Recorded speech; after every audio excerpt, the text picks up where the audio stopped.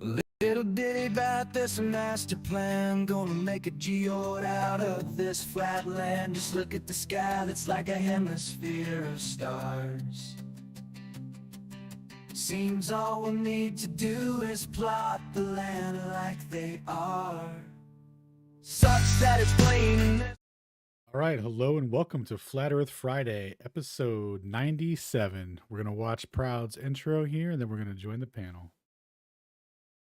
Smith, my guest, and welcome, ladies and gentlemen, to the American Journal. I'm your host, Harrison Smith. My guest and opponent today is Austin Whitsitt. He is a flat earther. He's our guest today who's going to be debating on behalf of Flat Earth Theory. If you want to know more about Austin or Flat Earth Theory, you can follow him on X at WhitsitGetsIt or by going to WhitsitGetsIt.com. Thanks for having me on. How's it going, brother? Pretty good. And so about a month ago, InfoWars Twitter account put out a question: who do you want to see Harrison Smith debate? And your name was by and like far and away the most popular response. Why is that? Why is there this hunger for the Flat Earth debate, but for you in particular, do you think? I think I've done pretty well in the debates, and typically the opponents are not they're just not typically as informed. So I think that, especially with InfoWars, there's a huge crossover, right? They just want to see the position accurately represented on kind of the big stage, if you were. So I think that's probably more what it is. I think a bunch of people think I'll accurately represent what we think. All right, boys. Sacred, you want to take this? Yo, Pierre, Shout out to the level heads. Back with like Floyd Mayweather with this shit. Always fucking Floyd Mayweather. You tackle LeBron, that doesn't mean you beat him. Still crossed you up, he was still going to dunk on you. You can't stop what's about that. The actual way you have to go about it, and this is why all flat earthers exist, is they went to disprove flat earth, and more so they went to prove the globe. And then when you look for the actual, evidence that supports the claimed size of the globe, you've run into problems, right? And so if we falsify the globe, we don't really need to replace it, or it remains true. So that's pretty much my like really succinct journey through this. Is I just went to look for evidence of the globe. I made observations myself. It just didn't stack up. And needless to say, like years later, it just gets worse and worse. And, I can assure the audience, Flat Earth is going nowhere because of the lack of evidence. Yeah, that's kind of my journey.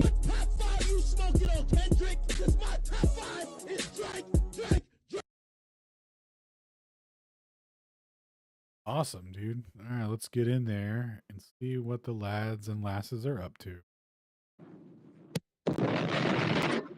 We hit up InfoWars on Tuesday morning. We slide on them anti-flirts Tuesday night. Then they back out of debates on Wednesday. Shout out to Shane. Is this what we got to do to make it flat? Prayers really working or just triggering feelings. I vocalize my pain and they say, isn't it genius? I'll be considered a legend if I consistently bring it. Now is that life after death or just recall to repeat it? Or does it go pitch dark, dissolving the pieces? If that's the case, I wonder if I departed this evening from the top of the 47th and just fall to this semen for the entire police squadron. If I had an apartment to see it, will my disembodied soul then reach its path to completion, or just create another scene in which to deal with these demons? Not more of my views are just distorted and grungy. I should cry myself to sleep on this mattress made out of money, brother. Not here to be liked, I'm not here to be nice. I'm not here for your war, I'm not here for your fight. I'm not here to be hyped, I'm not here for a price. When I bring you the truth, it's not delivered polite. Gambling with my life, you shouldn't have gave me the dice. You shouldn't have gave me the dice.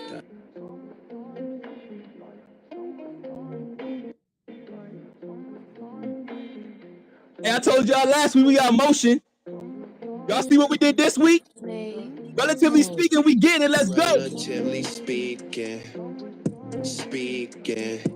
First day after the weekend. Relatively speaking.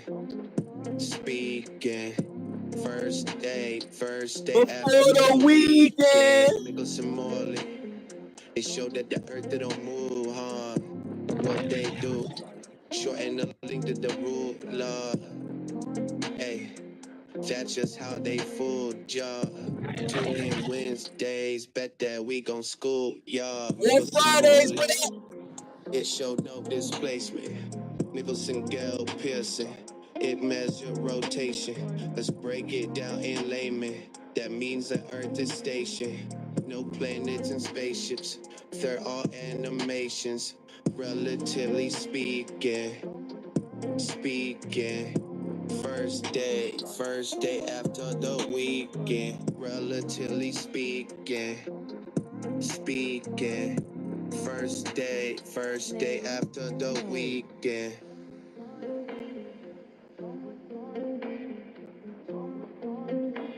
Hey, we just getting started. It's flat everywhere. I got facts up in my Ziploc. Flat up in this place, no globe model, that's the kid box. You ain't on flat earth, you can kick rocks, okay? Flat, hey, flatten, smack. Flatten, smack, yeah. Flatten, smack. Flat, yeah. Globe got no curve, bitch, yeah.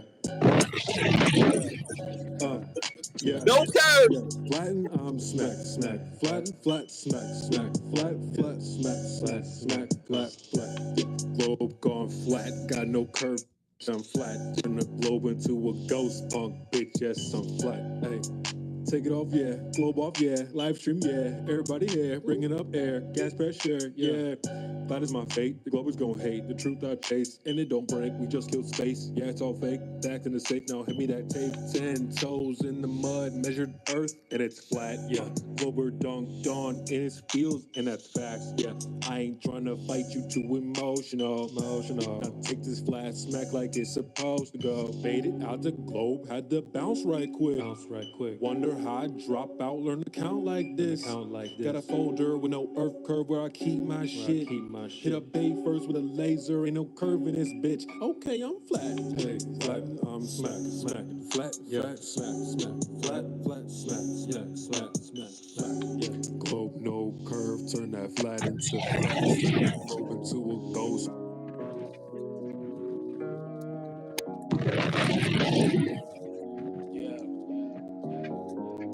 Hey, yo, y'all chat B.O.B. Let them know we live. I don't wanna go get lunch. I'm just Trying to the community, they dumb. Stop playing with us. Dumb.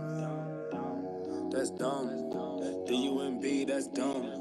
40s on the coupe, that's dumb. 40 on the roller, that's dumb. 100 in a duffel, that's dumb. Gravity, that's dumb. That's dumb. That's dumb.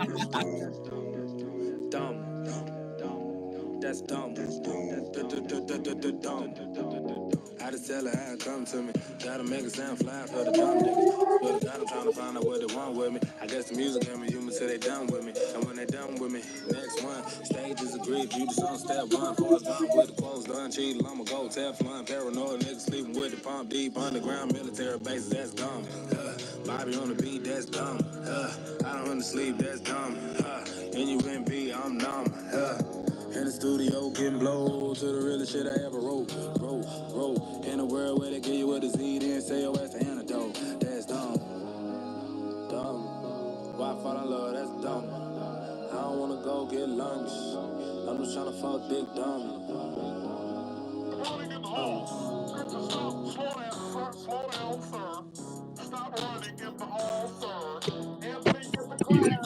Turn me up. Fucking science. The science, man. Yeah, fucking science, bro. Level, check. Goggles, check. Nachos, check. Hey, it's on Fridays at your favorite Globy. Let's go. Welcome to science class. Bob, quit writing raps in your log sheet. No one's gonna sign your ass. Okay, let's get scientific. Fossil fuels come from years and years of biodecomposition. It's really just scientific. Why didn't all the fossils turn to oil? Some did, some didn't. Anyway, didn't Rockefeller pay a scientist off the year Geneva Convention? Wait, what was that? Attention. Come up here in front of class. What? You want to teach? You really think you're smarter than me? No, sir. Sit down. Here's your homework on the atom bomb and the World War. How it affected us then and now. Well, I seen the footage and I really just want some answers. How does someone film an atomic bomb and it doesn't destroy the camera? I mean, I was just... Bro, I'm just saying. I mean, I just. Fucking science, bro. Lab coat, Okay. check. Goggles, Science. All right. nodules, check. Fucking science, bro. Welcome to history. We evolved from Neanderthals. That is no mystery. Well, why are there no monkey fossils? What, are you anywhere? kidding me? Where's I'm the just monkey saying, I just- Should've learned fossils? that way back in elementary. Man, this nigga don't know what the fuck he's What? talking I about. have a diploma. Do you have a diploma? Or a learning disorder? My wife is a lawyer. We both have a daughter. She's doing fine with the things that we Yeah, taught I'm her. just using the scientific method. Did we evolve from electronica boy or Homo erectus? And all of the fossilized footprints in the fossil records don't show a line of thrust. That's not consistent with compression.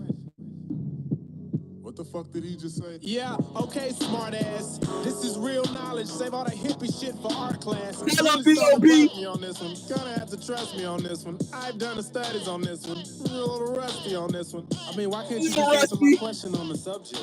It's not in the fucking book. It's not up for discussion. Science. I fucking Monkey stuff matters. I love science.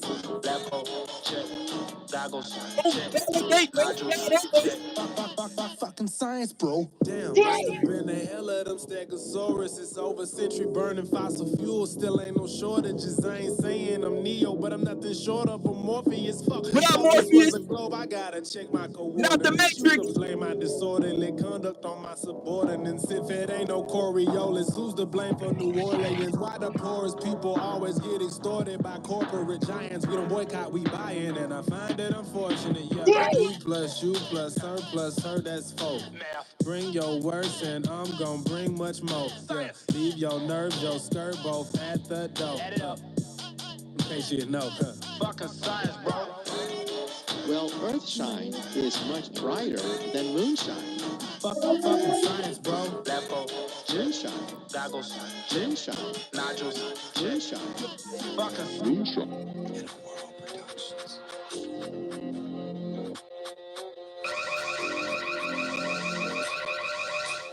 Like the suburbans they watching, like I was running stocking. Background the merchants are plotting, they map out the earth like a curtain we locked in. Like the suburbans they watching, background we swerving and stocking. Get out the A9. They map out the earth like a curtain we locked in. See you watching. 23. Revelation read, nation get a seed, medicated mean, generate disease. 18. 23. Pharmacy decree, patient get deceased, nomination leaves, taking right of beach, running round, get head chopped off, won't shut it down for the feds, the cops won't dumb it down for the people lost, so sorry, that's your ego, sorry. Someone tell Harrison it's not over. Won't shut it down unless I get off, can't gun them down, cause the word my Glock, and thanks to y'all, we can't be stopped. Like the suburbans they watching, back always swerving and stocking, background the merchants are plotting, they map out the earth like a curtain we locked in. Like the suburbans they watching, back always swerving and stocking, background the merchants are plotting, they map out the earth like a curtain we locked in. 1984. Knocking at the door, should've read George, food supply absorb, wonder what's in store. 1984. Orwellian. Fighting to explore what's beyond the shore. Seems to ship Let's is get war, the better than Wisdom. your sword. Better than veteran, don't wanna let him in. Ain't got a choice but to let him in. I float in the ethers, coming to the speakers. You're talking to see me speaker, but you're not about it. Type of legal confounded with thoughts of profound. To people they drown. And I wonder what sound is the perturbation, reverberation. I heard the hate, and I swear to fake and absurd debate when people still in the matrix station, waiting for station to say it, take it, debate it, regurgitate it. Like the suburbs they watching, back always swerving and stocking. Background the merchants are plotting, they map out the Swerving. and we locked in. Like the suburbans they watching, back always swerving and stocking. Background the merchants are plotting, they map out the earth like a curtain we locked in. Welcome to the show. My name is Proud, and I'll be your cruise director. Shout out to my host, Sacred. We are the Levelheads. This is Flat Earth Friday. Welcome. We are not astrophysicists, but we do enjoy the sciences. If you have any questions, comments, concerns, or ad-homs, please grab a mic and say that shit with your chest. We do not take disrespect of any kind, and we will not tolerate racism of any kind. Please enjoy the show.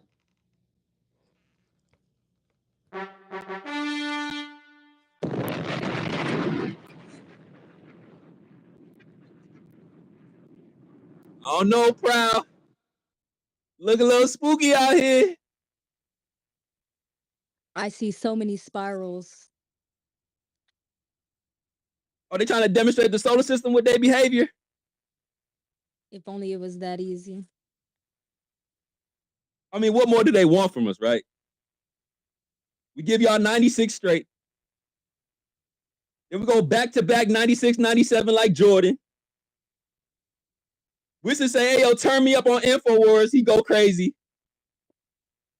Anna like, yo, let me get a piece of them too. Tune over there in his own debate tonight, trying to do something else.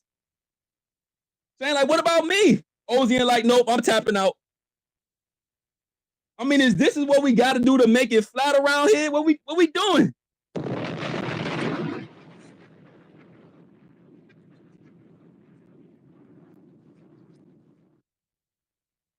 This was a huge week for Flat Earth. In case y'all didn't know, it's episode 97, back-to-back W's, debate season recap, Flat Earth Fridays. Bro, this is the League of Legends. Y'all witnessing history in real time. If y'all didn't realize this. This is real culture right here. Y'all didn't know? You see the impact that our voices have on this? Social media? They try to weaponize us against each other. And then what we did, we turned it into a tool. Now they got to acknowledge us. And it's not just because like Levelheads know what the hell we be talking about. It's not because that we be chilling. We approach the conversation in a civil, cordial, intellectual manner. It's because we are a force to be reckoned with, bruh. You can't just ignore this no more. You can't make up transformations and coordinate changes and apply motion where it doesn't exist, add curvature and then some relativistic refraction. Like all that is gone. It's over with. Y'all so mad, y'all gotta manipulate the polls.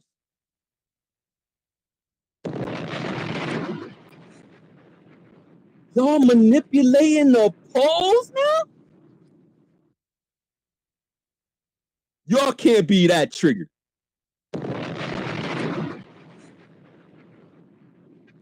Y'all cannot be that stressed out. I thought it was word salad. What y'all calling InfoWars for?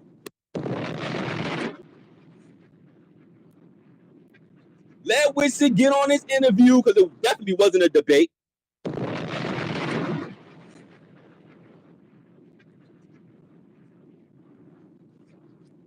Let Alan cook up this conceptual abstraction of relativity.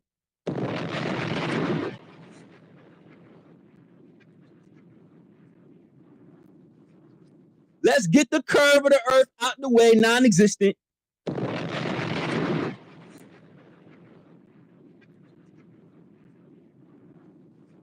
And to think that, yo, this gotta be a Twilight Zone. We over here coming with the facts.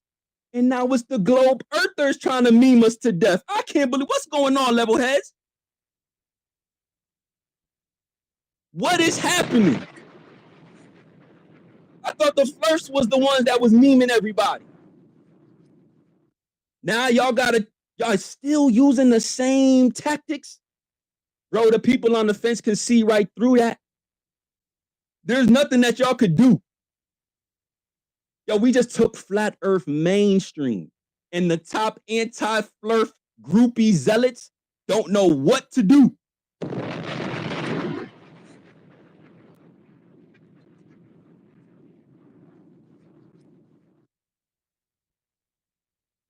I'm over here in the cut. I'm chilling. I'm like, yo, this is great content. This is great information. I go on to Twitter. The globe earthers are losing their mind.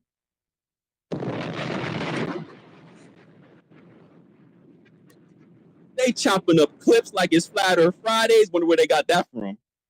Head ass. Then you don't even show the whole clip. Y'all showing little portions of it to take things out of context. Y'all be the first one to sit there and say, Flat Earthers always cherry picking. Head ass.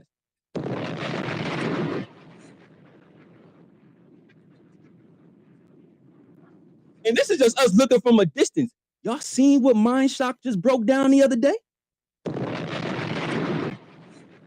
He said, bro, we can't even do logical fallacies right now because this is just a fallacious debate. One-sided completely. My man Bruce said, yo, we gonna have to just do a psychological analysis because ain't no way that this is something that they put on in front of everybody. Did they even upload this to Rumble? Oh, y'all can't hide it. Y'all can't hide it. I don't care how many bots you want to use to bot them polls, bro. 250,000 people tapped in. 250,000. Y'all see the impressions? Hey, look, I don't know if y'all is as hyped as me, but we are changing things in real time, bro. I've been experiencing nothing but high vibes, positive energy. Like, the whole community is just going crazy right now. And the anti-flirts hate to see it. Why are they so mad? I thought this conversation was supposed to be devoid of like emotion and shit, right? I thought this was supposed to be purely about the facts. Actually acknowledging the arguments. Not hiding behind commercials. Get your money though, InfoWars. I'm not hating. Pay them bills, my guy. But to tap in Alex Jones mid-debate.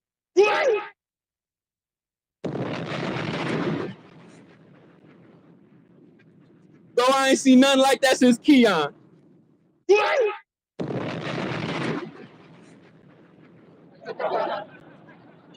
I ain't seen an anti-flirt tapping another anti-flirt during the debate since Keon, and they went ahead and did the same thing to Alex Jones. What is going on, y'all?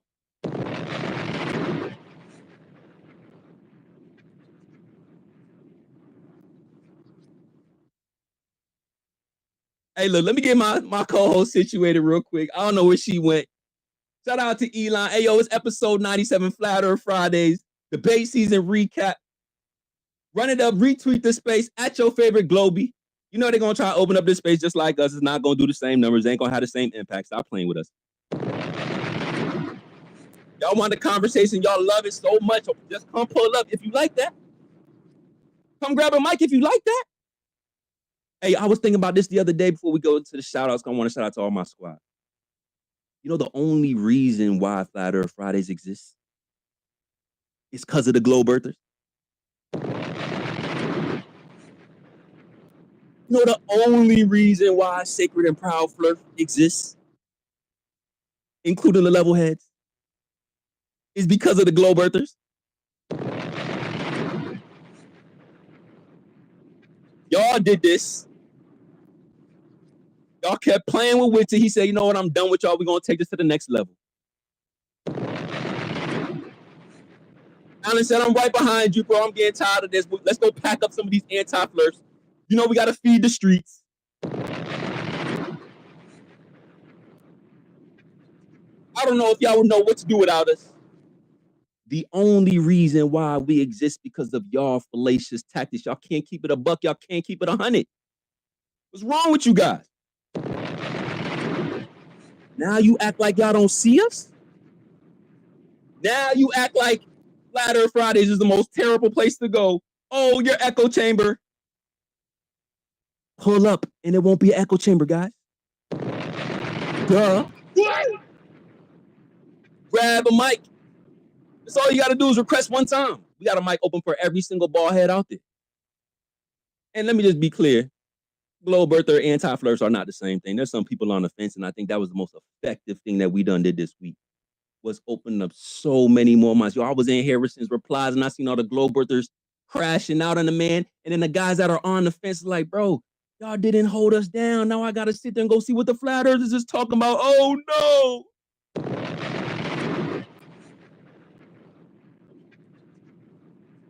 Hey, y'all create more truthers in real time than we could ever. Out of 97 weeks, it's y'all that's doing it. Keep throwing that ball off the backboard, man. We're going to keep on dunking. We're going to keep on crossing up. We're gonna keep on going live. Everybody got an opportunity to come shut down Flat Earth Fridays. Haven't happened yet.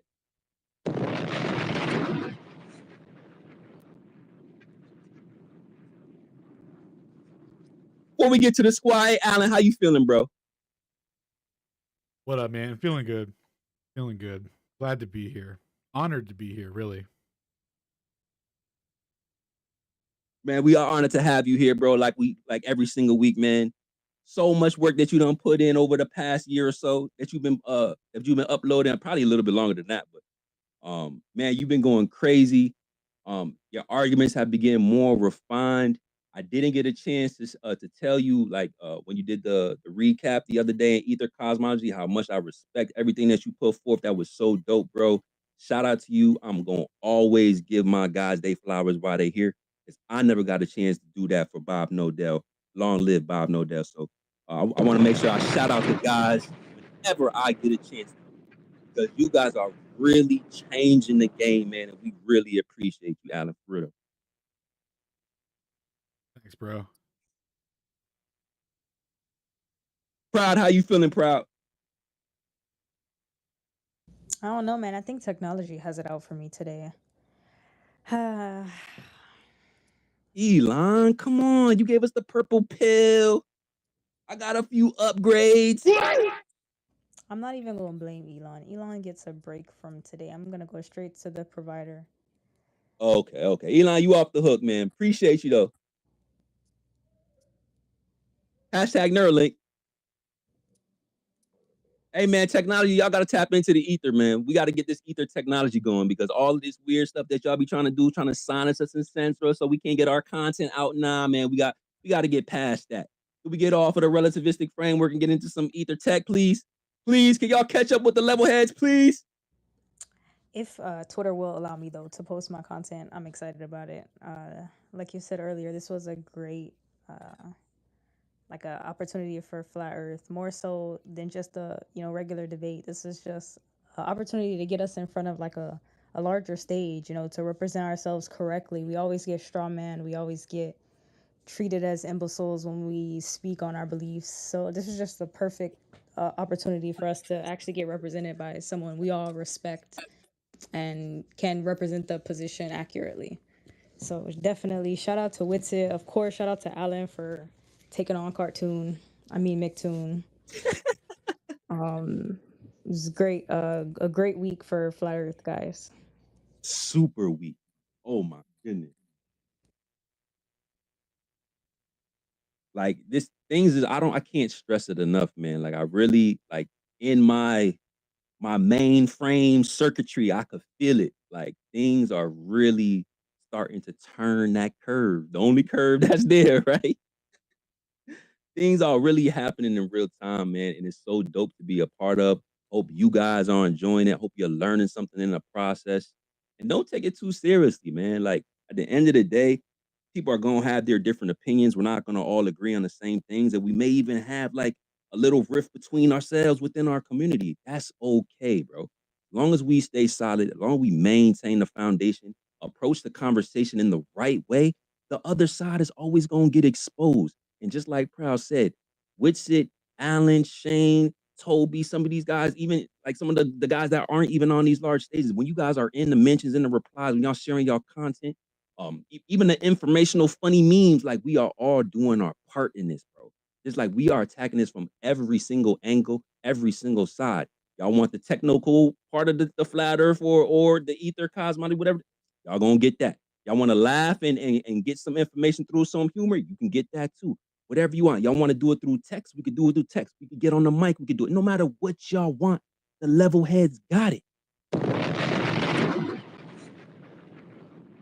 When you guys are battling in the comment section, going at the Globers, we definitely know it can get frustrating, and it's okay to disengage, take a few days, and disconnect from the toxicity, and just people who are definitely trying to drain your energy. But you never know who's looking at that. You never know who's reading those threads, who's on the fence and seeing the sides of the argument and going, "Hey, this is great content. They're making great points. Meaning." You never know who might even reach out and ask questions based on something you wrote in the comments. So definitely keep at it. Everybody's on their own journey when it comes to this. Don't feel like you have to figure out relativity tomorrow. Like, I know that feeling. Like, oh my God, the amount of things I brought in the first week of being like a flat earther. I thought I could solve this shit. I thought I was going to the ice wall that first week, y'all.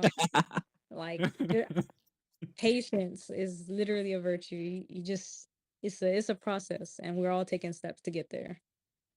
Yeah, we got a drone, a balloon, and everything. That first week, like we gotta float our way across this ice wall. I mean, we gonna do something.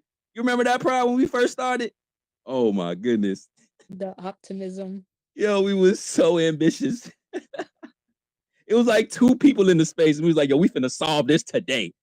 Head ass. Man, good times. Just to see how everything is turning out now, bro. It's so dope. It's such a blessing to be a part of. And I appreciate all of you guys for joining us on this journey. It ain't gonna stop. Like, we just getting started, right? We don't even got like all the speakers in here. Like, we don't even have like everybody in here right now. We just got like a nice few voices, a nice few listeners. You know what I'm saying? Like, we didn't even peak yet. And to me, that just says a lot about our community. It says a lot about the things that we're talking about and how we're approaching the conversation. And I hope that you guys are enjoying it just like us. So let me just make sure I shout out everybody before we get into it. I got a lot to say. Oh, and real quick before we get in there, man, shout out to Alan and Woodson, looking so cool, bro. Whenever Alan get into bandana Alan mode, oh, it's over. Whenever Woodson got his chest out with the tan with an all white, oh, it's over. These guys is too cool. Like, it's like, bro, can y'all at least make it seem like it's a fair fight? Like, bro, like y'all not even breaking us. Y'all too cool, man. Never. I had to throw that last part in there, but yeah, man, shout out to you guys. Shout out to I see Anti-Censorship in here. What up, bro? I see Shane in here, Orwellian. Not Brian Sweet. What up, KG? We got Toby in the building. We got Stone in here. Bill, howdy, Bill. Flatman B, I see you, bro. Zetetic, what up? F Bombs, I see you. F stands for flat, by the way. Mila, what up, girl?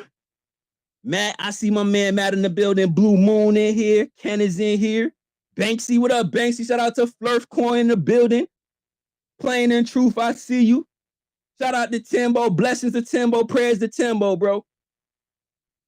Shinku, what up? Donna, what up? Darth, what up? OG Samantha, I see you. Cub, what up? Shout out to Dave's in here. Zen is in here. Keith is in here. Flat Earth Japan. Ayo, Barra, what up? We all over the plane, y'all know. Canadian, I see you. Facing, I see you. Civil Glow, I see you, my boy. Chris, what up? Non-Rev, what up? Phantom, what up? Oh, snap, we got TikTok in here. Flat Earth Geography, the Masters Messiah, what up, bro? Good to see you, man. My guy, Gene was in here. What was it last week or the week before that? He said we put everybody y'all notice on TikTok. They know where to pull up on Friday. Shout out to y'all for showing that love, man. We appreciate y'all. Y'all go follow my man Flat Earth Geography. Norman, what up? Oh, snap. Norman's in here, bro. Y'all go follow Norman, man. That's my guy, man. He be in the mentions going crazy. Shout out to Norman Cross. Who it is, what it is. What up, who is it? Zane, I see you. 11, I see you. Building 7, I see you. Mr. X, what up, bro? Guppy, Ominous, Blue Naughty. Piezo, what up, bro? Karen in here. Truth is in here. The dude is in here. Joseph in the building. Ether in the building. The last one. Okay, Kev, I see you, bro. Joseph, I see you. Justin, I see you. DeCan, I see you. Man, the squad in. Toby's in here. What up? Oh, we got Toby number 2. That's OG conspiracy theories right there. Who else you see in here, Proud? We got a full house tonight. It's lovely, lovely. Shout out to the 7 other listeners who have not graced us with their presence. Shout out to Flat Egg, Stacy B, Coffee, Nunya, Maine Coon, Truth Base, Plain Obvious, because it's obviously a plane, y'all. JJJ Bear, Standing Still. What's up, Fred?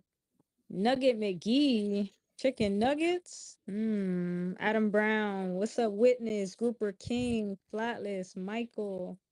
Mikel, Artem, John Smith. I love you all is a beautiful way to look at life.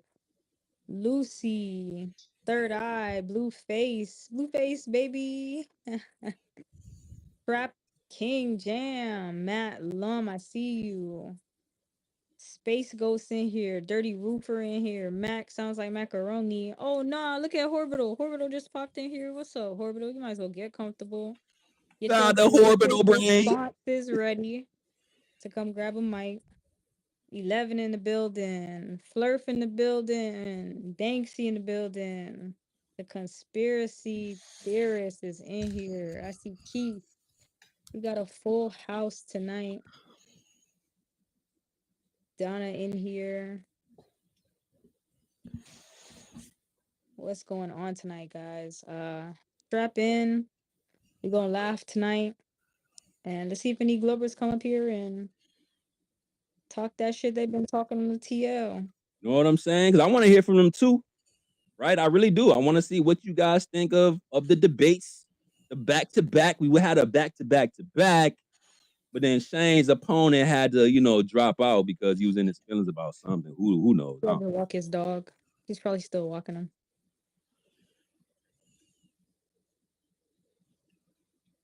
But yeah, man, we want to see what you guys want to say. This is gonna be like a interactive, right? I want to hear what you guys think. There's been a lot of stuff going on the timeline throughout the whole week. Really polarizing takes.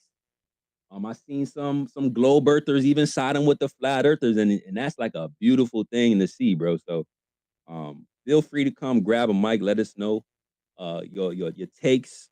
If you got any criticisms, because we definitely want to be better. I want to be better hosts, better speakers, better debaters. Anything that you guys want clarity on. I think that Alan's going to present something a little bit later too as well, so that's cool. We definitely got Witsit on stage right now. Shout out to Austin. What's up, my man? Can't wait to hear from him. The only thing that I missed out, and my bad. It's not enough time in the day sometimes, but I didn't get to watch the tinfoil with Sam Tripoli. We were waiting for that last week. It did drop. So I'm going to retweet that. I think Witsit put that on his page. So if y'all haven't seen that, make sure y'all tap into that as well. I didn't see it yet. I'm okay with spoilers because it's Flat Earth Fridays. We going into stationary Saturday. So it's cool, y'all. It's okay. Y'all can spoil it for me. I already know how it turned out. So it's all good. You feel me? But what you guys think, man? It's good to see you guys, man. Shout out to the Level Heads. It's episode 97. Retweet the space. It's Flat Earth Fridays. We live. We not going nowhere. We got some sauce for y'all tonight. What's up?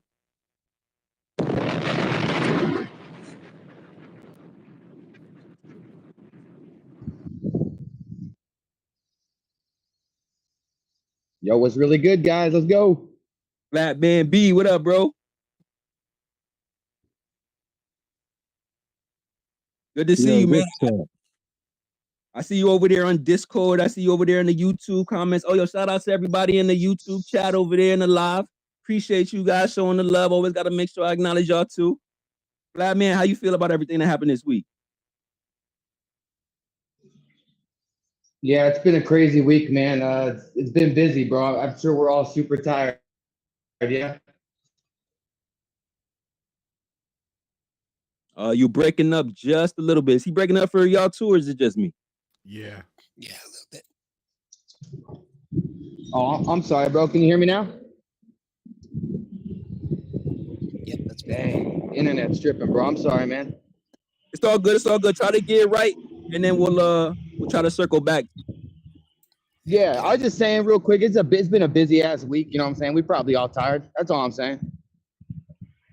Oh, you got to get that cybernetic upgrade, man. That way you can just plug into the ether and then you can go for like 24, 48 hours like we be going. Don't worry about it. We get you tapped in. We get you tapped in. You ain't got synthetic bear skin yet, brother? Hey, come on now. All of us ain't millionaires like y'all. I feel like we should talk about Witsit's incredible performance against Harrison. And, what do we feel about Harrison's reaction to a lot of our reactions to his, blocking of us? And I think it's a win for us, guys. What do you think? Oh, huge W, man. My boy crushed it out there. So many people got to see everything get answered in real time. Now, obviously, he got cut off, but that's going to make them go, wait, what was he gonna say? How was that crazy flurfer gonna explain a satellite? You know what I'm saying? So they're gonna go and look him up now. So shout out to the boys for overreacting, because you know it always creates the old Barbra Streisand or whatever that's called. So yeah, that was awesome, dude. And let me just say, when we talk about like getting cut off, what we were waiting for is like the rebuttals, right? The refutations, the acknowledgement of the points. You know, Harrison set the expectation. He said, hey, all of you anti-flirts, I said this last week. All you anti-flirts, man, get out of my mentions. Stop calling my job. I don't want to talk to you guys. I know everything. So he's like, oh, this is going to be some fire. Like, this guy knows everything. I don't even think a flat earther ever said that. I don't think Einstein even said that. And this guy on InfoWars know everything. So I'm like, yo, this is going to be some blame. But I don't know if that's really how it turned out, Mr. Harrison. But I will throw you a little bit of a bell here. You know, I was watching Witz's breakdown, and I think he's going to do a part 2 soon. So y'all tap in and Witz gets it on YouTube. Witz made a really good point, which I acknowledged during, because we did a listening party as well. We might start doing those a little bit more often. If y'all like them listening parties on Spaces, y'all let us know. We're going to start running those up as well. But it was very pleasing. It was dope to see Witz being able to get his full thought out. That was something that was like extremely different, right? And I kind of have to apologize, because what I told Witz was like, hey, last week I'm like, hey, bro, don't let them rush you, right? But I didn't really know like the platform. I didn't really know like the structure. I didn't know if it was going to be like a moderator or anything like that. And I was like, bro, like just take your time through it. But it was like he was at a really good pace, because what I didn't anticipate was the commercial, right? I didn't anticipate like, hey, if you really take your time too long, they're just gonna be able to run into a commercial and there's not gonna be any acknowledgement. They're gonna move on to the next thing. So I apologize for that, Witz. Probably wasn't the best advice, but you know, I don't know the platform like that. But it was a really good pace. It was a lot of information that Witz was able to get out in one full thought. I just would have liked to see Harrison challenge it a little bit more, right? Like come with more. Like, I don't want somebody to say, I know everything, and then start the debate saying, I don't want to talk about the science. Yeah, I mean, Harrison basically told everyone that he wasn't versed in the topic, and that he was stuck in his feels for the whole conversation. So it was kind of weird. Like, if you were looking at it from a perspective of like, let's really look at the objective truth, Harrison came across as someone who was stuck in, I don't know if he's like incentivized to talk about what he was talking about, but it was pretty clear that he hadn't really done any research, right? Like, that's what I thought. Yeah, and you think that he would, right? I mean, it's not like it's hidden. I mean, my guys, Wizard, like, and Alan, and all these guys, they have like playlists of all the content. They say, hey, this is what we're saying about motion. This is what we're saying about satellite. This is where we're saying about the lack of convexity of the Earth. Here's all the information. Prepare yourself. That's all we really wanted. But we can't complain, y'all. Like, you know what I'm saying? I don't want to come off like we bitter or mad about whatever the case is. To me, what I'm just saying, in my opinion, is that Harrison set my expectation. And I feel like he didn't live up to it. But I appreciate that he was cordial, right? I appreciate the civility. That was dope. I even retweeted him. I didn't see this the other day. Let me read this to you guys real quick, because this was pretty funny. This happened prior, though, to the debate. So I want to be clear about that. But this is what he said on the 11th. I'll throw this up top. And, you know, again, this is what we talk about all the time. And now here, even the InfoWar Globe Earth truthers are saying the same thing, right? This is what he goes. He says, I don't believe the Earth is flat, but I will always side with the flat Earth bros. He even calls us bros. That's real, Harrison. That's real. He said, I will always side with the flat Earth bros because of exchanges like this. So he's referring to like some conversations that were happening. Probably with it, you know, probably rubbing the right way. Pause, you know, no diddy. You know what I'm saying? But he's acknowledging that. Then he goes, condescending, know-it-all, Neil deGrasse Tyson wannabes. We not doing those guys. So he's literally telling you, hey, I am a globe earther, but the way y'all be behaving, oh, I don't rock with that. I'd rather be a level-head globe earther than be an anti-flat earther and be siding with y'all just because we have the same idea about our reality. Like he don't even wanna like associate himself with you guys, bro.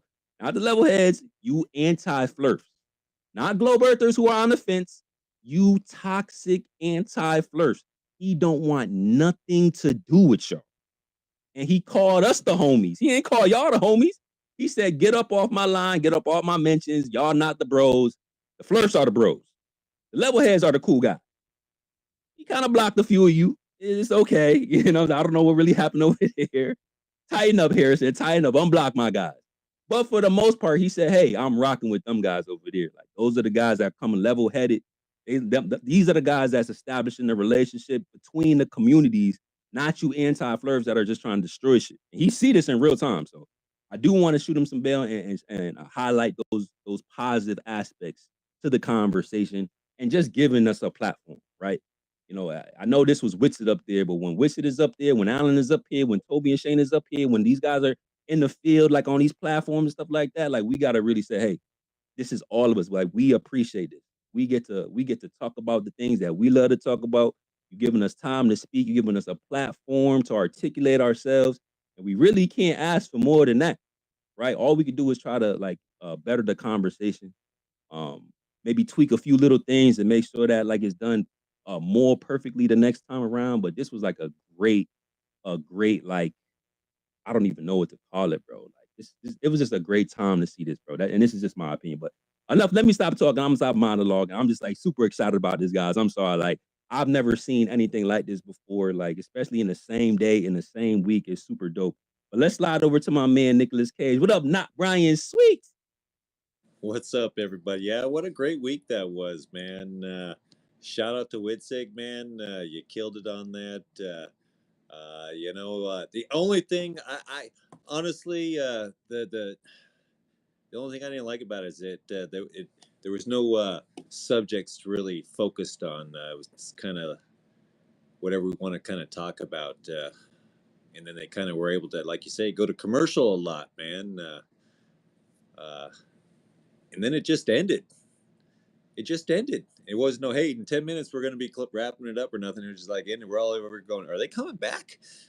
Are they coming back? Nope, they're not coming back. But yeah, he went on some rant with all the straw man fallacies that level 1 Globers get into, and even came up with the Lake Pontchartrain Bridge and stuff. And I was all like, oh my God, I think Wits is going to kill him on this stuff. And then all of a sudden we're going to commercial, and then we never heard anything else about it. And I was like, man, that sucks.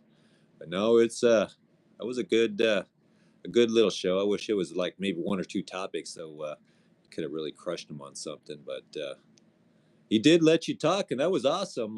He did let you get it out, but then old Alex came out and talked about how he drank beers and stared through a telescope with his old dad. So I think we've got to wrap it up, boys. He says it's a globe, man. Brought out the magic telescope. And what's funny about that, Nicholas, is right before that, Harrison was saying, like, yeah, I could kind of see the logic in not being able to look up at the sky and say, hey, these things are in the sky. It's the same thing beneath our feet. Like, yeah, I can kind of see the logic, but he said it kind of just follows, though. He's like, it just kind of follows. But I can see the logic in not saying the things in the sky means that the things beneath our feet is the same way. And then here come Alex Jones just repeating the same fallacious. Like Alex, so you wasn't listening the whole time, bro? You wasn't listening to your man just saying that wasn't a good point to make? Y'all ain't clipped that up? Y'all need to clip that up and put that together. Go ahead, Cage.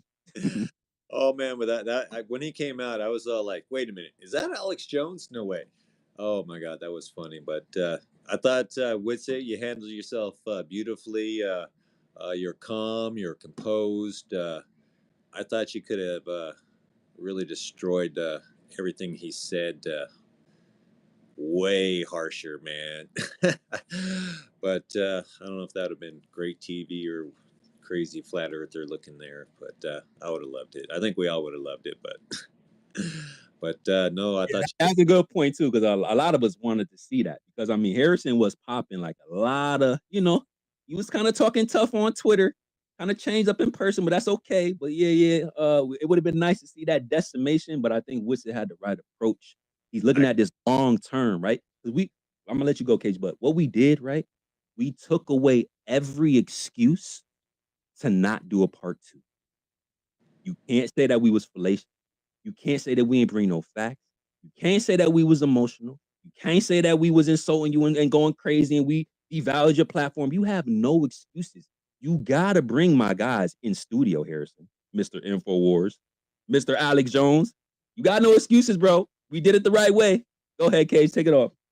But yeah, man, I thought it was a great show. I was actually glad you didn't hammer on them like that, as much as we all wanted to. But yeah, the whole and so I guess we're ending the show and see y'all on the next one here. And I was like, wait, what? That had me confused too. I was up there in the listening part, like, wait, that's it? Like, we don't get no proper send off. You just trying to end this? Like, yeah, let's get this out of the way. Hopefully they forget this in 5 minutes. No, we're not forgetting it, Mr. Harrison.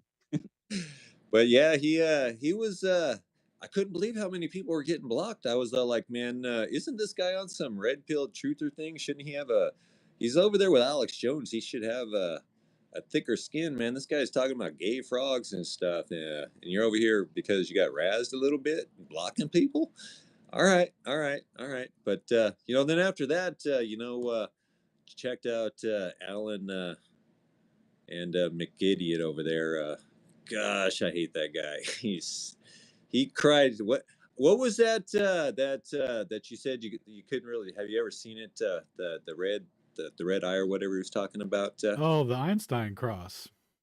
Yeah, you said you couldn't even see. You couldn't prove it was there. So Yeah, so it's like a mathematical extrapolation that would work out if X, Y, Z conditions existed, and they got their deep space telescope stuff. Actually, I'm gonna do a like recap on that a little later on and get into it because I got some amendments to make and updates. So probably get into that a little later. But yeah, it's basically like a hypothetical concept, and then they just get data in from quote unquote satellites that no one it's things that nobody can actually see, but it's things that they would expect to see if their equations were real. And oh my god, they found it right where they're looking for it, type thing. So I'm like, yeah, dude, you want to talk about a thing that like may or may not exist, or do you want to at least talk about an observation that a man could put his eyes through a telescope and put testimony to it, right?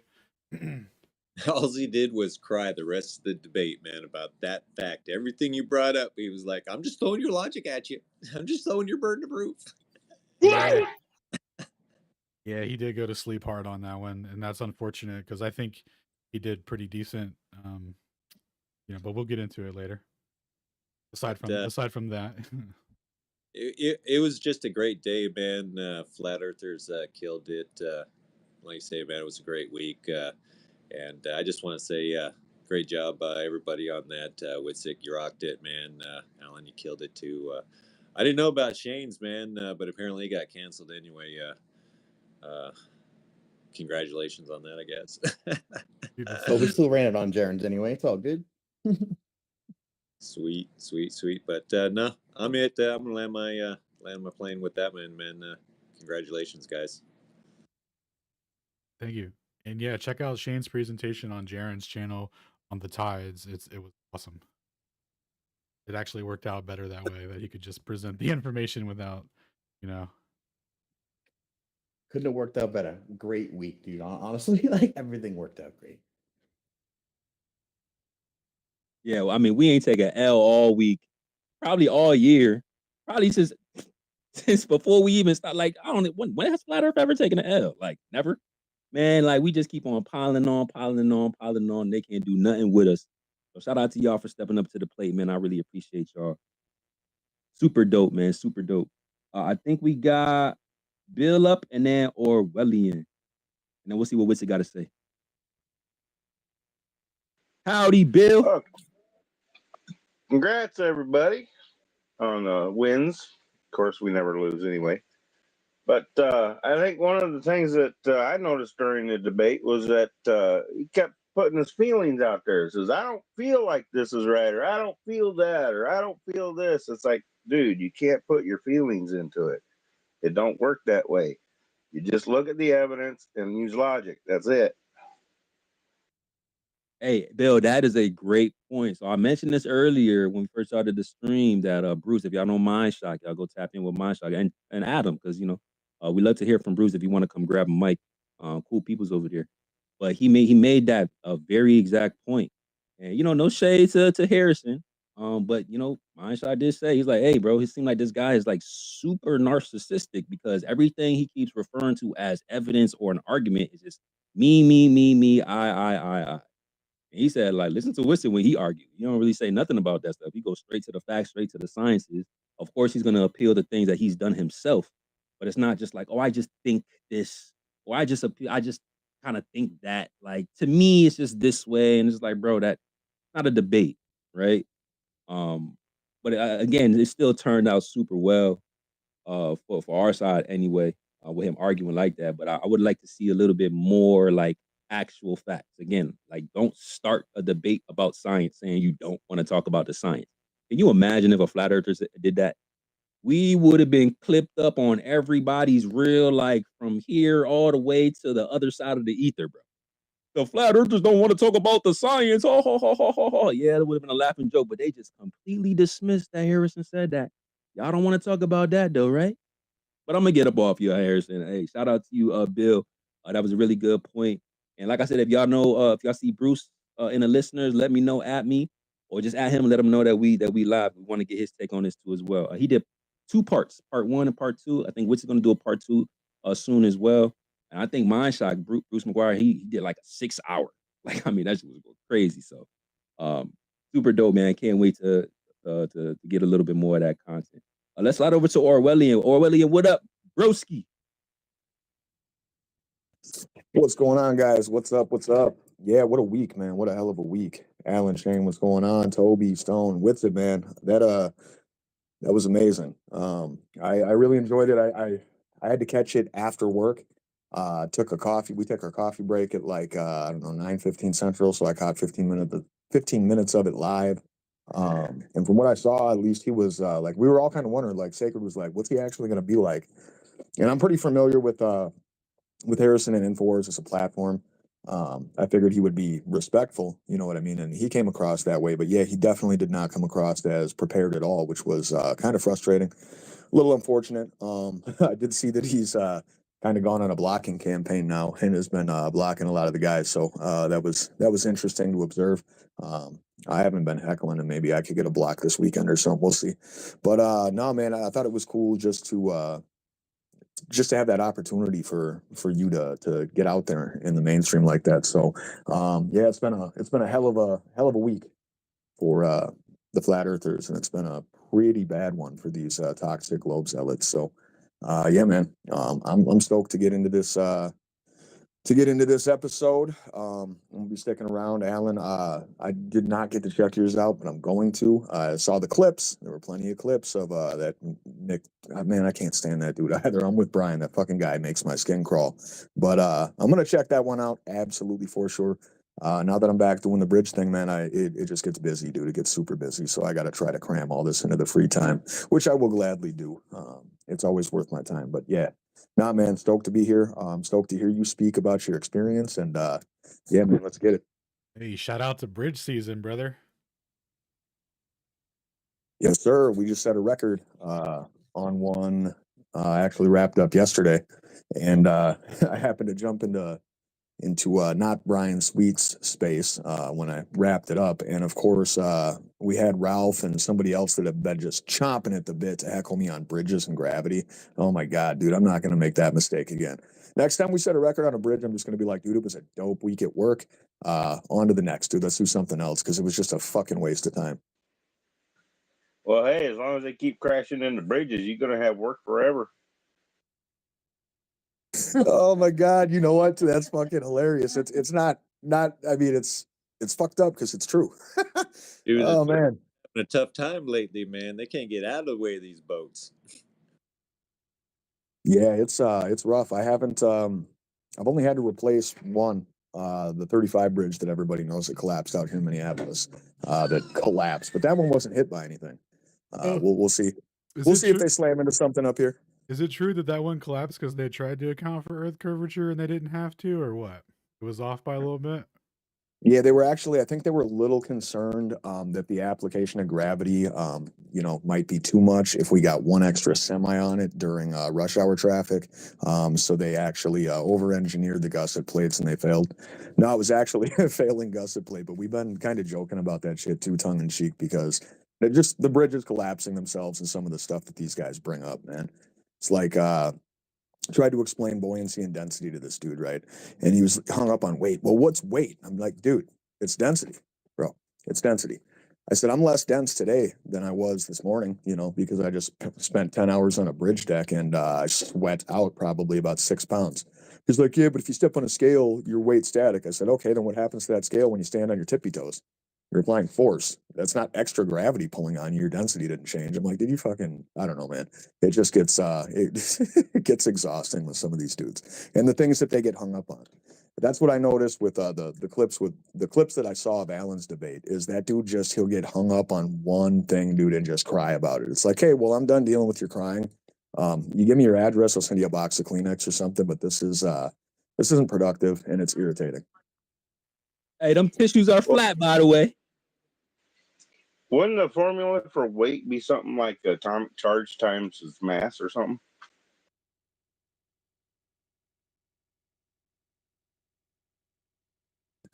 I believe you're correct, but I'm not going to answer that because I honestly don't know.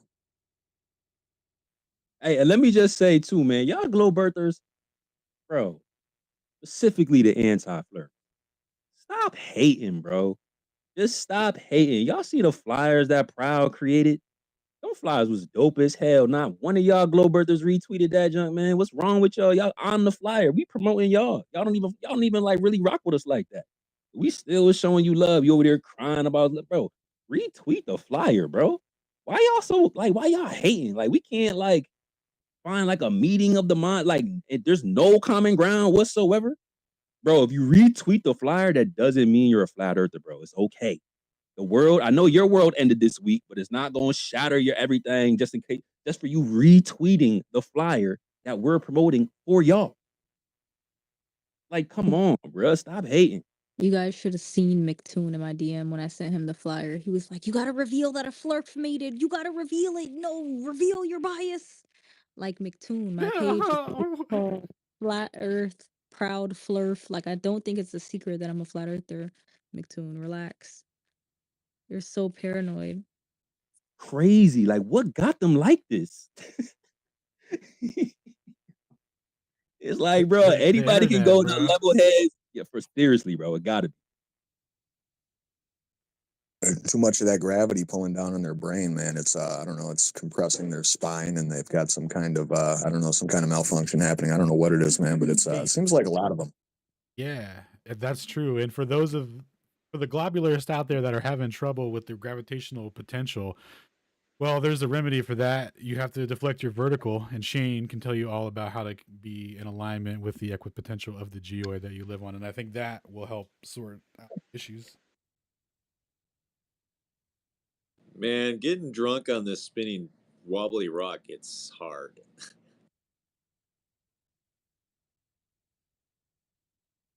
It's easier on flat Earth because your drinks always find its level.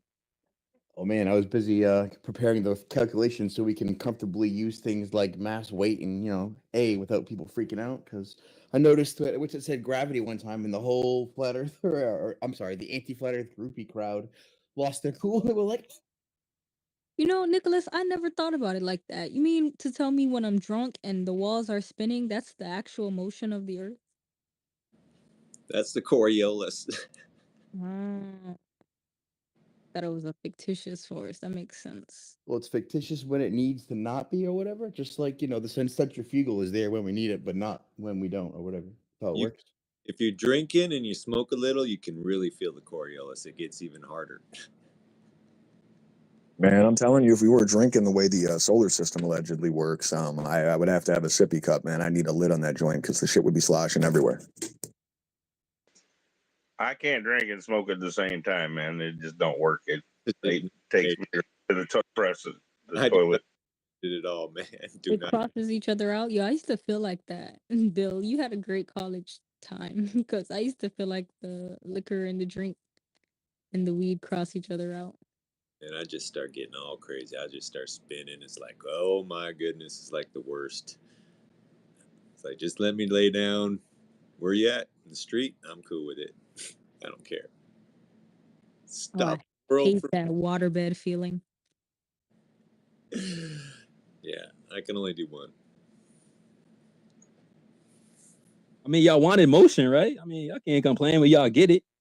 Anyway, Anyway, shout out to y'all, man. Y'all funny as hell. Let's slide over to oh, what the hell? Jason, you done change your deflate. Yo, you need 5 eyes. Never mind a third eye to read that. Deflate, what up, bro? Not much. I just get tired of my name. There's too many Jasons in the group. But I think Bill had his hand up first. If he wants to go, I'm cool. Oh, Bill said something already, but I mean, if Bill, you have anything else you want to say, feel free. Okay. Well, yeah, I figured Infowars would use more commercial breaks than they did, which I'm give props to them because they could have just hammered with the commercial breaks. And Mindshock revealed that Harrison is definitely a narcissist. Like I used to watch Infowars, all 3 shows, like nonstop, like back daily until I found Flat Earth, and I haven't watched again until the debate ish. And it's funny to see how they are now, knowing Flat Earth. Like it's like uncover conspiracies, but it's like a gatekeeper show. And 3 things: props to Witsit, props to Shane, props to Alan. You guys did awesome. And if we could have 30 seconds of silence for the globe. I'm bullshitting. Fuck the globe. Flat Earth forever. And I'm done. I'll jump out.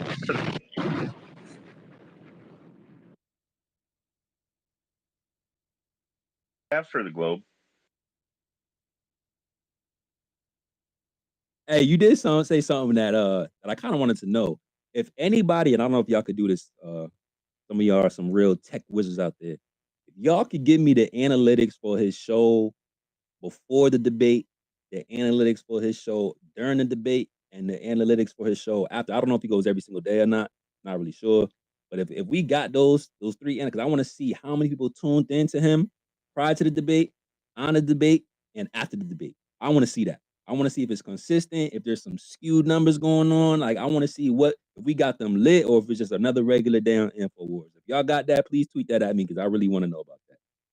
So I know for a fact that they had a huge bump in viewership, like a big bump. Like I don't know the exact numbers. I tried to get them though, but big bump across the board. I knew it, bro. I knew it because I'm like, yo, if you go to anybody that was watching, I mean, they had a Twitter space going. We had a Twitter space going. It was Ether Kaz, I think, that was streaming. I mean, or Alan may have been streaming. I don't know if they put it on all platforms. I seen someone say that they didn't upload it to Rumble, which would be interesting if they did not do that. But because if you got your largest viewership in a while, or like relatively speaking anyway, why wouldn't you put that everywhere? So don't have us looking at you sideways, InfoWars. Well, they streamed on Rumble, right? So I know that it was like 7,000-8,000, and then when the quote unquote debate started, it popped up over 13, and then I tried to get the InfoWars analytics, but we couldn't. And then X does their viewership kind of weird, right? So it's like apparently if you jump in and leave, it'll just still count it, because it was saying like over 40K. So I don't really know. I wanted to get the analytics, but I will just say I was told that for sure it jumped up even on their platform quite a bit. Yeah, I don't know why X does their lives like that. It's cool to see, okay, like, hey, how many people kind of jumped in and jumped out, but like, we want to know how many people is active in there, bro. We already got like the impressions tab, so we can see who we made an impression on with the actual content itself. But Elon, try to get that updated for us, please, because we don't really like that. Hey, didn't I see a post about Austin's account going up? Actually, YouTube actually allowed the viewers or whatever to see how many extra people he got. Oh, first of all, yeah, let's talk about that real quick. So shout out to Alan for hitting 2K. Can we get a little We get some cheers. Shout out to Witsit for hitting 11 some. What's where you at right now? Witsit on almost at 12K, 11.5. Shout out to my squad. Hey, look, I don't really do like the whole follower numbers thing, but you know that they're making an impact when these numbers are going in the right direction. So shout out to y'all, man. I want to make sure that I highlight that. That's dope. Yeah, I think I will Paul say just this hit is 4K the other day too. Oh, go ahead. yeah. I was thinking about not saying this publicly, but I will.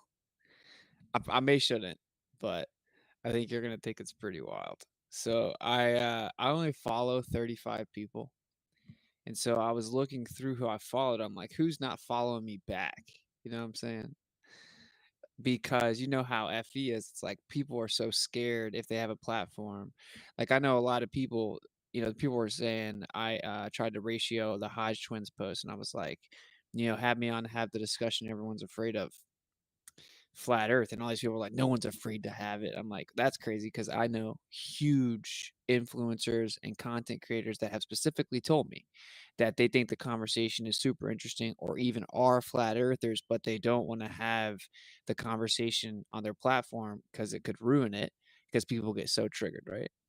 And so I was looking to see who does that apply to, like who is afraid to even follow me publicly, when I know that either they're flat earthers, they watch my stuff, that they're, you know, flat earth adjacent or whatever.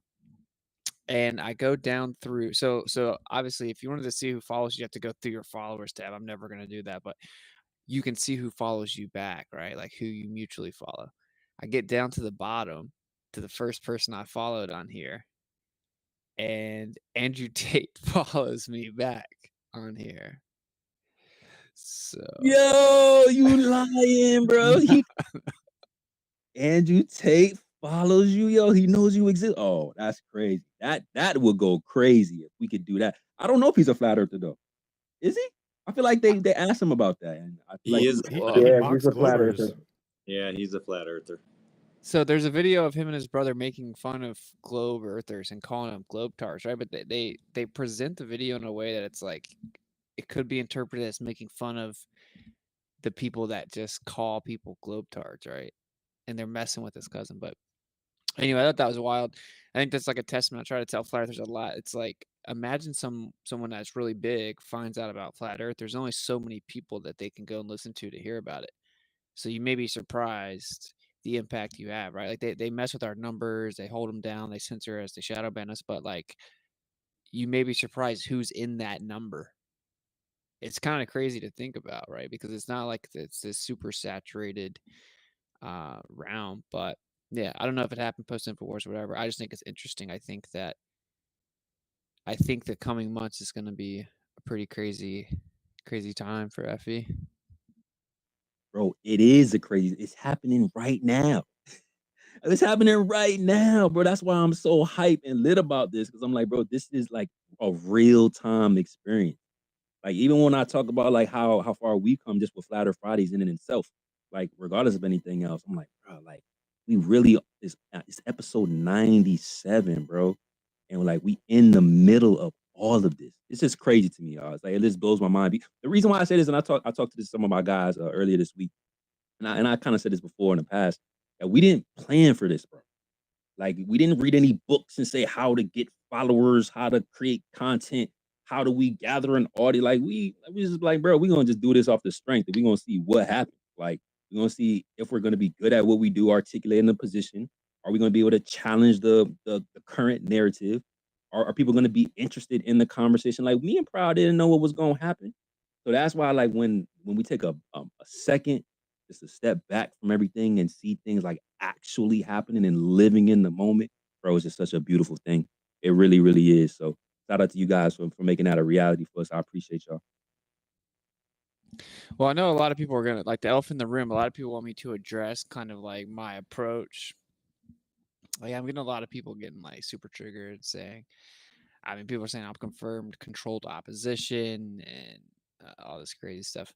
And then people are saying that I dropped the ball and I let him slide and all this. But I kind of touched on it on my review. It wasn't really a review. Part 2, I was going to do it tonight. Then I'm like, FEF, I'll do it tomorrow. But Yeah, my boy listened. I was like, oh man, I want to step on him. I know he want to get his stuff off, but yeah, shout out to you, bro. I appreciate that, man. That's love. Yeah. So I kind of explained this, but I thought a lot about the approach thing, right? And I found out there wasn't going to be a moderator, and so it's automatically not a debate without a moderator, right? And Fact. especially with flat Earth, right? If you don't have a moderator with the flat Earth debate, the odds are it's just going to completely devolve. And so my perspective was, sure, everyone can like Monday morning quarterback, but if you're on InfoWars where it's the other guy's literal show, he's hosting it, he gets the final word and eases it into the commercial break, and there's no moderator. If I started pressing him, if I went like FE Achilles mode, like if I went for war, obviously I'd be calling out all the fallacies and been super cutthroat, but it would have been embarrassing. It would have evoked this response from him that wouldn't have been fruitful, and then we wouldn't have been able to get near as much info out, and it would eliminate the possibility of like a future real debate. And so that's kind of my perspective. I won't even reveal all the inside information, but I know it's possible that we can have a second one. I knew before the show. So that was my primary goal, was like just get the information out. Don't have it be this like devaluing like chaos, right? And ensure that we can maybe get a second show. I think that's super important. And I knew I had my Tripoli podcast dropping this week. I knew I have other big shows coming on. And this is why the anti-flaggers are freaking out, is because they hate to see me or other truthers get on these platforms and just get to talk normal. Like they're not there to incessantly interrupt and skew the narrative and not let you finish and be super toxic, and to see people just like to see flat earthers be likable on like bigger platforms is why they're freaking out. And so that was my goal. I get a bunch of people wanted to see it, and I understand why. Wanted to see me just go full cutthroat, but I don't regret doing it the way I did. I would have done it again. I mean, there may have been a couple things, knowing how it all turned out, that I would have wanted to really fit in there, even plugs of certain channels and stuff. But yeah, just so you guys know, that's my mentality about the whole thing. I think that FE brings out the worst in people. And when you're a public figure and you're kind of being quote unquote embarrassed, then you get defensive, and it speeds up. It gets really interruptive. It's much more scattergunning. Like that was really scattergunned, but it would have been way worse. So yeah, that's just how I viewed it. And afterwards, we talked for a bit about it, and I said, I will say you're probably the most cordial globe earther I've ever quote unquote debated. So shout out to you for that. And that's true. And he said, yeah, this is the most attention I've ever gotten on any show I've done. And we'll definitely Also, have to he do a follow-up. confirmed it. Yeah, he said more than any other show he's ever done. And he said, we'll definitely have to do a follow-up, like a round 2, maybe in person. He floated the idea of like a real deal in-person debate with the moderator. And that just kind of confirmed what I was just saying, right? Which is that's way more crucial. Now, obviously, if I go into a debate with a moderator, then it's going to be like debate Austin, right? But like that wasn't a debate, bro. I don't know why. I mean, sure, we can use the word. We talked about it last week, though, right? It was like when they reached out to me, they called it an interview. There was no moderator. It wasn't a debate. Debate was to get eyes on it, to amp it up. The poll, it's to get engagement, but it wasn't even close to a debate. And if I go into a future conversation with anyone on that platform or any platform, and there's a moderator, then that's like a totally different thing. That's like, you're gonna get diced up. Let's just be real, because it's a debate. But that's not what that was. That is my mentality. I approached it like an interview. I wanted them to have a good experience. People that have a caricature of flat earthers being ignorant and stupid and not grasping basic things. I wanted to like kind of get rid of that idea. I wanted people. It was just to intrigue people to look into it further. And I do think that we did that. So yeah, just so people know, everyone keeps asking me. That's the answer, right? People are like, oh, we should have had Oakley on there. We should have had DeBay on there. I'm like, I don't think Who that. said that we should have had Oakley on it? Man, we ain't listening to that. Go ahead, bro. Well, you get. I mean, it's, people say a bunch of stuff, right? I told people as soon as this happens, I'll be controlled op for sure. But that's not really. Who cares what people like that say? I guess what I'm saying is, flat earthers need to just be aware of it's a little different when you're talking to even McToon. You're talking to FTFE. You're talking to these toxic anti-flat earthers on X. Not that we shouldn't press them and use them to expose the holes in their model, but that's a totally different world, bro.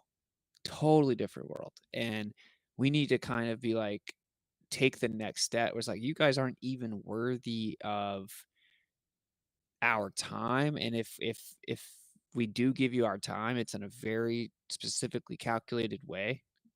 And that's why they're freaking out. I mean, they're full blown freaking out for 2 straight weeks since the InfoWars thing. They've been imploding. And there's a reason, right? Because they have to sit back and watch hundreds of thousands of people hear it without being able to latch onto them and change what they hear. So anyway, just to get that out of the way, I know it's like the first thing everyone's going to kind of reference. Like, a lot of it didn't go. I'll stop ranting, but a lot of it didn't go as people would like to see. I didn't get to press him on many things. What would happen is I make very specific arguments. He would just say, "Nah," and we're like, "That's not true. That's not how it is." And then go to commercial break where I didn't have the final say. I think we're going to come back. We're going to get into what we just talked about, and he would intro the show back with new subjects. At that point, either I decide I have to say, well, before I discuss that, and go back to the old ones, and everyone interprets it like, oh, he can't answer that, or you have to just go with the punches. It's not your show. You don't have a choice. I'll read this to kind of end. This is an honest Globe Earther's response, right? He said, I don't believe that the Earth is flat. I mean, this is a staunch Globe Earther. I don't believe that the Earth is flat. Don't now, probably will never, barring some freak neurological issue. So just to get an idea of who he is. He said, however, the man that was on our side of globe theory got absolutely decimated this entire interview. The flat earther came with sources, citations, references, diagrams, personally done scientific experiments that I bet were documented, etc. What do we have for our side? Nuh-uh. What an abysmal counter argument. I'm all for debate, but this was one-sided AF. And so I'm just pointing that out to say, I think flat earthers are so used to, like, if you don't force them, like if you don't tie them down and rip their jugular out, you don't get a dub or whatever this weird mentality is. But that's really not true. People can watch that back. They can hear all the info. They can hear that it wasn't rebutted. They can go look at the research or like the citations that I mentioned. And they can go look into the people I associate myself with, many of which are in this room. And they can just like learn it. This truth is only for people that are able to overcome not fitting in and then go do the research, right? So, all right, that rant over, but just so everyone gets my take of what they've been asking on repeat. Yeah, no, man.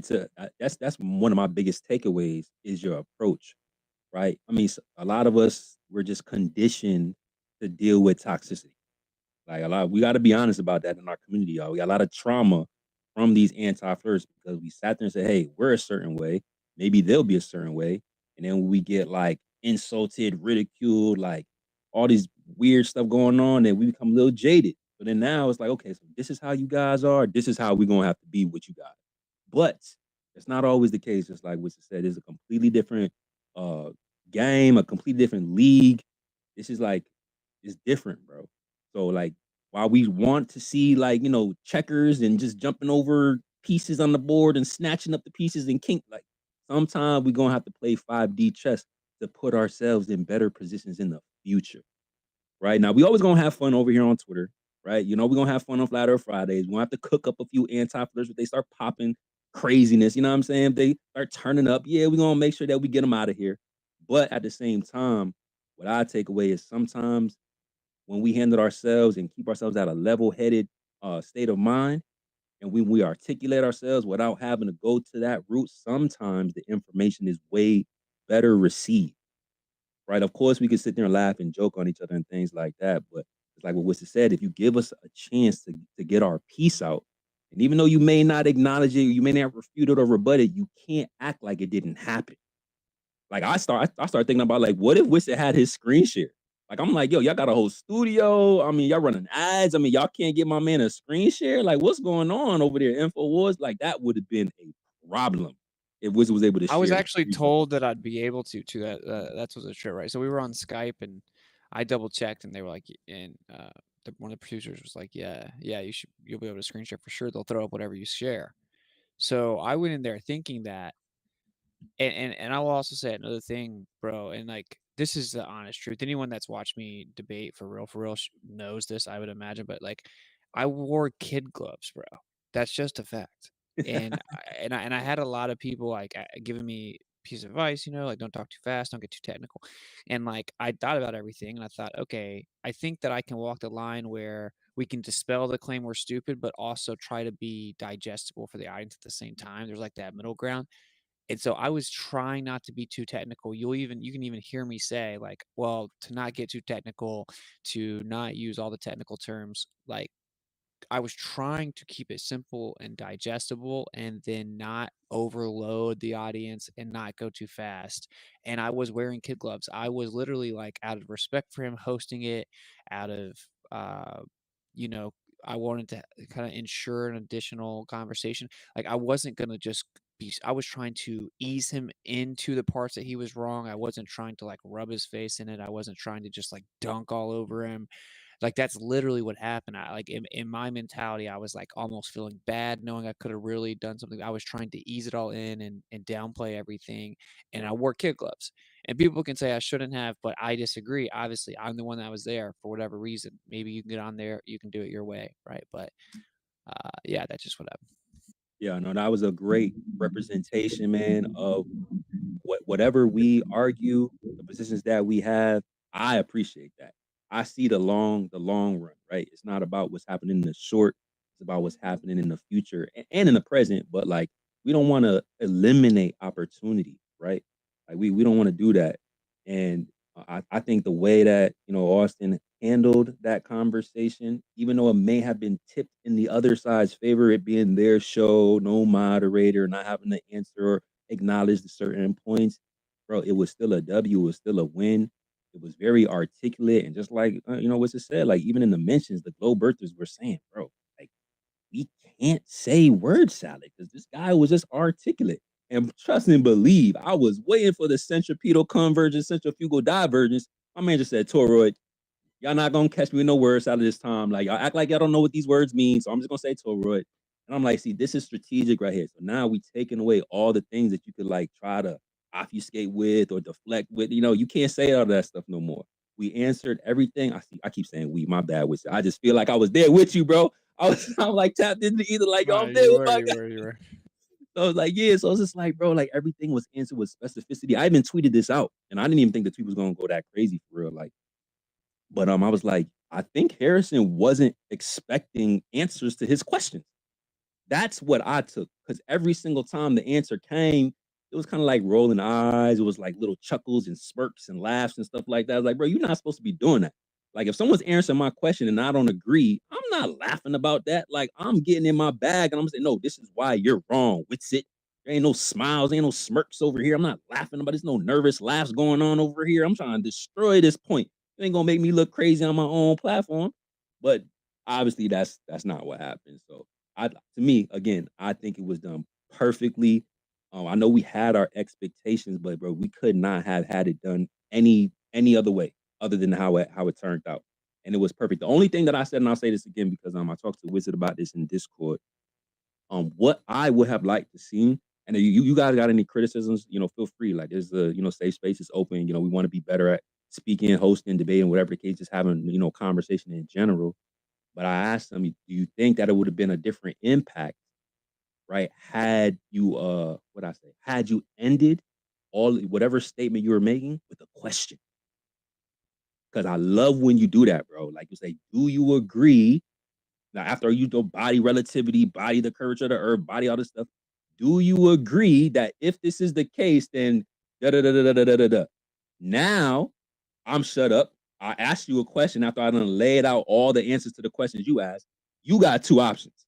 You could either, well, really three, but part of it is kind of like the same thing. You could deflect, you can go to commercial, or you could answer my question, bro. And if you don't answer the question, your truther audience is going to see right through it. So that was my only thing that probably could have been implemented to make that conversation a little bit more fruitful. Because then it's just like you don't got to finish your statement, and as you're trying to get the last 5 words out, you hear the music coming in the background. Oh, we going to commercial, all this extra stuff. It's just like, bro, no, I'm gonna end this with a question. So if you come back from a commercial, you gonna have to answer that, bro. So I would have liked to see that. And maybe we can implement that going into the future. I know I'm going to implement that. I'm going to always, or at least try to anyway. Yeah, And that's it. No, it was a great whatever point. It's a great point. Yeah, that's what I should have done. I should have done that. I didn't even think about that. I think I maybe did it a couple times. It just was ignored. But also, newsflash: debates don't have commercial breaks. Debates don't have in the middle of a point we get the commercial break and then we come back and we just acted like that point never happened, right? And also, I started to get in my bag about what the government did. I'm like, 45 Operation Paperclip, 46 Operation High Jump. I was about to break that whole thing down. We'll get back to it. Commercial break. And then we didn't. Dude, obviously that's the InfoWars audience has to know that, right? Like they have to know what the government did to hide the earth. And they prevented that, whether it was intentional or not. But yeah, like that, like in retrospect, I think that what you're saying, because I do that now because people are so dishonest. You see what I'm saying? Like, so it's like when you deal with people that are patently dishonest, I just say, can you even still man what I just said? Can you still man the flat earth position? Or do you agree that, right? Like, if we falsify that radius value, if we do this, then that would falsify the globe because it highlights dishonesty. They refuse to answer it or they can't be honest about it. And then it's a tactic I developed because people are so dishonest. And I guess I was kind of assuming he wouldn't be that way, even if it was just for show, right? Because of his reputation. But no, I agree with that critique. I do. I think that would have been probably very beneficial and fruitful. We probably would have got a lot of the points highlighted instead of not. I'll say this last thing. Like, I could talk about it all night, but like another thing is this is another thing flash need to realize. If someone watches the debate, honestly, they're gonna see I had very specific responses, and he said nuh-uh back to all of them. He said that's not true. Nuh-uh, no, I don't think so. That's not right. I feel this way. I think this way. Well, I think it makes more sense this way. Nuh-uh, nuh-uh, nuh-uh. Right. And then he just blatantly denied things that are just facts. That's what he did. He was like, that's not true. It just is true. Then I was like, that fits perfectly in the torus field geometry. He's like, no, it doesn't. I'm like, yes, it does. I've overlaid it. They said, okay, we'll overlay it during the break. And then, of course, they didn't show it. And so if someone watches it honestly or even watches it back, they're going to see that, right? Like, flat earthers need to realize that, like, an honest viewer is going to be like, wait a minute, why is everything that he's saying he's just saying nuh-uh and then moving away from it? And you can't expect to wake up someone that's not honest about it anyway. They're not ready for it. So, that's kind of how I feel about that whole thing. I feel like you're right, and I think that's like important. I think like the thing that you run into. Hold on, Daniel, we can't hear you, bro. Oh, okay. Yeah, and we got a few hands up. Hold on. It's like feedback too. So when Daniel was talking, we just gonna have to keep our mics closed. But Daniel, try to get your mic fixed a little bit. I don't know if you got like headphones in or if you got a speaker in, but try to get that fixed. We're gonna come to you in just a second though, because I do want to hear from you. But there's just a few hands up. I think Stellar Fox was here first. Then we'll slide over to vibrating. No Diddy, and then we'll go over to you, Dan. So just try to get your mic right. And then we'll double back to you in just a second. Stella Fox, you there, bro? Yeah. How you doing? Pretty good, man. Globe flat, and what do you think about the debate? Yeah, I mean, I'm actually neutral. I'm actually from InfoWars. I saw part of the debate, and wait, you're from InfoWars or you're from the InfoWars audience? No, no, I'm just I was watching it from InfoWars. Yeah. Okay, welcome to Flat Earth Fridays. Yeah. Yeah, thanks.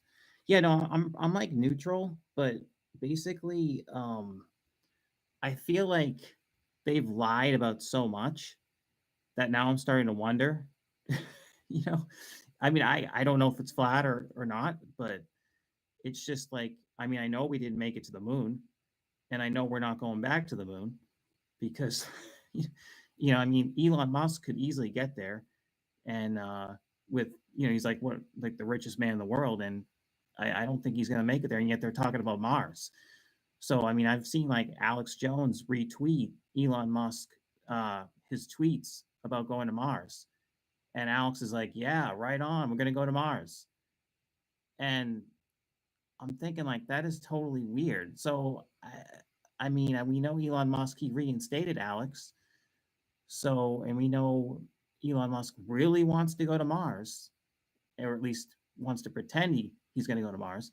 So there might be something going on with that to this whole thing where they don't want to, act like you can't, go to the planet. You know what I'm saying? Like, I don't know. They probably don't want to believe it's a flat Earth. If you're going to colonize Mars. It's so good to see you just dipping your toes into the water. And we're like on the other side of the river with this big ass rope, and we're launching it at you, and we're shouting at you, grab the rope. And we know exactly what kind of dunking and sloshing you're in for as you come across the river when we pull on it after you grab it. And we're just waiting. We're just waiting for you to grab that rope, buddy. It's an awesome feeling watching somebody consider it. Hey, Stone, hey, he's here, so he got to be grabbed onto the some rope, right? That's dope. As a matter of fact, hey, Stella Fox, have you heard about Witsit prior to the debate, or is this your first introduction?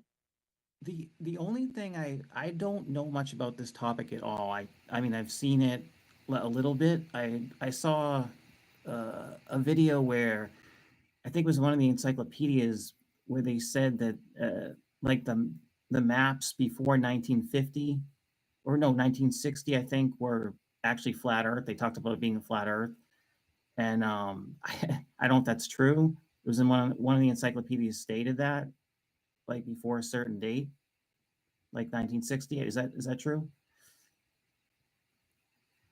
Hey, they was teaching flat Earth up until like I feel like the 90s in some places. Yeah, it's more than true.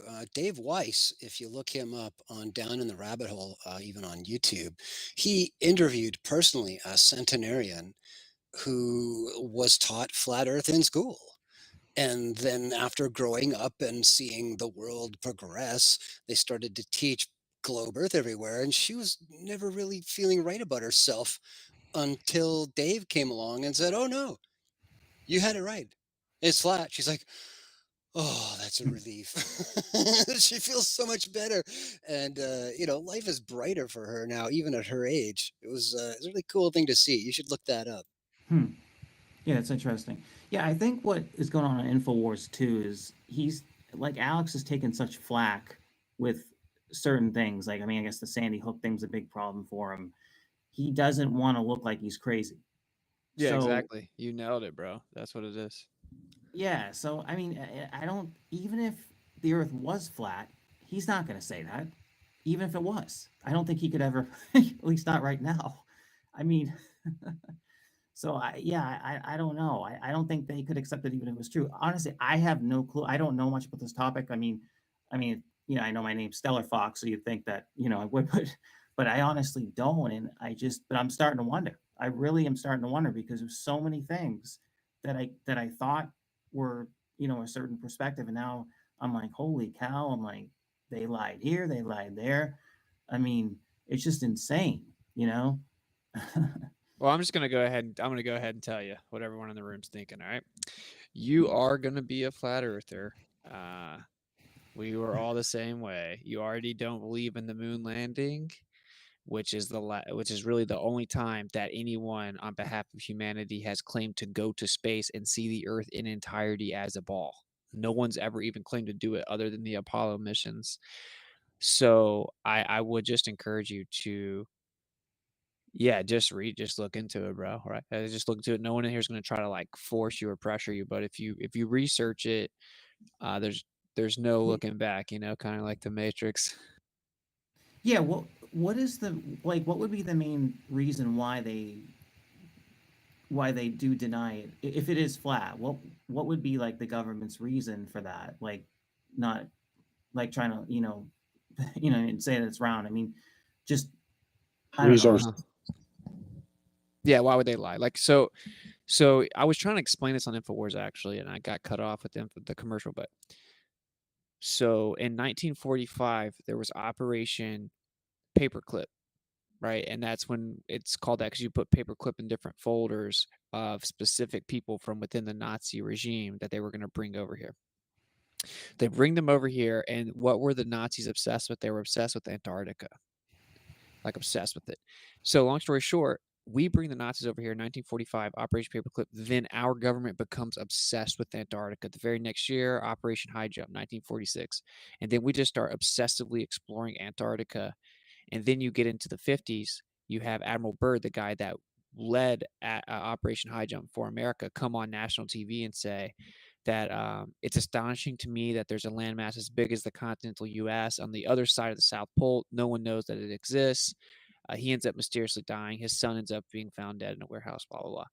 You fast forward a little bit more, and then you have them founding NASA and signing the Antarctic Treaty within 1 year of each other in 58 and 59.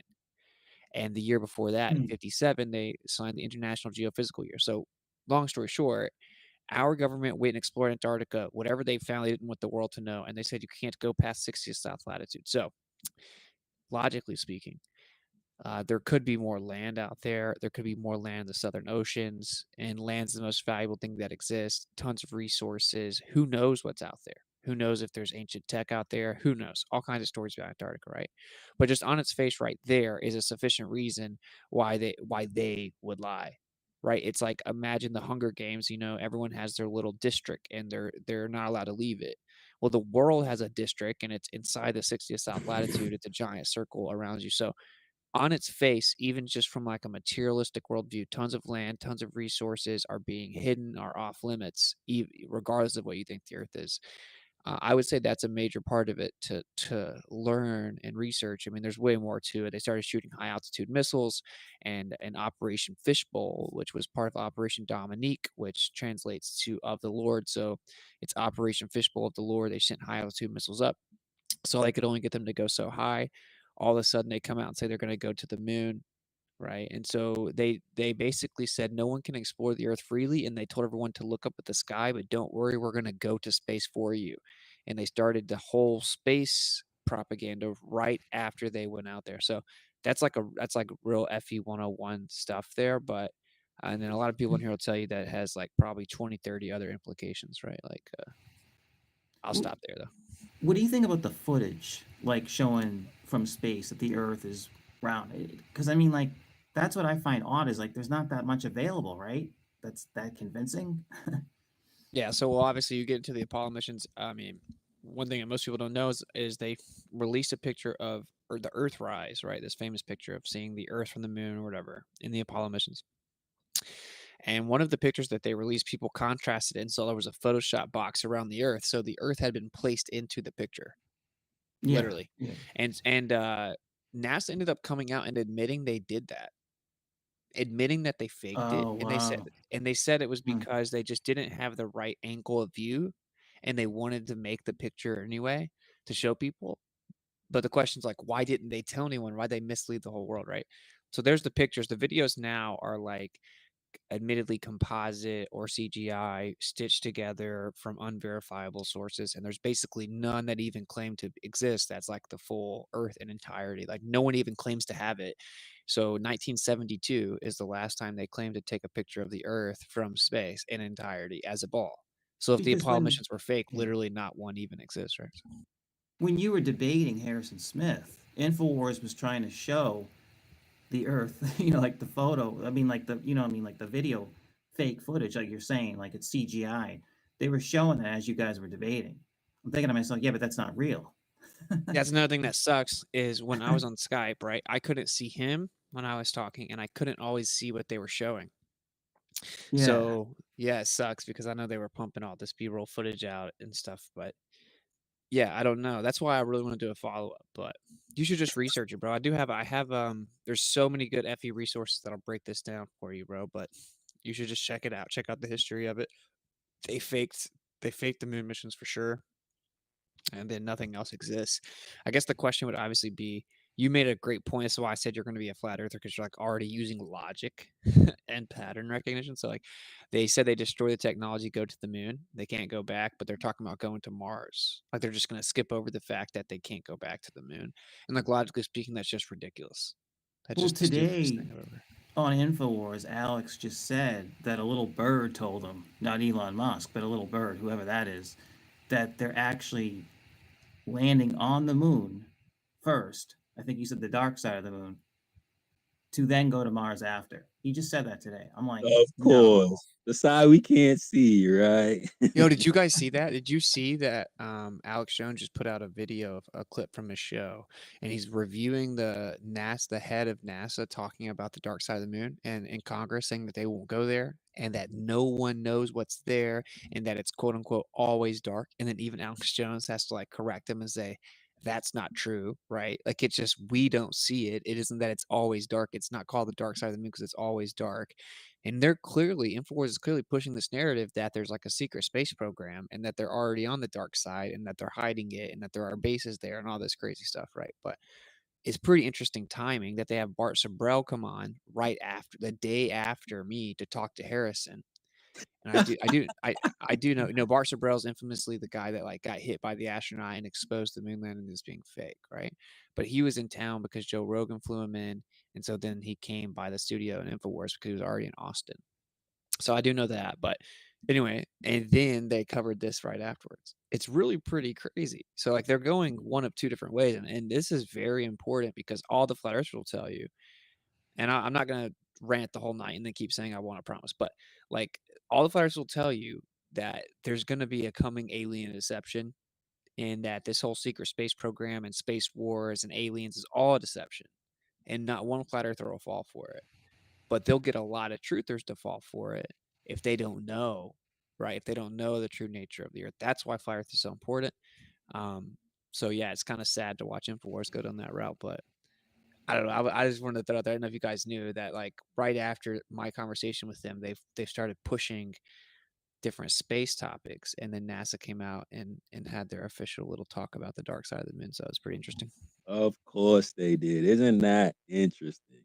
As soon as we get the flat Earth lit, they gonna, oh yeah, this is some space shit. Don't pay attention to anything that happened yesterday. Like, come on, bro. Like, stop it.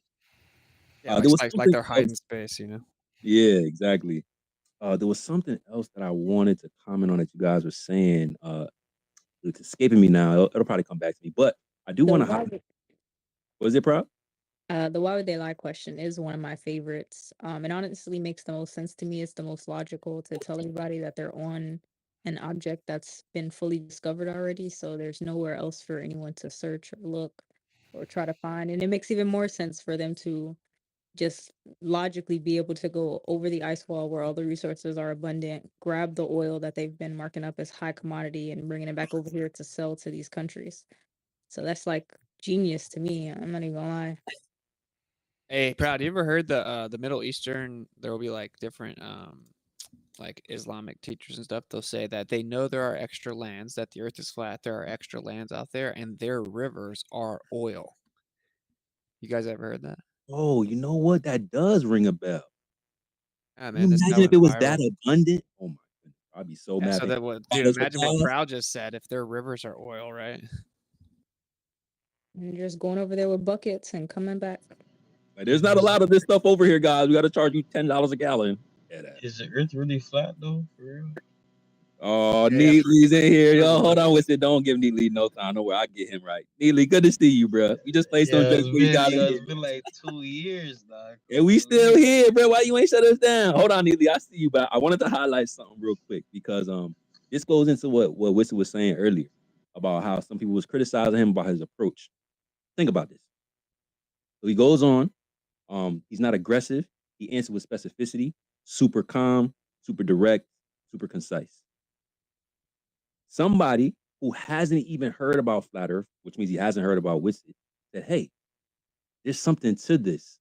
Let me seek out the Flat Earthers and ask them more questions. Now, think about it if Witsit would have went in and just dunked on them or whatever the case is. Like, you know, sometimes we got to do to the anti-Fleurs.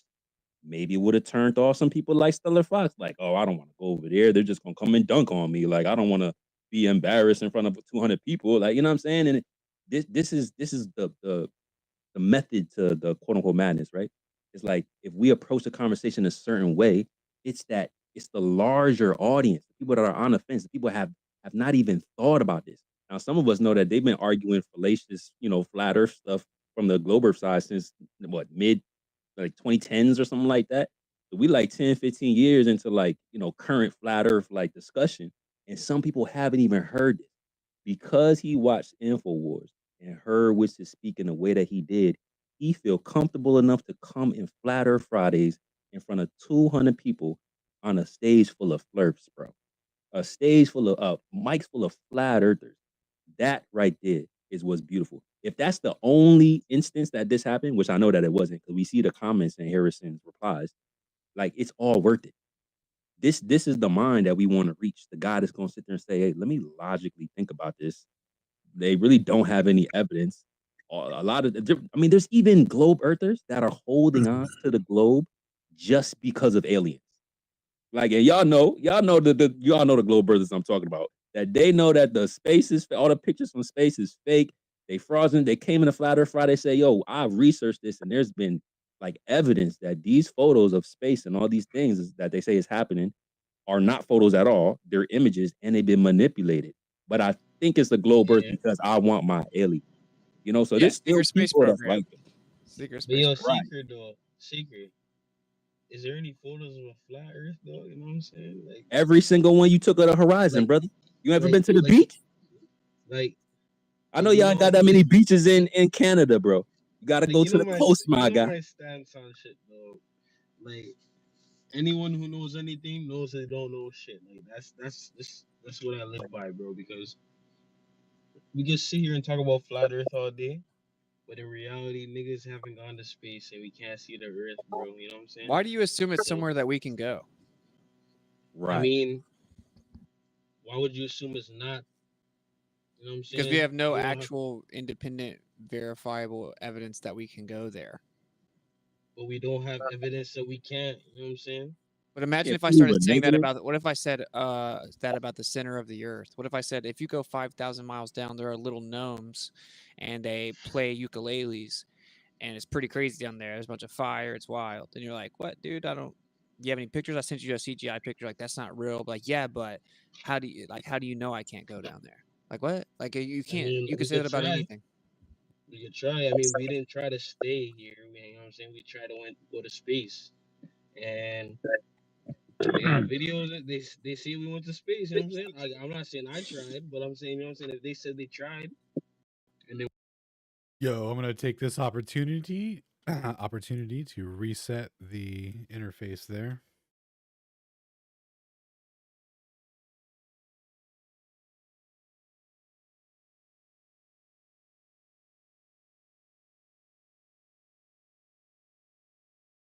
Give it a second.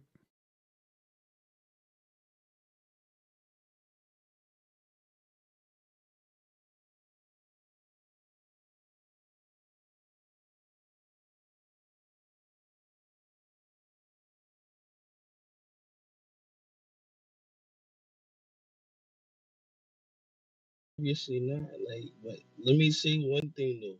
If the Earth was flat, what would that really change? Oh man. We just told you, Neely. Are you someone not else playing? got that one. This is what I'm saying, man. Like, We know, like Neely. you We're gonna give you a little airtime, Neely. You ain't been here in a while, you but know what bro, I'm saying? we You know, I'm just off the rant, let went me, over that while you were on mic, bro. Okay, but like, let me finish what I'm saying though. Like, you're still finna have to go to work. You know what I'm saying? Your taxes, that shit's still gonna exist. You know what I'm saying? You're still gonna get buried in the dirt. You guys still pay taxes? You're still gonna get, even if you don't, bro. Even if you live a peaceful life and you never knew what taxes was.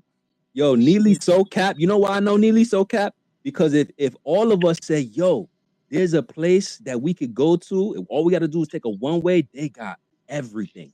I mean, they got healing herbs, they got the best weed, the air is cool. You could play hoop all day. You won't get tired of nothing. You ain't got to work. Everything is abundant.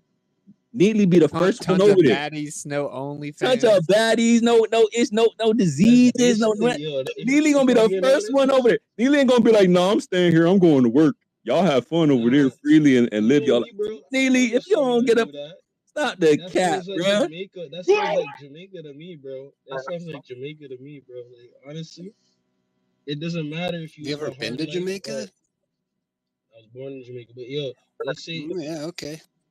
let's say you lived a hard life or an easy life. You're rich, you're Jeff Bezos, or you're poor, you're a hobo. You know what I'm saying?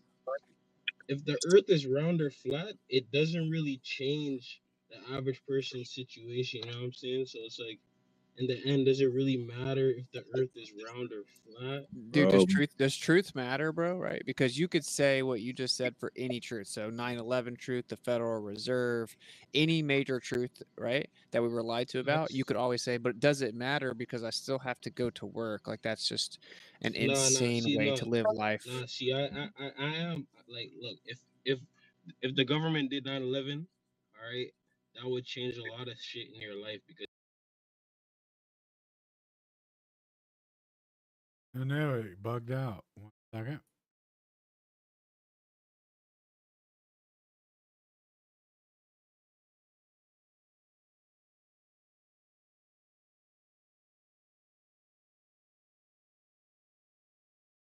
I mean, like, way all right, bigger than 9/11. That so wouldn't even let's be say, close. All right, Neela, you got 30 seconds, bro, and then we're gonna move to the next hit. you know Go me, ahead. fam. Like, all right, yo. So let's say you knew the Earth was flat, and you knew the truth. Like somebody came to you and gave you some paper and said, "Yo, the Earth's flat." Is that gonna change? Like, what is that gonna change in your life? Like, give me like 3 things that would change in your life, that will make your life more successful, that would make you happier, that would make you live a better life. If you found out that the Earth was actually flat. All right, I Like, have been just give reached me out. that. Okay, thousands of people have reached out to me with their personal testimonies of what happened to them once they found out that the Earth was flat. And what happened was they discovered that the Earth is in the center of the universe, that it was created, that it's very special. They moved out of big cities. They went and got a family. They got a wife and started making children. They homeschooled their children. They started looking into the truth of everything. They discovered the poisonous stuff that they give children. They discovered the importance of growing your own food and not consuming the poisonous food, and their entire life changed. And I literally have gotten thousands of testimonies about how when they discovered flat Earth, it changed every single aspect of their life for the better. Thousands. Okay, so do you all right, so like see how I'm Jamaican, right?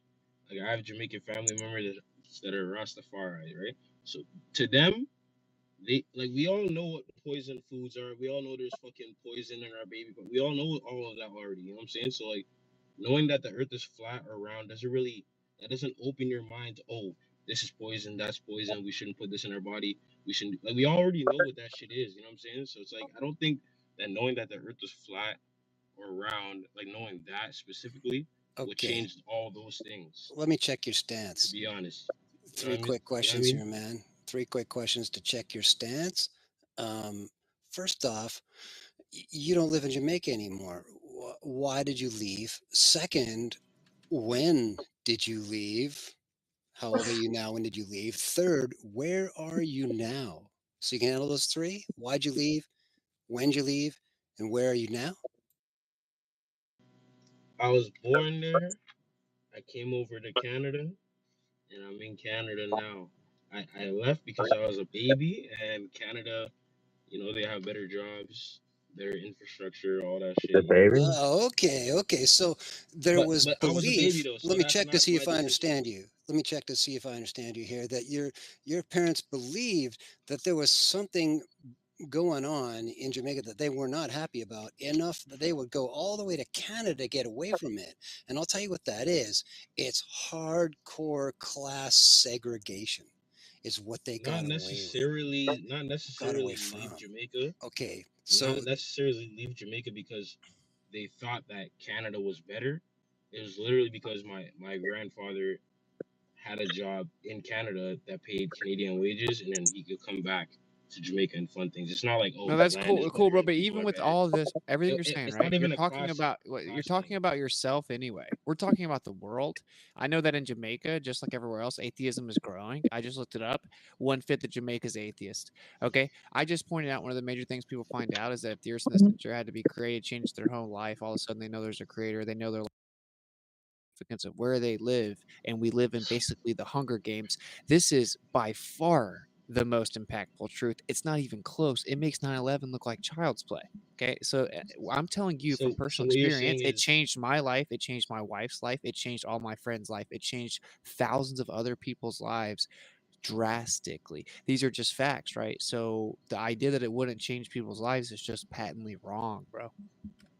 I mean, like, remember when the eclipse just happened a couple of weeks ago, right? And do you think an eclipse is like a huge event, like that humans should pay attention to? Oh man. All right. I'm No, done. just You're like a genuine diverting. question. Just a genuine I think question. I'm like eclipses are not on pretty a weird. cool. Whatever. I don't care. I think that You know what throughout I'm all saying? history, I've heard some crazy theories about the eclipse. We won't get into that. If no Like, I'm one, not if even everyone, like go check my weird stream last night though. This or guy religious. was, will blow your mind. But I don't know what's your point, man.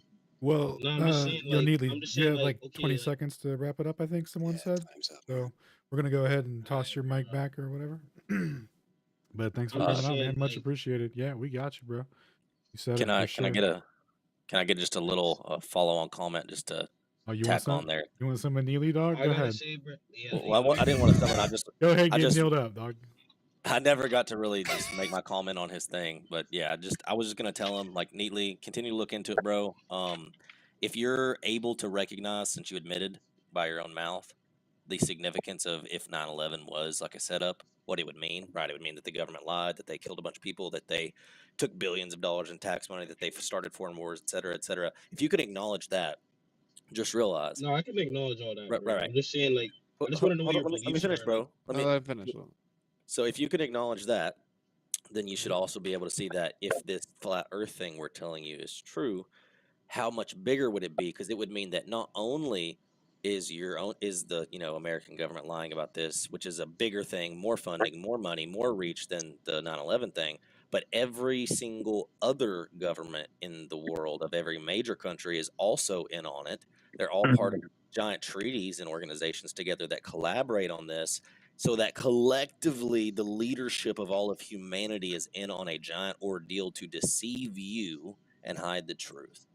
Isn't that much right, more significant than just 9/11? It would of definitely course, matter. And Yeah, take that's your a of great money. point. course. That's a great point. All It's right, so international let me cooperation. say two questions. So like you said something about like Hunger Games. So do you like what are your beliefs? Do you believe that we're being held on like one point of the Earth, and then beyond that point, like the ice wall or whatever it is, that there's like a utopia, and then we're just on some Hunger Games shit?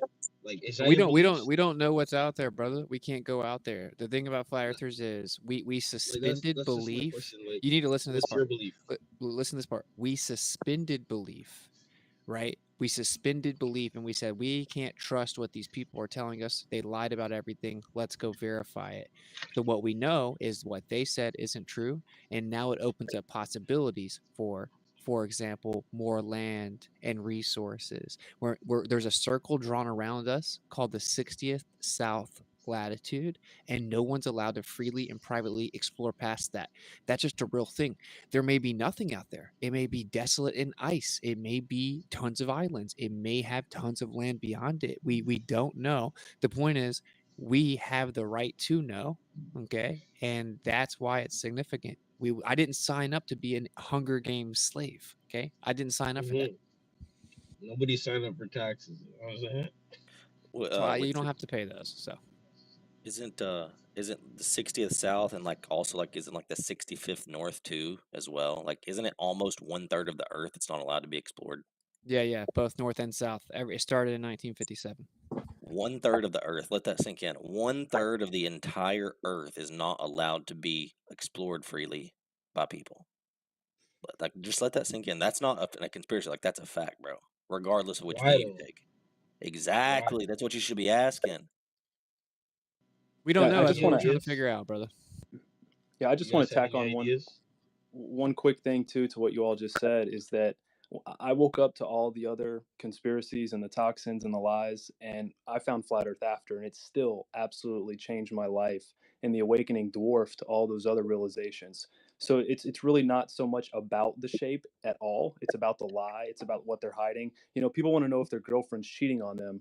You would think that, you know, our place in the universe, how the solar system works, the forces around us, our true history, These are the most important topics. If you're completely ignorant to your world and the nature of reality around you, you are the most easily controlled person if you don't even know how this place works. So again, I'll just second that it is the most important thing. It totally changed my life, and I was already aware of all the things. And there's no, Austin just said it in the debate the other day, there's no flat earther that believes Muslims took down the Twin Towers. There's no flat earther that got the COVID vaccine. There's no flat earther that believes any of the mainstream propaganda garbage. So it literally, once you uncover the biggest lie, you don't believe any of the other crap, and everything else is up for grabs. So as David Weiss always points out, it's the mother of all conspiracies, and it brings down all of them with it. So even if you know about the other topics, the people who don't, when they find this, it's inevitable that they find the rest. So it's very significant, and I just encourage you, like people So I'm said, if you actually look speaking. into it, Can I say something? it hits you, like the implications don't hit you until you're very deep in the objective research. There you go. Yeah, real quick, and shout out to Justin, because that's the thing, right? So when we find out that these things may not be true, people like Justin go up there and ask them directly to their face, "Hey, what's going on with this?" Literally talking to the astronauts themselves, and the weirdest reactions that wouldn't happen if they weren't lying, at least in our estimation, right? So it's opened up your mind, neatly. Like, see, bro, it seems like you the type, just like Justin said, right? A girl cheat on you, like you the type to keep on asking why though. Well, why? You're like, I just don't keep know, it bro. moving, Here's bro. the video, Nah, though. bro. Like But let me say one more why? thing. What Let it me is, say one more bro? thing, Sacred. Check this. Let me say one more thing to you. Trust me. Listen, Let me we respond get to this this question. one, Listen, bro. but real fast. Hold on, Real Neely. fast. Check this. We get this question a lot. I understand it. I don't think you're even asking in bad faith. I think you think it makes sense. Okay, but think about this. Every single flat earther that actually exists, meaning everyone who actually discovered the earth is flat, disagrees with you. Every single one of them say that it was incredibly significant. So obviously the people that haven't discovered it yet, they can't really attest to whether or not it's significant. Every flat earther says it's majorly significant. So that's all you need to know, right? The people that actually discovered it and took the time to research it, it impacted every single one of their lives across the board. The Facts. other people that Yeah, don't know let it me yet are the ones trying to say it wouldn't do that. That doesn't even make sense. let me respond to this dude Sacred, bro. Like Did you listen to anything he just said, man? of course, yeah, of course. Can you acknowledge that first, and then I'll let My you just bad, shut my off, and bad. then we move on to somebody else, man. Hello. I was Man, regular. actually, my bad. I was One just second, gonna say, August. 1 second, August. 1 I second. was just gonna Go say, ahead. I was just trying to say, like, you already know where I stand, though. Like, I just, it's like whichever side is like, making more sense.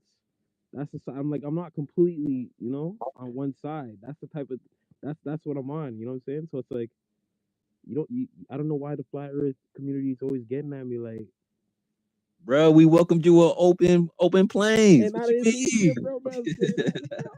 Speaking. Just keep an open mind, Neely, right? It's been Keep on open, bro. asking why, but investigate your beliefs. And Unless also, you I feel want to, like, listen. Unless you want to believe that your beliefs are blind, then that's okay. But if you're not investigating the things that you believe in, then you are the perfect slave, bro. If I was a trillionaire and I got all the money, I just want control. I want somebody like you that's just not gonna look but at yo, nothing here's the and thing, just though. believe it. You don't I'm just need to saying, just be, think about that, bro. Just think about that. That's course, what we want you to think. We're not saying believe anything that we say, but check the things that we saying. Internalize May I what say we're saying. something quick? Hold on, August. Hold on. All I gotta say is, Internalize. bro. Listen, bro. Internalize what we're saying, and then go research it. Then you can speak intelligently about it. Because now Word. you're just saying what you believe and what you think, and that's just narcissistic. Not about Not you, bro. It's about necessarily, bro. it's about the truth. It's not about you. Go ahead. I'll Truth let you is get the last bullshit. word. We're gonna move on. All right, so like, I just like, to me, I don't feel like you gotta like believe See, you in. said to me. See? Go ahead. All right, so yo, honestly, overall, you don't have to believe in. You don't have to believe in flat Earth to right to do the same things and have the same beliefs as flat earthers. You know what I'm saying? Like, when it comes to lies from the government, when it comes to what we need to put in our bodies, and seeking truth, you don't have to believe in flat Earth to stand on that same side. You know what I'm You saying? So don't it's like, get it, bro. It's not a belief if it's tested. If we test the listen, I'm gonna ask you this. But listen, it is listen, a listen, belief listen, until listen, you listen, listen, Neely. actually Listen, listen validate. up. It's always a Look, theory, right? bro, At listen, the end listen. of the I'm day, asking you one question. I'm asking you one question. If a surface is not curving, then what is it? if a surface is not curving, then it's probably flat, right? But that's Right, I'm right. not And disputing that, and bro. and if an object is not moving, then it's what? It's probably stationary, right? I'm not disputing that, Right. bro. So I it's not a belief if we're testing it and these things are failing. You agree, so right? of course, but there Right? are Do you agree that if we test these things and it fails, then we can't believe that it's true, right? I mean, if it It's no fails, then longer a belief, right? you can still have a belief. Bro, but it's no longer a belief if we test it and it fails. It's no longer a belief, correct? Well, if you test it and it succeeds, then what is it? Then it's a success. And if it tested and it fails, then what is it? It's a failure. Exactly. So it's no longer a belief. But if So it's a you gotta success, get is it a you belief? you can't preface what you're about to say with everybody got a belief I believe in. Because if you just like you admitted, if you tested it and it fails, it's no longer a belief, bro. But if Thank you you for playing. Thank you for playing. Welcome to Flat Earth. but if you test it and it succeeds, then what is it? This nigga, bro. But yeah, that's all I was trying to say, guys. I'm probably gonna jump out just now. I just want to say, like, I look up to people like Bob Marley that don't fuck with the government, but they don't Damian split up. Marley knows the Earth's flat, just so you know. You know what I'm saying? Like, We everywhere, bro. Level heads. Damian Marley knows the Earth's flat. That's a fact. So just so you know. Damien, out of all the, out of all of them, bro, Damien. Come on, Also, man. he even kind of plugged it. You can go check the song with Nas. Go check his song he did with Nas. What's it called? I know it's song. You did a whole album. You did a whole album. They don't app on Nas, so I'm trying to think of the song. But anyway, it's like back in the day, everyone thought the Earth was flat. If you went too far, you would fall off. Now the Earth is round. If the shape change again, everybody will start to laugh. And then they talk about, who made up words, who made up numbers, and what kind of spell is mankind under.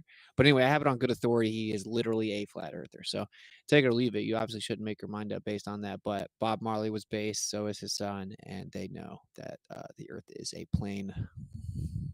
Hey, neatly, just consider one bigger question. How would human paradigm change if the vast majority of humans woke up to the facts, the true facts about the nature of their existence? That is the question, neatly. That is the motivation. Yo, That is why honestly, we do this, is to change paradigm so that we're not this this insignificant speck of dust in the middle of specklessness. We're actually something that matters. In fact, we're all that is. How would that change human paradigm? Let's talk about I gotta go back to work. No, no, no. This is a far more profound set of changes to consider. And he's saying, take that and chew on it. That's what he's saying. Hey, I want to say one more thing to the room. What do you guys think about this? I think this angle may really be good for us going forward. I wanted to plug this in InfoWars, right? But this is the point. Flat Earth is automatically beneficial regardless of what you think about the Earth, because what it's doing is it's causing people to become informed about what they actually believe in. The vast majority of people think that the earth is a certain thing and where they live is a certain thing, but they know nothing about it. Our education system is so abysmal and it's pure indoctrination. They can't tell you the first thing about what they believe. And what Flat Earth makes you do is actually learn what you believe. And if that's all that it did was increase awareness and knowledge across the board, right? It's automatically beneficial. So like even that angle is a huge plus in my opinion, because we all know if someone actually goes and does the diligent research to inform themselves, they end up standing right beside us, right? Like, let's just be real. So so That's a fact. They if should everybody highly found be out the Earth thanking was us flat, for all that we do to teach other Globers about their model and how much work we have to go through to learn both models in order to articulate our position. So that is true. The everyday yeah. person doesn't know anything about the globe, but they defend it so wholeheartedly. And the first thing they usually go to is, well, what about the moon? Or what about the pictures from NASA? Like, take away NASA and incorporate logic that what you're looking at doesn't mean it's the same thing as what you're standing on. They wouldn't have anything else to argue the model. Yeah, proud. When I was on tour, I tried to elucidate this point in every major city. I was like, so when I say what I'm about to say, because I would crack jokes, I'd maybe rap a little bit. Everyone liked me. And then I'd be like, okay, we're all cool right now. When I say what I'm about to say, you guys are all going to immediately write it off and think I'm crazy and make fun of me, right? Talk about how stupid I am. But I want to go ahead and point this out. If I'm way more informed on a subject than you are, and then you call me stupid for what I've discovered in the subject, that's kind of stupid, right? If someone says, "Hey, the Bible's true," but they've never even read Genesis, like really what they have to say about it doesn't matter. And I went around the US offering people hundreds of dollars just to answer basic elementary questions about the globe, and no one knows. You know those videos where they go around, they ask people like how many states are in America, and people can't. They're like, we're screwed, right? Our education systems just failed us. Like that's the same thing with this. The only people that are globe earthers are the people that don't understand the globe. That's just the way it is. It's very rare that you have someone that actually knows it and believes it. So I think if we all adopt that angle, we may really reach people a lot faster. Or the ones that don't care, or the ones that think it doesn't matter. You should definitely consider doing a tour down here and going to the beach and flat smacking some people. No, that's a good idea. Yeah, like another little mini tour in Florida. So yo, let's say everybody on Earth found out tomorrow, like every single Hold person. on, Neely. Hold on. Just hold your question. Think about what Stone said. Think about what Wizard said. Think about what Proud said. Yeah. Gonna go to Sounds Liliana. like We'll he's double back. chewing on what I'm saying right now. This is good. He's questioning. Let's say everybody found out. Hold on, bro. Hold on. Vibrating also had their hand up too. I'm not sure if they got to say their question. What would that change? Yo, you keep asking the same thing, bro. Just go Because run I the haven't gotten go like run an the actual replay. answer. Like, Go The run, question run is the what replay. it wouldn't change, really. I mean, like We're in society, gonna like, put you on pause for a second, brother. 1 second, Ely. Mute up. Vibrating, do you want to jump in real quick? Yeah, I just want to give a shout out to Witsit for that. I feel like he gave good composure and all that, and I definitely feel like he just gave a sliver of what he knew, and we can only like the more and more we put him out there, I feel like he'll expose who's bought and who's controlling the narrative and all this, because InfoWars definitely is bought. You can tell that the way they acted, and all these other people coming out saying they want to talk to somebody. The more you put him out and they ignore him, it's just going to expose him more. And I don't know if you guys agree with that, but just that's all I gotta say, and that's it. Yo, shout out to you, bro. Like I want to point out that as well, dude. Like I keep on tweeting like, yo, let's ratio this post, and I feel like people are getting annoyed. I mean, if you guys want someone else to go in there, it's fine, whatever. But we have to like do it. Don't listen to the haters, Wizard. Don't listen to the haters, bro. You know what I'm saying. You're the one that knows the most. We just have to, like, when it's this new thing, everyone's like, who would you like to see us bring on the podcast next? People need to be on the lookout for that, right? And then tag me, send it to me, whatever. I'll put a post out, I'll make a comment, I'll post it out, and then that's how you ratio it, right? Because obviously if it's on my timeline, it'll get a bunch of views. So now that comment will have thousands of views. If everyone hearts it and hearts whoever says my name or whatever, then you have a good chance. That's how we did the InfoWars thing in the first place. I do think that we need to really all hone in on that, because you'd be surprised how much power we have with that. So yeah, I mean, people Exactly. seem to get annoyed, but I think it's like the cheat code. Exactly. And the more they like what InfoWars did there, like they made it obvious that they're bought, especially Harrison there. Like after the fact, and he posted that stuff after, and then he like tried to hide it and say, "Oh, I didn't mean that." It's more obvious. And like all the other people posting like, "Oh, who should we debate?" It just like you're the best example that we have that would expose them. Well, let me also say this though: not debate is the best. So when I was on Sam Tripoli, it was just a conversation, and actually it moved off Flat Earth pretty quickly. And then he had the guy play the devil's advocate for a second. But where I can just cook That's the best for us, in my opinion, right? I can Yeah, just lay out what we really think. Our objective is just to get our real position out to the world. It's not yeah, to get bogged down in these stupid, like, what I see across the whole world is like, you know what I'm exactly. saying? Yeah. And you don't bring like that, like what he was saying, Harrison's like like you you keep keeping the knowledge, you keep bringing facts, and like he like at the start of the fucking thing, he's like, well, I don't know much about this, but here we go. Like, and then he wants to come back after and try to like act like that. Like, it's just it's weird to me. I'm actually going to defend InfoWars here. So I have inside information connects, like there are real people there. From my understanding, it's completely authentic. I think the fact that we got on there kind of proves it because if they weren't allowed to talk about it, how'd they pull it off? Harrison didn't go ask Alex Jones. He just agreed to it. I think that when you're a public figure and you're already attacked as a crazy person or whatever, Flat Earth is like the step too far. You lose all credibility. It undermines everything else that you said, blah, blah, blah. And sometimes people let their ego get the best of them. That's just my opinion. When he said he's not that informed and not that researched and he was cramming before the debate, well, then, okay, yeah, of course you're not a flat earther because you can't be a flat earther unless you have done tons of research.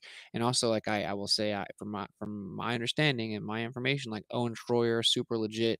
Harrison's also legit in that he just believes what he believes and says what he believes, whether we agree or disagree. I do personally think that's true, right? Like, I don't know about all the way up to Alex. I don't know all the specifics. I'm just saying, I think that sometimes we get a bit cynical and we don't think about it from the other perspective where, like, really it would discredit everything they've ever said to the mainstream, right? Like, if Alex Jones came out as a flat earther, dude, it would be blasted on every mainstream article overnight. And everyone would be like, oh, we knew he was crazy, blah, blah, blah. Not that that's an excuse. You should always speak the truth no matter what it is. But that's just my opinion, for whatever it's worth. Yeah, I feel like they're both of them know the like it is flat Earth, but also they did not expect you to just. They thought you were going to come on there and just talk blah blah blah, and not like you didn't know what the fuck you're talking about. But all of a sudden, you just came out there and just blew them away, and they're like, "Shit, this guy knows what the hell he's talking about." And then that's after the fact they tried to like play it off. Yeah, but I will say Alex Jones had a family issue, and so Harrison and the Chase guy, they sat in and hosted the Alex Jones slot, and they complimented me, right? And they said, I think that Chase said, I think you guys both did great. I think it's a testament to the professionalism of both people. I think it showed the mutual respect. I think it's a huge testament that you guys were able to keep it amicable without a moderator. I think that you guys definitely need to do a round two. People are super excited about it. I think we saw Witsit even tweet out like, yo, round two in studio. And so you guys are able to remain cool even though you disagree. And I think that's a huge step, et cetera, et cetera. And the fact they're publicly talking about it in person round two with the moderator and that they're kind of, even if it's just for public view, like the way they're talking about it on the mainstream slot there that they have, right? To me, Yeah, these are all major dubs for flat earth, right? Like you just got to get, like, we have to take it on the chin. We're never going to be given a fair shake. you It's just know what kind of the way Sacred it is. said there. Like I would love to see their reviews or their numbers before all this, and then after. I think Yeah, they're earning the trust of FE right now. Like their numbers are probably going up. I'm a little Yeah, worried that Harrison's digging his heels in. That's my only concern. Like he's like, because I think, like just like you were saying, he hasn't done enough research yet. Like honestly, right? like it was a good debate, like or a talk. I can't even say debate. It went pretty well, like on both sides. Nobody like disrespected Harrison. Like after the like all that, like we're like, okay, cool, whatever. It was going well, and then that post just really ruined his reputation for all that. I don't know which one it is. The transgender one? Yeah, Yeah. I get it. it's like But it's not even like Push the line with that one. He did kind of push the line with that one. even like the Flurf one where he's like sipping out of the cup and then he has his face on it. Like he and put a dude, lot he's of work into that. retweeting. He's retweet. Well, someone else did it, Joe B. But they're Oh, retweeting okay. the biggest anti-flat. The people that call anti-flat earthers are called call InfoWars crazy people, crackpots, nutcases. That's what's so crazy about this convo it pulls the worst out in people. Like, you're retweeting people that would say that you are insane and that anyone that watches InfoWars is a crazy person. They just want the clout. They need the numbers. They need it all up. Like And they, I don't think he quite realizes who he's retweeting, right? He just thought the meme was funny or whatever. yeah, But yeah. yeah. That's it for me, guys. Thanks, Wits. Yeah. Oh wait, and then last thing, like, you guys saw what happened with the poll, right?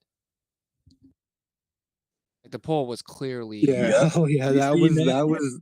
I went to bed and I was like, oh shit, we're winning. I woke up and I was like, what the fuck? Yeah, dude, because what I saw was that 10,000 votes, we were down like 61 to 39%. And I'm like, oh, it's a wrap. Because I'm like, these people aren't voting honestly. The question is who won the debate, quote unquote, not is the earth a flat or a globe, right? So I'm like, Yeah. whatever, this is a wash. But then someone started sending it to me later in the day, and there's like 43,000 votes, and we're up 55 to 45%. I'm like, whoa, this is crazy. And then out of the last 20,000 votes, 19,000 of them are globe Earth. Yeah, the globe earthers don't stay up this late. They're fucking tucked in bed and ready for their little office job.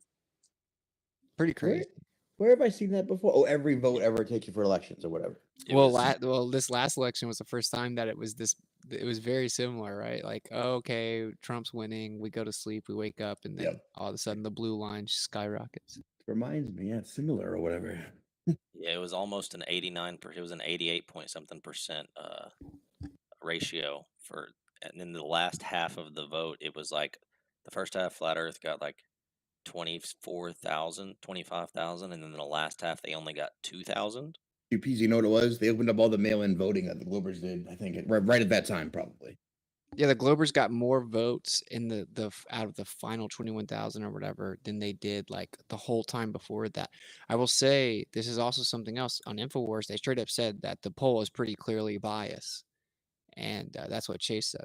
Now they're saying that Alex Jones tweeted it out, and then a bunch of InfoWars fans are just going to vote for the InfoWars guy, and that's what made it biased. But he did say, like, obviously that poll's not like actually scientific and it's pretty clearly biased. So, you got to give them props for like what they said publicly the next day was pretty ace in my opinion. Yeah, I definitely saw that coming. I saw InfoWars not losing that poll just because their platform won over us. They got all the Globe followers. They got people who may have seen the debate and got triggered. People were able to vote on it before they even saw the debate. So, yeah, not surprised. Yeah, I might be able to even find a tweet of a globe earther saying that they do bot the polls, and that's kind of unfortunate because flat earthers probably ain't gonna go out there and do something like that. Well, why would you need to do that, right? Like, if the Earth's a globe, why would you have to do something like that? Why would you care what the poll says? Their ego hurts them so bad that they can't afford to take a single L. Let's just call it like it is. Humbly, bro, it wasn't even a real debate, and there's a 0% chance that honest person can say that he quote unquote won the debate. Every point that I made, he said he literally my point, right? So I didn't see a single citation from him. I did commit a fallacy. I knew I was committing a fallacy when I did it, by the way. But I may have committed more than one, but one I know for sure I committed was like an anecdotal fallacy. I invoked the Air Force guy, right? But I don't have like actual physical empirical evidence of it or replication or anything like that. But I just wanted to throw that in the ether for the InfoWars crowd that there's like insiders in the military that come out and blow the whistle but have to remain anonymous that say that their experience proves that the Earth's flat. I knew that at that point we were far beyond like very specific debate format, and I just didn't care. I just threw that out there. But I mean, other than that, I can't really think of another one off the top of my head. I think that he used a lot of them. So, bro, his whole argument was anecdotally fallacious. Like everything he did was appeal to himself. Well, yeah, red herrings, affirming the consequent, reification, strawman fallacies, appeal to emotion, over and over appeal to emotion. Appeal to incredulity was the overarching fallacy that he did the entire time. And yeah, it was hard for me not to go into that mode where I just started chopping up the fallacies. But I don't know. Maybe I should have, right? I mean, hindsight, I guess. Well, I did put the tweet up top because it seems like it was Patrick Bet David. He tweeted out earlier today, who would you like to see on the podcast next? And these are one of the posts that we kind of need to get with in front of. And Yeah, I tweeted that one out, and then there was another one. The Hodge twins. They may both be long shots, but the point is that I think we should just always do this. We should always try, because if I get on just one of these really big ones, and Sam Tripoli is already starting to have people reach out to me. Someone else reached out to me after InfoWars. If I get on a big one, it'll get rid of the stigma. And if I can do good enough where it's like I make them laugh, we agree on lots of stuff, and if we can get rid of the social stigma, we win. We win the whole thing. And even if you don't get on the shows, it's great exposure every time, because it's like, oh, look at this comment below here with like 400 likes of all these people that want this guy to go on this podcast. Like, obviously, that's good exposure. Yeah, I think so. It's like I want people to know, like, my genuine belief is like this isn't really about me. And if we think someone else is like ready to go in there and handle themselves good, I will tweet it out and do that as well, right? I just do think that I can do a good job, right? I think that we should take some of the momentum that we have, but I think a lot of people are coming at me thinking that I'm like a sellout and all this weird stuff, and maybe it's just the anti-flat earthers, but I just think we have to kind of come together and use our numbers that we do have. Absolutely. Absolutely, man. As we don't really have like a community leader or like someone that, takes that role. And I think, moving forward with all the experience you have in it and what you already Uh-oh, is anyone demonstrated. talking? Yeah, sorry, probably think you're bugging out a little bit. Can you I guys hear vote for me? what's it. That's where you were going. Yeah, I vote. Yeah, that's the Facts. that's the This was TLDR definitely the on it. Glober's worst nightmare. Seeing this happen Right, took place. right. Alan talking. I'm gonna drop you and bring you back up. But yeah, unifying together, like, coming together on these tweets, like, it seems kind of stupid, like, oh, we're just retweeting stuff, but like, look at the power it has, like, it gets results. So yeah, I think if we keep doing that, definitely get out there more, because the whole point of this isn't to argue with people on Twitter who aren't trying to look for truth or understand anything. They're just trying to reply to everything we say and act like it's the most retarded, incomprehensible thing that you could ever say, so that when other people read it, we look dumb. Like, we need to elevate out of that, really, and I think this is how we do that, right? We just start focusing on our own stuff. Yo, Harmon, you're echoing, brother. Big Harmon in the building. Shout out to the homie. Yo, I gotta say, Alan's comments are always like the funniest too. Like one time, Alan just added the White House out of the blue, and then another one. He was like, "Hey, what's it on it?" Or I guess you could have someone else on if you wanted the show to not be interesting or whatever. It's like something like that. Like, yeah, Alan's hilarious. Oh yeah, and then I think Star we're gonna Talk. get to Star Talk, dude. Shout out to Neil deGrasse Tyson. We're gonna try and get you on with him and the boys. And Chris the comedian. Chris the comedian. Shout out to him. He's funny. Yeah, I think we're gonna get to. Can I just speak? And do I get in that way? I don't know how to do this. Yeah, give us 1 second. We're gonna get to Liliana first. She's been waiting a hot minute. So Okay. but we'll get you in a second, brother. All right, but yeah, I'm all wrapped up. That's what I wanted to say. That we should all come together as a cohesive unit and, function like this, because it's the only way we're gonna get anything done or get anything out instead of being stuck in a rut. Yeah, just trust. I didn't get it in InfoWars. It was all so chaotic. But dude, I'm gonna plug everyone, bro. You know what I'm saying? Like, if I ever get a big platform, you think I'm gonna turn my back on like FEF and EtherCause? Like, you guys should know better, right? Like, I'm gonna plug everybody. Well, So I they, one they of us said wins, that we all win. they said that you were going to choose the wrong model or whatever, and I got offended, so I didn't want to, or whatever. Yeah, when I say exposure, I just mean exposure for Flat Earth. I don't care who it is. You, Flat Earth, Dave, like, I'll go up there and take the ridicule from it or whatever, like, it's not like, like there's a double-edged sword with any of these platforms that you go on, obviously. But I mean, just it's exposure for the topic. That's the important thing. If someone's going and looking at your content or at, at Flat Earth Dave or anyone that's talking about this, it's just about getting people to start asking the questions. I would say not Oakley though. Can we not plug Oakley? That's just my request. honest. Yeah, yeah. I second that notion.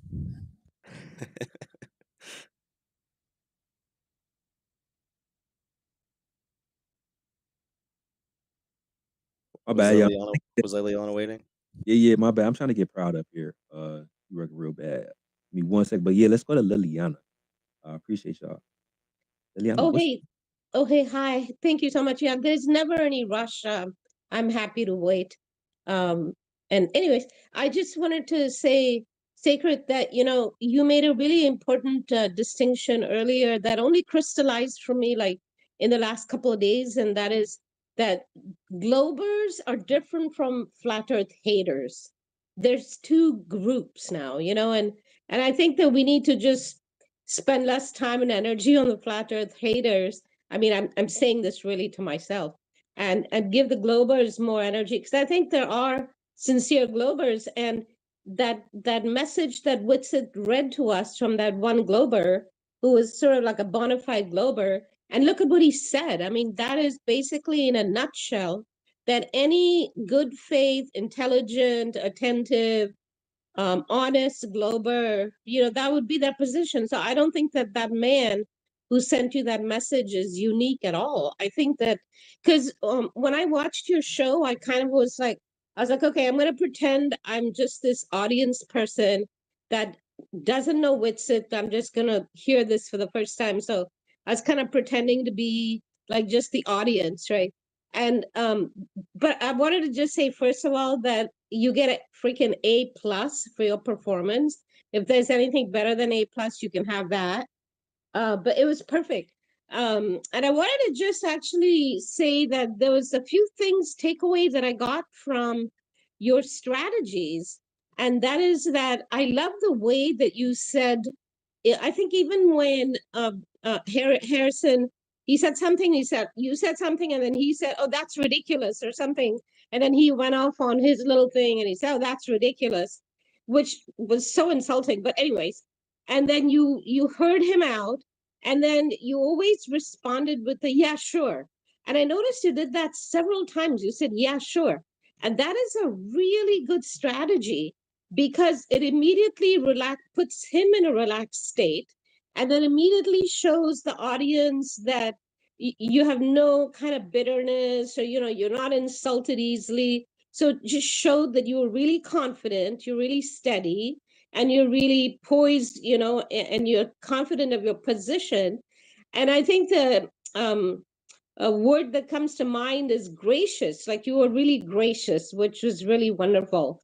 So, and I wanted to just go through a little bit of what I thought you did right, because I think there's a lot to learn for all of us.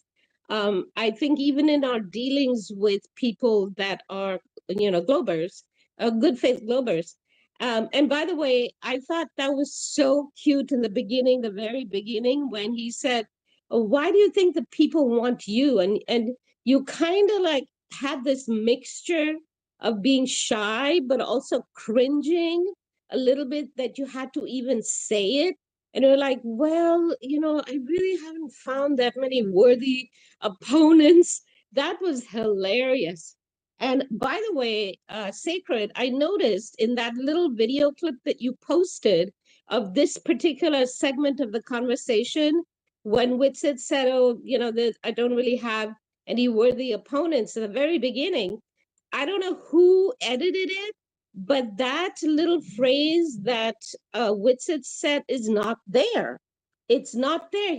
That word worthy is not there. I could have sworn that you said that, because it made such a big impression on me. But anyways, I thought that the fact that you showed very little emotion, but yet definitely not a robot, that was really great, because this subject doesn't really require emotion. I mean, we're talking about evidence, proof, about something very real, which is our physical world, right? So it didn't really require an emotion. And I think the audience could see that you were just very real, and you had, just like that fellow in your notes said, you brought all your notes and your diagrams and whatnot. You brought all your evidence and whatnot, and then his side was just like, and that's ridiculous, and So I think everyone saw through that for sure. And then also, I think the other thing is that I don't think that this panel, I call you guys the panel or the squad or whatever, but I don't think that you guys are ever going to find any worthy opponents. You know why? Because all the really smart globers who actually know the globe model well, guess what? They've become flat earthers. So, it's a sad state of affairs. And the other thing too I wanted to say is, I think that us calling ourselves flat earthers, I think it's causing some trouble because immediately people are demanding a model. I think that we somehow need to come up with some interesting word or name or something that basically means that we are debunking the globe model, or like we're debunking the curvature or the motions, or I don't know, that we have to come up with some kind of alternative for flat earth, because I think the most important thing, as I was telling you last time, is that we need to basically completely show people that the motion and the curvature are bunk. And that has to really be like the main mission, is once they have all the proof that there's no curve and there is no motion, well, then we can start talking about flat earth. Anyway, that's my feeling, so we do have to keep their feet to the fire for sure.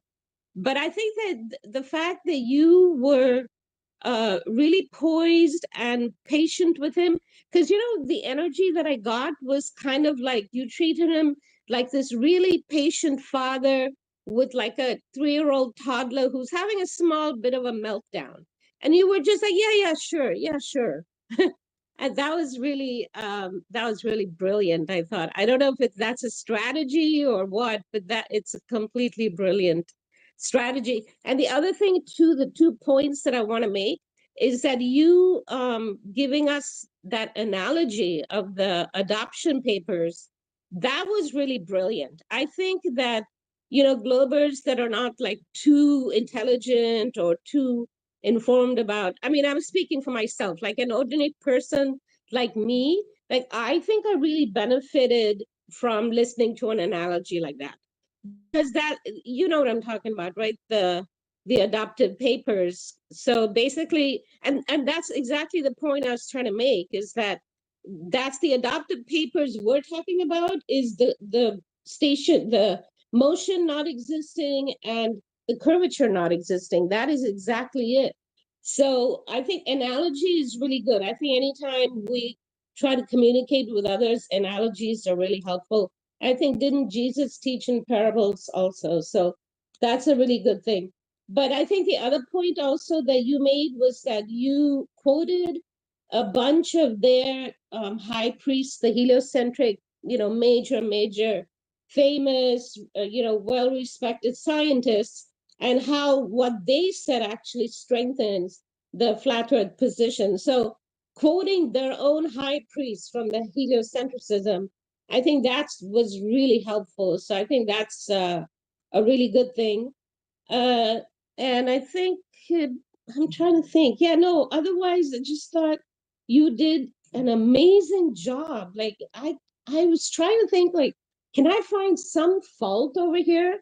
And I really couldn't. You balanced everything beautifully. Oh, yeah, that's the other thing that I like that you did, is that you rattled off some kind of a like scientific jargon, some kind of, and then you said, meaning, you said blah blah blah, meaning, and then you said it in layman's terms. I can't remember exactly what it was, but you did that a couple times, 2 or 3 times, I think, at least.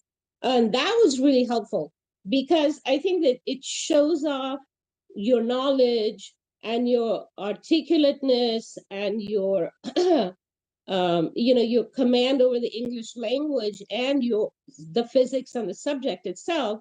But then you also translate it for the layman.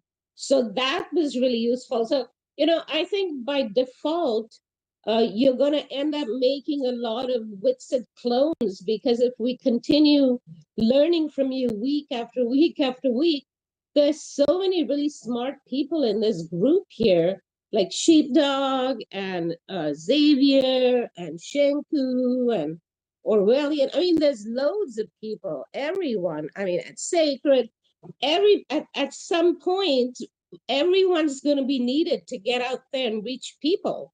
So I think that, I was sorry to go on such a long rant, but I just thought that it was really useful for all of us to really learn about what all the stuff that, I'm making note of, all the good points that, your strong points are, because I certainly am learning a lot from it. So thank you so much, Whitsit, for being our ambassador.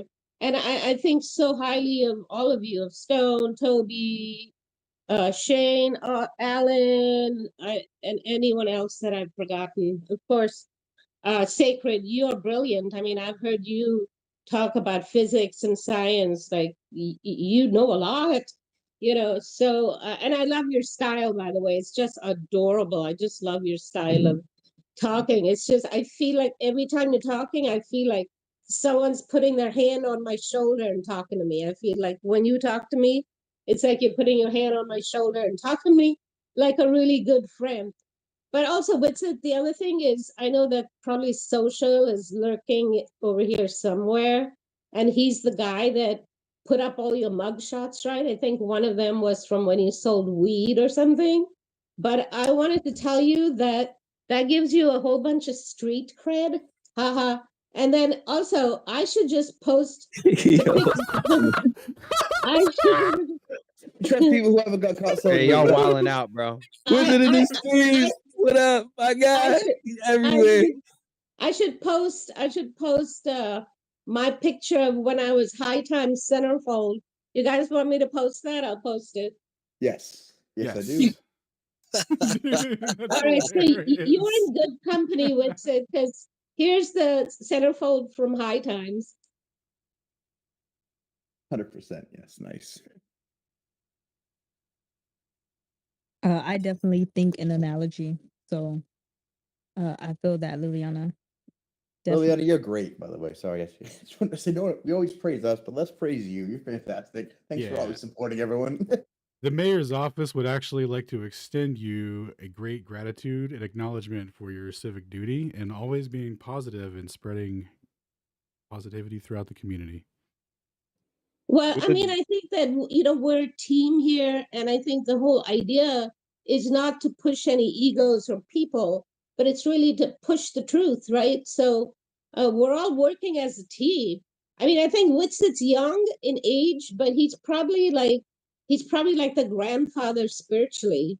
He's probably done like many, many lifetimes of this, So even though he's young in age, but anyways, I think that all of you, I can actually see like a documentary happening a year or two down the line, a really good documentary that is, I mean, because like Witzit was saying, right now our mission is to get the stigma out of the whole thing.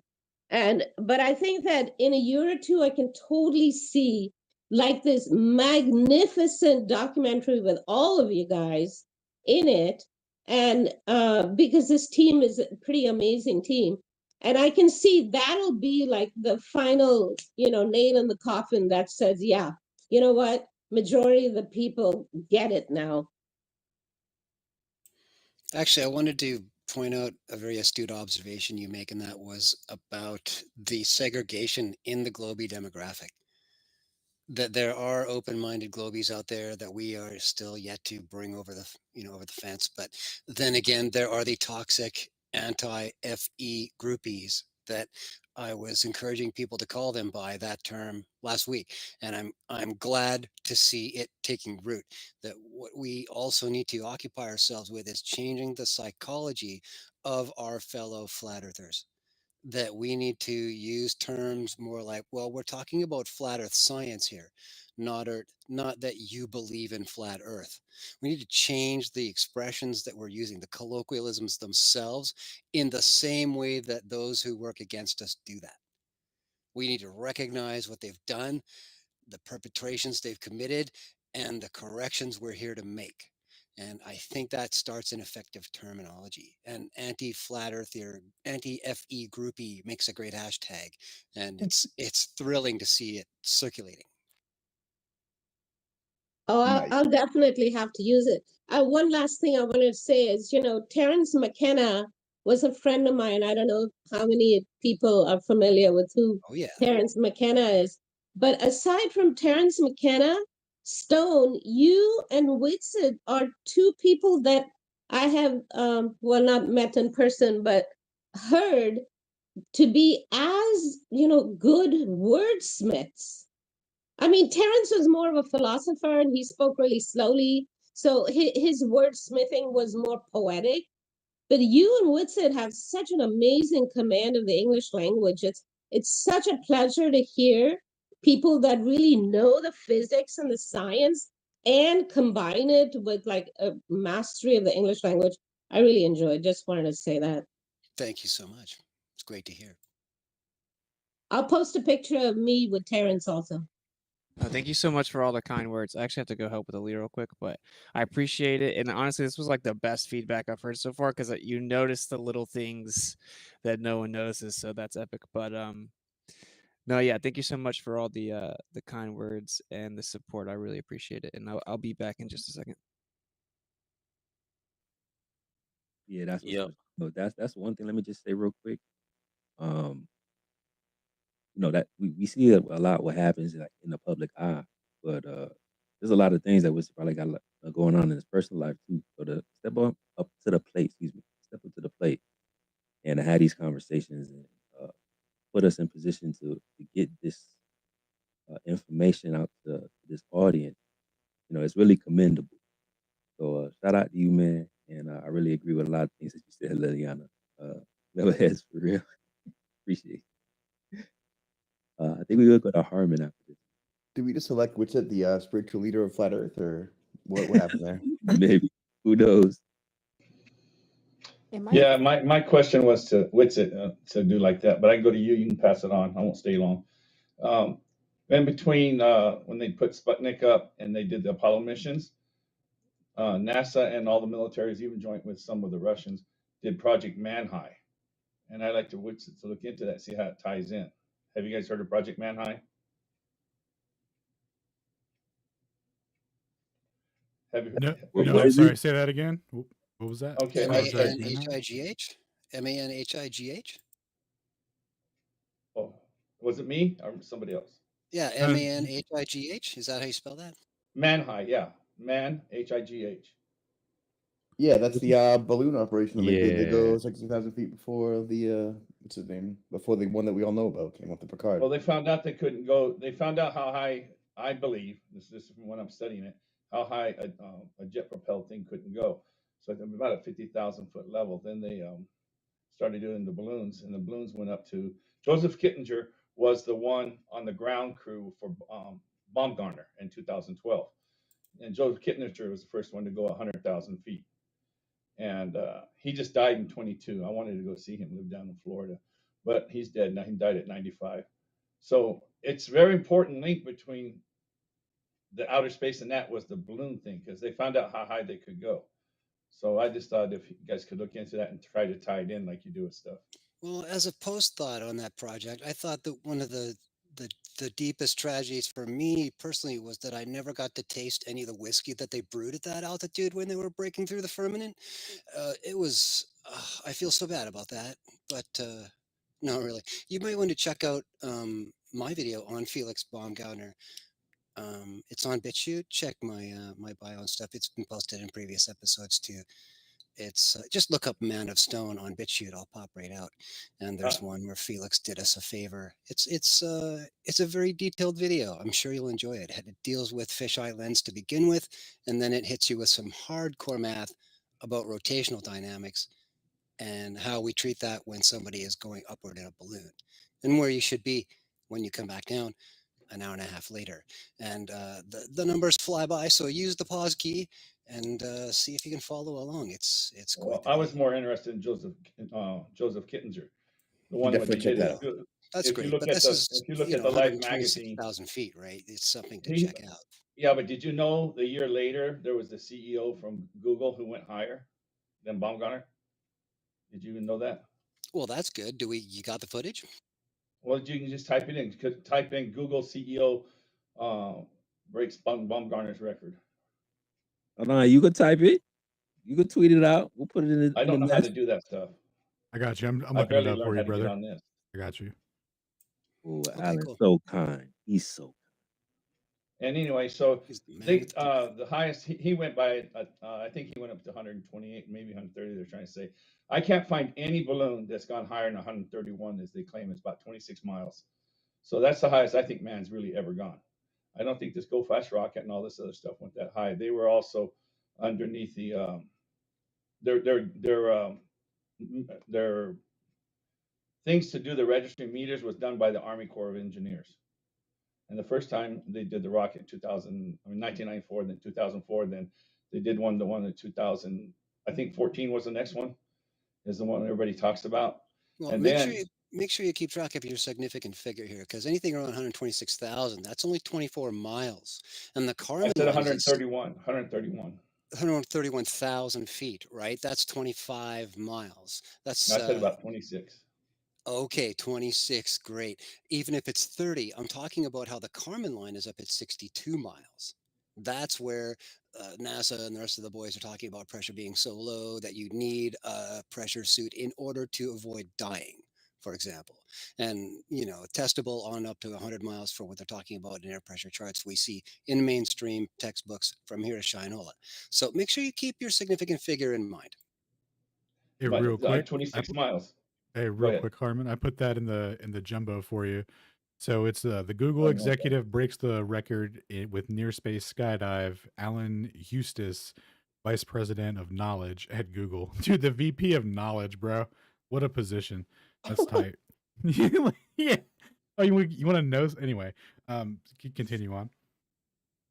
No, the 26 miles is about what it is. I'm keeping track of my numbers. If you want to believe that those rockets went that high, helicopter can't hover more than 10,000 feet because the air is too thin after that. They can fly higher than that, but they can't hover. And then you watching the jets and stuff. They try to fly. Then in Project Manhigh, they tried to drop a jet out of the bottom of a belly of another jet going about 45,000 feet. And when they dropped that one, it just spun out of control. There was a lot of stuff between 58 and 66 before they terminated the project. What was going on with Project Manhigh? I think that's when they found out, and that's when they did the Apollo stuff for sure. So if you look into Project Manhigh and follow everything in it, then that's where you get your numbers from. I'll follow it very closely. I'll use magnifying if you want.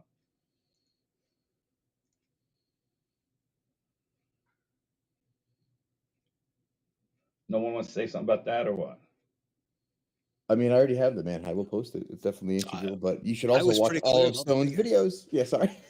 Yeah, quite. Thanks, man. No, I was pretty clear about the figure, dude. Yeah, 26 miles. No more higher than 26 miles. Uh-huh. So you think you think that Go Fast rocket went 72 miles in the air? Have you looked into it? I don't see why we wouldn't believe them about that. It's pretty credible. What are you Pico has pushing some off of? interesting thoughts about that. Where's Have you looked at the actual XLS, like the spreadsheet, the flight data? They put out their flight data. Did you look at it? And who put it out? And who's it under the guise of? You know what the rockets were for? The rockets were for NASA doing a civilian contest to see which one a rocket could go to space and return. They were trying to get the first reusable rocket to help their project with Elon Musk eventually. That's what the whole program was for. Well, that doesn't have anything to do with how high it went. Okay, It means how much let's they're just keep a credible for narrow their topic life. here. We'll be fine. No, I'm saying, well, it does. It ties into is NASA credible? You're going to take their words and their I don't think that's how we're going to establish it.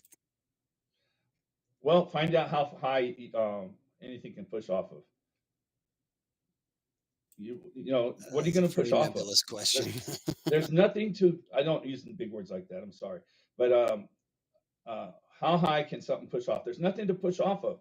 I think you're talking about rocketry in a vacuum now, aren't you? No, it must be a vacuum almost up there, about 60,000 feet, whatever it goes. The only thing we've got up there for proof to go up that high, and we can see, is a balloon. If I may. The irony. Yes, PTO. Yeah, so I mean, we do have amateur rocketry There's some universities that have done it. There's the Go Fast guys that did theirs. Now they didn't go super crazy high. Official claimed numbers of the highest one that's been sent amateur was 72 miles, I believe. Though when that was actually analyzed, the footage was analyzed, it really couldn't have been anything above above 50.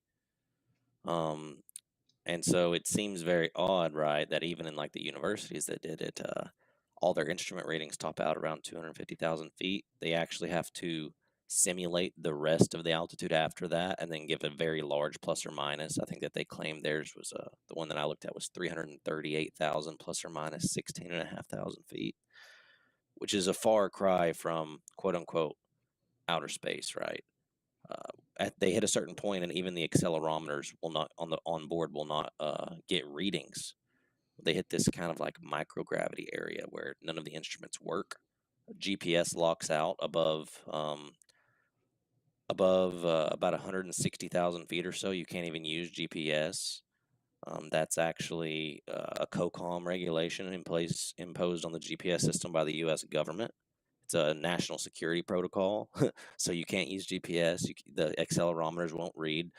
Barometers, altimeters don't work above 100,000 feet. There's no way to actually even tell where you are once you hit a certain altitude, man. It's and you want to talk about like vacuum and everything else in space. I mean, we don't know what's up there. That's the kind of the point, right? We don't know what's up there. They tell us there's a vacuum up there. That hasn't even been established.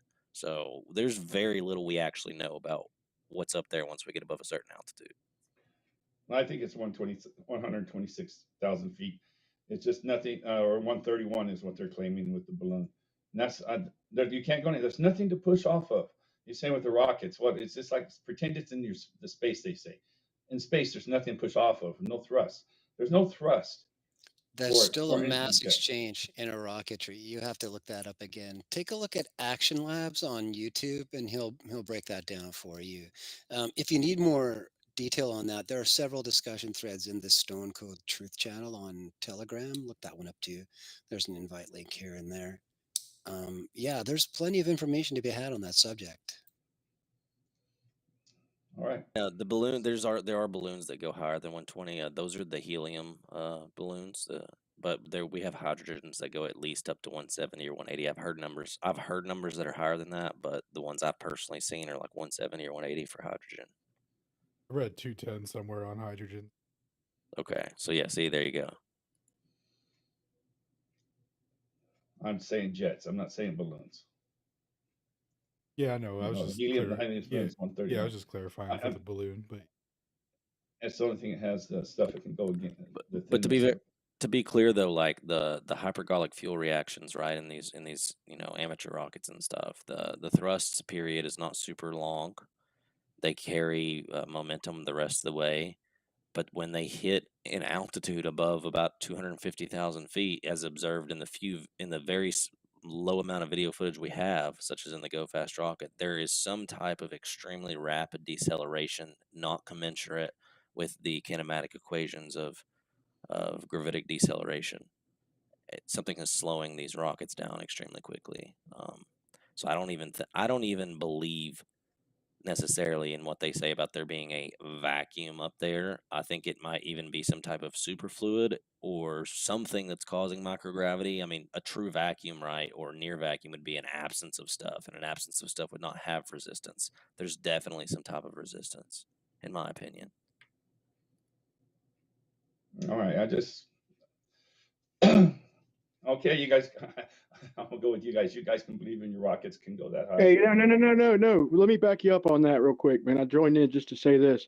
That Action Labs, man, we've debunked that. I'm gonna try and get a video posted because we watched it in slow-mo because I was convinced and I was like, I'll be damned, I'll be dipped in shit. Like, but then we slow-moed it and literally there's a delay and it's clear as day that joker doesn't move until the stream hits the hits the edge, and you'd never know until you put it in slow mo. But yeah, that was a hell of a nice try. They keep with these nice tries. Which joker are you talking about?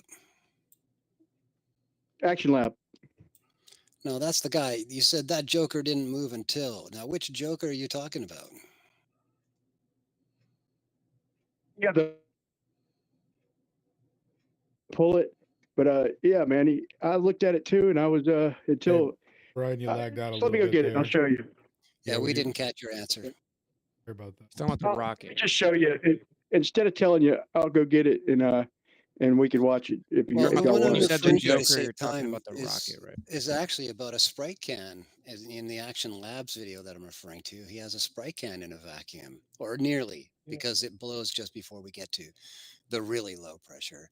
It's, you know, the point is that he zoomed in on the can, and it's all about the ratio between the mass of what's inside the can to the mass of the can. And that ratio is entirely different in a rocket. Careful what you claim, bro. Just wait until you see what I'm What? telling I'm you. talking about a simple ratio difference. That's not much of a claim. No, I mean you told that guy. You told him that it's mass ratio, like you with like it's just in the math, and I'm telling you, like, and just let me go get it. It's not in the math, it's in the video, and you can see it, and that's what you can actually calculate with math also if you feel like it. But the point is that there's a lot of mass inside the Sprite can compared to the mass of the can itself. And when it blows out the bottom or the top, off away axially, you actually see the can moving on the very first impulse, because that's Right, but really what this is what if about. there's It's gas about an that spits inertial out? impulse. It's What if not there's about what happens to the gas afterwards, because the gas is no longer really part of the craft. In fact, he what if says that when you're in a vacuum, it actually kind of helps decrease the quote drag of the rest of the that's effluent leaving the back of it, and it assists in a quicker inertial transfer moment. And it is the moment in the physics okay. that we're talking Hey, about. real That's quick, most sorry to interrupt. I put the thing up for What you if you're guys. wrong though? The And video. what I'm if he's giving you wrong? What if you're visual wrong? Just evidence. It's not about who's okay, wrong and man. I'm who's gonna go right. get mine too. I'm just All right, asking. all What right, if you're all right. wrong? And when he pops the can, it doesn't move until the vapor. See, that's you'll see But the it vapor does. trail out, and when the vapor hits the edge of the enclosure, then that's when it moves. So at least don't close your mind to anything yet, Stone, until I go get it. I posted this in the CT channel months ago, and there's been multiple discussion threads about this particular video. We've had a lot of detailed analysis of this, and what is irrefutable is that in the very first frame or two, when you see the fluid ejecting from the can, this is a matter of a lot of mass going out of the back, and it's moving the can. It's a simple inertial transfer. The point is that the ratio between the amount of mass coming out of the back of that can and the mass of the can, it's like there's about 3 times as much fluid as there is aluminum.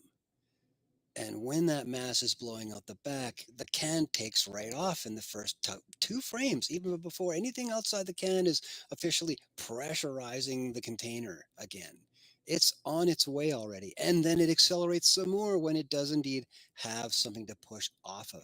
Take a close look at that, and that's exactly what you'll see. It's an inertial moment in the physics of what's going on in terms of a mass transfer. That it's all of a sudden it's stationary, and then all of a sudden it's not, because of what's being shot out the back.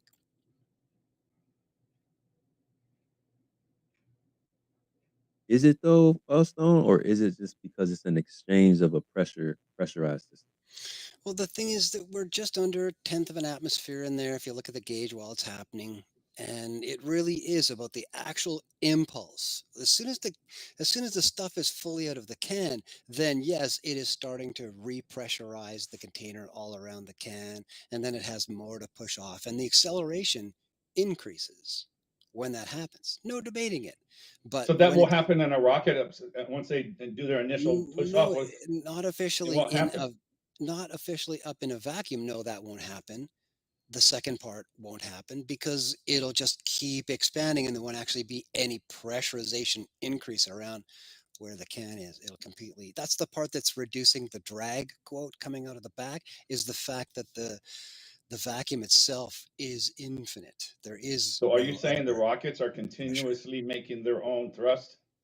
Their own physical moment from what they're firing out the back, ion thrusters inclusively, And less they so just keep pushing and keep pushing against nothing.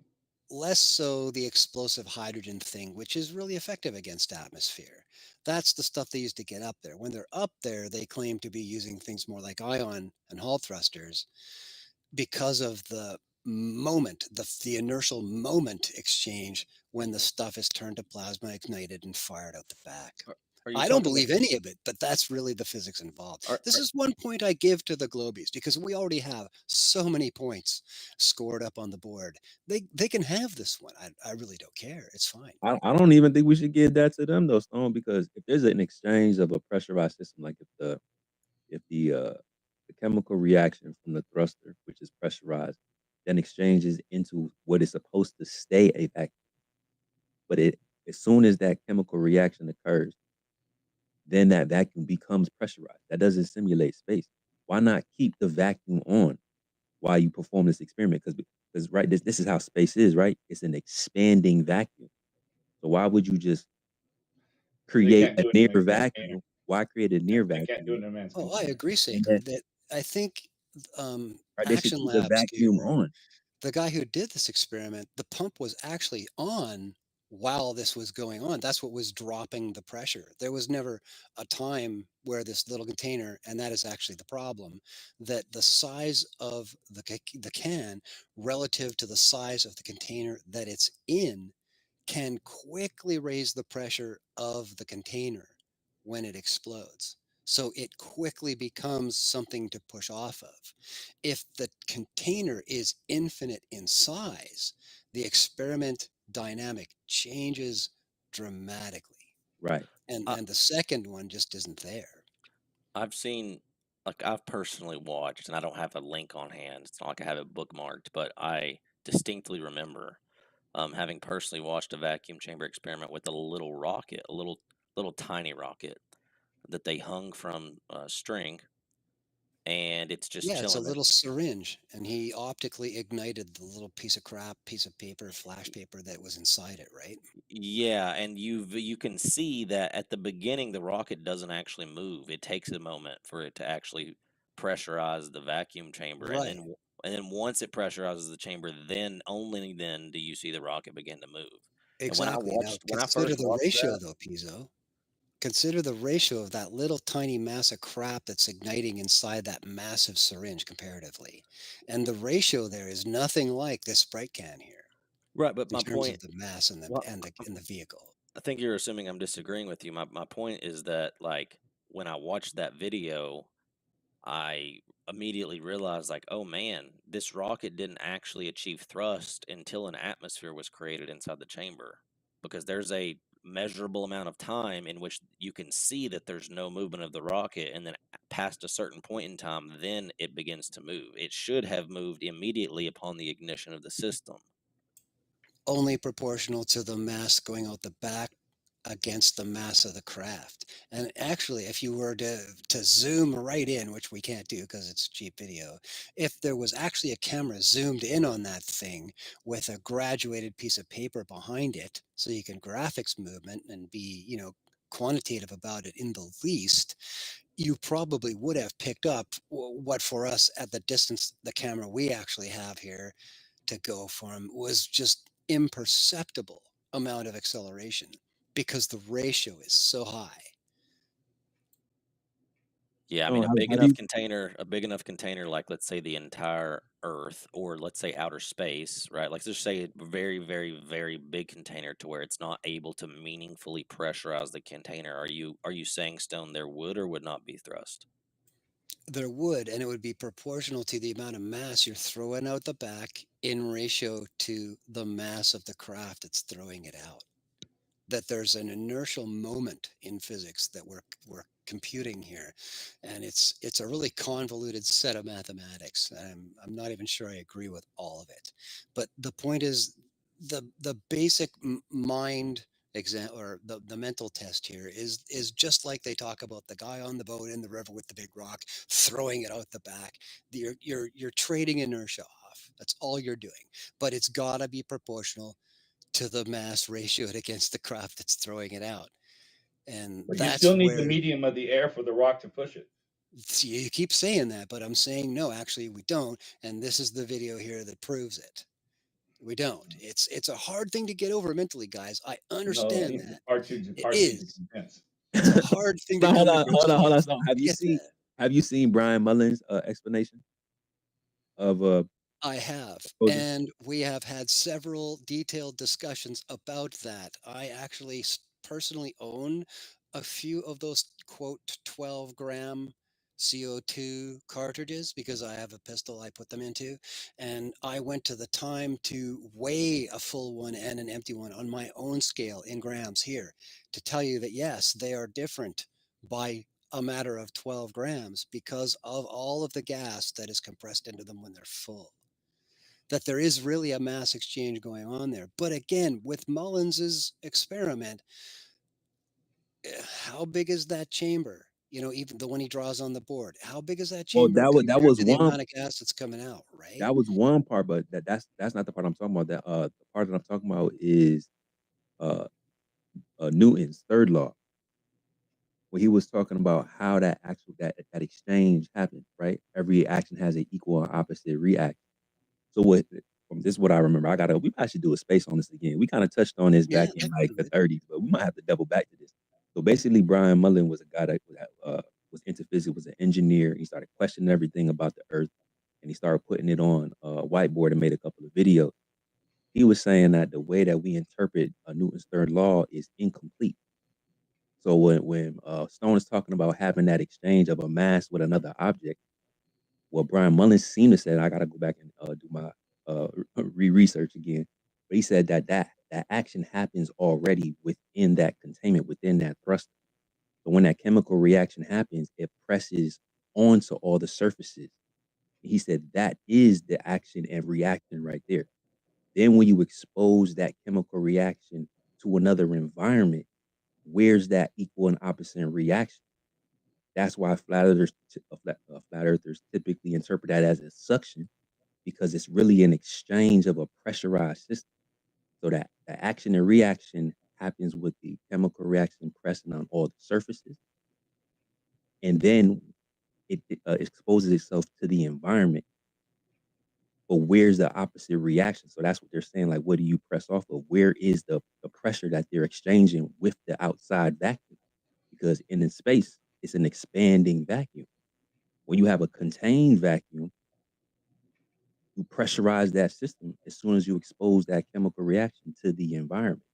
So he would say there's two parts of Newton's But he's third just law saying that we're not in. he's just saying it creates its own motion by pushing off its inside pressure of the container releasing. Precisely. That's how you I know had what you're pressure saying, to begin with, was inside the craft. Yes. and I've seen them try to say that's how they fly in space too, because they got it where it just creates off its own pressure.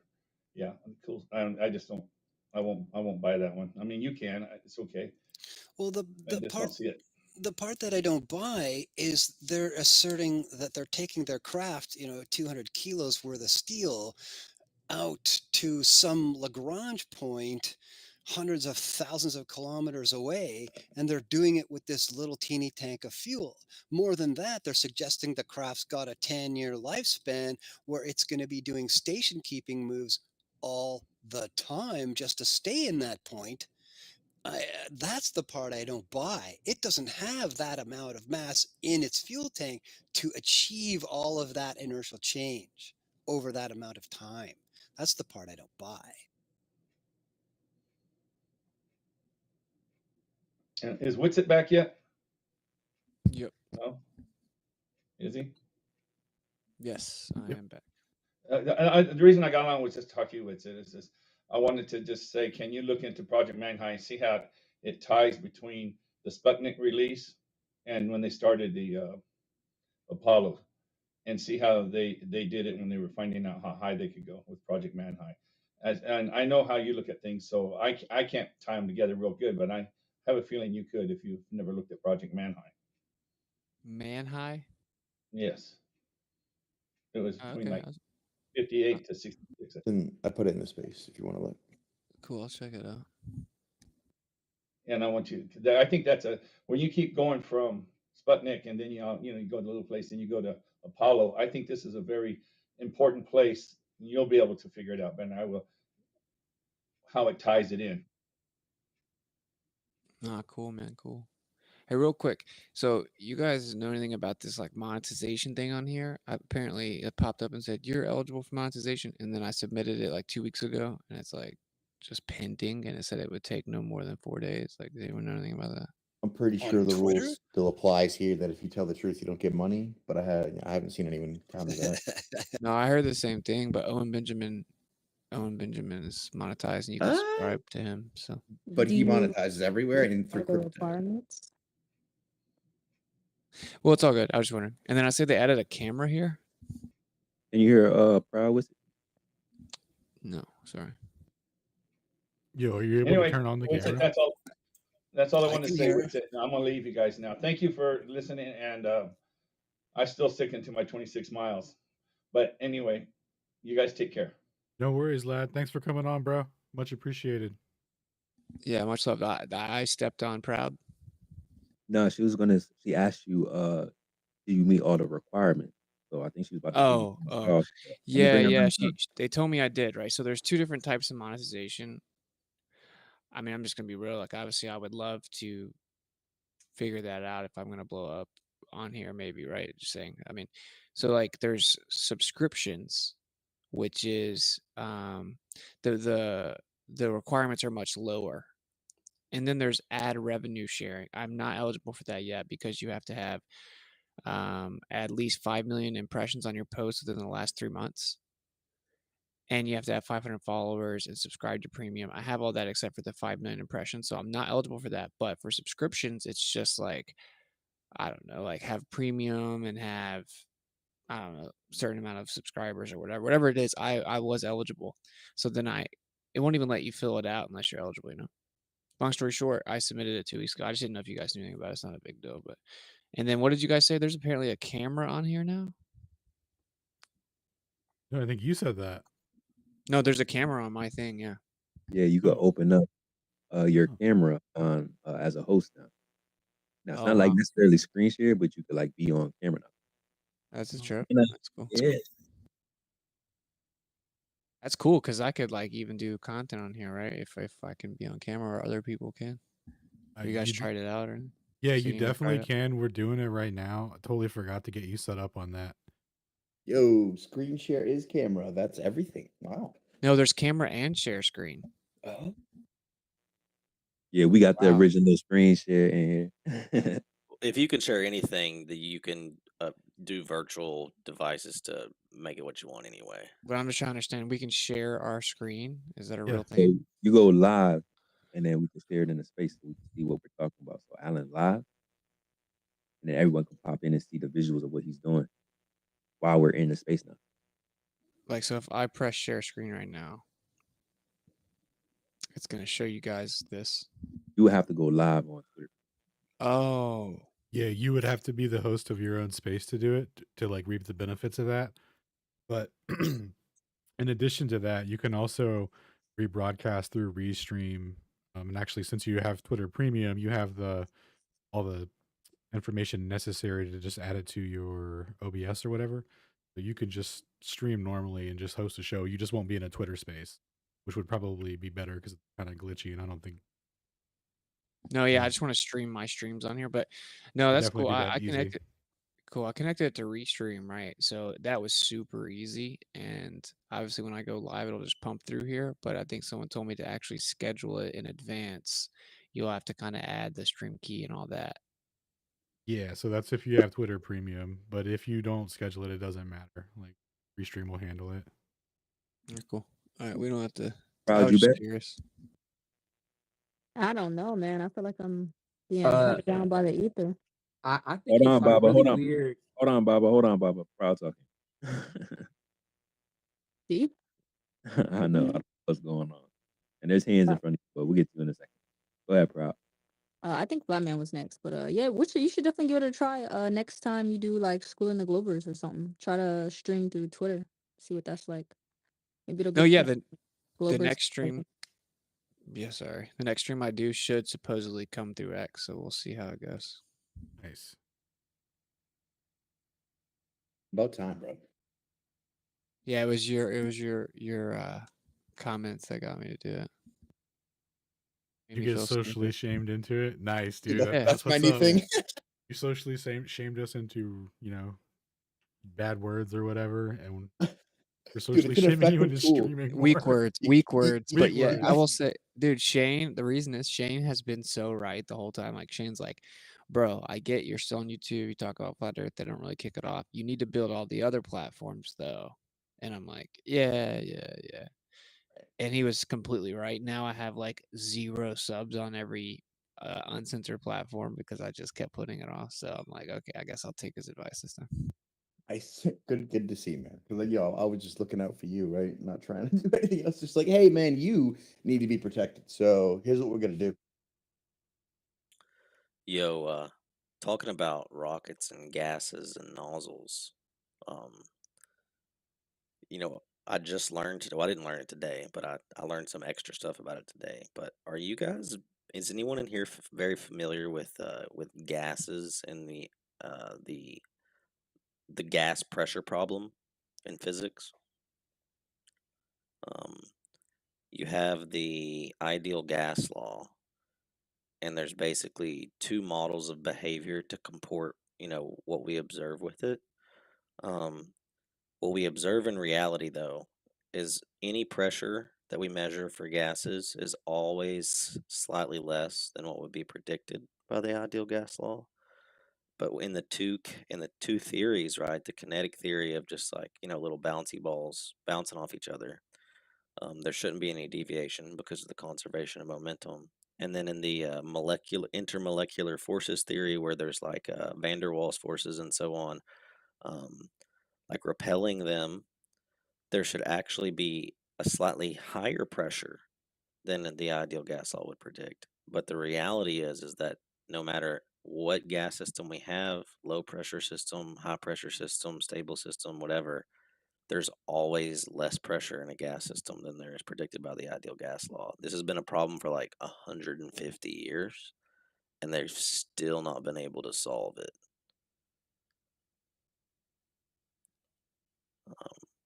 And I learned about it because of actually J.J. Thomson's paper on his treatise on the motion of vortex rings, where he like postulated that gases were actually made up of little vortices that interacted instead of little bouncy balls. And he does the math and shows that instead of the ideal function, it actually reduces to this integral that is ever so slightly less than that, and it actually matches reality. Pretty interesting.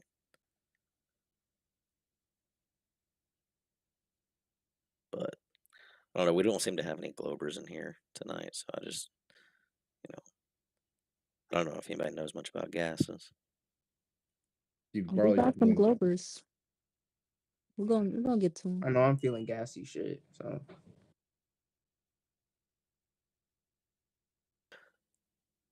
Yeah, I mean, if any Globers come in here and want to talk about gases, maybe we can talk about it later. But it usually goes the other way. Usually, like they ask a question and then you answer it. But I like this approach too. well, I mean, the very, very basic problem is like take a box, put some gas in it, put some more gas in it, pressurize it super, super, super pressurized so that all the individual molecules of the gas are extremely, extremely close to each other. They're forced really close to each other by all the pressure, so that in the atomic model, right, the electron clouds would get so close that they would nearly overlap, and because of their proximity, they would electrostatically repel each other, right, the negative charges. And so all the gas molecules would be repelling each other because they're being forced so close. So not only would you have the standard PV equals nRT, but you'd add on a little bit of pressure as well because of the electron clouds repelling each other. But that's not actually observed, like, at all. But it would be necessary in their model. So look, Piazza, we do got a Glober here. Shout out to 58 for pulling up. 58 ain't see you in a minute. Maybe Baba Swan. I don't know. Was you a Glober too? yeah, I am a Glober. Like Okay, hold on one second. So we got him too. But Flatman B was next. Let's hear from Flatman B. And then maybe we could double back on that because I think Hey, what's good, fam? Do I got sound? Yeah. Coming in loud and All clear. right, that's what's up. That's what's up. Yeah, man. No, I put my hand up a hot minute ago, maybe like 45 minutes ago. So we kind of like slid through a couple topics, but at the time there wasn't really nothing being said. So I was like, oh, I just wanted to hop in and be like, hey, sorry, you know what I'm saying? My phone and my internet were wilding out earlier. But basically just shout out to the Flatter family. Love you guys. You know, like you said, it had been a crazy week, man. So you know, Wits is tired, Shane, Alan, you know, all the flat earthers are tired, bro. Like all this media going on, and then us in the comment section and all the sharing and stuff. So that's it, man. Just I love you guys and carry on, man.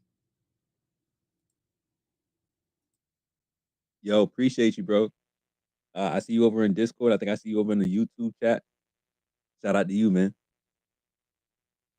Good to see you pulling Hey, up. 100 player. How you feel about Alan and Wiss's debate? Bro, they Quote murked unquote. it, bro. They murked that. Come on. I no doubt, man. Appreciate you. Was it 58 next or was it Baba? I'm sorry, y'all. I was trying to get proud of you. Yeah, it was swallow. Yeah, nah. I just wanted to talk about the whole monetization thing, like earlier, like you know what I'm saying. I know it's just, like just skipping that topic, but yeah, like I think it's like really weird, like, but at the same time, like it's very interesting to see like where they're going, and they're still tinkering with it though because like I had a request to join the space and it was asking for a request token for like the camera.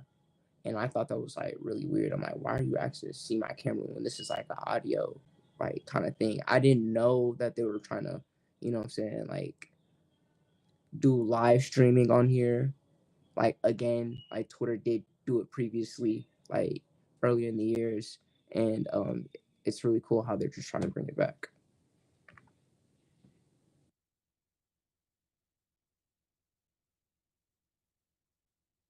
Oh, did they have that before? Yeah, they did. That's Like it cool. was like 2018, 2019. It was technically through Periscope where you could go live. You could still go live here on Twitter now. Yeah. But like they actually made a feature without Periscope because I didn't have a Periscope. I don't remember people talking about Periscope though. I do remember that. Yeah, I didn't have to make one either. I feel like Twitter just integrated it. But now there Yeah. is a feature where you could just go live and then turn your camera on. But you gotta choose it, like you gotta choose video as soon as you come into the space before you even go live. I don't think you could change it back after. So would you be able to join people's lives? Like I feel like that would be really interesting to see. I've never seen anybody but host on camera in one of those spaces. So I think it's only for the host. Okay. It'll be really interesting like to see like if they were to do something like Zoom, like where we're all like in a space and we have the ability to turn on our cameras. You know what I'm saying? Speak. Yeah, I'm down for that. Discord real quick. You said Discord. Damn near. Yeah. Oh yeah.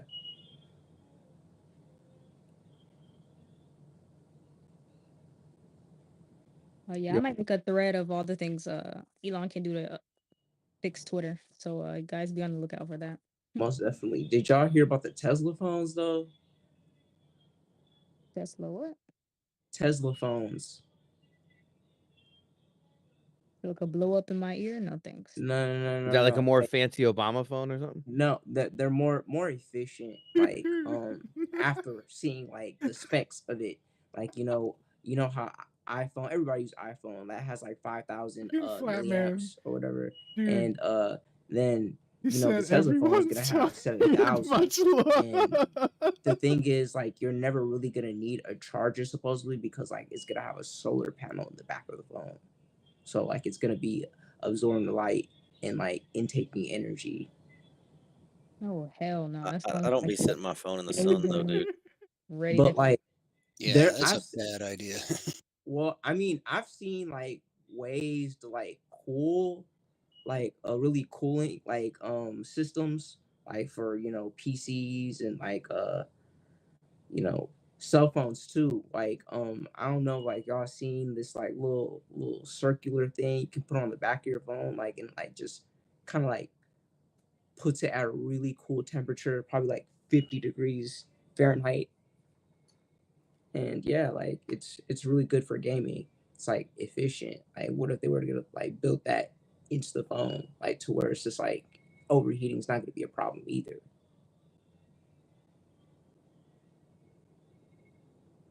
I would let the test dummies get it first, and I'll give it about a year and a half before I consider it.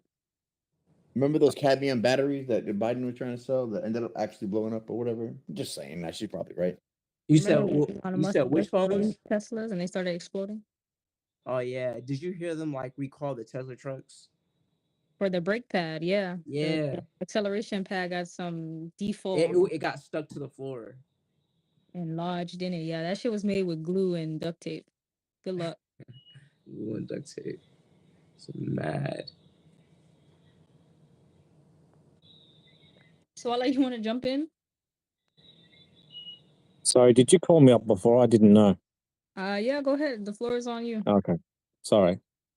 Well, before I wanted to talk about rockets in vacuum space, I just want to say that a solar panel on the back of a phone is nowhere near efficient enough to be any use. And plus, solar panels run DC power, whereas most of your phones charge on AC power. So you would need some inverter on the inside of your phone. So it's actually worse. I would say it's worse to put the solar panel on the back of a phone than it actually is to just simply take all the hardware out.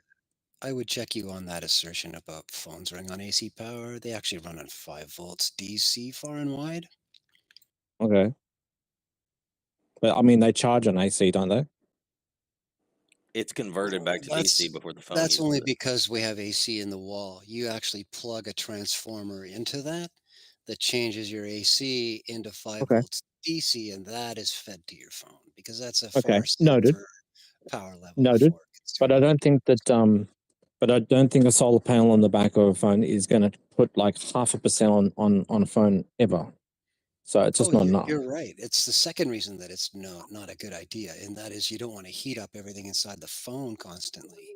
That Yeah, when you've exactly. got silicon-based technology on a motherboard like that, especially with microcircuitry, tolerances mean everything. So if you're physically expanding the size of everything on that board every time you put it out in the sun, and then you throw it in your pocket or you take it inside at night and it cools it back down, picture that from the point of view of an inanimate object like the motherboard itself. That's like being infinitely quickly slapped with a pressure gradient over and over Yeah. and over and over in one instant. You know what I mean? And Yeah, and heat's no good for a battery either. nothing good is ever going to happen in that scenario with electronics. That's right. Anyway, so the so what I wanted to talk about before was the fact that I'm talking. So I'm talking. Over there. This is always the problem. When I want to talk, I can't talk. So when the energy comes out of the back of the rocket, right, the moment of release is right at the actual point. Sorry. Yeah, hold on one second. I can't do it. The interface is bugged for me. I can't actually even see who's talking right now. So, but please, everyone who has a mic, please mute up real quick while he's talking, please. Appreciate it. Thank you. Sorry, go ahead and try to continue. I think that's his background. I think is yeah, I think it's his on mic. daddy duties. Oh, that's your background then, brother. Might want to check that real quick and then hit us back. It's definitely his background. Yeah. Didn't I see you talking reckless about the debate though? Yep. And he's all up here on mic without that energy on his chest. Huh.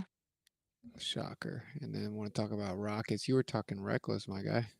Oh, you know you already tapped him up, right? This is I don't do physics like you when you asked him. Oh yeah. Kinematics, right? I'm more of a chemist. Weren't you the one pushing the whole Witsit admitted gravity was a real thing? Haha, I can't remember. I get you all mixed up. I just know you were talking reckless. I don't remember your name. No, like Not you, Baba. I'm about to say, like, I'm like, when did I say that? No, it's this Swallow guy.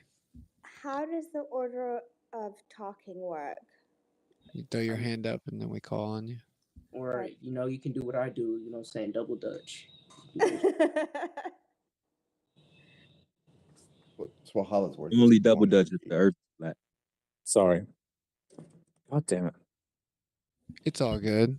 Hey man, I'm just moving and grooving. Yeah, this is why I can't come on these spaces and I can't talk for anyone because I'm always getting interrupted exact time I want to talk. Daddy duties, man. Gotta pull out, bro. Gotta pull out 58. Go ahead, man. Well, that's why I don't turn up. That's why you don't see me, man. Because every single time I come on here, someone wants to debate me, and then I get harassed and get balls kicked at me, and throwing frisbees and stuff. So I just can't do it. Word, yeah. Hey, weren't you talking reckless on the timeline about the debate? Who? You were talking reckless. I saw you talking reckless. I don't know who's talking. 58. Did you see the debate with what's it on InfoWars? Yeah, it was ridiculous. It was Go amazing. ahead. Talk about it. What was your interpretation? No, I don't want to. I had a topic I was going to talk about. Excuse me. So the other guy before, about 20 minutes ago, he was talking about being in a vacuum and having a rocket, right? And so the moment the energy comes out the back of the rocket that's the moment where the actual transfer of speed comes from. 58. What? We'll talk about that. That was ridiculous. But the top right here I says, agree with him. The top says debate season recap. So you said Yeah, I know, but someone else was. Look, I put my hand up because someone was talking about rockets in a vacuum, so that's what I'm talking about. Okay, we'll let you go ahead and talk about that. But if you were on the timeline giving your opinion, we want you to also give your opinion on the mic. I'm gonna go check your tweets while you go ahead and address. Well, I think all these debates should stop because you're just brainwashing people into absolute nonsense. So you want to talk about flat Earth is nonsense. So you want to talk about? So stop debates. It's just a waste of time, bro. See, What do you that's the want type to of talk stuff he about? was saying? Yeah. Well, you want my opinion. I'm telling you my opinion.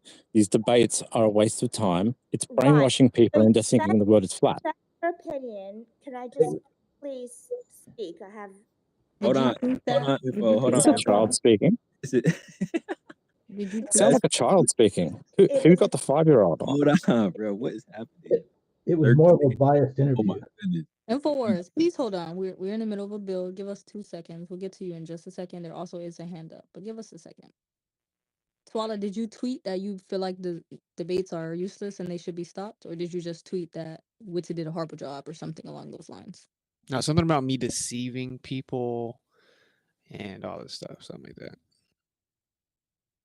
See, that's ironic because while you had a chance to debunk Witsit and destroy him in all his years of flat Earth, and you failed at that. So, who would be a better opponent for Witsit in your opinion? Since you can't do it, Joe couldn't do it.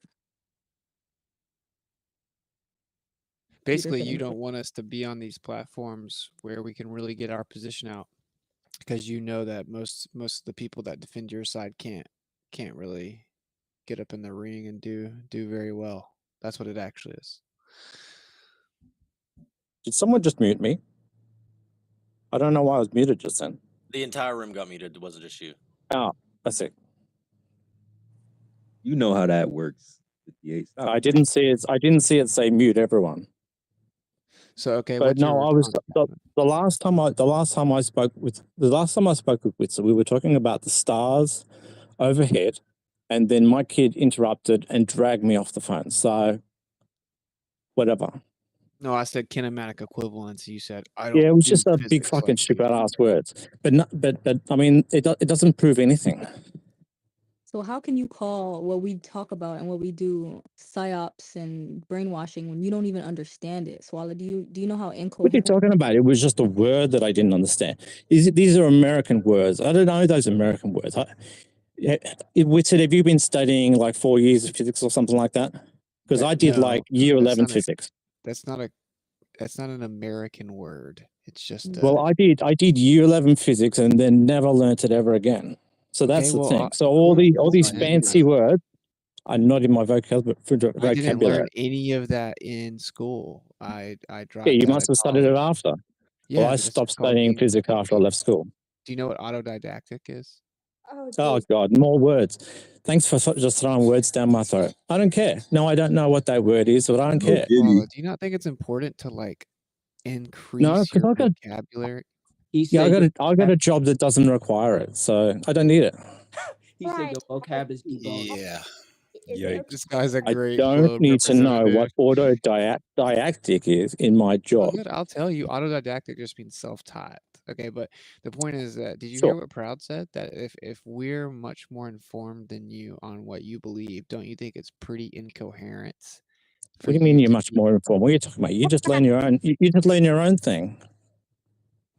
You guys are just learning your garbage. It's just pure and utter garbage, and you're I'm just like asking, shoveling it down other people's throats. take it down a notch. No one's shoving anything down anyone's throats, dude. Yeah, you are.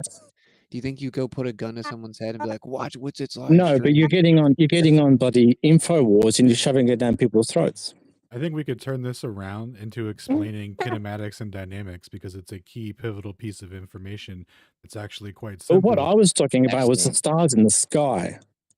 Doesn't really matter. Yeah, well, The stars are in the sky because that's where they're located. Let me pre-dunk Alan here. I don't know. Alan probably doesn't remember. I'm gonna pre-dunk him. So he was talking about how we know the Earth moves around the sun because of the change in the stars over the course of the year. And I then tried to explain to him the kinematic equivalence. Alan, maybe he can comprehend. You lay it out for him. Doubt it, but. Well, how does so how on a flat Earth with a dome over your head, right, and your kinematic equivalence, right? How does the stars change from the nighttime from one particular season to the next? Don't worry, Alan's gonna help you. I didn't pre-dunk you, man. Thank you. Alan's gonna Do help it. you. Yeah, so the skies move in the move in the sky, right? Now, what you're saying is that because they're moving, the Earth must be moving. We must be a globe or something. The seasons must be due to the Earth's motion and all that, right? Now, that's all based off of what's called kinematics. Kinematics means measurement. All that entails is how simple things like regarding motion specifically, right? So, in regarding things in the sky, right? All you can tell about something in the sky, how fast it's moving, and how long it takes for it to complete a circuit. So all the math that describes the distances and the proportionalities of it all comes from proportional mathematics, assuming constants, and then just the periodicity of the event, which gives them their velocities, right? So that's what everything is based off of. So when you say, well, this thing moves in the sky, therefore XYZ, well, that's kinematics, that's measurements, right? So you can therefore then say, you could propose the model of heliocentrism, where you can't tell who's moving, blah, blah, blah, right? Because it's all kinematics. Now, when you get into dynamics, right, the actual causal mechanisms of things, why they're moving, right? So they've put forward that it's mass attracting mass, and that comes with specific stipulations, right? So that mass attracting mass is going to produce a velocity, right? Now before we even get into interferometry, right? Let's take it back to the Hubble telescope. Okay, wait. You've moved two tangents. Can you stop? 1 second. Nope. When am I going to be able to start talking? Because you've just tangented twice. In a minute. So we take it back to the Hubble telescope before we even get into interferometry, right? We have guys looking up at the sky, coming up with ratios about the Earth, right? So we have James Bradley doing stellar aberrations. He gets his ratio for the speed of light. Everyone's like, oh my God, that's a really good kinematic proof of heliocentrism because the ratio is 30 kilometers a second based off of the angle, right? So when they actually went to do an experiment and introduce independent variables and all that, to actually determine which is moving, the Earth or the sky, they just filled a telescope with water. And if the starlight, or if the Earth was in motion, then you would have to tilt the telescope further, right? You don't have to do that. So the whole explanation for everything in the sky and why it moves doesn't involve the Earth moving at all. It's all kinematics. It's all measurements based off of constants that are proportionalities. No. Yes, it does. Yo, and let me make it really simple for you because I tried to do that the last time we talked. Oh. It's really simple. Wait. Yeah, go on, whatever. I'm going to toss you the ball, but I'm running through really simple terms so you have no excuse, right?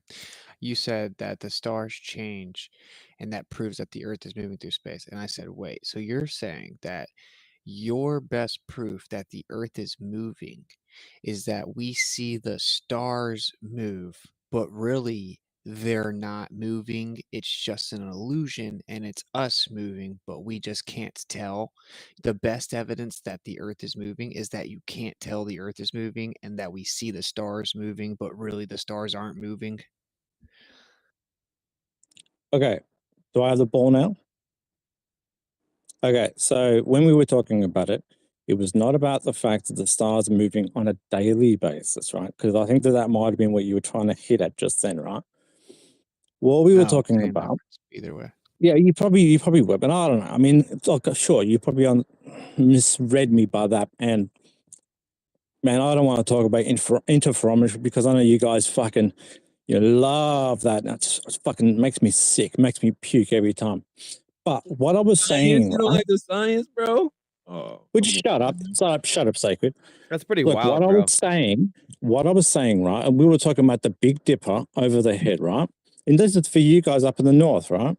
So the Big Dipper is in a different position every season. This is not a daily thing. This is a seasonal thing, right? Now, sure, you can use the word kinematics. It's just a word to explain it. Just like the way gravity explains something that falls. It's just a word, right? But I am yet to actually hear how you guys explain why the Big Dipper would be in one quarter during spring, and then it would move to another quarter during winter, and then another quarter during summer, and then another quarter during whatever the last one, summer or winter or whatever one I've forgotten already. Yeah, see, What's your explanation? this is the major problem. Please give me an explanation for that. Yeah, listen, this is the major problem, right? We literally just answered that, and you No, you didn't didn't. You gave me a word saying it had something to do with kinematics, but you haven't explained why they're in the position where they're in. Different because rotational speeds. it just cycles throughout the year. It has a cycle that progresses and starts back where it ends back where it started. That's it. Then what we Okay. did. Well, can I give you a globe perspective on this?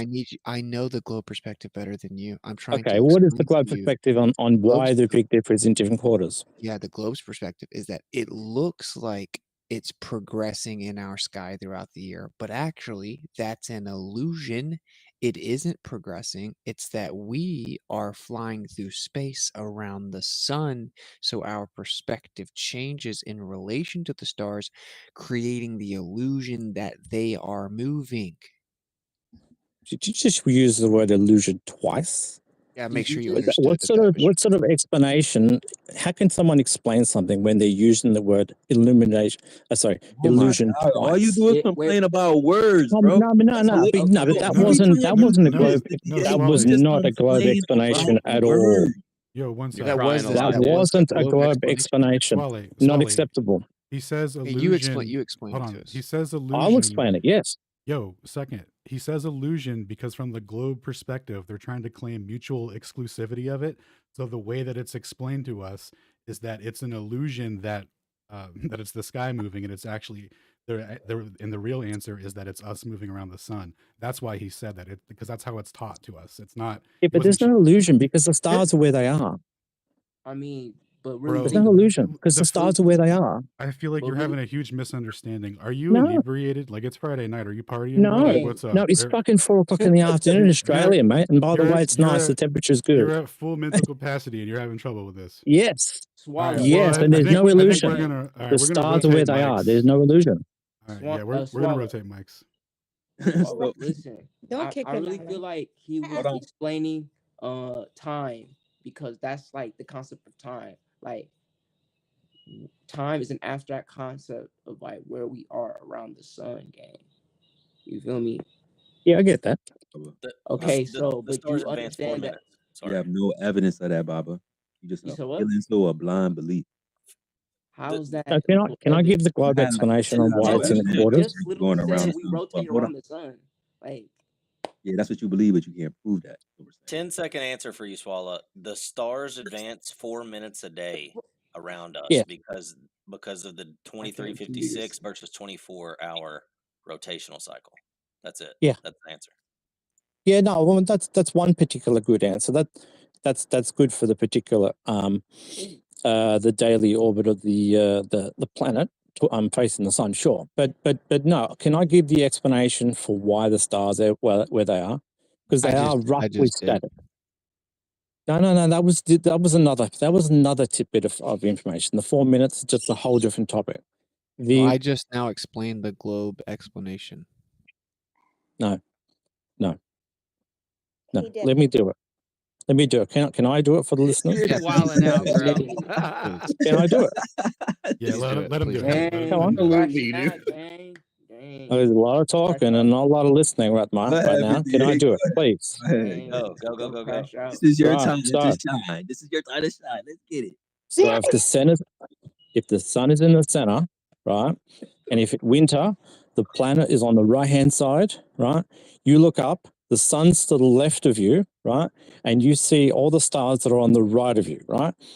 The planet goes around to the opposite side for winter, right? The sun is on the right, the night is on the left. You look up, you see the left side of the stars. So much easier than what you were talking about before with illusions and all this bullshit. No. Okay, I just explained that, only I'm making the actual point, which is, from your perspective, it looks like the stars rotate every day, and it looks like throughout the year it starts to progress, right? It looks like the stars are moving. Yeah, it moves But- every day, and it does progress a little bit each time. Yeah, We see the stars move. Your belief is that it looks like the stars are moving, but that's an illusion. It's actually us that's moving, making it appear like the stars are moving. That's the illusion. How do you not From understand our this? perspective.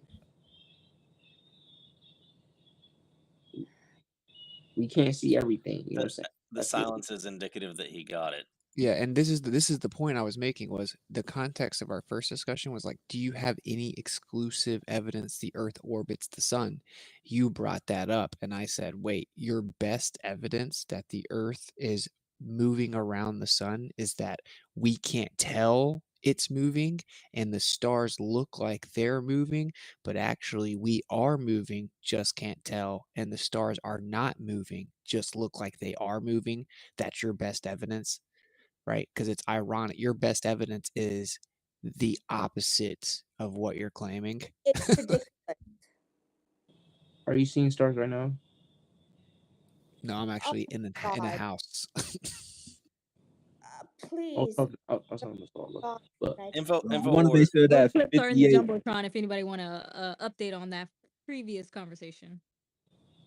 yeah, for real, about you got it there. the sun.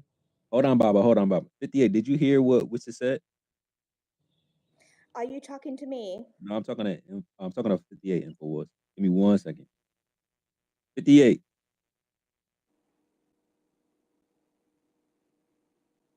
This guy. So you wasn't even listening. He's gonna come back and he's gonna repeat everything the same thing because he's not listening. Sorry, did you mute everyone again? No one's muted, bro. You don't hear everybody else talking. I became muted.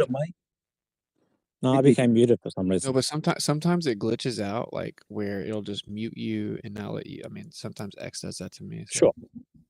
Only Sure. 58. Did you hear what Witcher said? Yes, I heard what he said before a few people interrupted, but I have already forgotten already. Say it again. What was that Dude, last? okay, bro. There was a lot of shouting before. I've already forgotten it. We're gonna let Witcher say what he said. We're gonna let 58 respond. If you interrupt, I'm gonna have to take your mic. We do have requests, so please be patient. We want to make sure that 58 get this, so we don't get clipped up looking crazy talking on a timeline about things he don't understand. 58. Yeah. Wait, go ahead with it. This is the last time though. So when we first talked, the question I had asked you was, do you have any exclusive evidence that the Earth is orbiting around the sun? Or is it just a blind belief that you have? That was my question. And then you said, yeah. And you brought up that the Big Dipper changes its position throughout the year. And I explained to you, okay, so what you're saying is your best evidence that the Earth is moving around the sun is that we can't actually detect that we're moving, but we see the stars are moving, and actually it's the opposite, that the stars are not moving and we are moving. So you're saying that your best evidence that the Earth is moving is the observation of the exact opposite.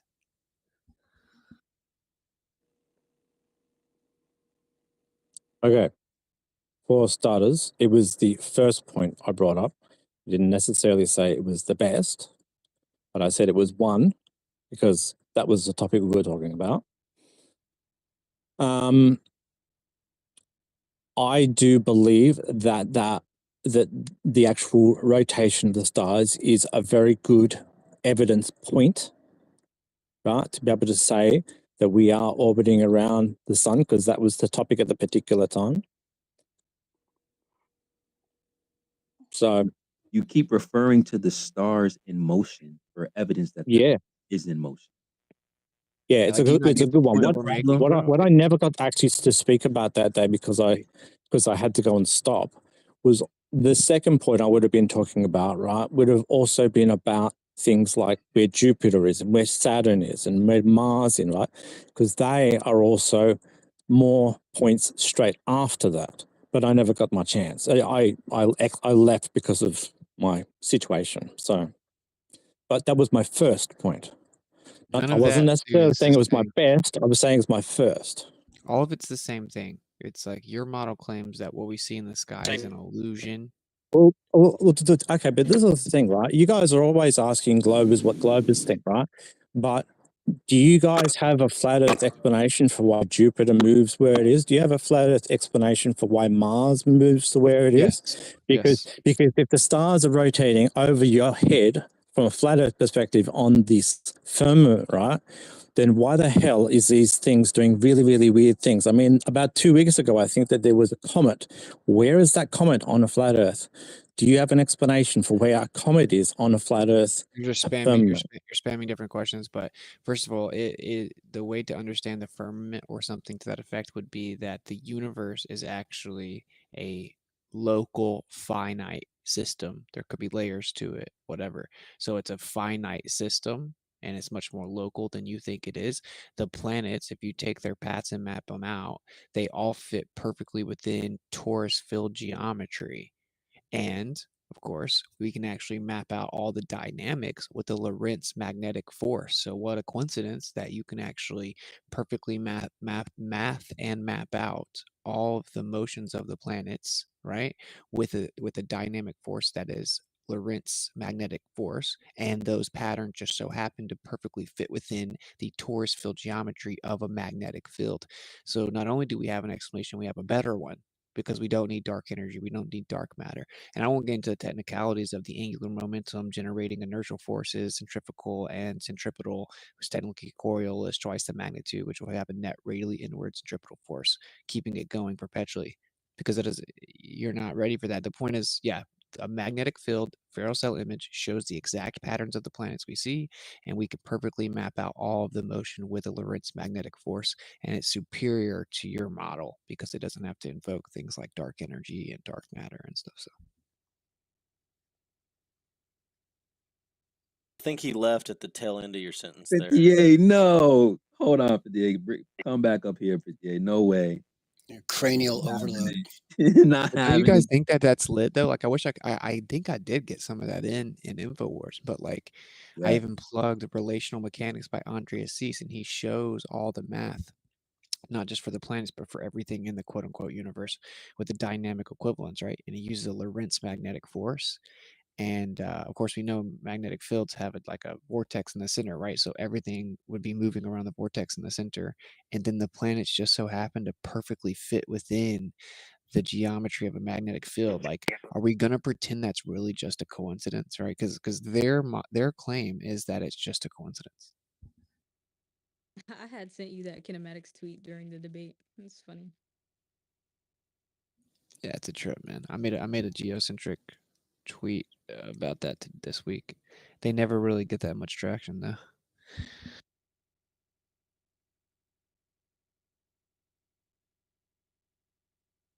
Real fast while it's quiet. Alan, did you see where I found that video that actually illustrates the kinematic equivalence of retrograde?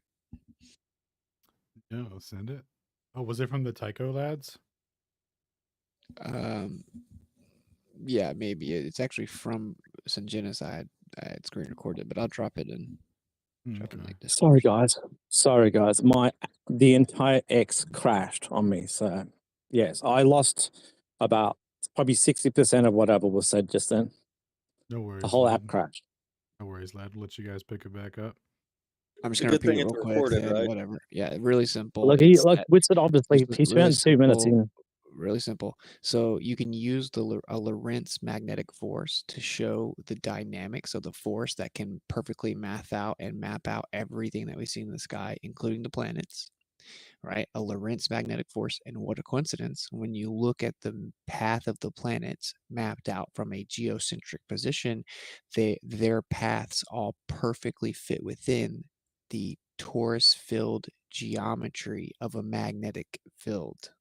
So not only do we have an explanation, it's superior to yours because we do not need dark matter and dark energy and all this other nonsense about how space and time bend and warp and create illusions. Is this that flower of life talk that you mentioned the other day? Yeah. It is. Yeah. So all the planets do these wiggly things all through the sky.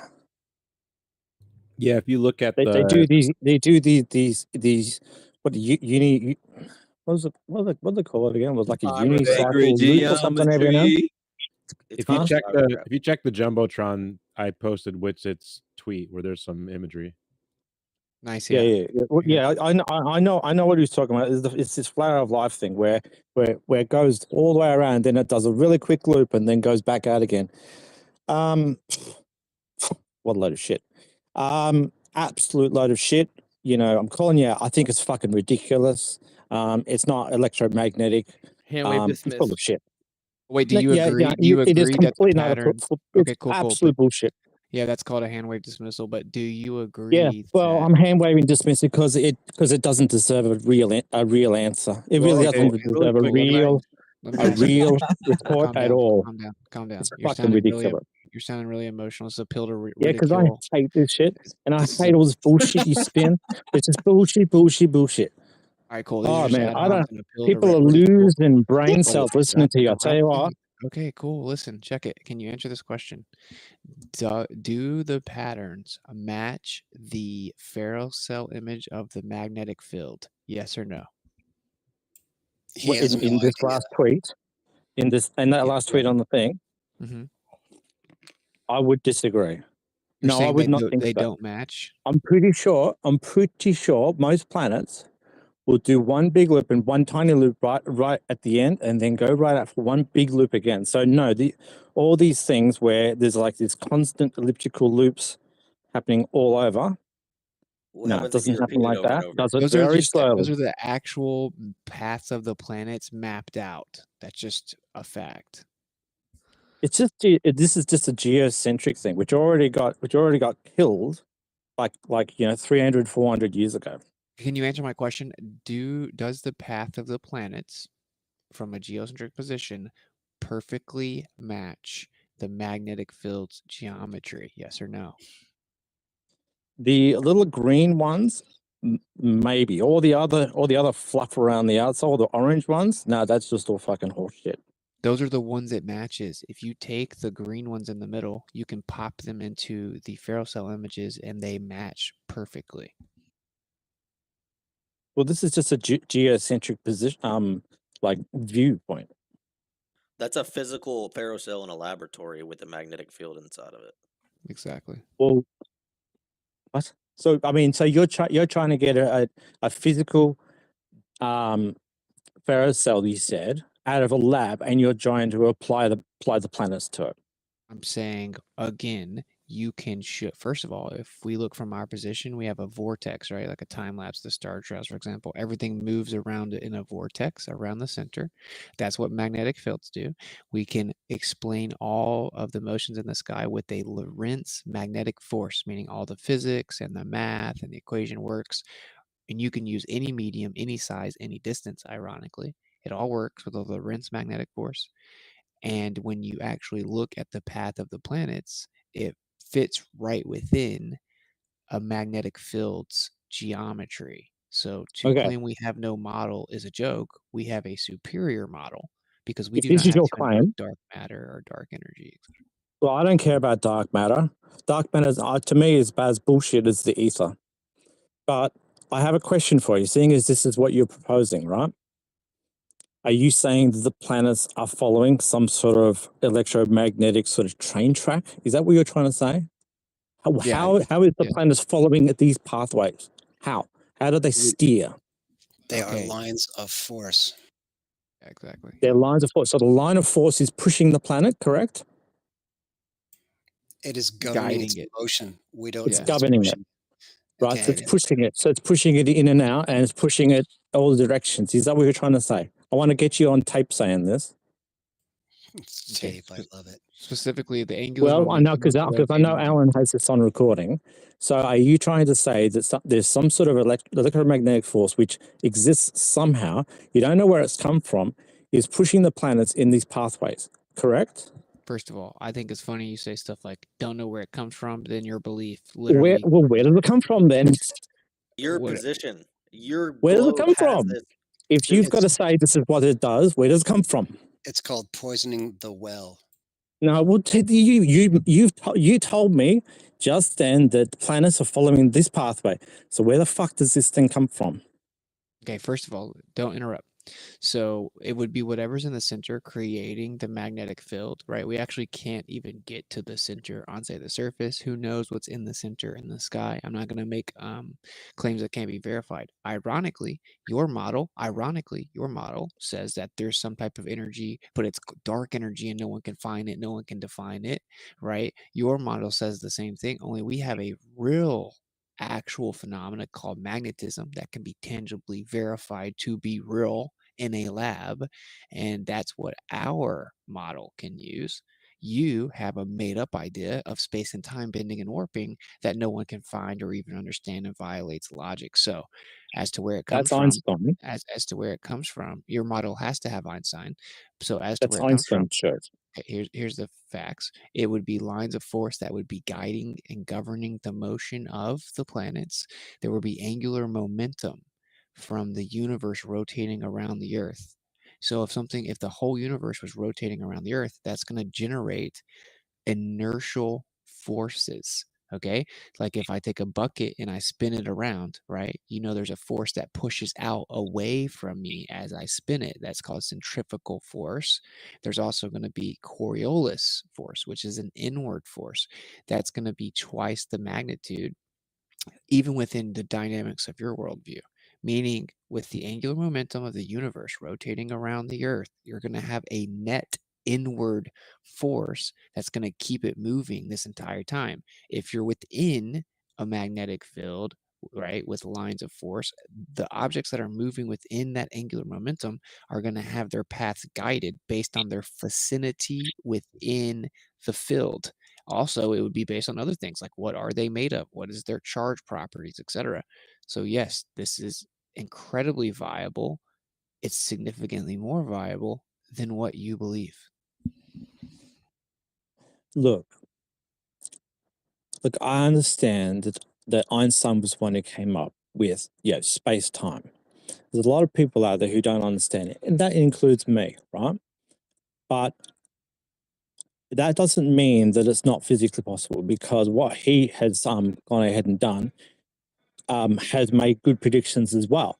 So you can't go out there and just say that your Taurus field and all these planets following these electromagnetic fucking train tracks or whatever the fuck you think it is superior, because Einstein has done most of his experiments and most people have agreed that it's been correct for the heliocentric model. Swallow, you just said you don't know much about Einstein. So that Yeah, because I don't care about Einstein. That makes you the last person to make assertions about Einstein. Can you see But how people that have follows? used his equations and they're happy. I don't use his equations because I'm not interested. But other people have and they're happy with them. 58, can you hear me? Yeah. Do you know why they need Einstein? You know why that's so pertinent to your paradigm? Go ahead, tell me why. Because they need to keep the Earth in motion, bro. That's what they're trying to tell you. So even if you do appeal to Newton and real forces, then this interferometry, the science that you don't want to talk about, should detect these real forces. They don't.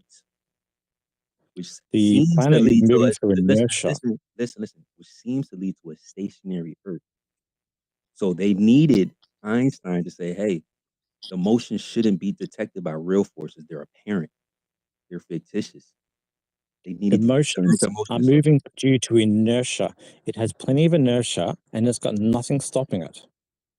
we The can't planet detect moves that. because there's nothing stopping it. We can't detect that motion if we're using Newtonian mechanics, bro. This is why they abandoned it, because these are real forces in a Newton framework. Yeah, Newtonian mechanics is not it's designed. Newtonian mechanics is designed to know how much the pull is of gravity, but it's got nothing to do with the motion. What are you talking about? Bro, you're saying that you're disregarding Einstein. You're appealing to Yeah, gravity. so you were just saying Newtonian just then. So do you have your own version of gravity? Because if No, you're you've asked me disregarding, about that weeks ago. if you're disregarding relativity, then you can only appeal to Newton. And we just said I didn't disregard Einsteinian or Newtonian. I heard you. That's why we're having this conversation. No, I said I didn't understand. I don't know it well. I said I don't know it. Dark I didn't matter is disregard it. bullshit to you, just like the ether. Sorry? You said dark matter was bullshit to you, just like Yeah, I don't believe in dark matter. Dark matter is probably a theory, but I don't think dark matter's got anything to do with Einstein's. It is inside Einstein's theories, His but I don't theory believe that of it relativity. exists. Oh yes, So when it's it comes okay to to cherry pick parts of the model that you agree with. 58. Say Mhm. that for me on tape. It's okay to cherry pick parts that you agree with. Go ahead. Well, why? Well, I mean, I'm just a lowly nobody. It doesn't really matter what I believe. If someone else uses dark matter and it works, that's fine. Now you're just a lowly man. All this But can I? But it doesn't work. Well, just like all you guys too, you're all just regular people. I mean, or else we would actually be doing something more important than talking on this for the That's the 97th. problem, bro. The flat earthers know that we're all special. We're all unique. This is Well, I don't know what the regular thing is, but see, that's the difference between the way that you're thinking about things and the way that we're thinking about things. And it's pretty sad, bro. well, you shouldn't guys think haven't solved anything in 97 weeks. This is the thing. You keep You guys saying haven't that, but solved every time that anything. we're you keep saying that, but Yeah, every time we true. explain, you keep saying that. You've but wasted 97 weeks of talking about. every time we explain something to you, you disregard it. We're here talking about the same conversation, the same one that Proud posted up in the top. We're here re-explaining it to you again because you didn't get it the first time. And now you're here saying that we didn't solve anything, and you're conceding that you don't understand what we're saying. You even tell us that you forget what we tell you. This is irrational, bro. Don't talk over It's me. devoid of logic. Your entire approach. I got muted. Yes, I do have a fishbowl memory. It's not helpful for me.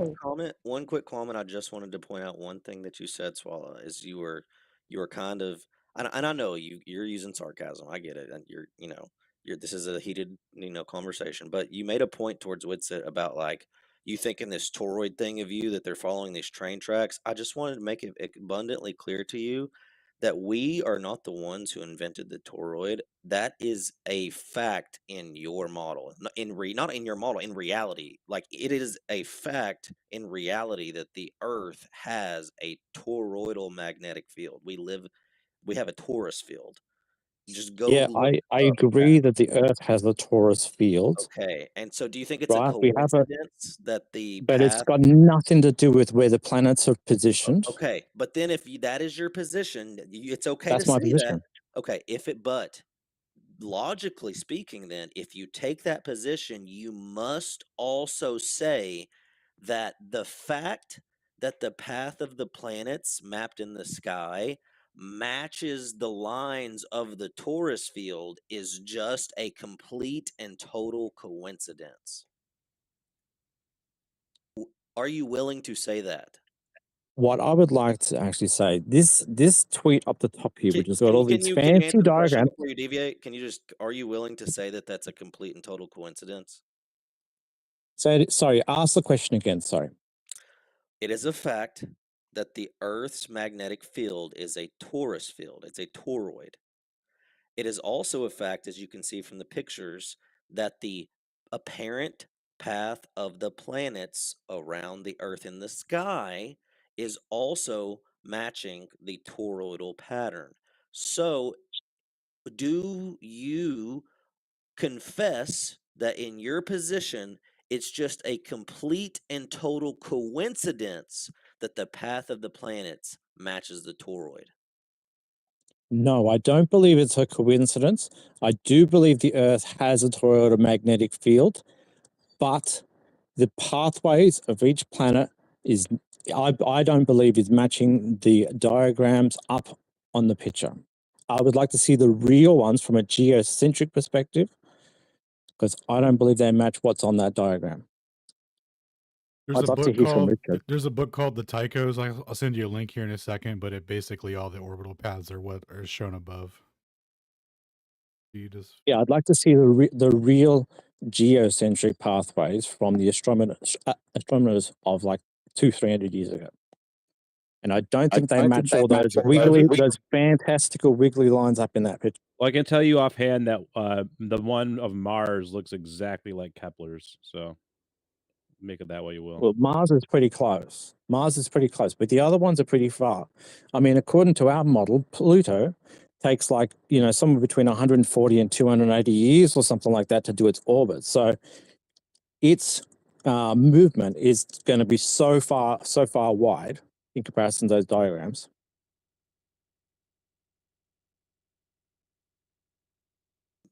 Okay, just so now I guess the point is that you think that these pictures of these paths are fake. So if just bear with us for a second, just presume that these paths that we have shown you are at the real images of the path they trace in the sky. Then what? I put one on the board just to get it started, but there's modern geocentric paths plotted from 2010. So it looks very toroidal. It's in the Jumbotron now, if you guys want to check that out, the most recent one, but I'll put some more up to follow. Anyway, proceed. And then after this, I do want to hear from Richard. So, yeah, Cynthia, go ahead. Sorry, you want me on stage again? I've already made my claim. Okay, but your claim was that you don't believe that that's actually the paths. So then that would mean that what the images we showed you were fakes then. From a geocentric perspective, it does do these little loops and stuff like that, but I would like to see a diagram that is not from that particular meme that's above. Can you give me fresh diagrams from an actual thing for each planet specifically? No, I don't like that one. They look like shit to me. Oh, well, I mean, it's a fucking meme. Yeah, nah, dog. Get me the individual ones from a real book. What? That's literally. There's one. Yeah, You're looking at the new one, right? Not the first one we showed you. You're looking at the new one that Alan just posted in the Jumbotron a second ago. I hadn't seen that one. Okay. So that's from a book, like you requested. Can anybody hear me? How many centuries is this over? No, this is from modern geocentrists, dude. These guys go. Yeah, how many centuries what's the time? What's the time on this particular path? Dude, it's the periodicity of it, dude. It's over the course of a year. Do you think the first one planets have says moved? 3 planets 2 years? 3 planets 2 years. Come on. Something a bit cleaner than that. What's 1 year? Give me 1 year. 1 year and the actual planet. It doesn't say which planet is which. I tagged you, bro, and it has the names. Which planet is which? Come on. One planet, 1 year cycle. Come on. Look at it. Can you appreciate that their What do you mean periodicities are tagged? different than the Earth year? This is why they take so long. There's many Earth years for one of their cycles, maybe 10 or 3, they run at a different speed. That's just the way it is, man. I just shared the one that Piezo posted to the space. Yeah. Can you guys hear me or no? Yeah, we can. Hold on. I can hear you. Give us 2 seconds. Okay. So I was just gonna ask. Let's just say hypothetically, it does match, what would your position be then? It's just a geocentric pathway. So It's it got wouldn't make nothing a to do with difference. electromagnetism. So it's So it's pointless coincidence. yeah, that's what I'm saying. It's like I just feel like anything that would be brought up, any evidence like that's shown to you, you're gonna sidestep it regardless. It just No, seems like you're no, not no, no, no. willing. You're not. It's a religion. This He It's a didn't answer religion. my pathways, original no, question. pathways of the planets, like 500 years ago when they accepted geocentrism, were like that, right? So I accept that is the way that they attract them from a geocentric perspective 500 years ago. But we've moved on from that. You guys have readapted it, and clung on to it, and then are now spinning it off as some sort of electromagnetic torus field, which I think is fucking ridiculous. You Okay. think dark matter is ridiculous too, and you need it. You didn't answer my question, though. You sidestepped it by saying at first you didn't believe that this was actually the path that they took. Now we've established from real sources that this is the path. So now can you please re-answer the question? Do you What I said is that first meme, it had so much clutter on it. It was Okay, too fucking hard to read. to the And question, I would though. like to know a reference of the actual time periods. I got it. We did that though. So the question is do you believe that the fact now that you can see them, that the fact that these paths all match and fit inside of the toroid is just a coincidence?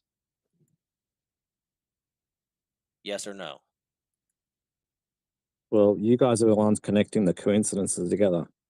No, we're the grand jury, and you're getting guilt. You're looking guilty, my guy. The most bad What are you faith talking about? conversation in the No, history of I've conversations. already said everything you I asked don't for think it's a 58, we done showed coincidence. you. No, this is just geocentric astronomy. That's all it is. Bro, yes or no? We can see with our eyeballs. Everyone in the room, everyone in the audience, everyone on Twitter can see the obvious fact that the paths match. Do you believe that it's a coincidence? Yes or no? Guilty. I don't think it's connected with any coincidences at all with toroid fields. No. You said I do that. like Hey, wait a second. You I said do wait a like the second. last You one, wanted. by the You way. I wanted do to. like that one. You said you was gonna acknowledge Witz's point. I If don't he like could show you, acknowledging if to he what could you show guys you, like because if you clip he that look, shit see now you trying to and I censor don't me. like it. No, Now you fuck trying to off. censor me. Now you want to censor me. You said that you was gonna acknowledge Witz's point. If we showed these paths within a field, we presented it with bookwork, and now you say, I don't care. This is just geocentrism. So you did. So we said that, hey, here's a more viable option, which was your first contention. We showed you one. Then we showed you the second contention, which was a path within the field. And all you're doing is just disregarding it, bro. This is why I said people think that this is fruitless. You're literally a bot. You're not listening to anything that we're Am saying. I a bot? And bro, we're Did you just giving say you. I'm a bot? Do you Bro, hear listen. my Australian accent? I'm the furthest from a bot you'll Bro, ever get. you're not listening to anything that we're saying, and we're answering all your questions. And then you're gonna run around and say that we didn't. The awkward 10 No, second you silence are. was a proof Look, that you are he talking to was me. I know caught that. too. Like he knew very well that he was caught when he was forced to ask yes or no, right? Like yes or no. We can all see, you see it, we see it, everyone on Twitter sees it. These paths match. Is it a You love coincidence? guys He could conceding not for you. answer. He could You not guys answer. guys love people conceding for you.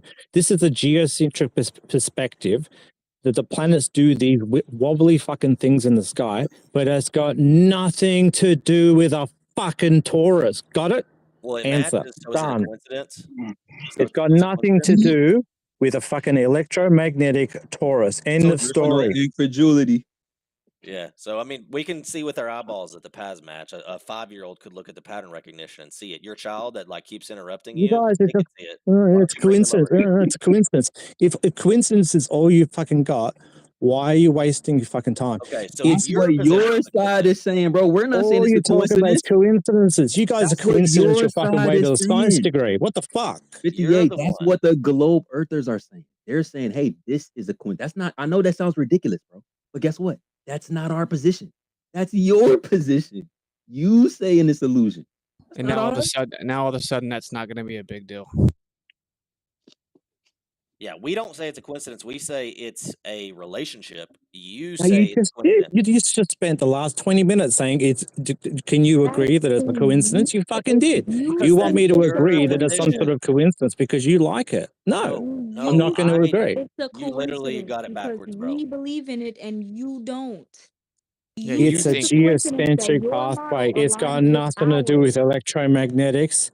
End of story. That's my position. I'm not backing down from that. So you are saying then that it's a coincidence. That's what we're trying to get you to understand. You're the one claiming it's a coincidence. We're the ones claiming that it's a relationship. It's your claim that it's a No, there's coincidence.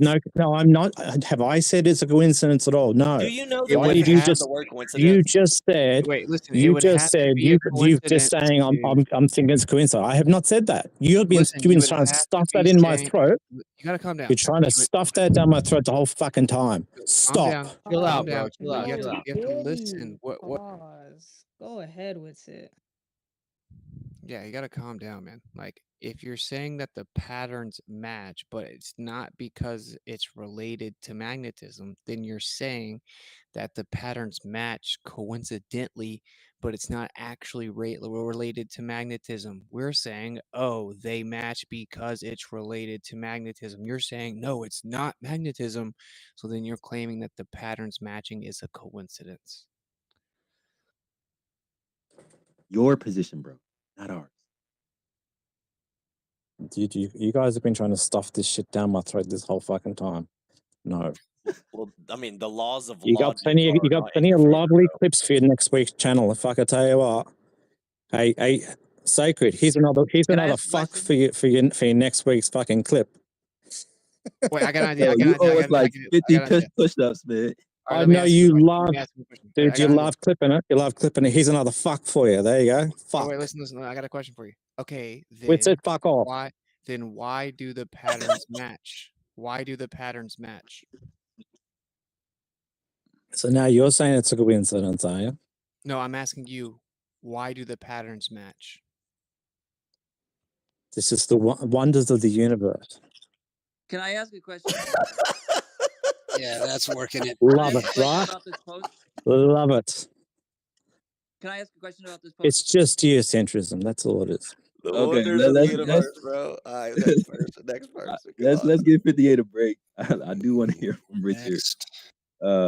58, man. I hope you find. Hey, bro. Sacred, you got to admit, when I come on, the fucking channel is so much more fun than when you guys are just Oh, it's not. pissing each other's Waste your pockets, time. right? If it was, we would. When we you would guys still piss in say each that. other's pockets, it's boring, right? But when I come Well, on, that's it's all- fucking hilarious, right? No, that's why we're moving on. Our Yeah, viewership good. actually I want dropped. to hear Richard. Hey, Yeah. hey, Richard, So- what's so- going on, man? Welcome to Flat Earth Friday. Actually, it's Stationary Yeah, Saturdays. thanks. I'm excited to be here on Flat Earth Friday. With Flat Earth. I'm reading this post, okay, and like this post that you posted in the thing, and it says, blah blah blah. The sun, the moon, the dialectic, the magnetic, and the telluric current. Right. It says the moon magnetically compresses the vortex field towards the center. In parentheses, it says also pulls in the direct opposite side, perpendicularly to it. 90 degrees offset. This magnetic compression results in an electric repulsion outward. This electric current, telluric current, that is generated comes from underneath the oceans from the Earth. Okay, right? I'm going to stop right there. So the telluric current, right? What is that? Your boy Shane St. Yeah, Pierre. go get him, Shane. Explain to me what the telluric current is. So, like, if I look up telluric current, and it says these currents, and it describes the Earth, the electric currents that flows underground or through the sea, resulting from natural and human-induced causes. These currents have extremely low frequencies and travel and traverse large areas near the Earth's surface. The Earth's crust and mantle are host to the telluric currents, with around 32 mechanisms generating them, primarily geomagnetically induced currents caused by changes in the Earth's magnetic field due to solar and wind interactions with the magnetosphere or solar radiation's effect on the ionosphere. These currents exhibit diurnal patterns flowing towards the sun during the day and towards the poles at night. Okay, so if these telluric currents flow towards the poles, where are the poles? Does Shane have a mic right now? He needs to get a mic. The telluric I bring Shane up. currents is Where Pluto. are the I bring Shane up. Hold on, give me 1 second. telluric currents are what? It's Pluto. It exists below the Earth that runs counterclockwise. So Kether in Hebrew is the heavens, which runs clockwise. So depending on your perspective, you have a counterclockwise movement on the bottom, which is considered if you have the swastika Where's running the bottom? in the Pluto I mean, or Hades, the underworld. You're talking biblical. No, you It's said not like biblical. That's the what you can. underworld. Well, it's called Scorpio or The Pluto or underworld. Hades. That's where the. Real Okay, quick, so just to address telluric the current, post that this you word brought up, being used. though. Yeah, the post. Let's talk Yeah, the about. I just post in want the to header answer that you from the guys were all post. talking about the. I'm Yeah. just getting through it, trying to process all this information that you post. A lot of big words here. So I'm But telling Can I you the telluric truth current is a through. big one. Can I respond while we're waiting on Shane to get in here? So Is like that- I'm is that trying to okay? address. No, it. yeah, absolutely, I'm trying- PZO. Go ahead. let me- You're good. Take Before over. you interrupt me. Yeah, Oh, I'm sorry. The I didn't know basic you weren't question, finished. though, like. Yeah, I'm not. So like the telluric current. So when I look up the phrase telluric current, it doesn't say anything about the underworld. It tells me the currents exhibit diurnal patterns, I guess with daily patterns flowing towards the sun during the day. That assumes that the Earth has poles and we know Yeah. where they are, right? Yeah. So my position has nothing to do with the underworld. I don't know who that was that said that. But yeah, actually that stuff right there that you read, right? That that is from the ether vortex model that we follow. Like that's just one conception of it. It's not like the only fundamental way it could work. It's just one that makes sense, right? So Okay, so when you use these words, you assume the definitions that everybody understands them as. yeah. So in like your when you use words like telluric current, yes, everybody's going to go look up what telluric current right. is. And telluric current assumes that the electromagnetic fields underneath the Earth's surface, assume that the Earth is round and has poles in the north and the south. Like that's the generally accepted definition of this telluric current. Yeah, that's like, just a how it coordinate works system transform, bro. and how it's observed. So right? according to Wikipedia, a telluric current is an electric current that flows underground or through the sea, resulting from natural or human-induced Yeah. So causes. can I respond? I'm just that- waiting to do that.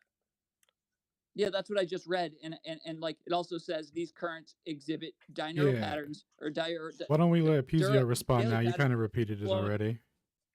towards the sun during the Can day. you hear and PZO, towards the Richard? poles at night. I'm here. Okay, Yeah, go ahead, again. PZO. Yezo. Okay. Yeah. So, if you look up the definition as you already read it to us, right? It says that it's mainly induced by the geomagnetic field changes in the Earth. Like, so there is this intrinsic connection between Earth's geomagnetic field and these electric currents being produced. Okay. And admittedly, in the official globe model, they don't actually have a good, full, and complete understanding of the driving forces of what all affects Earth's geomagnetic field. They have the geodynamo model of like the crust and the mantle and all the layers under the Earth, which they don't really know what's going on there. Then they have the influences of the sun and the moon. They have the influences of a lot of different things, right? But the point is, though, that they can tell that the greatest relationship exists between the geomagnetic influences, and it even says, as in you read in your quote, so a lot of that comes from the sun and the moon.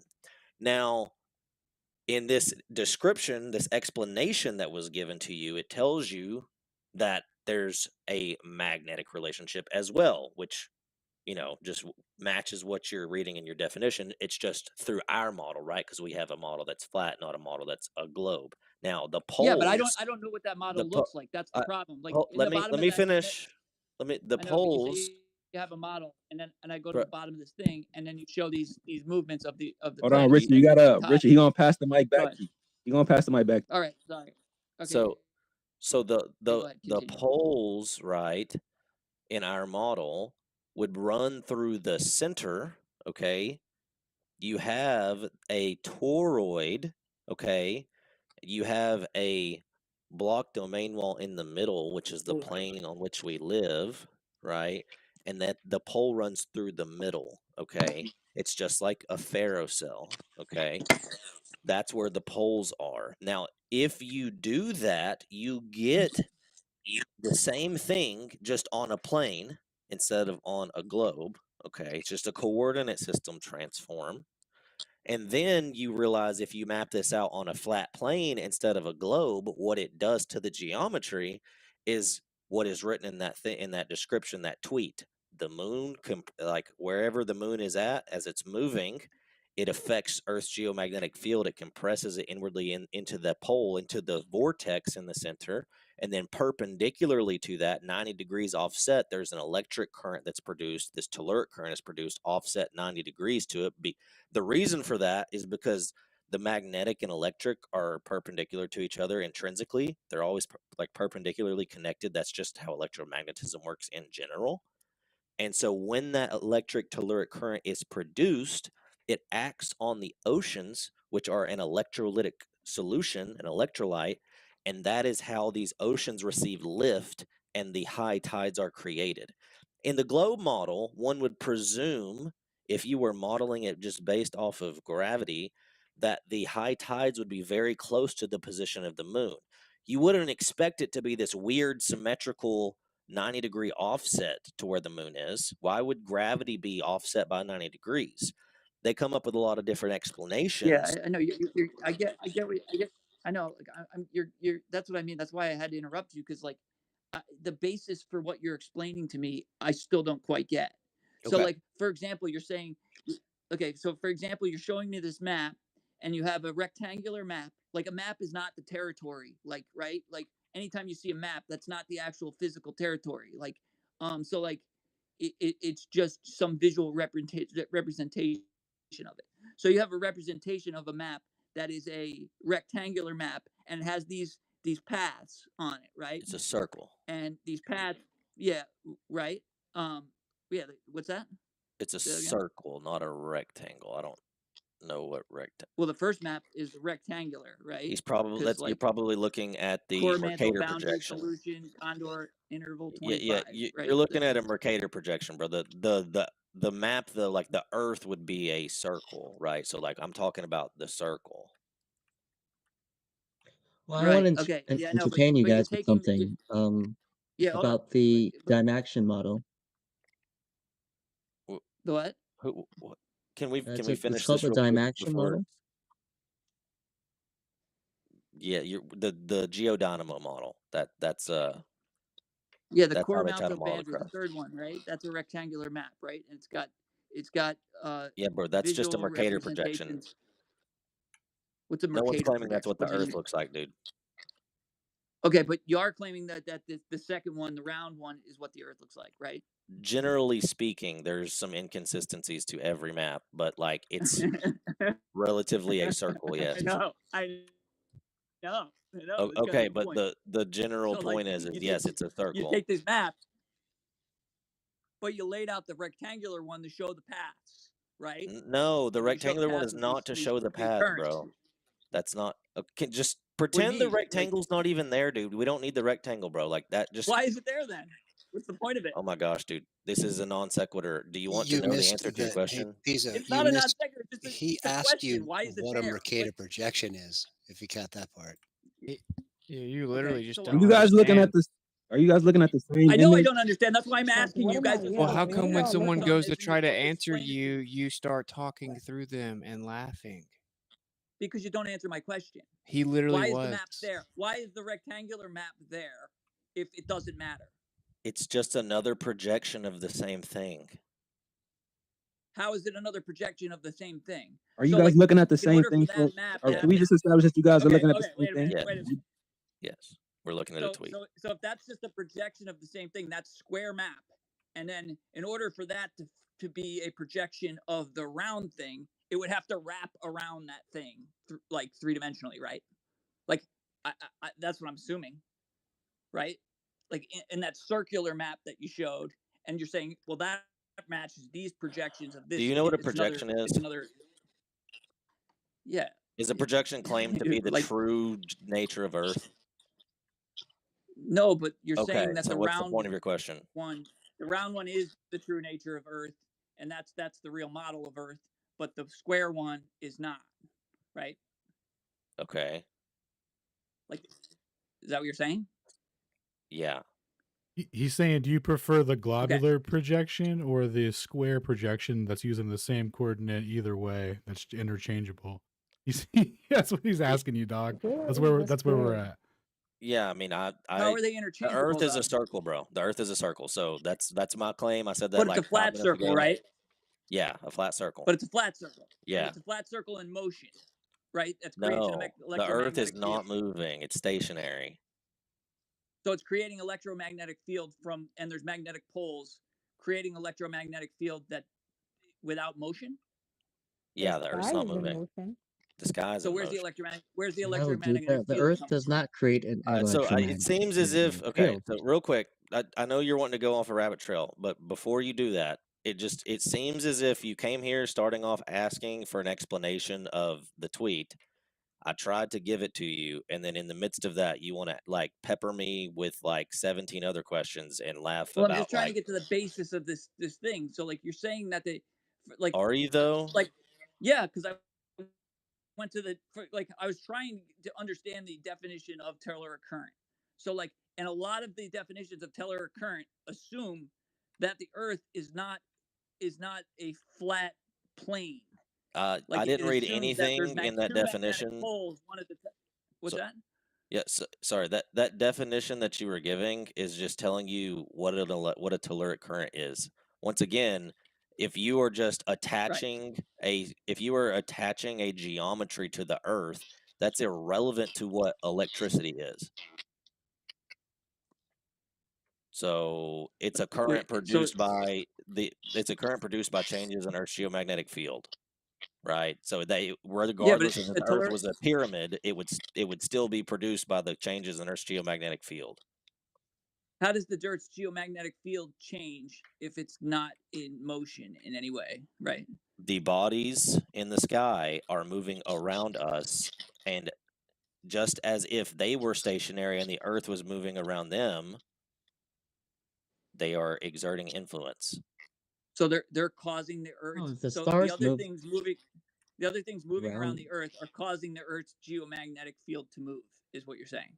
Yes, that is expressly stated in this tweet you already read. I know. You guys share this tweet to the Nest so we can all see which tweet you're talking about? How do I share? I can't share the Nest. I don't know how. Yeah, to do that. it's already in there. You just have to scroll back to about the second or third one, all the way. Well, there's a new one up now. It's the first one now.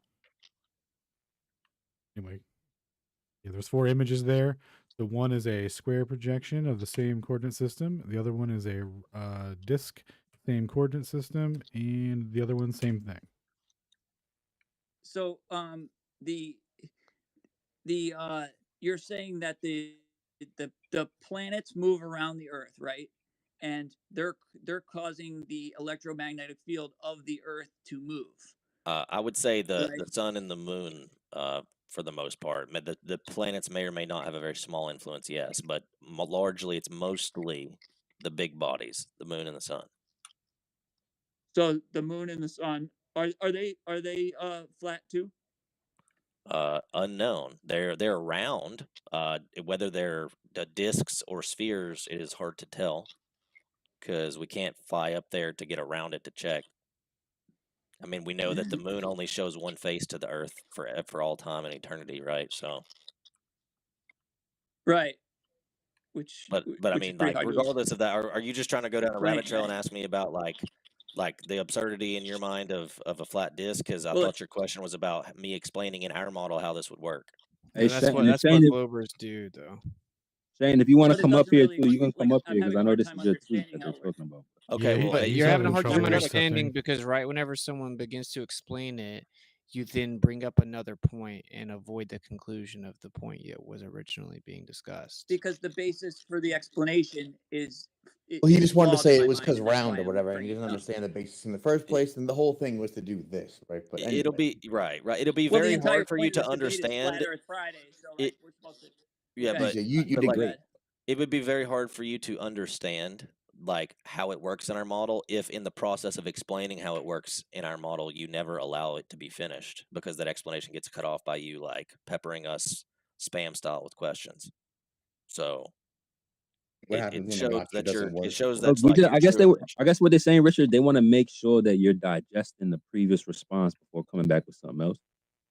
So at least we Well, established. if I wasn't digesting the previous response, I wouldn't be responding to points within that response, okay, right? but would you agree that in order to understand how something would work in someone else's model, you would first have to presume their model, right? So if you're already saying, well, I'm not going to presume your model, then how are you ever going to understand it in my model? Because some of the points sound like you're presuming a different model. That's what I'm saying.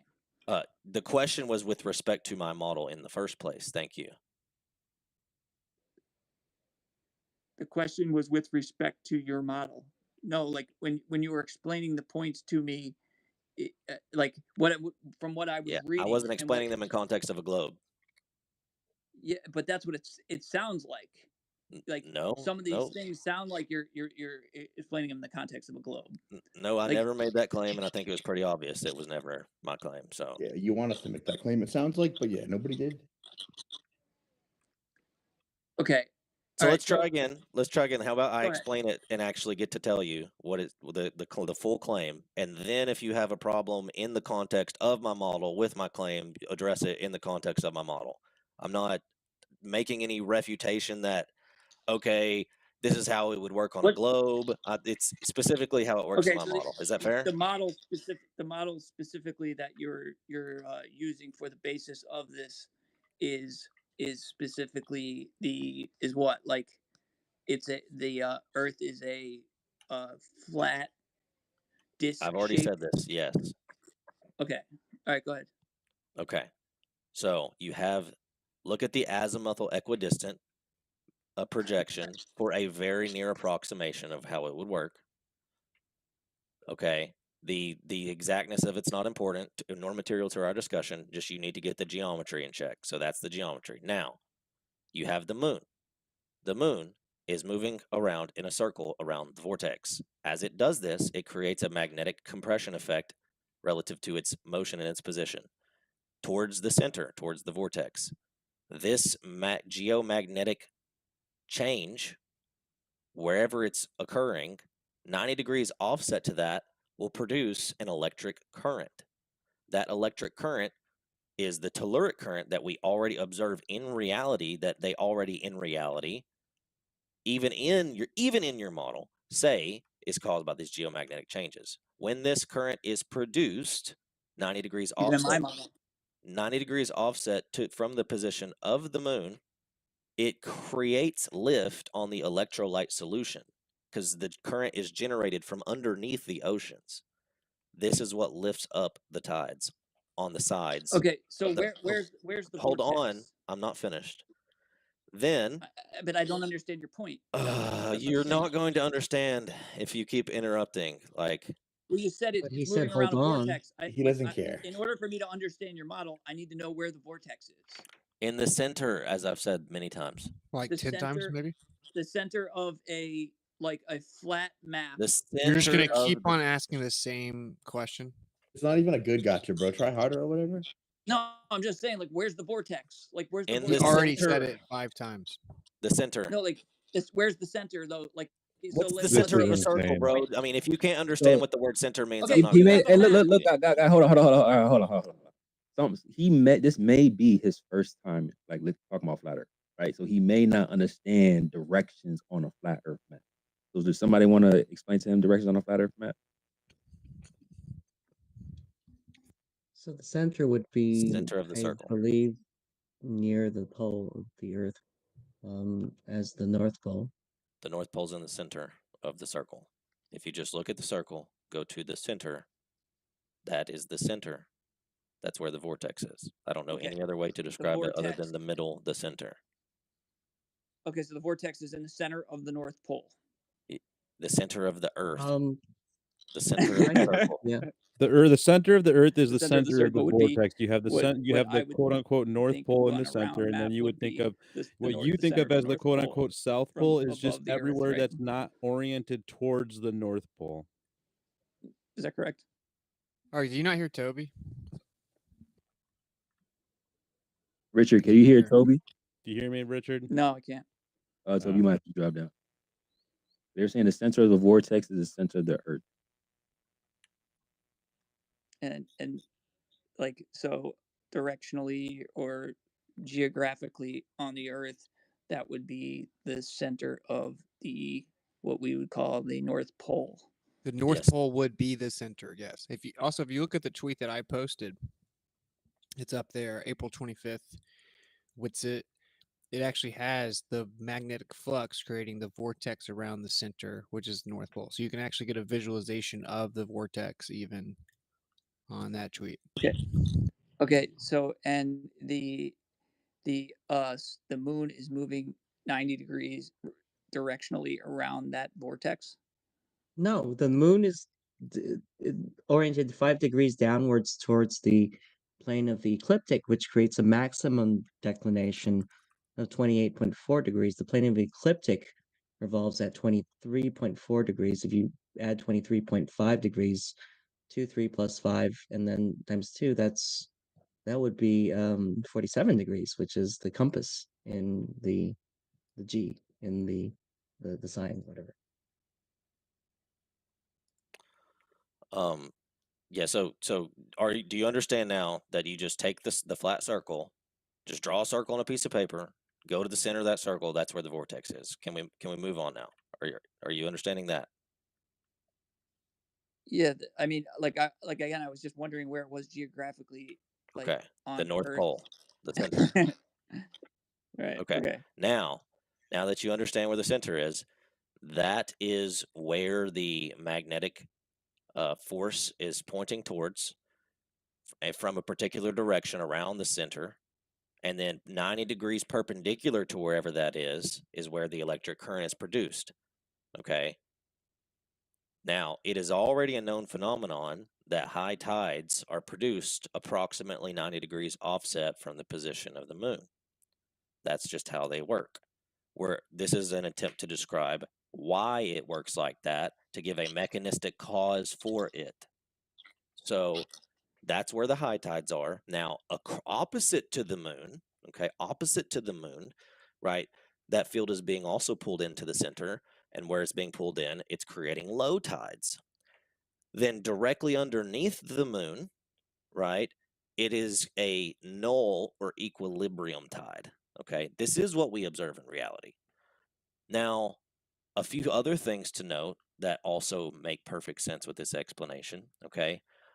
We know that the telluric currents are actually, once they are produced and once they begin to act, they actually become aligned towards the sun. Well, in that tweet, if you read at the top, it says moon equals magnetic, sun equals dielectric. Because of the dielectric nature, telluric currents, which are electric, and sun, which is dielectric, there is a vast electric potential difference between the two, and that electric potential difference is what causes the alignment of the telluric currents with the sun's field. Another curiosity that is answered is the fact. Can I go go ahead? Yeah. Okay. Another curiosity that is answered is that during a solar eclipse, when the moon and the sun are aligned, you would have the magnetic plus the dielectric, which is what creates electricity. Electricity is just the combination of the two. Can I That's address why that? there are electric effects during the solar eclipse, such Can as I the ask a Elias question about effect. that? Yes, such as the Elias effect. Go ahead. You said so when during a solar eclipse, right? That we said. Mm-hmm. But it's not directly in front of the sun, like everywhere on Earth, right? It's directly on sun, in front of the sun for like 2 minutes in certain spots from where you're observing it, and then Correct. you see it, and then somebody else is observing it. So, like, how does that happen? How does what happen? I explained this in the pinned tweet I have on my profile. It's if you click my picture, it tells you everything you need to know, and then if you click show more, there's even a YouTube video that So explains the everything for sun you. and the moon are following these currents when they're moving. I'm not talking about telluric currents, but directly addressing your question, actually. So just to Yeah, no, but someone else is like having a the conversation with him moon and right the now, sun though, are so let's putting. stick to just Pizio replying, please. Thank you. yeah. So back to your question. Can you repeat it, please? Please repeat your question one more time. So you said that the sun and the moon are putting opposite electromagnetic forces on the Earth because they're moving around the Earth, right? I didn't say that they're putting opposite forces on the Different, Earth. I specifically said that different electromagnetic forces. Different. Yeah. I said that the moon would be magnetic and the sun would be dielectric. So yeah, the moon would be the influence mostly on the tides. And the sun is doing what? The sun is the dielectric. So once those electric currents are produced by the moon, changing the magnetic field and producing the electric currents in conjunction with the dielectric material of the sun realize an electric potential difference and align themselves towards the sun. Okay, so the that I'm sorry, I'm not smart enough, I guess, to understand what you're saying, but like, so you said what happens when during an eclipse, what's observed? Oh, okay. Yeah, so during an eclipse, of course, you have the moon in front of the sun, right? So you have magnetic combining with dielectric. That is the formula for electricity. If you didn't know, and I'm not saying that's like a smart aleck, I'm like genuinely, if you didn't know, magnetic plus dielectric equals electricity. So that is also a satisfactory explanation and a mechanistic explanation as to why we have these electric phenomenon occurring during solar eclipses. Okay. Okay, There's so a these electric. strong electromagnetic effect that happens during a solar eclipse where basically it's known as the Elias effect. And then there's also the Jeverdu, rescue. Okay, Gosh, so I pronounce it do wrong. these strange electromagnetic phenomenons happen everywhere on Earth, or just like where the eclipse is observed? So they are strongest in the path of totality and slightly offset from it, but I mean there's like a ripple effect that goes out across a lot of the Earth. Okay, so so the sun, the moon can block the sun, but they're both moving around the Earth, right? Yes. Okay, so if I'm standing in Texas watching the eclipse and I watch the moon pass the sun, Mm-hmm. and that's when the strange electronic magnetic whatever phenomenon happens. Yeah. But then 4 hours later, somebody standing in New York watches it, Sure. and they see the same exact thing in the same direction. Is the Sure. electron phenomenon, or did it happen, or does it happen when it passes in Texas? Like, you know what I mean? Yes, what would be happening is the direction of the we'll call it a beam. I mean, that's not necessarily the most accurate way to describe it, but just to make it easy to A visualize. beam? Yeah, for purposes of visualization, we can A describe beam? it as that. Yeah, because that's the light's traveling in a beam, right? Would you agree that, light travels in, lines? So, Yeah. okay, so the electromagnetic radiation, that's what light is, travels in lines. So it's just lined up in one place in Texas, it's lined up in another place in whatever other state you said. And so as they're seeing it with respect to time change, you're seeing the path of those lines change. Okay. So, I mean, if the moon is moving around the Earth and the sun is moving around the Earth, and one passes the other, Hmm. how does it happen multiple times in the Good. same direction? Well, you just have a path being traced by the conjunction of the two bodies, and relative to wherever you are on the Earth, you're going to see it with respect to your relative position to those bodies. I mean, that's not a unique position on like one model versus the other. Well, if I'm That would observing happen it in regardless Texas of the and I shape of see the the Earth. moon pass the sun, well, I mean, it's not really the shape of the Earth. It's the fact that, like, you're saying they're both traveling around the Earth, and the Earth is not orbiting the sun, and the moon is not orbiting the Earth, right? Like the The moon can moon is orbit the Earth. orbiting the Earth, and You're the saying sun it, is orbiting the Earth. They're both orbiting okay. Earth. Okay, so if they're both orbiting the Earth, they wouldn't like, and they're passing one another.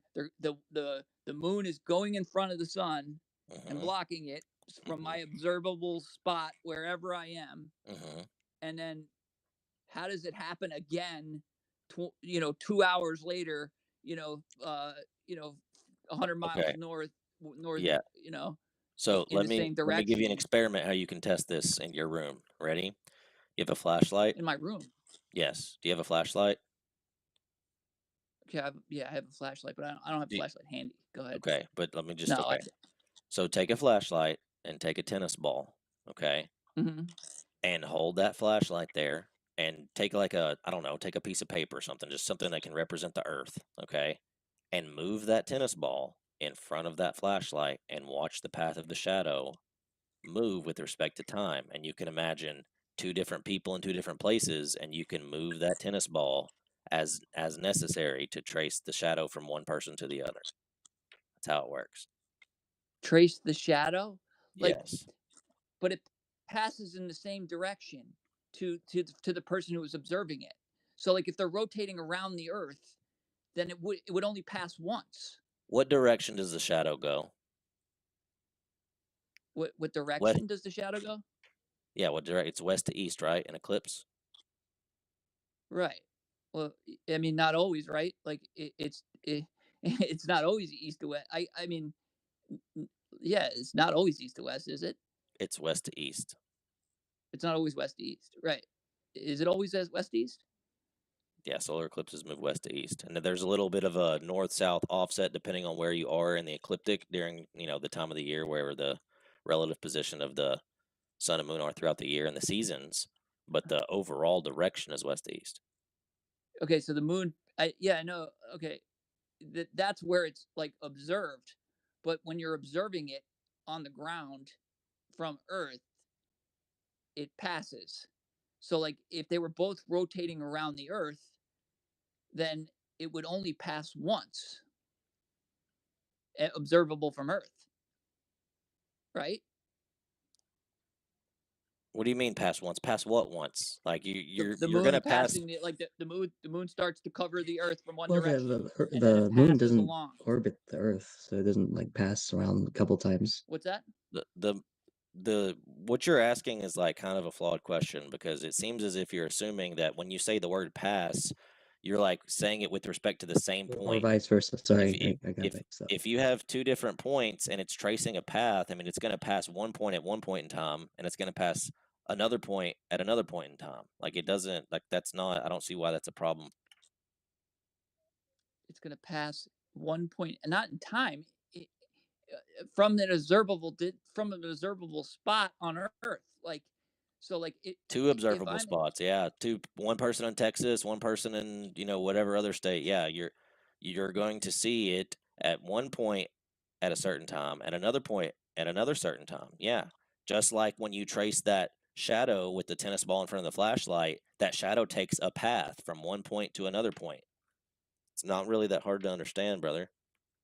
It kind of is. It kind of is. Maybe you need to see a visualization, but I mean, okay, your visualization, your experiment was saying, take something that could represent the spot, the spot on Earth, right?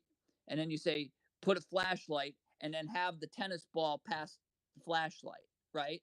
Yeah. So, okay. So if I'm in one spot on the table where I pass the tennis ball passes the flashlight and it's passed. So then if I go to another spot on the table, it's already passed. If they're both rotating around the Earth, it's not going to pass again. All right. Take the Right? tennis ball, hold it still. Take the flashlight, move it behind it, okay, and Hold the pass. tennis ball still. Okay. Yep, and then pass Take the that tennis ball. flashlight, Hold it still. and pass that Pass flashlight the tennis ball. past the tennis ball from behind. Right. Do Okay. you? Then It's what? either way. You can do it either way. It's Well, just but you said they're both moving. You said they're both rotating around the Earth. The moon and the sun are yes, both they're rotating around the moving Earth. at So why different would I hold the speeds. tennis ball solid and not Okay, move it? you can move them both if you want to move them at different speeds, Right. but Right. they have a One passes. it's yes.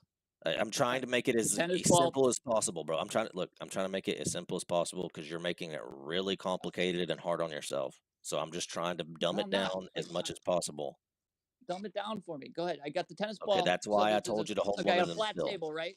I got a flat table, and then I got one spot on Yes. the flat table. I got Do one you, spot on the flat table that all that is that required for this to match reality is for you to be able to create a moving shadow on the table. I think that you're capable of doing that. If you're not able to yeah, understand how the but I match, can't how the make the moving shadow happen twice if the tennis ball passes happen twice with respect to what? Twice with respect to what? It doesn't happen twice in different the spots same on the table. place. Yeah, Different spots on the so table. it's not happening twice at any one spot. It's happening once in one spot and once in another spot. When you say twice, it's twice at two different positions. Why That's would it not. happen once on one spot and once in another if they're rotating around that center? If they're both rotating, one's rotating in one direction, one rotating in the other, and it passes in front of the flashlight, both rotating. and then They're it both keeps rotating in the same rotating, keep direction. going. They're both They're rotating in the both same direction. rotating in the same direction. What? Yeah, both the sun and moon move from east to west. So they they're rise both in the east and they set in the west. The sun and the moon are both rotating in the same direction in this experiment. Yes, they both in reality rise in the east and set in the west. Why? Because that's how reality works. Go outside and look at the sun, bro. It comes up in the east in the morning and sets in the west in the evening. Have you ever looked at the sun? Yeah, but why does it do that? Like, so you said they're rotating around the Earth, and they're rotating around. I'm gonna end Why this is here. there air? In the center of this map. I'm gonna end this here. The trees why? So green north. Yeah. and the ocean's blue. East and west. This is beyond the Why point do we of digest east and food west. when Why the does it hurt when I address this. fall? So you're saying.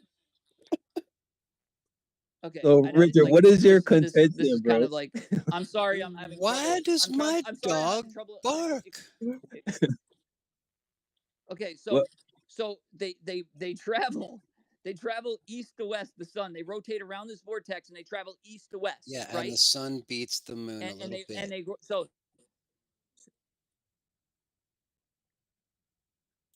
That's why you got to factor that in. What's the that? sun's going by ever that so again? slightly faster than the moon. They're both going in the same direction, but the sun's going a little faster than the moon. So Okay, as cool out, buddy, as follow the image, as they both appear to move to the west, the sun is moving to the west a little faster. So the shadow is actually moving to the east. Yep.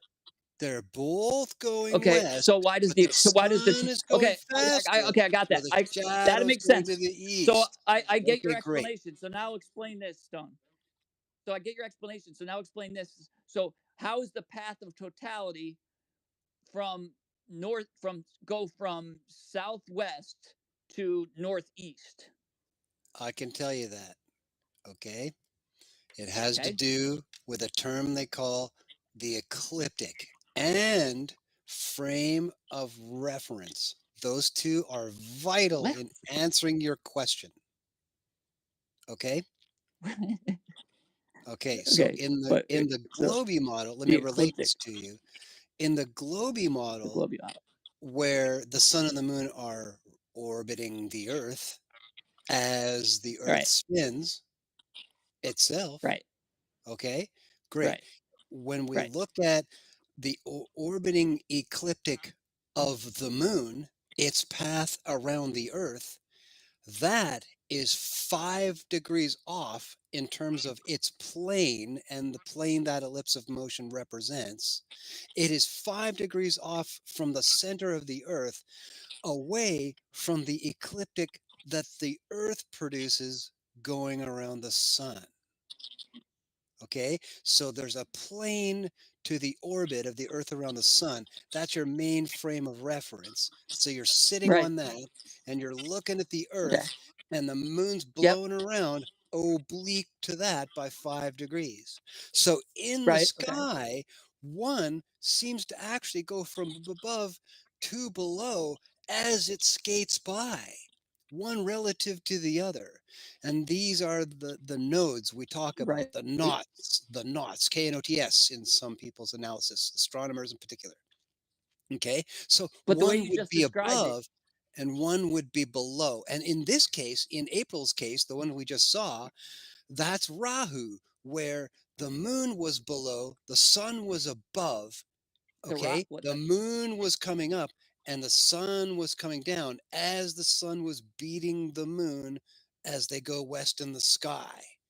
Okay, so that's how the shadow, the path of totality, went from southwest to right? northeast. Okay, That that all the makes sense to moon me. was the more southern oriented body in the beginning, and then afterwards it was above to the north Right. in terms So when of you explain perspective this, from Earth. right? So when you explain this, and you say when you explain this and you say the way the path that the Earth travels around the sun, it makes sense. But it doesn't Okay, make sense if you're saying the sun is moving around the Earth. so let's back it up. When you keep saying in the flat Earth model that the Earth and that the sun and the moon orbit the Earth, they don't. They circle the Earth above the Earth. They Okay, circle the Earth, but they don't orbit it. Right. the orbit is a globy term and Okay. is not applicable to the But that's model. how you just described the eclipse orbiting, like you kind of did Okay, now let's take with the globy model. And it let's makes take perfect sense two the way you explained planes it. just like we did before. You sound stupid, by the way, by interrupting him with the stupid comments. You should Richard, listen. Okay, I'm let's sorry with it. I'm sorry Richard, for having a discussion and Richard, not you just have to letting him listen to ramble and what I'm not saying if you chiming want to in when I understand wanted me. to Okay, address stop the point. talking. I Richard, am listening to stop what your point. talking. That's what I said. Stop If I talking, wasn't Richard. just if I wasn't Stop listening to your point, I wouldn't talking. be addressing your point. Stop talking. Listen. Okay. Okay, But so the Stone. frame of reference this Okay, time, just go ahead. stop Talk. fucking talking. The frame of reference this time is the Earth itself because that's the motionless thing. That's the observer point in this one. In this frame of reference, the sun's movement over the Earth has a plane of motion that it's doing its circles on, and so does the moon. And they crisscross each other by 5 degrees. What a coincidence. Okay, so even from our perspective on a motionless plane, looking up at these two bodies, these two apparent paths, they intersect twice as they go around us all the time. Twice. Those Right. are the same nodes, knots that we were talking about Okay. But before, again, but the that doesn't perspective explain. has Stone. changed. That doesn't Okay, explain. it does explain it. You Yeah, have to see it in your what you're saying, mind. but that Okay, doesn't the same way I just explained the globy model, you have to doesn't see this explain in what your it mind. doesn't explain. Stone.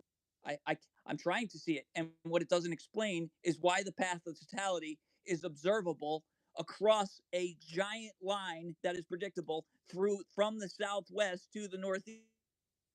I'm telling you why. When you I'm explained telling it, you why. You're just when not listening. when you explained on the globe model, it makes perfect sense. Everything you said makes sense. That's great. But Now then you let me said it only, explain and it then for the on flat the model, flat so it model, will make sense.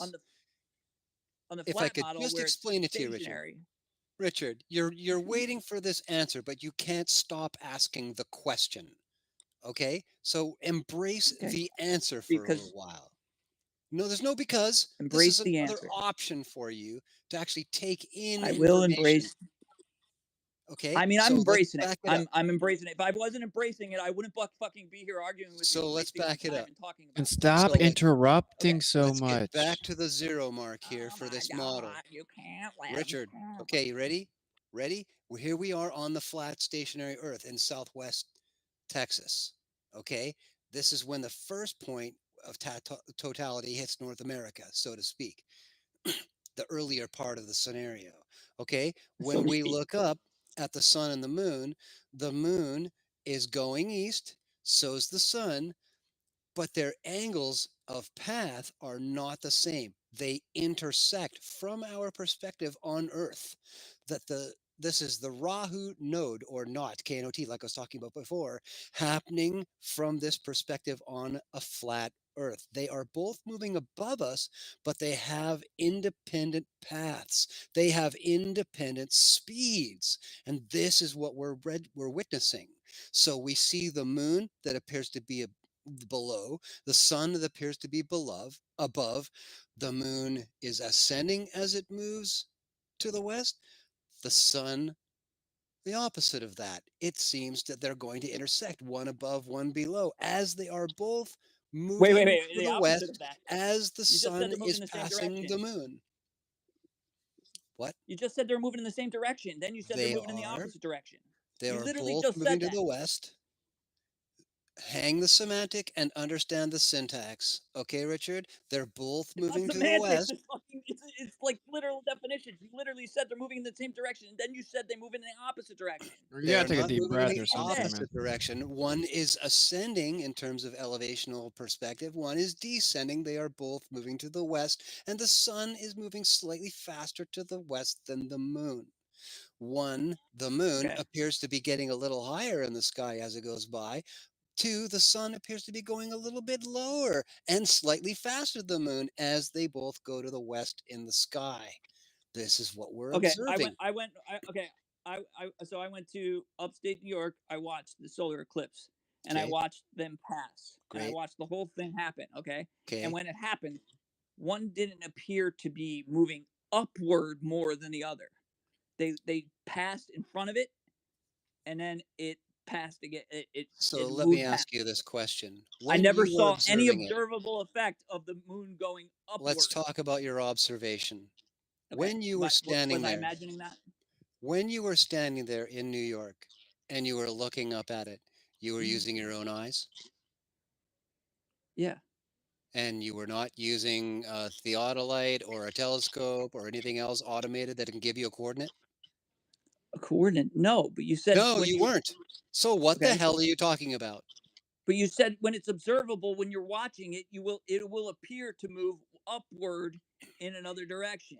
Are you telling me that you stood there for the entire path of the totality for like 45 minutes? You watched the approach and the departure, and you didn't take your eye off the sky for that entire time. You didn't blink. You didn't check your watch or anything, scratch your nose for those 40 straight minutes, and you noticed that angle change? But it moved very slowly. Like, oh my God! You Of said course it you did. said that that it will move upward, right? That's what you said. Relative to the other, yes, it'll be a slight. Yes, exactly. I mean, there's an So that's why ellipsoid. it's observable in Texas and observable in New York later, because it moves upward as well, right? They are already an ellipsoid path through the sky. It's a question of that one is on a different plane of movement than the other, and one is ascending relative to the plane of Earth as the reference point, and one is descending. Ascending towards the vortex, or out away No, from the ascending vortex? away from the Earth and descending towards the Earth as they both Away from the Earth, circumnavigate like the Earth. I tagged you, Richard, in a video that it's a 71-second video that will okay, visualize it for I'll you. watch it when we're done this discussion. I but think like, you need to, and Hey, we need to rotate the good mics morning, because guys. we've I know. answered your question. It's up to you to No, you understand the didn't. data That's now. I fucking can't do that hilarious, for but you didn't. You didn't answer my question. Yeah, Yeah. because Like, you're a moron. You need to understand the yeah, answer. I know, because like the logical That's explanation evident. is Yeah. that we're actually rotating around the There- All right, sun. man. it is. All right, go. We'll Guys, just just, that's just an Go exciting steady, guys, buddy. story. Email us the rest of it. your I your mean, Richard, is the Richard, yeah. brother, just chill. Look, I Okay. just put a flashlight above the table, and I moved the flashlight and the tennis ball in a circumference around the table, and I watched the shadow move its place. And the tennis ball was going faster than the flashlight. Now, the only thing that I didn't observe is at any point in time the table going dark on one side. So that's the thing where I get stuck. I'm a fucking moron, but how the hell, if something is flat and you have a bulb of light, a circumference around this flat place, how the hell does it get dark on one side and light on the other. Where does day and night come from? I really don't understand that. There's Just a look up radius of Rahu and light. Ketu. There's a radius of light? What? Yeah, there's a radius of light. You're asking how does the If the light hangs above a table, like the whole table is lit. okay, no, it's not. What if I take the flashlight and put it closer to the table? What? The uncomfortable laughter as if we're stupid doesn't work, guys. I don't know if you guys realize that tactic doesn't work. So Because the sun gets closer to the table. So because the during the sun is eclipse, too close the sun for the gets closer table, to the earth. to the earth, it can't light up the whole earth. Is That's the sun flat too? correct, dude. It's called a radius of light, and it's also Is called the sun flat too? and it's also called the attenuation of light. So if you have a local light source, it would only light up a certain portion of the terrain below it. This is very basic stuff. But that would only work if the sun would be flat. Does it light up the ice wall? It wouldn't only work if the sun was flat. You can't even straw man. You a shouldn't thought, talk bro. until you go watch Yeah, that but video, that Richard. is true, right? If you have a bulb, if the sun would be a bulb and would radiate light from all sides, then you have, like, it will flash out light also in the distance, not only in a certain point on Earth. Okay, that's why I also said attenuation of light. So Are you talking about the TikTok in the Nestor, that video? If I take a flashlight and I walk backwards from you on a street, you'll be able to see it from a certain distance away, right? If I take the same flashlight and I swim away from you underwater, are you going to be able to see it from further away in the air or the water? Ooh, I like that. I like that. Don't so. It's just a simple You like question. that one, huh? Would you Answer be it. able to see the light further away in the air or the water? The air, right? Right. Why? Okay. Why? Because of the molecules and the reflective, how you call that stuff. Yeah. All right, I gotcha. Yeah, the light is going to be absorbed into the medium. Yes, Since exactly. the water is more dense, it's going to be absorbed faster. That's called attenuation of light. Okay. So the same thing would occur with the sun. The light from the sun would be attenuated based on its size and distance in relation to the terrain. It would have a radius of light, meaning a distance in all directions from the center that the light would extend out to. It would then move over Okay, top so of the so plane so and it's light up a small portion of it. It can be replicated. We can perfectly replicate the day and night cycle with the local light source over the plane. It's been done many times. I'm sure someone could drop it. so it's that. So when the Earth or the sun and the moon are rotating around the vortex, right? That's the basis for this theory of the tide path, right? Like, so the sun and the moon are rotating around the vortex, right? Is that correct? They are rotating vortex is- within the vortex. Yeah, that the vortex has been measured and proven. So, yeah. So they get farther away. They get farther away from the vortex and get closer to it at times. Throughout the year. Or do they just stay the same distance? So sometimes they get closer to the vortex and sometimes they get farther away It's from the not vortex throughout the year. Slices of conical geometry as you move up and down on a vortex on an angle. And it's all within the vortex, by the way. Like if I have a whirlpool, there's the central portion of the whirlpool, but all the water around it is rotating around that point. So the sun and moon are within the vortex. It's not closer or further away from the vortex, just the center of the vortex. And yes, we've mapped it out for years. Okay. And your model is actually created from that. Okay. So if I'm in any location on Earth and I always see the sun rise and then go straight ahead of me and then set in the same spot, like how does that fit with the rotating up and down on the vortex in different directions? Rotating up and down. Okay. when the sun sets, right? If it's moving in a circle over top of the earth, the small portion of the sky that you can see from any given location, you're not going to be able to see a significant deviation from like its actual path in relation to your sky. When you're talking about up and down, it changes throughout the Why year. not?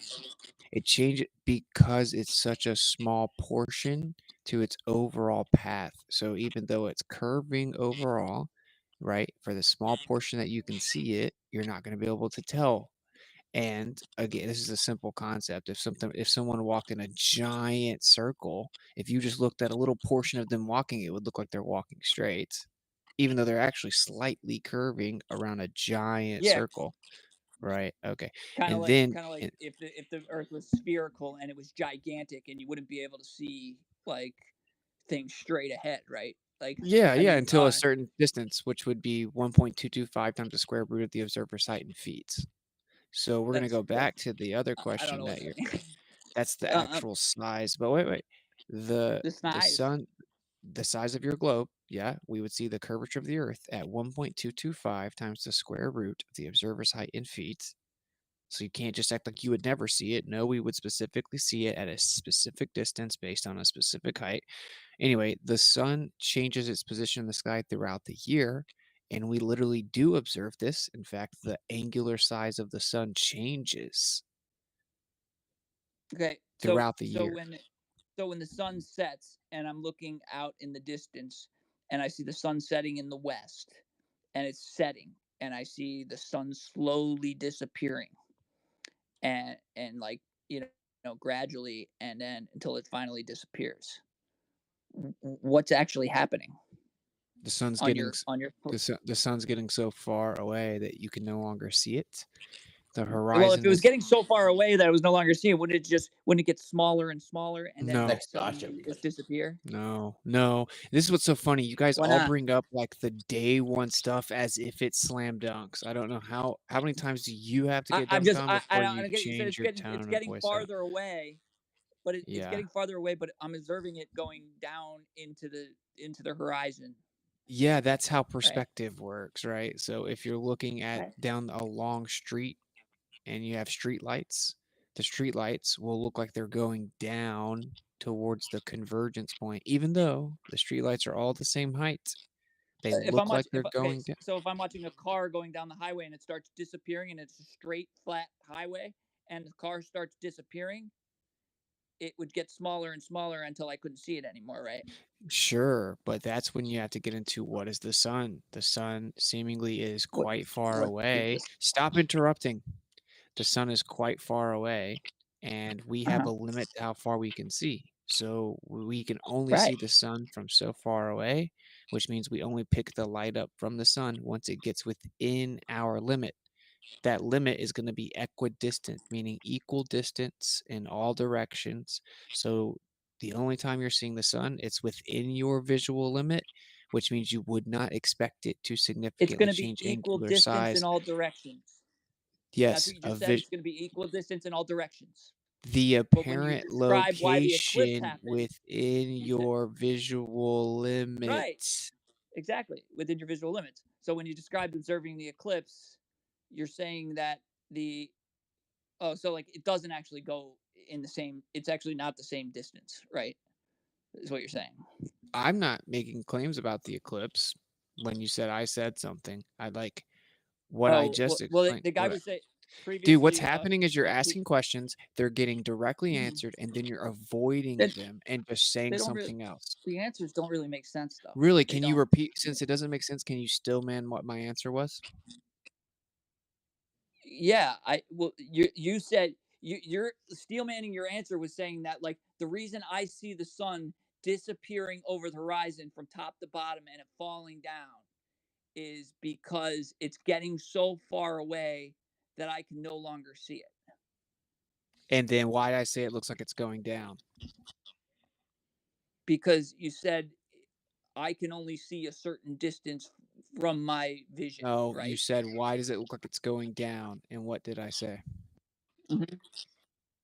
You said because that's all the human eye can see, right? Like that's, That's what how you're saying? You perspective can't see works, just like with street lights, they look like they're going down. Okay, then you said, okay, well then why doesn't it change angular size? What did I say? What did I say back to that? Why does it change angular size? You asked me why it doesn't get smaller and change angular size. What was my response? I didn't say that. I didn't ask you that. You That literally is did. what you said, man. I said, why does it get smaller? Why doesn't it get smaller? That's what you said. Yeah, I said if something was moving, if an object was moving farther away where I couldn't see it, it got so far in the distance that my eyes couldn't observe it anymore. Yes, it would look like it would get smaller. Like, okay, I mean, what was you my can observe answer? that too. You can observe that experiment too, just by throwing a fucking football, 100 yards and watch it get smaller. Yeah, Like, we all understand. Yeah, what was so my that answer? experiment, because What that was my experiment makes answer? sense, right? What And was my answer? your answer to why it doesn't look like it's getting smaller. Yeah, what was my answer? I don't know. Repeat it. Okay, see, that's my point. You said that I got you the knew first it. one, but I don't remember You what your said second you, one because but you were losing me with it's because you interrupt a lot. So okay, you're so go ahead. talking. Tell me Listen, again. Why man. does it, Listen. Mute up, does it- Richard. Mute up, Richard. That's why you not retaining no information. This is exactly why. This is why he asking you those questions, bro. Because we do this all the time, and it's people like you that come here and have a million questions. They try to get a gotcha, and you're not It's not a retaining gotcha. any I'm information. just Look, you're doing it right now. Look, you have no self control. You're doing it right now.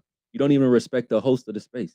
I let you Sorry. go on I the didn't know you whole were the time. host. I let you go on the whole time, and I didn't say nothing. And even when I try to chime in, you can't even keep your mic closed. So he's trying to sit there and see if you even retain the information for us to continue this conversation to extract value, and you not even be able to repeat back what he's saying to you. So it becomes I fruitless. repeated the first part. The second part It I didn't quite becomes, get and because look, I you didn't still understand. doing it. I didn't understand his You explanation. still doing it. You still doing it. Why don't you have any self control, bro? You know how I'm just not spaces allowed to work. talk, right? Is that your point? No, you just talk too Richard, much. I'm not You're allowed not to ask retaining questions any to retain information. the So just information that you're trying to project. stop opening up your mic, bro. Just stop opening up your mic for a second. We're gonna give it to you, but you're just demonstrating why you're not retaining information because you just like to speak. Now let him finish, bro. Go ahead with it, and then you can reply afterward. Listen, retain the information, bro. And the problem is, And I it's just gonna. tagged you too. I'm gonna post it up top. Don't I'm gonna open be your real mic, bro. with He's you. gonna pass the mic to you.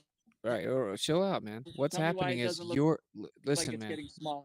Okay, what's happening is you're Okay, just waiting to speak. You're not listening. So what's happening is while I'm explaining it, you're just waiting to say something. And half the time you can't even wait till it's your turn. So you're never actually retaining and internalizing the information. You have to listen. You said my explanation made no sense, but I already knew you didn't even listen to my explanation. How could you possibly say it makes no sense? Okay, now listen. Because Imagine. my point was that Hey, okay, you asked just me a listen. question. Can I answer it, or is put it a my turn to I speak? clamp You on didn't asked it. me a ask question. you Can a I question. answer it? Bro, you gotta relax. I understand this is a lot of information, and I understand that your right brain and your left brain are fighting with each other. But Richard, I hate to break it to you, no matter what we spend telling you, you are not going to gather all this information in one night anyway, especially if you're only trying to respond. Just please relax, bro. We go till Saturday. It's already Saturday. We go till tomorrow. We'll be here all night. We'll be here all night. We go all night to get your questions off. Just take a deep breath and relax. Just take a deep breath. Okay, so just think in your mind, visualize in your mind that there's a person standing in the middle of a circle. Draw a circle around the person. That circle is the limit to how far they can see. So there's a say we're gonna say it's 100 feet. So you draw a line straight ahead of them 100 feet, and then you draw a line to their left 100 feet and to their right, etc. It's a circle. It's a radius, right? It's a certain distance in all directions. That's as far as they can see. It gives you a radius of limit, a circle. Okay, so now we have an equidistant, meaning equal distant limit to how far we can see in all directions. So that's the way the world works. So when we see the sun, we can only pick the light up from the sun what's within our little bubble, our little circle. Okay. So we're seeing the light from the sun all within this bubble, which means that it's going to be the apparent sun, the light from the sun that we can see, is going to be the same distance away from us at all times. So it wouldn't be expected to significantly change size because it's the same distance to the apparent location of the sun. Is it my turn to speak? Can I address some of the points that you just made, Yeah, or man. ask questions about them? Okay, so this radius of limit, you're standing inside a circle, and how far you can see. Does that change if I'm up in an airplane, or and 30,000 feet in the sky, or is it the same radius of limit? No, the limit to the sky it always stays the same. The limit to this, so regardless of how high I am, how far I can see is going to be the same. When it comes to looking at stuff in the sky. So when you get higher off the ground, you can see further on the ground, but that's because the atmosphere on the surface is way more dense. It's because there's topography on the ground, etc. But when you're looking in the sky, it's different, right? You're not looking through hundreds of miles of dense atmosphere or even dozens. So in a plane, you can see further on the ground because you're getting higher up above the dense part of the medium. But we're talking about looking at the sun, which is a celestial phenomena. So when you say this radius of limit, when a person's standing in there, you're not talking about observing how far they can see when they're on the ground on the actual plane of the Earth. Well, technically, there would You're be a talking limit about there. what you can. Yeah, check it. There would be a limit there as well. But what you are going to actually be able to see is going to be way closer than that limit because of the atmosphere. Because we talked about the flashlight in the air or in the water, right? The light gets absorbed by the medium, so it attenuates, so you can't see it anymore, right? Okay, yeah, all right. But so when I'm looking into the sky, regardless of where I am, like when I see the light from the sun, like I see the light. I see light everywhere because the sun is projecting light, right? Like not just the actual sun, which is the big orange ball in the sky, right? Yes, Like but I'm seeing light. yeah, but all of it's going to be within your little bubble. So there's going to be an actual position of the sun, and then it's going to be the apparent position, which is where we see it. Just so you know, even the globe model claims that there's an apparent position of the sun, right? And that's actually how Right. we determine the time for sunset. We use something called We use the globe model. no, we don't use the globe model at all. We use the apparent sun. That's how we determine the time for sunset. And actually, it doesn't match the globe model. The globe model says that when we see the sun setting, it's actually already below the earth. It's just an illusion that we can still see it. Okay. It's the sun is below the earth. Like Yeah, you're saying below the curve of the earth. Yes. The globe model says that when we see a sunset, it's actually not there. It's already below the horizon. It just looks like it's still there. Apparent. Did you know that, Richard? All right. Now let's internalize what Wizard just said. When you're looking directly at the sun in the globe model, they say although you could see the sun, it's not really there.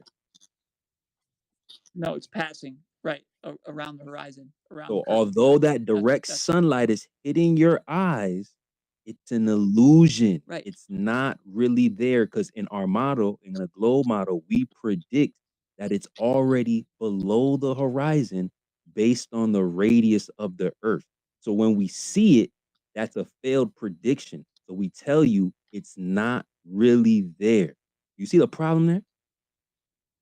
It's a prediction, is what you're saying? It's a failed prediction? Correct. It's supposed to be below the horizon. That's the prediction on a globe model that has a radius of 59 miles.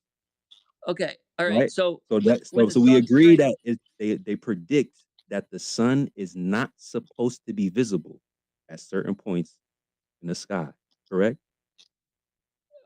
I'm assuming what you're saying is correct, and that they, that they, whoever they are, say this, that that's actually passing, and you don't, and it's already passed, and you can't, and somehow you can still see it, right? So this is what Witsit is highlighting. That when you say, Yeah, "Hey, it I works." got Hey, it. look, wait. This is what he's saying. This is what he's highlighting. When you say, "Hey, our globe model works," it literally doesn't, and they tell you it doesn't. Well, he was using the globe model to say, like, okay, well, there's only so far where you guys can see, and when you're looking into the sky, and even they say the same thing as he's saying, that is when you can only see it, like, even if you can see the light from it and you can see the sun. Before you start saying he used the globe model, just internalize the own point. When you say, "Hey, it worked on a globe," we predict the stuff. Hey, hold on. When you When say he's it talking works about his on a point, globe, and you're saying, "Hey, these things in the sky have predictions, and they predict to be not visible," then they are visible. That means it doesn't work. Now you can invoke explanations for why it doesn't work, but you can't say that you have a working model, bro, and that it works on a globe because they tell you it doesn't. That's his point. okay, all right, like, so, but his point about, like, the reason you see it go downward is because it's getting farther away from you. Right. It's not exclusive to the globe model. Did you see go to your notifications? Regardless of the Hold on. model. Go to your notifications and look at the picture that I tagged you in. If you guys want, I'll post it up top. Yeah, look at the Jumbotron as well. There's that 1 minute and 11-second video I shared with you like half I don't an know. hour There's ago. so many up here. I don't know which one you're trying Bro, to get me. half an Hold hour on, ago. one second ago. 1 second, PSO. Let's just do one thing at a time. Okay, because this guy, like, I gotta make sure we attack one thing at a time, and then we'll go to the next. Do you see the picture that I'm talking about? Oh, wait, no, I'm trying to see what you're trying to show me. I tagged you in it. You got to go to your notification. You want me to send it to you?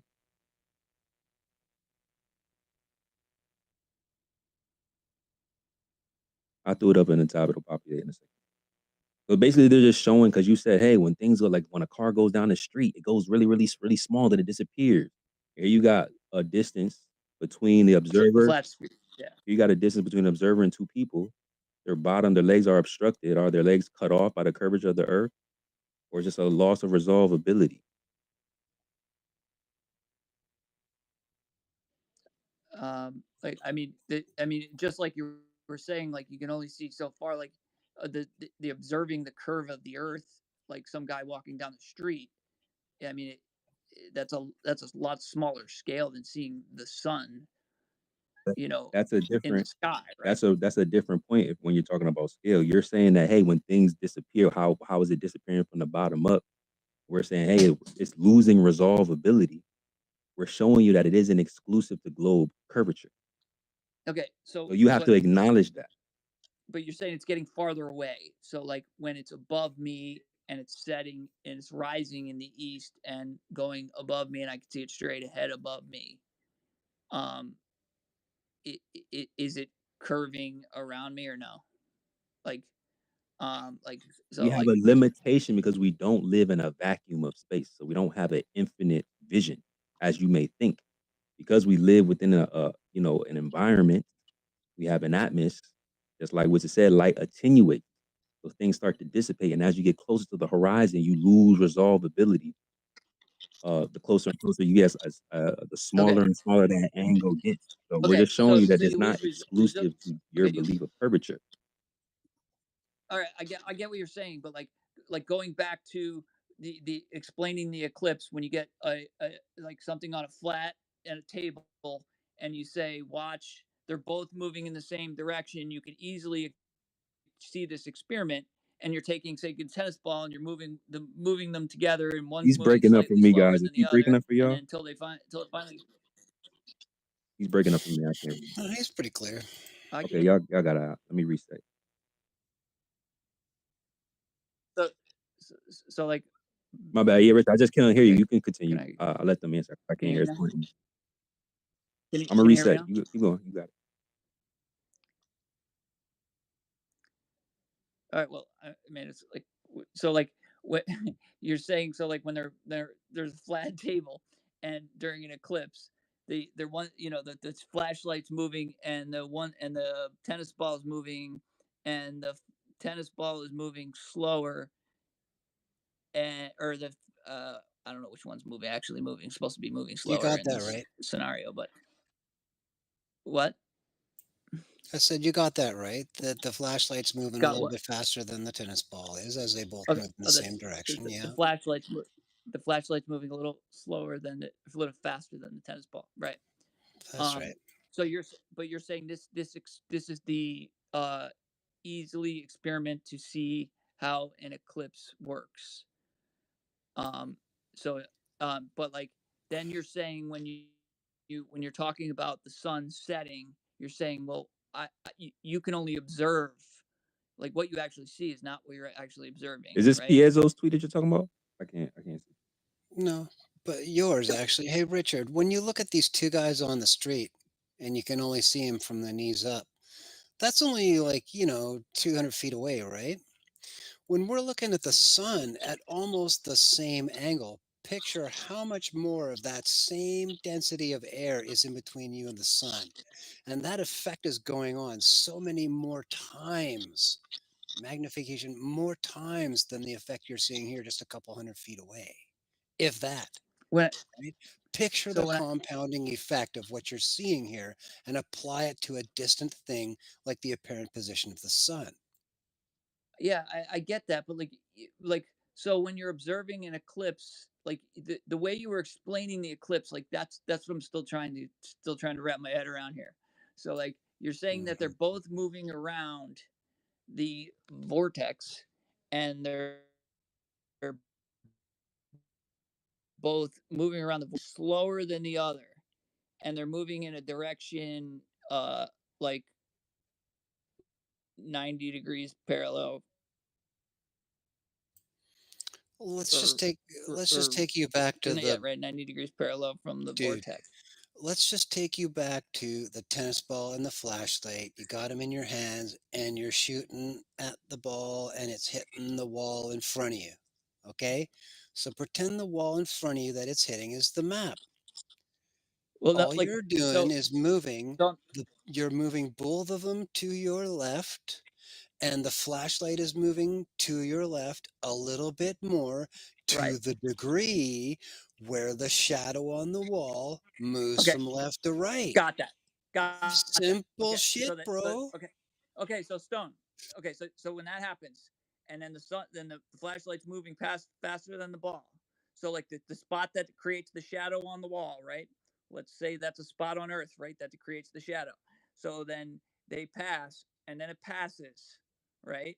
And then it goes by because it's moving. Why are we the still doing flashlight's this? moving. You should not be What do asking you this mean? if you haven't watched the video. Go Yeah, I watch don't it. know why we're Go still watch it. talking We're about not going to this. interact with this question anymore until you watch the video.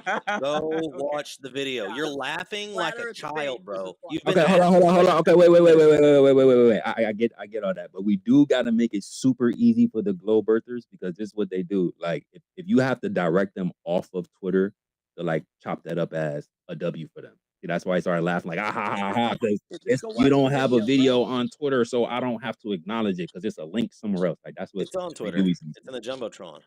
But it's a link to YouTube, right? We're talking about flat Earth debate. Is that what you're talking about, Piezo? You wanted to talk about flat Earth debate, and Yeah, so he's not gonna go click the link. We would like for him to go click the link to go look at I'll it. click But the link. Did the video you sent me create? Like, I can't find it because I see, got is so what many I'm talking about. things in my notifications. So like, no, I'm trying to find it. I really am. 30 minutes ago, I added you, and it's also in the Jumbotron from me. Other guys tagging me. It's from me, so there's only one me. Stop pretending to be dumb. You're doing it on purpose, and no one here is a retard. Okay. Oh, Jesus Christ, man, you guys are mean. All right, so I found. See, okay, I'm looking for yours. I got one from Dark Magician. Hold on.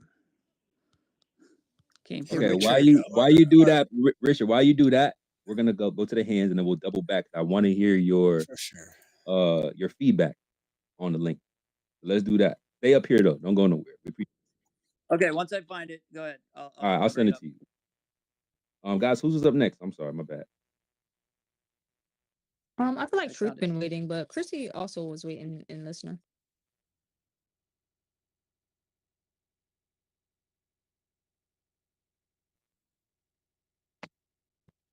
Yeah, I had a question. So I'm a I'm a flat earther, but I had a question. I know this is supposed to be a debate season recap. I guess I got off topic, but anyways, um, I'm trying to find some clarity on a couple things regarding like what's it you mentioned before the um Lorentz magnetic force, and Yep. when I first heard about the like Lorentz transformations was from you a long time ago.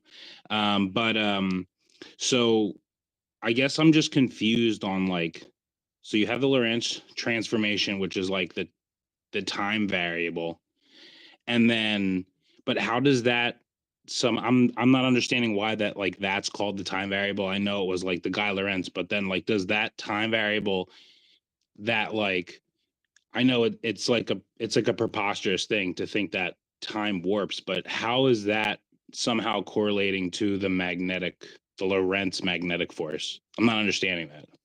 Yeah, so they're different things. So it's just that the same guy is involved in kind of the discovery or the original application. So like the Lorentz force, right? It's the total force exerted on something moving through an electric and magnetic field. So there's that's just its own thing, just that Lorentz helped discover it. Then you have the Lorentz Fitzgerald combination of where they came up with contraction. So Lorentz length contraction, which was something else, right, entirely, that they came up with to try to explain Michelson-Morley. And then Einstein took the Lorentz contraction, incorporated it into relativity, and then realized, of course, if you're going to shorten the distance something travels, you're going to have to also change time. So they're just two separate things. They just have Okay, the same name because it was the same guy.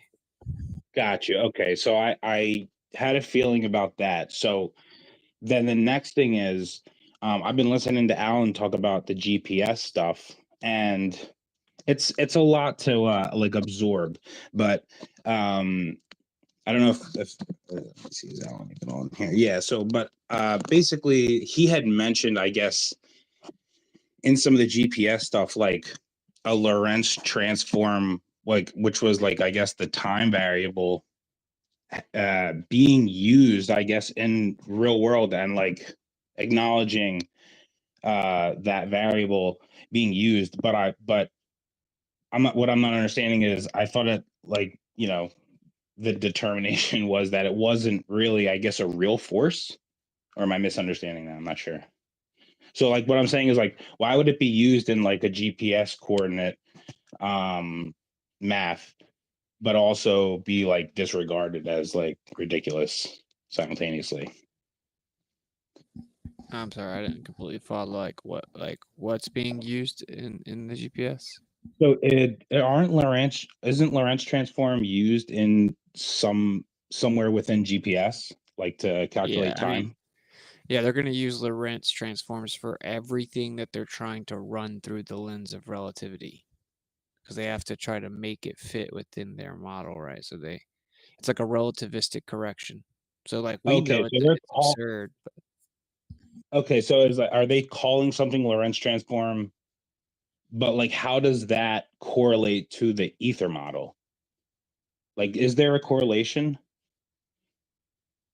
No, I would say no. I would say no. Like in its original postulation, he was trying to fit it within a new ether model that he was trying to propose to keep the Earth moving around the sun. But in just a stationary Earth with an ether, you don't need Lorentz contraction, right? You don't need to transform everything into this like relativity fairy tale world. So we don't need that. I mean, I don't know exactly what you're referencing as to what Alan may or may not have said. I don't know if he's here. Alan said he is going to be okay for about like 20 minutes, y'all. Sorry about that. Yeah. So I mean, Lorentz transformations are like a space-time thing. So The satellites specifically do a Sagnac correction. The speeds at which the satellites are moving and the correction factor that's needed is not sufficiently accounted for by any relativistic effects. It's like 100,000 times or so too small. So they have to do something much bigger than that in order to correct them, and they actually just account for the velocity of the receiver with respect to the satellite.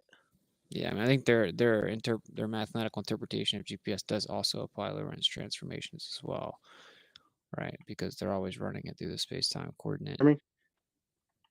Yeah. Yes.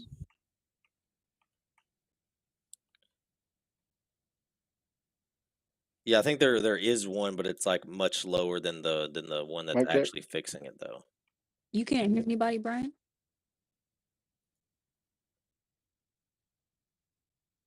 Oh, I think he might be stuck in the ether.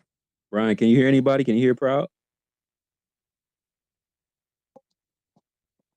Can you guys No. hear me? If that was truth, then yeah, we can hear you. Yep. Okay. We want to Yeah, make I sure don't know. that I don't know Brian if can hear us. Though. Hold on 1 second. Brian, can you hear us? Because if not, we got to drop you. No, nothing from Brian. I removed them. We'll send them a request back in. Probably who was up? Was it Truth? Was it Chrissy? I know we got Flat here, and Richard is back. Well, Truth's been busy, but I'd give it to Chrissy. She's been waiting a while. Yeah, give it to Chrissy. We can chat about it, but yeah, go ahead. Hi guys. Well, I've been I'm an architect, so I do applied physics. So there's this thing that has been boggling my mind since like architecture school. We do statics to build buildings, okay? So we use mass, right, to load the buildings, right? That's the main principle of what we're calculating for, okay? And we use the normal formula for mass with acceleration, gravitation, and everything else. But when we start doing the diagrams to calculate our stuff, we use an opposite force coming from the Earth, the other way that it's supposed to be coming. The only explanation for that is that it's a reactive force. It's never mentioned why is it there. So my question to Vincent is, could it be electrostatics? Because that's the only thing that has ever made any sense to me. And I've never gotten any explanation. The only explanation at college level was it just is. And that's just not cutting it for me. I'm sorry, like exactly what? Like what you're asking exactly what could be the electrostatic force? So there's a downward force, okay, from the load, a piano on a girder, okay? Yeah, yep. And we have in the pillar or the foundation an opposite force coming from the earth, from downwards, upwards, it's going upwards. We need that force because that gives us the foundation of the object to build in real life. The only explanation for that upward force is that it just is a reactive force. It's never mentioned why that is. It just I is. got you. Yeah, but I would say that it's just inertia, resistance to acceleration. So just the fact that there's like stability with the foundation of the earth, that as things are accelerating down towards it, right, since it's stable and founded, it resists that.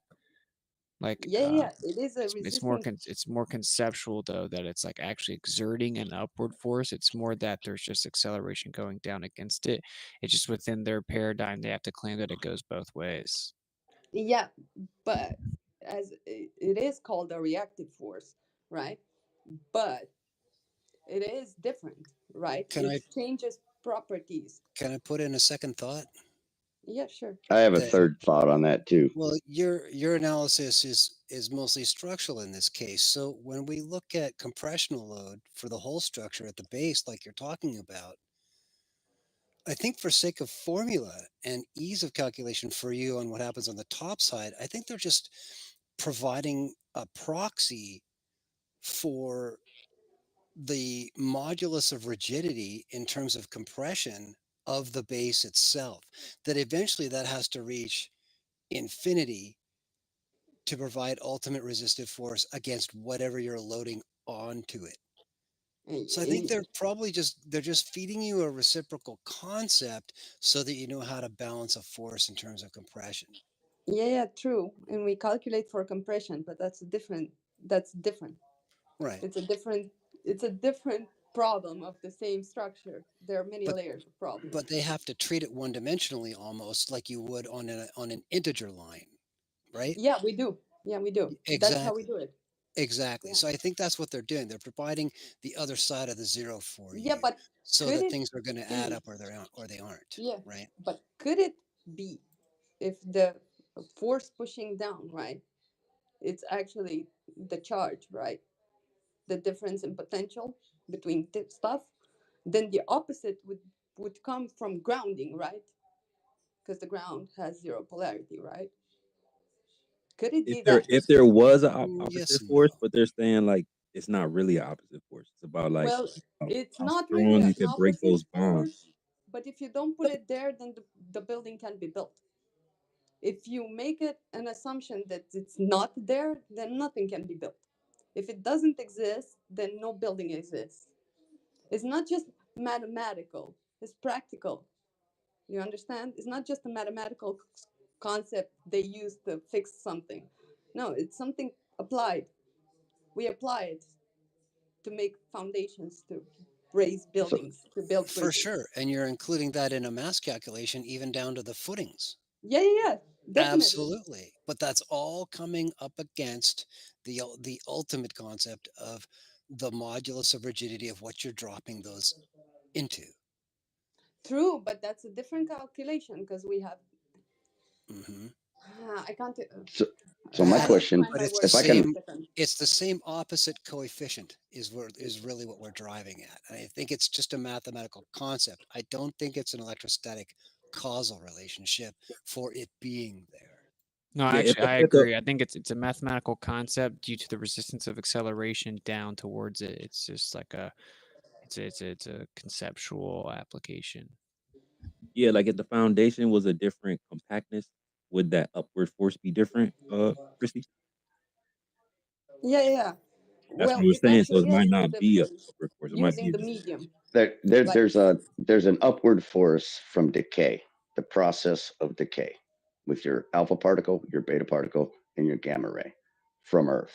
The ancients understood Earth to be the black hole sun. Without the sun, right? We don't have any sunlight right now on the East Coast. Earth is still emitting a force off the crust through the alpha, beta, gamma ray energy. I'm mute. I don't think we need to try and relate ionization to what's going on here in the electrostatic context. You can't leave it out of the equation. You have to accept it because it's part of your environment. No, it's a different aspect of environment, and we don't have anything that's ionizing here. Oh, you have all kinds of things. Everything on Earth is in a decay state. So when ionization is taking place, that's creating motion upward in all directions. It's not going back down into the crust of the Earth. So where else is it going? No, Up. concrete and rebar are essentially inert materials. I don't think that applies here. Well, it kind of has to. So, I mean, that's the bare bones physics of it, subtomically. You know, when you get into concrete and rebar, yeah, you might get into your mass distribution, how many purlins you need, where should you put a load bearing wall, that kind of stuff. Okay, but she's asking about the force. She says there's a downward force of electromagnetism. There's an upward force of electrostatic at the subtonic level. You have to take that into consideration. He's asserting If you that the don't, downward force is the then electrostatic one. go but check this it is- out. technically, in the long short of this is a buoyancy calculation in terms of the total building and its area over the Earth. Yeah, it is more of a buoyancy problem, but no one thinks of it in that way. Only some structure engineers and some architects think of it like that. So when people calculate how they want their boat to react to Dan, being on the excuse me. water, they don't really take much of the nature of the water into account. Yeah, we do. We kind of do. Because it changes if we change mediums. For instance, the resistance is the same, the upward force is the same, but the downward force creates momentum when it's a liquid medium like sand or muddy water Yeah, instead of. only when there is resolvability. Yes. Yeah. But the force is the same. The upward force is the same. Yeah, I heard they sank boats going toward the equator a long time ago, like before they figured out that the warmer water, they had to calculate that with the buoyancy, like way back when.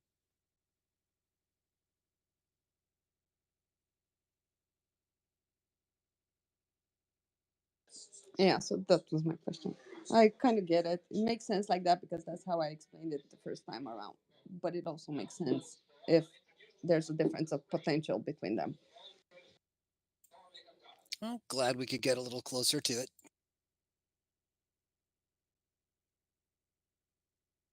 Thank you so much.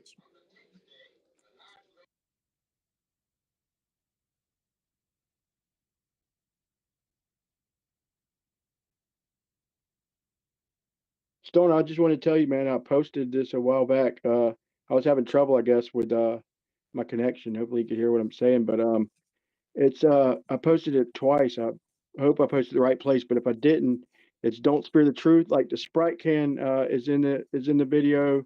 And the main one though, the Sprite can was right up against the wall, but the main one was that rocket that he fired. And here it was the damnedest thing because it looked so convincing. But when you slow mo it and watch it back, the gas that left the rocket, it looks like it's moving immediately, but when you slow it down, it left a shadow. Like literally you see the shadow move across the bottom of the chamber, and it didn't move until it hit the wall. And same thing with the Sprite can, like it's literally you see the but I mean he's agreeing, and I would also agree that if you're using liquid like to propel, then or a surface, So here's the thing with a vacuum, to use gas to propel, that's like pulling on a rope that's not attached to nothing. So as the gas is coming out, it's entering a vacuum. But as far as you might get a smidge of freaking something, but nothing to speak of. But in their demonstrations, he does a really good job. It's a long video, but the time stamp is a minute 14 and a minute 26 for the two we spoke of. Is But this the if you're Destination interested, Nowhere thing from Brian Leak? That's you? say what? Is it the YouTube Rockets in Space Destination Nowhere? Is that the one you're talking about? No, it's Don't Spear the Truth. About the rockets. And, he makes pretty good content, man. But he's pretty thorough on his shit. But if you want to just get right to it, when you get a minute, just go to like minute 26. To me is the best demonstration. But where they tried to make claims, but it's still up in the air to me. So Brian, it's the one that you posted like 8 minutes ago. Yeah, I think so. It says Rockets in Space Destination Nowhere. Yeah, that must be it then. Yeah.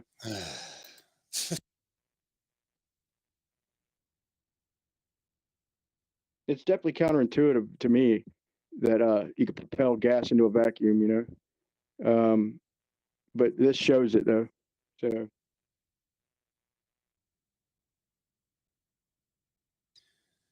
okay, that one's not available in Latin America. I'm gonna have to go through a VPN, so I'm not watching it tonight. It's actually 4:30 a.m. my time right now. I gotta call it pretty soon. no worries, brother. No worries. Hey, appreciate you, Stone. Good to see you too, man. Yeah, it's been awesome as usual, Sigrid. Thanks for having me. Glad we could set something straight on the record. Well, fairly straight. And yeah, look forward to next week, guys. Catch you all then. Yes, sir. Good night, Stone. Good night, bro. How y'all feeling so far tonight? Y'all laughed hard enough? I definitely did. Yo, YouTube cracking up.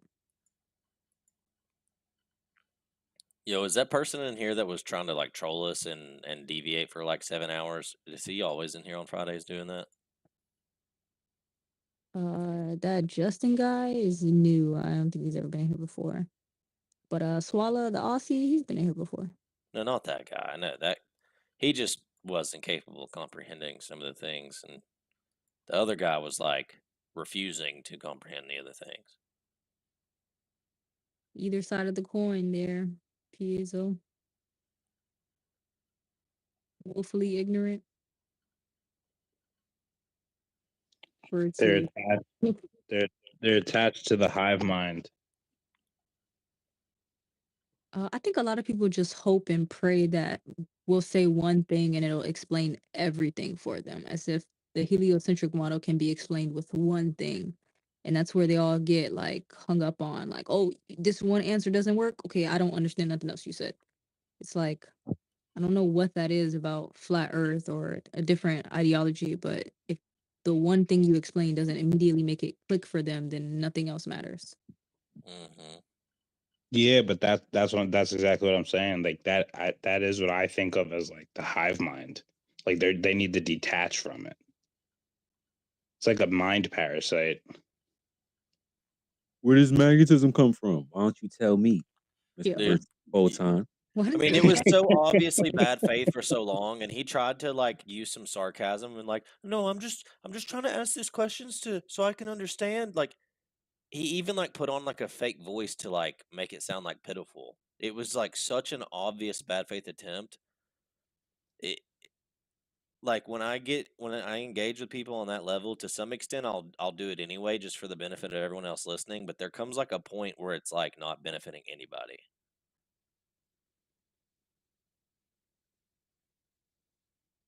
In fact, beyond a certain point, I think it's detracting from the ability of other people to ask questions that might actually be pertinent. Yeah, the gotchas are getting old, guys. That goes for the 13 other listeners as well. The gotchas get real old. I just don't think we should let trolls co-op so much of our time. I mean, they can be useful for sure because they will ask, even if they ask dumb questions, like it can be useful for people who don't know the answers to them. But like when it goes on for so long that it just becomes a complete detraction, like that's not helpful, you know? For us, sometimes it gets hard to tell like who's trolling, who's genuinely asking, who's just ignorant and don't know that, so they're fighting for no reason. You guys probably could weed them out a lot quicker, but No, that was a good catch Sacred made earlier. Like I thought the dude was trolling too when he was telling him the vortex in the middle, and Sacred caught that real quick. Like he's the only one who was like, wait. He probably don't even know what we're talking about with the middle, and it happened to be a pole, which to me was a pretty good explanation of what the guy was asking. But he just kind of started bombarding other questions. But yeah, Sacred did catch that. He didn't even know what we were even talking about when we said the middle. see, and a lot of times we catch ourselves having to take that step back, like, hold on, we've been doing this 97 weeks, they're probably on day 2. So maybe they don't even know what we're referring to when we say the middle of our flat earth or the north or the center. Like, so we try to give them slack. You guys know we try to give them slack, and we try to give them a chance to get their full incoherent thought articulated out. But yeah, there should definitely be a cap secret. That's fair though, because when I first heard about flat Earth, I was like, wait a minute. Like, how can we get from California to Japan? Like, like that was dead serious. Like, I just couldn't picture it in my mind. Like, if the Earth is okay, well, we can go east and get to Japan, but how can we go east and west if the Earth is a plane and still get to Japan? Like, I couldn't even, when I seen the AE map, I was like, duh. Like, it's literally that simple. But that's how crazy indoctrinated we are. Some people more than others, me in that example. See, Globies, they saying I'm giving y'all too much airtime. I be too nice to y'all. Yo, Shane is locked out of Twitter. Uh-oh, did he tweet at some Globers? I don't know. They Locked will out, report like need verification or No, suspicious login prevented. Well, he is on a new PC tonight, so could be related to something with that. Google's playing defense. It'd be like that. He was in here. I don't know what happened. He just randomly got booted out.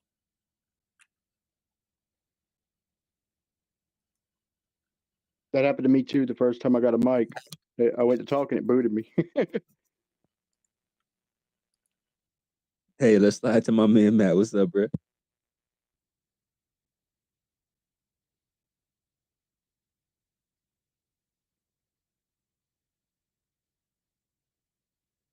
Matthew, you. Okay, here I am. You can hear me? Yeah, what up, bro? Okay.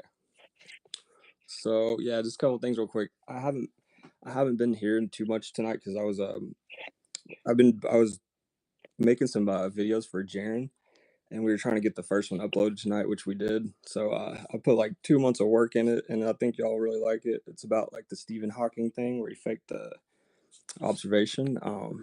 So anyways, it'll be live on his YouTube tomorrow around like noon, I think. So anyways, check that out. I'm not sure if Austin's still around. Just want to say, obviously, or I shouldn't say obviously, maybe, but I just want to say you definitely made us all proud. There's no one on earth we'd rather have representing us in our position on the big stage than you. Also, I heard you mention earlier, something about we may be getting sick of you saying tag me under these, posts about who we want on as a podcast. We're definitely not sick of it, at least not myself and other people I know. It's actually fun seeing how many people are replying your names under these replies to these posts. And so we enjoy it, and we're more than happy to keep doing that, for as long as it takes to get you on some of these like real big and hopefully even mainstream podcasts, not just, mainstream conspiracy podcasts, but hopefully some mainstream podcasts eventually, because someone at some point is going to be like, why are there so many people down here talking about this wits it gets it guy? We got to get him on here. So definitely, we're not sick of it, and we're happy to keep doing it, man. And again, you did obviously we had no doubts you would do such a great job in any debate. I think like Mindshock says, you're the best debater on the planet, so no one thought you were going to go in there and do poorly. But the way you carried yourself is like the class, and like how cool and calm you were, and how you represented our position was fantastic. So anyways, just want to say that. The one thing I wanted to mention this week that was really cool, something really interesting, was something Mindshock talked about when he was actually doing the review of the debate. And I've never heard this before anywhere. I've never heard anyone allude to it, and I was firmly in Mindshock land when he talked about this, because I had no idea. And I think every flat earther needs to know this. I clipped it. I haven't posted it yet. I need to post it soon. But what he said was that as early as the year 2000, there was a forum online. He said it was he didn't want to name the forum, but he said it was famous in the underground, not necessarily just among like what science or whatever, but it was like a famous underground sort of forum.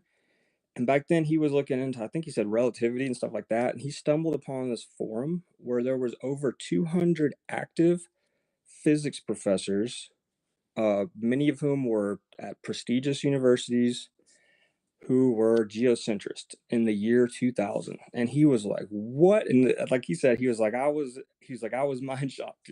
Like, his personality is, you imagine him saying that. But, so these people say, flat earth came out of nowhere in the year, whatever they say, 2013, 2015, whatever it was.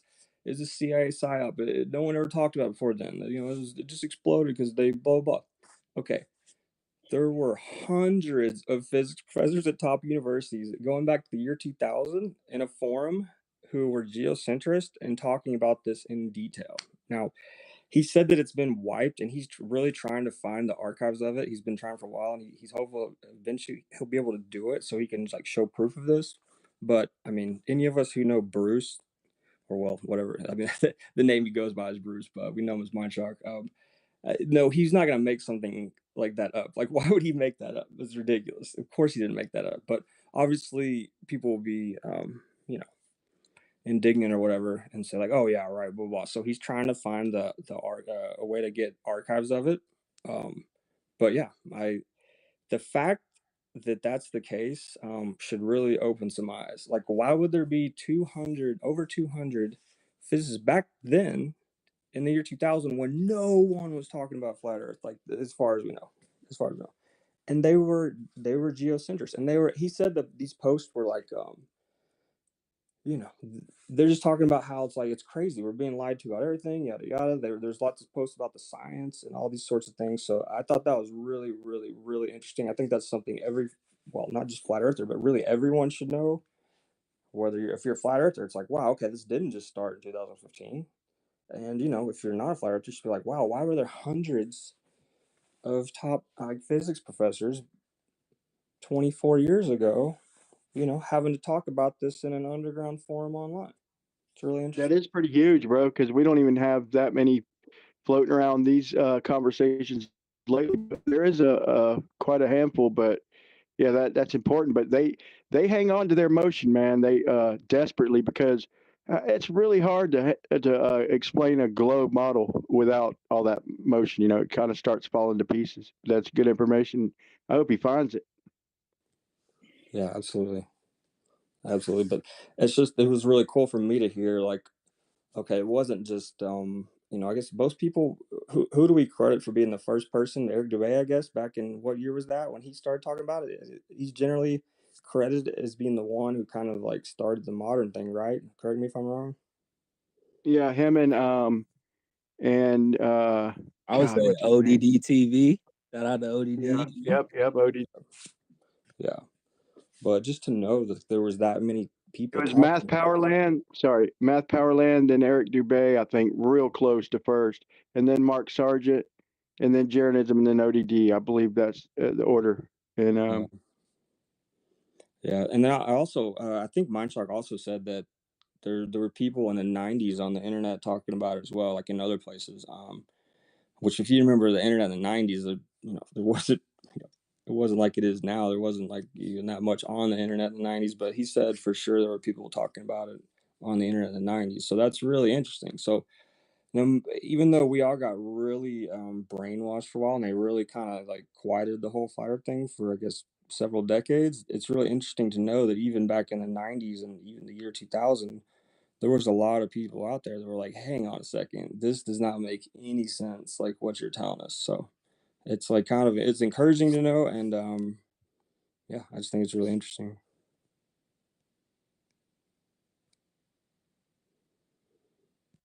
the Flat Earth Society's been around too, man. It's not a SOP like people are claiming. You know, that's if they bothered to look into it. Like the first video I got routed to, this is probably about 6-7 years ago, and way before I even made a channel, which is Flat Earth Tests on YouTube if anybody gives a shit, or Twitter. But I like listen to the arguments, and I was thinking in terms of like Einstein when they were talking about the upward. You know, they were talking about in other words, the acceleration ain't down. That's what the way Einstein. That's the way their current model has to explain it. That there's no force. There's no downward force. You know, the acceleration there would be upwards. You know, causing fictitious byproduct of the force. But so coming from a physicist, you know, explaining it the way Einstein, they have a hard time explaining that multi-directional on a ball because they have to bend space itself. They have to bend space. They have to make the space time and bend it around the ball and shit. So I didn't think it was that dumb of an argument. But then, you know, I heard other people saying, you know, that you get directed right to the Flat Earth Society's YouTube video, and that's a SOP. And I was like, that's kind of what caught my attention to begin with. Like they had some good points, and I thought that was one of them. But I don't know, somehow they got a bad reputation. But the dude who I think is running the Flat Earth Society, he's like, I think it's Ken something. He's like a Asian American young fella. and he's smart as shit, dude. And he don't mind people like making fun of him. He flat out said, if they don't like that, that's fine. As long as they're looking for the truth and fighting for a flat Earth, debating. He's good with it. Well, He's a real calm, mellow demeanor dude, man. I It's not wouldn't a style. I wouldn't doubt the person they have running that is an intelligent person. However, like what I would say, and I heard Austin say this recently, but I know others would probably say it, is most or a lot of the things that the Flat Earth Society talks about, puts up on their website, etc., makes our position look asinine. Like I know at one point, like one of the first pictures you would see on there was like a pancake floating in space. So yeah, I've never known anyone who's a quote unquote member of the Flat Earth Society. Also, the fact that when you Google it, it's the first thing that comes at the top is very suspicious. So yeah, I'm gonna have to kind of disagree with you on that one. Yeah. I would think there was more controlled opposition. I think at one point they were genuinely putting out information that they believed in, and then somewhere along the Another way, thing, well, I would just the say real quick, government official jumped in there. another thing Mindshark mentioned the other day that I've thought I don't about know a if you lot can hear is, me. most of us who are quote unquote conspiracy theorists are well aware of Can you hear Proud? No, I can't. I'm sorry. I also do like the accelerating I I can't drop upward. it hear. down, Matthew. I'll bring it back up. Hold on. I wanted to hear somebody break down the mechanics of that upward accelerating Earth theory, and then I think Dell came in here and was talking about it. Yeah, I was here that night. I Yeah, was here that night. Oh God. yeah, they were so I annoyed. went and did some tests on it too. I went to the elevator the other day. I got to put the video out, but I was testing to see if when the elevator hit a constant speed, I had 100th of a gram accurate scales to see if it added any weight. Because according to him, that at a constant speed, he was explaining the downward acceleration we measure in reality, basically with as deceleration. So if something leaves the earth or the bridge tied to it, jumps off a platform or something, once it leaves the connection to the earth, that it starts slowing down. And so by proxy, you're going to measure an acceleration. But I didn't come, I was up in the air to see, I'm like, okay, once you think it through, it does mathematically explain it, but it's kind of counterintuitive, but maybe. So I did go to the elevator, but it's kind of inconclusive. It doesn't seem to add any weight once that initial takeoff. But I couldn't get anything real stable. But I'll tell you what, it was pedaling right above and below zero. So it's hard to say it was adding not even 100th of a freaking gram consistently. So, but that doesn't change the possibility. I like to keep open mind. So that's the mechanics, that are used as far as everything works. If you're trying to figure how far an arrow will go at a certain speed before hitting the ground, you're pretty much figuring on the ground coming up basically to do the math. That doesn't necessarily mean it's a reality, but I don't know. I'm intrigued by it too. I'm willing to entertain anything with an open mind. It's a constant rate. It would be the same downward rate that they're assuming is why things fall. It would be the same accelerating, like upward rate. Yeah, if it's not accelerating, like say if you take off in a car and you start, obviously, no matter what, if you go from zero to any motion, that's going to be an acceleration, a change in speed, right? And so you feel the weight on the back of your seat in the car. And but once you hit a constant speed, they say you don't feel it. And he was claiming, but he still could have some point. It could be like a circular constant speed. So I'm about to go on one of his shows next time he has invitation and find out exactly what his claim is, because I'm not sure about first it made sense to me, but like I said, after testing it, I'm not 100% sure, but I'm pretty damn sure that that a constant upward didn't add any at all weight. But I do want to retest it, but I'm pretty damn sure that it's just the acceleration. And then the argument is, we'd be going so fast and all that if at an accelerate, which is fair, unless it's going in a circle or something. There's ways around it. So, but it's hard to even picture the whole world doing that. But as far as a physics point of view, if we can demonstrate things, the Globers can't claim there's a downward acceleration because if we accelerate in any direction, Einstein, all I got to do is say one word, Einstein. There's no downward acceleration. As far as an acceleration like any other direction, because we could accelerate in any direction a certain rate and get 1g. So we'll weigh the same amount we do go in any direction on a scale behind us, like behind our back in a car or whatever. But all of a sudden, when you drop something, it's we measure the acceleration, but there's no buoyancy. It's you won't get any weight on a scale. To claim that's just like any other acceleration. Anyway, it gets pretty deep. I understand his argument, except for the constant motion thing. I'm not too sure about that now, but I'm 1% on board. But I do want to have a talk with him. But I could talk about that. Just you could look into it. It's pretty. It's a head scratcher to say the least.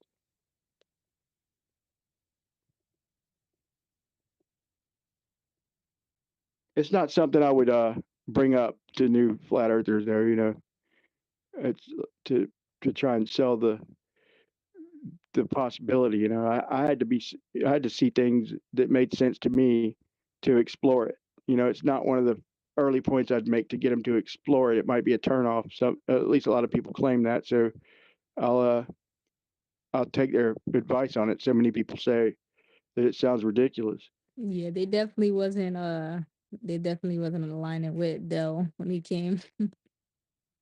But yeah, it was good information, good breakdowns. That's why I want Globebusters, and I tried giving the best presentation for Dell's argument. I showed demonstrations, and then I gave the best I could for electrostatics with Zach from Good Times for All in Austin, with the electrostatic, which is another good model. And then I tried giving the best representation for just the relative density. I argued that forever until finally I'm like, man, it's just lacking. I literally argued that like a stubborn mule until I finally was like, man, I gotta keep an open mind here to other things. I can't get like that again. That's how I used to be. So I promised myself I would never get so stubborn minded. And so I just went on to give the best presentation so people within the community would quit strawmanning each other. It did slow it down, like to know the other people's arguments, instead of, because we don't need to be strawmanning each other within the community, So, but still, that's I wasn't making a claim to any one of them, and I made that very clear. Like I'm not claiming anyone, but this is the best representation I can give for each one, and I give the argument points for each one and how they all stacked up against the globe for the most part. But to me, if we're stacking it up against the globe, Dell's argument definitely works the best because they've got to explain Earth expand, and that's literally their claim that the force is coming from below and acceleration comes from above to the force coming from below. So there's no longer a downward force, but they got to, like I said, bend space-time to have a globe expanding out in multi different directions to get the equivalence principle. And I like the electrostatic argument. That's probably maybe the one that I'm teetering on because it makes sense to me because when they tell you 9.8 meters per second squared, they don't tell you that it's not squared, it's per second, which would make sense with a 100-degree voltage change. That would line up with the acceleration would line up with the math. And also, but man, it'd be real hard to demonstrate some of the things. I'm still trying to come up with some ideas. But another thing, it could still be a globe. That's the only thing I don't like about that argument is that it still could be a damn globe with that force. You know what I'm saying? But one? Austin did a good job making sense about it. The electrostatic, How so? Model. I mean, it could still, you could theoretically just cut the argument off and say, okay, it's electrostatic, You just pull it to the theoretically center of have it. another Gaussian surface or like another concentric circle surrounding it, which they don't have. Like, dog. Yeah, that's a good point. Is there That's a someone good else that point. wants to talk? I guess, Alan, I get on Alan's nerve because I'm being fair. Is that what it is? Sorry, Alan. Is that I'll what shut you're up, Alan. doing? Sorry. Dog, it's a kinematic equivalence. And they don't even say that about space-time and gravity. That's a misunderstanding that somebody put out on YouTube because they don't understand kinematics. No, it's not. Yeah. All right, dog. What, you talking about the Einstein space-time and shit and the force? There not being a downward force? Nope. The gravitational You're saying field, that the are you gravitational saying that he cleaned? in their model, the gravitational field bends space-time around it, which creates the illusion of local gravitation. It's Right. not. It's Exactly. not. That's how they. So it creates an omnidirectional pressure around it evenly. It's literally not the way you're representing it. So Like which you're direction holding. is the force? Well, it would be omnidirectional for them, so it would be relative to where they're at on the globe. Where is it where you're at though, locally? Do you not understand how it doesn't matter? Like that's how they made It's the just a globe. question, bro. To see if you jobbing with the way I've researched, just to see if you come up with what I did. That's the answer. So I don't know, like whatever you came up with, I don't care about. Well, from what I've studied, that the force is not down. We measure downward acceleration, but the force is literally coming from below. That's the force, and so there's no downward force, just a downward acceleration from the upward force. And the way they describe that on a globe is from the bending of space time to make it omnidirectional. Yeah. So I'm not totally disagreeing with you. Here's the thing. We have a dynamic cause earlier, right? So you know how you were like, oh, dude, I got to give up density buoyancy because it's just missing something. What was it missing? The static electric voltage. I'm sorry, that's that electric gradient, right? That provides the That's what I said. That's the other model I like. Right? That requires specific mechanisms, Gaussian surfaces, to produce the equipotential for the gradient to exist, right? And you're like, no, but fuck that. Let's take a look at what Dell's saying, where the Earth's upward accelerating, and the only way we could verify it is by ignoring the electrostatic gradient, and then saying, well, by only examining outside of the system could we verify it. Like, dog, you're giving up your own position to play rigmarole. I can't listen to you talk about it anymore. Alan, why are you getting emotional, bud? Why are you getting I'm so not upset? emotional. You're literally just talking for a long time about nothing, though. And then you're like, well, maybe we nobody was talk. talking, Alan. Well, that doesn't mean just say a bunch of nonsense, dog. Proud said she liked hearing about it. She asked kind of in a roundabout way to hear about it. I just was feeling.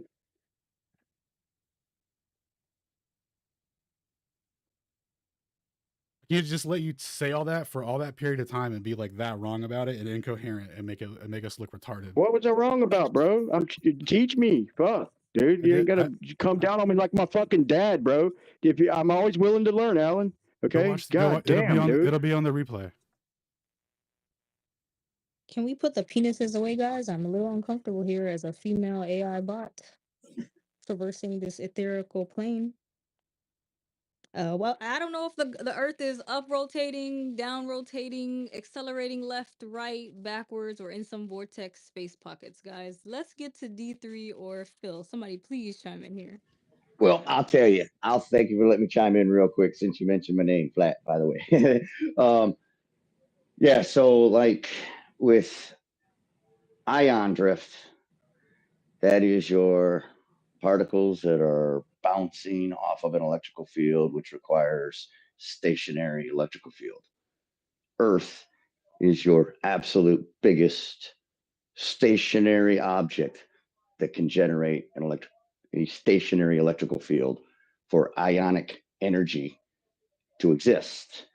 That as absolute a force that is to be considered because it goes up. And I have heard nobody in the flat earth community talk about it. I don't even hear Globers talk about it. I would strongly recommend. Can you repeat the end of that? I have not heard either side talk about it. No, I heard that part. I'm talking about the end of your explanation. Okay, Earth. Okay, because in order to have an electrical field, you have to have a stationary object. Earth is your biggest stationary object to generate an electrical field, which then gives us the presence of ion drift, which is motion upward. It's not going back downward into the crust of the Earth. It is going up towards the sun and the moon and the northern Polaris star. Those are your highways, your bandwidths of communication, your toroidal field, your highways of invisible light spectrum. Gamma ray, alpha particle, beta particle. That's where it begins, from the black Earth, the black hole sun. We still exist on Earth without the sun or the moon. It's nighttime and during a new moon phase, there is still energy, cosmic rays, emitted off of stationary Earth. Everything is stationary here on Earth except when you are in motion by applied force. Strong force, number 1, magnetic force, number 2, nuclear force, number 3, and the non-existent fictitious force, gravity, the weakest of them all, barely clinging as we are getting ready to kick it over the other side of the ice wall because it just doesn't exist. You have 3. And really, if you break it down, you have 2, because you could probably apply strong force to magnetism. There's really no need to have that strong force there unless you can tangibly put it in my hand, because I cannot put strong force in your hand. I can put a magnet in your hand. I can show you in a sunflower electromagnetism. I can show you through a voltmeter, the 2. I can show you through the sunlight. I can show you through the moonlight, and I can show you through the northern Polaris. And it can be measured in a Kelvin temperature, which contains no heat. Planet Earth is the only place that you get nuclear fusion. It has all elements. You don't get nuclear fusion from a sun because it's a star. It's not a planet. It's impossible. So the first thing that takes place is decay from planet Earth, and that is the renewable energy, because we are in constant motion of decay. Constant motion of alpha particle, beta particle, and gamma. And then you have creation. I'll mute with that. Hey, does anybody know how an accelerometer measures? I was just curious about this because with all the talk of upward acceleration, how does that actually work with an accelerometer? Anybody privy? Like capacitors and gaps, but a crude accelerometer would just be like a bottle of water with air in it, with a little air in it. But yeah, they got way better ones now. They use like capacitors and shit. So what exactly is it measuring for? Because they A say gap, that like if you a stand voltage on gap, basically. a voltage gap, okay. I mean, so if you So separate something, if you look, it's like this. So if you accelerate one direction, okay, it detects that. Like, let's just start with the crude accelerometer, the water and the air. We could accelerate in any direction, dude. And what's going to happen is the water is going to go toward the bottom of the bottle. As long as we point the bottle in the direction of acceleration, any direction, doesn't matter. Any direction we accelerate, the water's going to go to the bottom, and the air, the less dense thing, is going to lead the way. So like in a van, if you have a helium balloon and a regular balloon, just the regular balloon hanging from the ceiling and the helium balloon floating from the floor, just next to each other. When you take off in the van, the helium's going to go toward the front, and the regular balloon is going to go toward the back. So the less dense item is always going to lead the way. It's always going to lead the way in acceleration. And except for free fall, which is what we do measure in acceleration, but accelerometer will read 0 as soon as it leaves your hand, as soon as it leaves its connection with the earth. And which is a fucking head scratcher, bro. If not, to me, it is. That's closer to what I'm talking about. So they say that you can just stand there, right? You just get an accelerometer and go on the ground and just stand there, and it'll read that there's an upward force, there's an upward reading. So that reading, what is that? I don't know, man. This is a voltage gap, like you were saying. It's just the rest. It's the question would be what causes weight. I mean, the only thing I could see that causes weight is motion or acceleration, but or a force, like an electrostatic force. So that's the $1 million question in my mind. I can make sense of both of them. That's why I'm trying to figure out exactly how to, exactly what are they measuring? Like it's measuring electromagnetism. What you mentioned voltage, so I'm guessing that's the case. Or does it have some other kind of sensor and that's how it's reading this stuff, So I appreciate you. Anybody else? I'm pretty sure I'm not 100% sure, but I'm pretty sure there's like some sensors in there, and when you accelerate one way, it creates like a gap in the voltage. Like it's more accurate because it's measuring the voltage, and the gap changes the capacity and Yeah, whatnot. I'm not I'm not exactly talking sure how it about works, but movement. that's No, I'm not talking about movement. So like you just said, like if you accelerate, no, if you stand still, it reads that there's an acceleration. yes, Yeah, yeah, that I want 1G. to figure out what that is and how they're measuring that. I was hoping, but I got you that it's about voltage, so that's cool. I'm gonna eventually look it up and find like exactly how those devices work because that's extremely interesting, especially when we were just talking about the upward acceleration and what's causing all of that. So I had one other question for everybody. I've been stuck on site lately.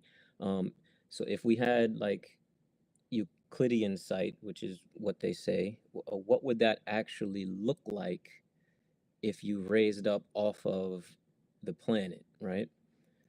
And so if we do see in Euclidean sight, like at what point does the horizon change from being apparent to actual, right? Because they're saying we see in Euclidean sight. Okay, when does that horizon change to being actual? As far as I can see from all the space footage of space station and flights and all of that, that horizon changes with the camera angle. Sometimes it flattens out, sometimes it's convex, sometimes it's slightly concave. That doesn't happen with a physical horizon.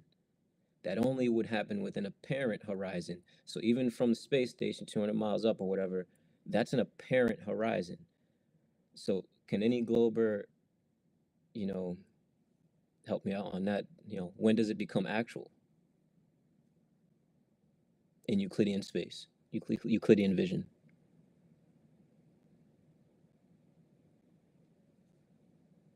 And mute up with that. If I'm a steel man, I'm going to say, I'm pretty sure this would be their answer, that we don't see the geometric horizon.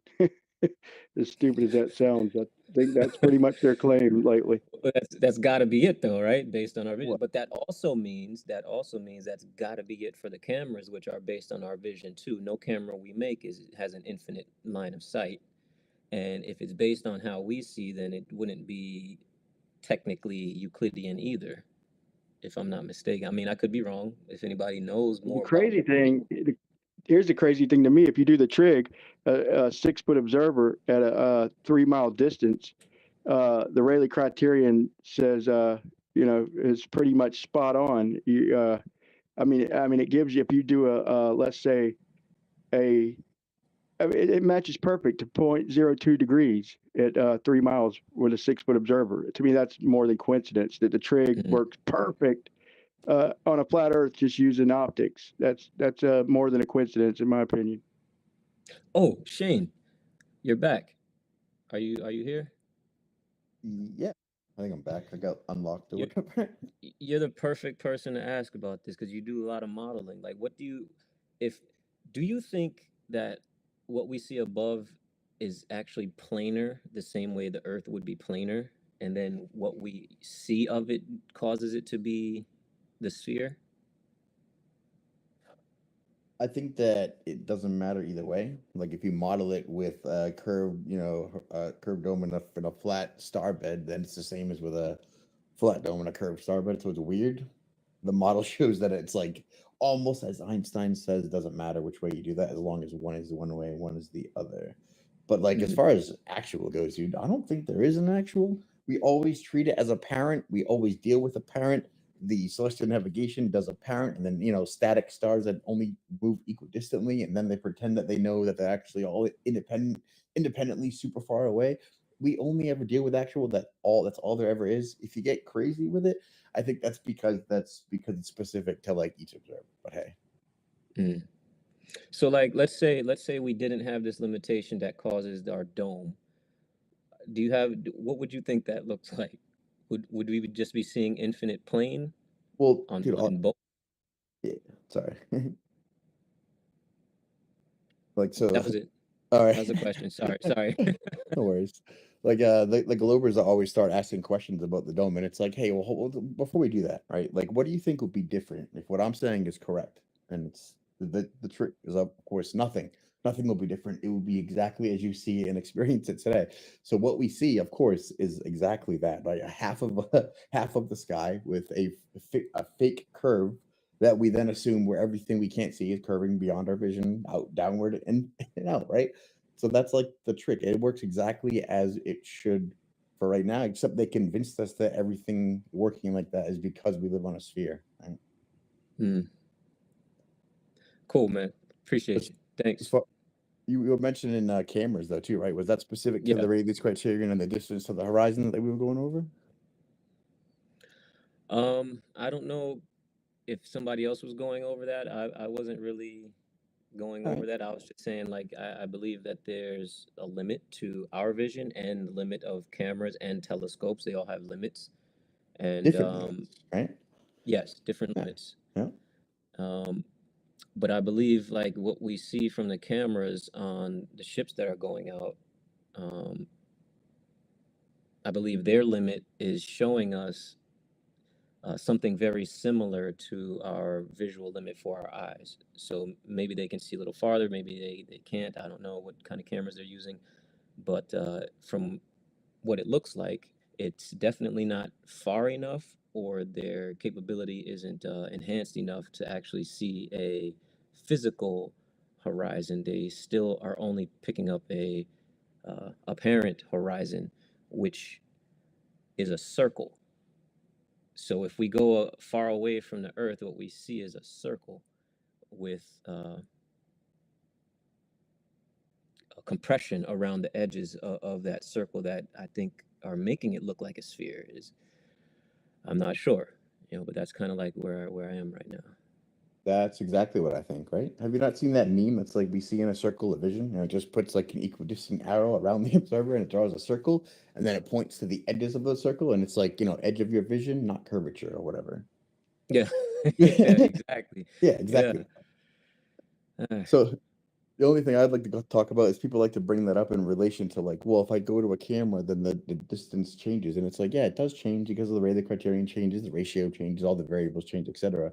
But like, dude, they don't claim it's a geometric horizon. They claim it's like both simultaneously. It's the weirdest thing. It's a physical manifestation of an optical effect, is literally what they say. And so you can have both of the best of both worlds, even though definitionally reality, it's an apparent thing. They need it to be a physical thing, so they just pretend that it is when it's necessary. It's really retarded. That is retarded. Go ahead, Flat. Yeah, I wanted to maybe just ask a question on how it is terminal velocity, which is at about 120 miles an hour maximum, is explained for a globe model without an upward force. Because in theory, if mass attracts mass and there's a heavier object, that means they should probably be falling faster towards the center of globe, right? Am I understanding that according to the globe model? Or space time is bent according to them, and that allows them to change the vector at every single point, which is ridiculous. right. But if there's an upward force there that we're still trying to figure out because science isn't honest with us, it's just interesting because 120 miles an hour is your terminal velocity. That's a safe bet. But it's interesting that it correlates with electricity of 120 volts. So That's I just what I wonder. can't. That's a good point, bro. Great point. And that's where the electrostatics makes good sense to me. Like, right. Like they try to confuse us with 9.8 meters per second squared, but the miles are not squared. It's a velocity rate. right. It's not an acceleration rate. So you're not squaring the meters and you're not squaring the second. So really nothing squared. So that the 100 volt per meter increase makes really good sense, if I'm being honest. And then yeah, it's a good argument, man. Plus, there's demonstrations to be had with that model too, man. Yeah, that's all I was wondering. Hey, Brian. For you two guys, what exactly is a? Oh, real quick, sorry. Yo, I apologize for popping off on you. I sent you a DM on Discord if you want to check it out. Bro. Me too, man. You know I love you, man. What is a magnetic line of force? Can anybody explain? I haven't really looked into that yet either. But does that have any bearing? Because what I'm thinking is, if we have a downward electric, is that dielectric, and then the upward may be the magnetic, because the magnetic is a divergent and the dielectric is a convergent? Well, I mean, in my opinion, if I'm understanding magnetism to a little bit of a degree, your magnetism is kind of your north-south direction, or your yeah, I guess your north-south. You know, your positive attraction, your negative repulsion, and then your electric field is kind of like your.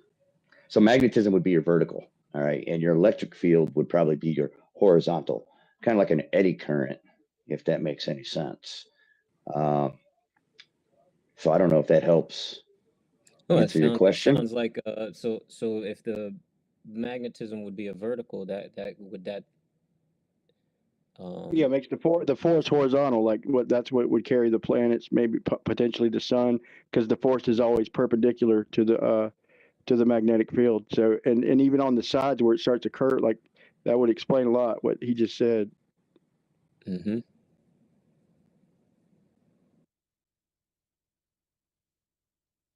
But I can't agree with him when he said the sun's a star. Like that's where you'd have to convince me, man. Which I'm always open to explanations, but that's where you lose me. I think the sun's something completely different, in my opinion. Well, I mean, for the most part, I only quoted what science kind of tells us, that it's a star, it's not a planet, and they expect it to run out of gas someday, right? You know, go to a white dwarf star. I think is, don't quote me on it. I stand for a little bit of correction on that, but mainstream science quotes it as a star, just not a planet like Earth. Now, in my opinion, from my personal opinion, the sun is, Yo, Red, if you don't have a mechanism for the downward acceleration, right? So, I'm sorry, for the downward bias, then Dell's position is kinematically equivalent to the globe's position, right, for gravity, and it would be equally valid on a flat Earth if you were to say density and buoyancy sort out everything without the downward bias. Then it would also be equivalent on all those, right? But because we have the static electric gradient that attenuates in the opposite direction of what the globe predicts, right? If the source of it was the globe, it would be strongest at the surface, but it attenuates. Sorry, it increases as you go to altitude. So that's mutually exclusive for us for a stationary flat Earth, because we have the dynamics for stationary and to provide the downward bias. So to like the reason I was unmuted for Brian.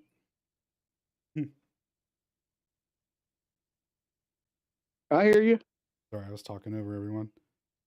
My bad. No, But yeah, no, you got the air. I thought I was agreeing that the Gaussian surface was a good point. Yeah, the Gaussian surface is like the game changer in it, because it provides the mutually exclusive mechanism for us to have a stationary Earth with the dynamics of what we see for density and buoyancy with the downward vector. Right. So like to throw that away, because I heard Dell and Whitsitt argue it to completion pretty much. And the end of Dell's argument ends at, well, I have to ignore the electric static gradient, and we have to say that because we live in a closed system, we could only analyze it outside of the system. And like that's just like a peel to possibility at that point, right? Like we already have everything we need to be stationary AF and have the dynamics to explain it. I just think it's really important not to throw that away, because it goes all in tandem with the lab frame and all that, right? Yeah. I got videos on that too, man. Like videos showing the demonstrations. Like I like things that are demonstrable, and so like I said, that's a key player in my mind. And I'm thinking, dude, but I worry about Globers, because I'm like, dude, they're willing to bend space and time. I don't think they're gonna let anything get in the way of their freaking globe, dude. Yeah, they'll never let anything get away from the globe. But like, you know how in the community there's like 3 separate explanations for why things go down or up. It's like that, one of those positions is actually superior to the other because of the dynamics involved. And that's super important. Anyway, I'm sorry that I got upset with you. Nothing to even get upset about. I was just like, you know, Good. I wasn't trying to be a dick either, bro. And I apologize to Proud, but I was I don't know, man. I always match energy or come over the top. I you know I love you, Alan. you're straight, bro. And also, what you're doing is important too, dog. Going to the 3 separate camps and getting all their positions and trying to represent them accurately. That's what's up, dog. It's a noble pursuit, dog. Thank you, man. You guys can swing your dicks around. Just don't hit me in the process. D3, what did you say, D3? You said dielectric and what? I'm taking notes. Y'all talk faster than I can write. So like the dielectric and then the magnetic, right? You have the two what do you call them? I guess vectors, you would say.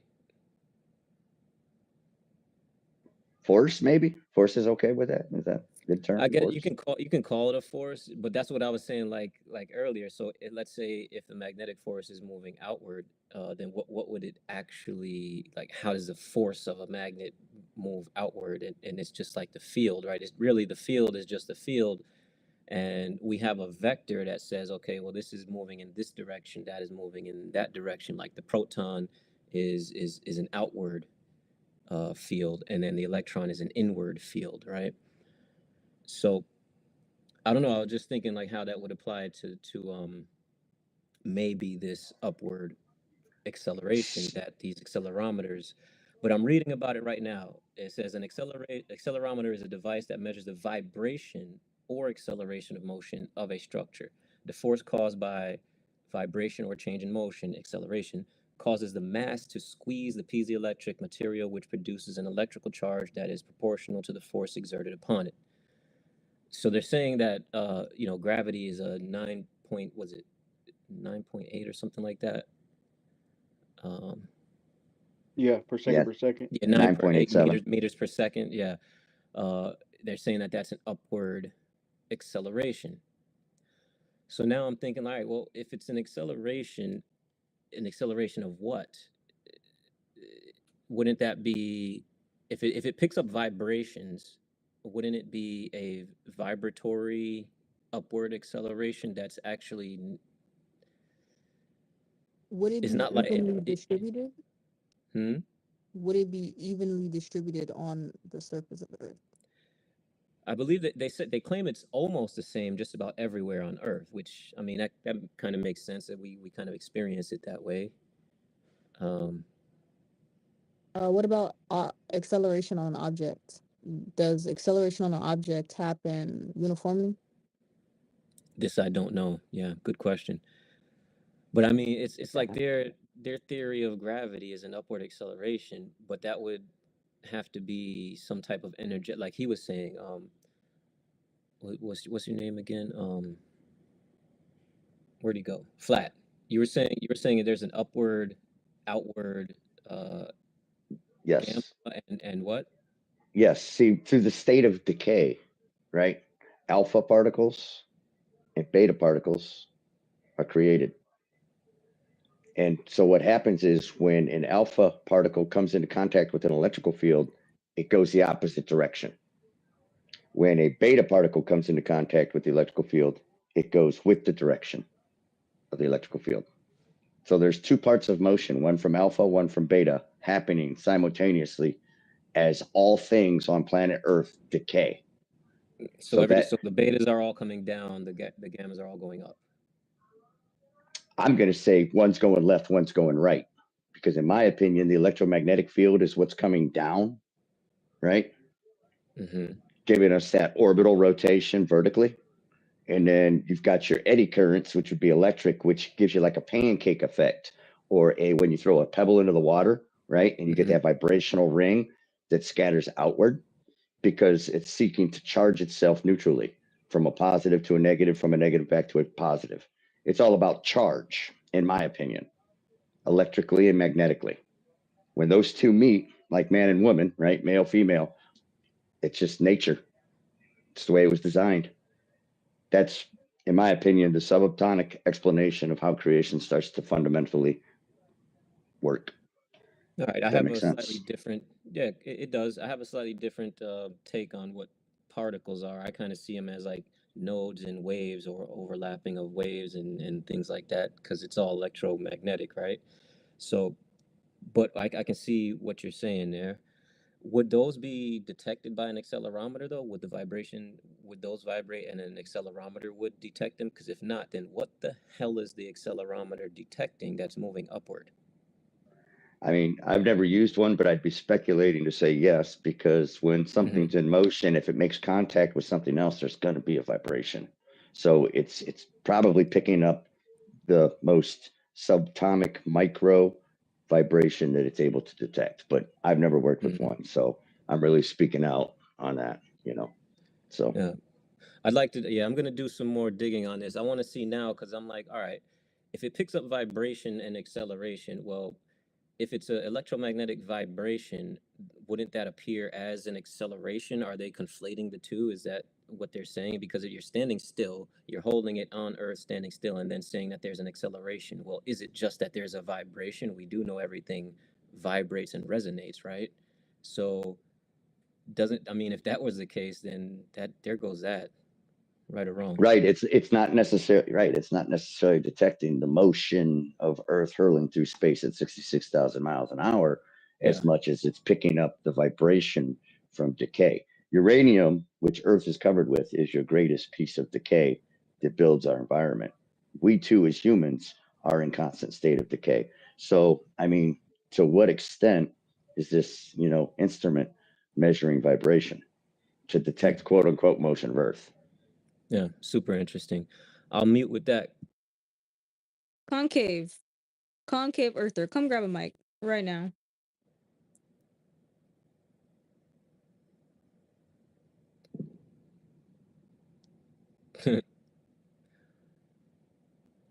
I don't know who's next. We got Orwell and Mobile.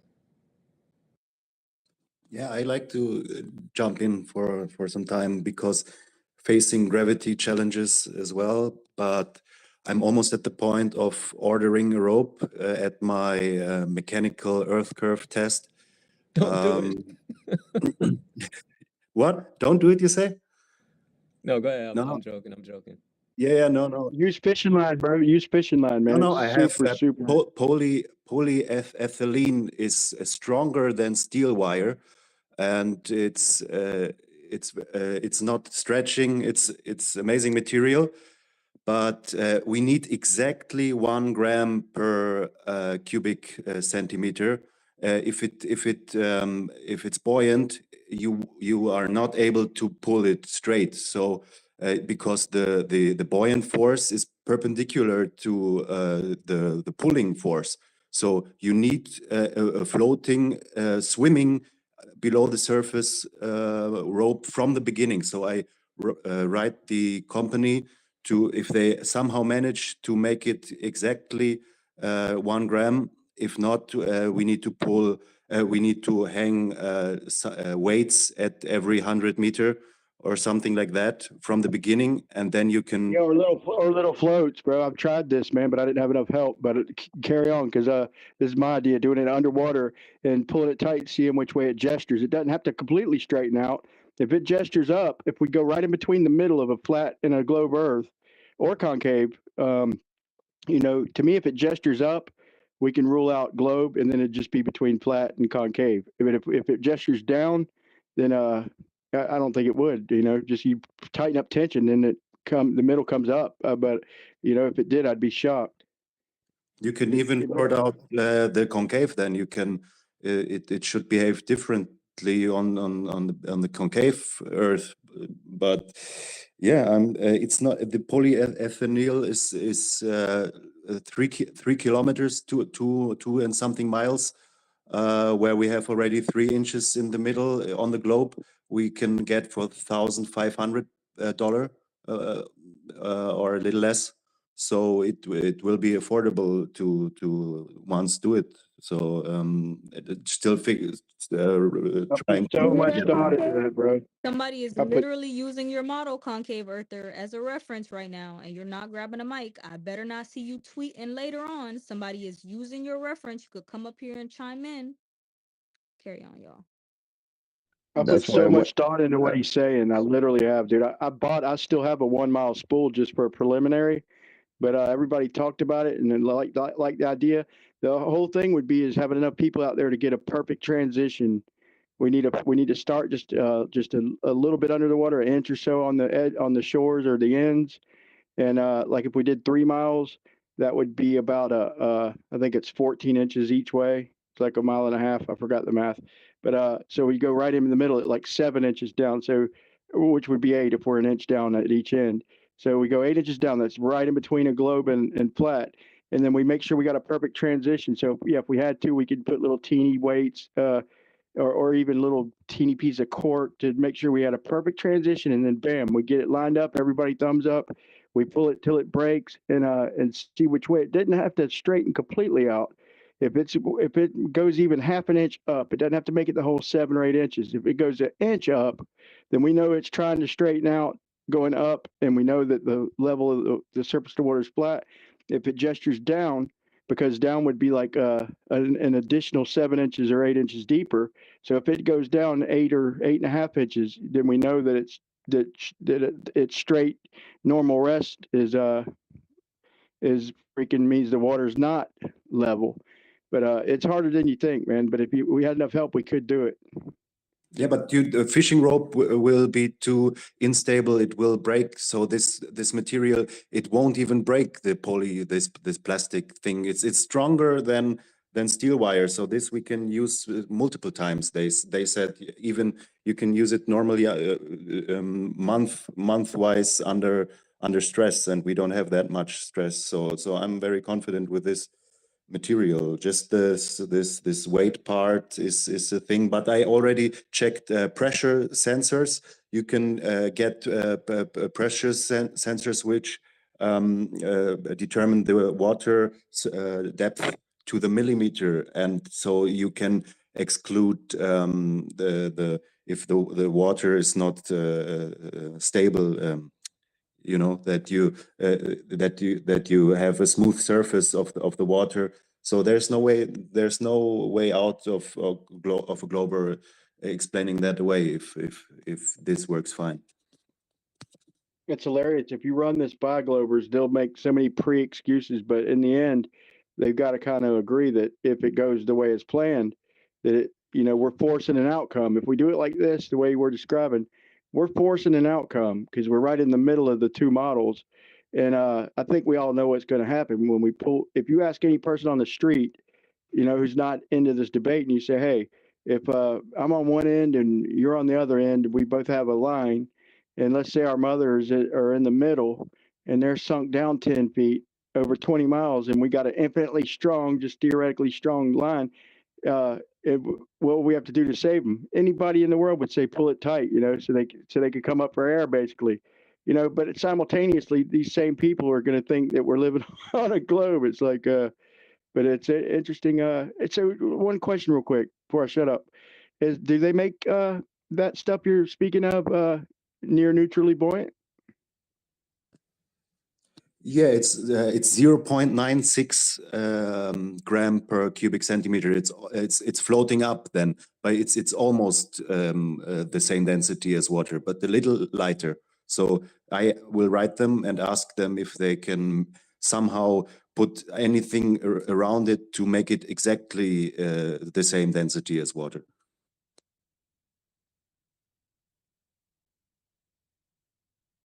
I see you put a lot of, dude, I was literally out there stretching a mile line like across a body of water. So I could appreciate everything you're saying. You took the time and did the research and ran the numbers and stuff, man. So kudos to you, brother. For a week, I'm calculating stuff now with an engineer, and I almost got to a crowdfunding, but then he said, "No, let's make it exactly the same density as water. Then we don't even need a rope winch. Then you can pull with one man each from one side." 3 miles even if you have it, and it will work out. You don't need any force. You need 60 17 newtons, so you can pull it by hand. So yeah, watch out everyone. if everyone gets $1 in there, I can provide the 500, 600 bucks for that, but I need a little support for the rope then. But I will sort it out from the beginning so that everything works out. I'm in this project for a month now, thinking about the outcome. So I'm Good luck, bro. I'll tell you my outcome. We talked about it because we was always trying to come up with a actual test, you know, and we come up with this that finally Globers and flat earthers could agree on would force a result, and it would be difficult. But if we had the people, you know, and did everything just right, we could force a result, and we all agreed that it wouldn't have to completely straighten out, you know. And we even agreed that if it was a little more dense, just a tiny bit more than water, that we could favor the globe. And but we wanted to try and get it buoyant. But then when it come time to, dude, I even showed, dude, I was out there running this mile line and everything to show people, and I wound up making a video of that and somebody started a GoFundMe for me. You know, I just spent my own money on the 1 mile line, which, like I said, I still have. But we talked about it, and then come time for everybody to pitch in to see me do it. And I showed them, dude, I got everything we need. I just need a little money to get the right line and dude, nobody pitched in, not only one person, and that was Brandon, the dude who hosts the channel. And it was like I left the whole community like for a month. I was just like fed up. I couldn't believe we talked about this forever and ever and ever. And I'm sitting there out there making a hell of a fight effort just to show the concept, and everybody just didn't want to talk about it after that. Come time, now nobody's interested. It's like getting on people's nerves and shit. But I'll tell you what, I'll be the first to pitch in and promote it if you for what it's worth. Cool. Yeah, no, we have a cool community in Europe here in German-speaking area. Some said they will come with a drone, film it from above, so there will be a neat video afterwards, even diving through it, and so it will be nice, I guess. Yeah. One more thing, man. There's a glober who's a hands-on glober. He's like a globe version of myself. I like to see things, and I like to try to test things, to the best of my ability, things I can afford and understand. And he's the same type. And I ran this by him and everything. He literally had the same idea, along the same lines as us. He's literally already bought the line. He's got I think a little, just barely over 3 miles of it. He's got the spot to do it. He needs help. His name's Jesse Gordon. He's kind of he's a globe head, but still he's got the stuff to do it if you're mobile. But he lives all the way in freaking Washington. I'm supposed to go up there like this spring, but man, I don't know. If I can get other people to commit, dude, I'd probably make the trip. But damn, I'm clear across the freaking country. So you're not the only one who's on it, discussing it and trying to make it a reality. Yeah, I rather like the flat earther also to do it. I don't know if I can trust Jesse, but yeah, if he does it, and he has fishing rod or which type of wire? He made a spooler thing, and he got the.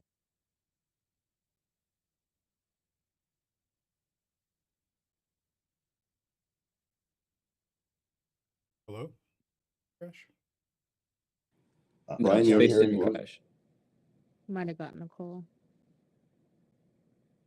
Yeah, no, Yeah, I Ryan, can you're still hearing hear out. everything. Who got the birds outside? The birds outside already? Oh, can you hear that? It's probably me. Yo, I know your command center ain't outside on the porch, Alan. I mean, it's not, dude. It gets hot upstairs. What? You got the mobile setup? Hey, yo, I'm jealous. Nah, I just got the windows open. Those birds are loud as hell. The sun must be up over there, because how the hell? I gotta look out the window, y'all. They're making them chirps to open up them chlorophyll sacs on plant life.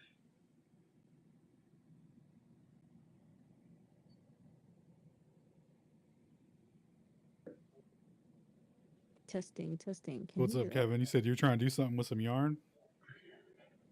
Yeah, you just I mean, I was going to expand on when I got a chance on that. Something else we can observe with the electrostatic and upward force is when people get struck by lightning, there's times that they're blown out of their shoes and they're blown off the ground, which indicates, you know, an electrical charge disrupted the whole mass attracts mass gravity globe model. So it's something, in fact, commonly enough, lightning strikes more up from the ground rather than down, like what our eyes are showing us. So a lot of victims that are injured by lightning strikes, they find that the entry came in through the feet and left through the neck or the hands. So rather interesting observation, to say the least, when it comes to electricity and how it can kind of interrupt gravity.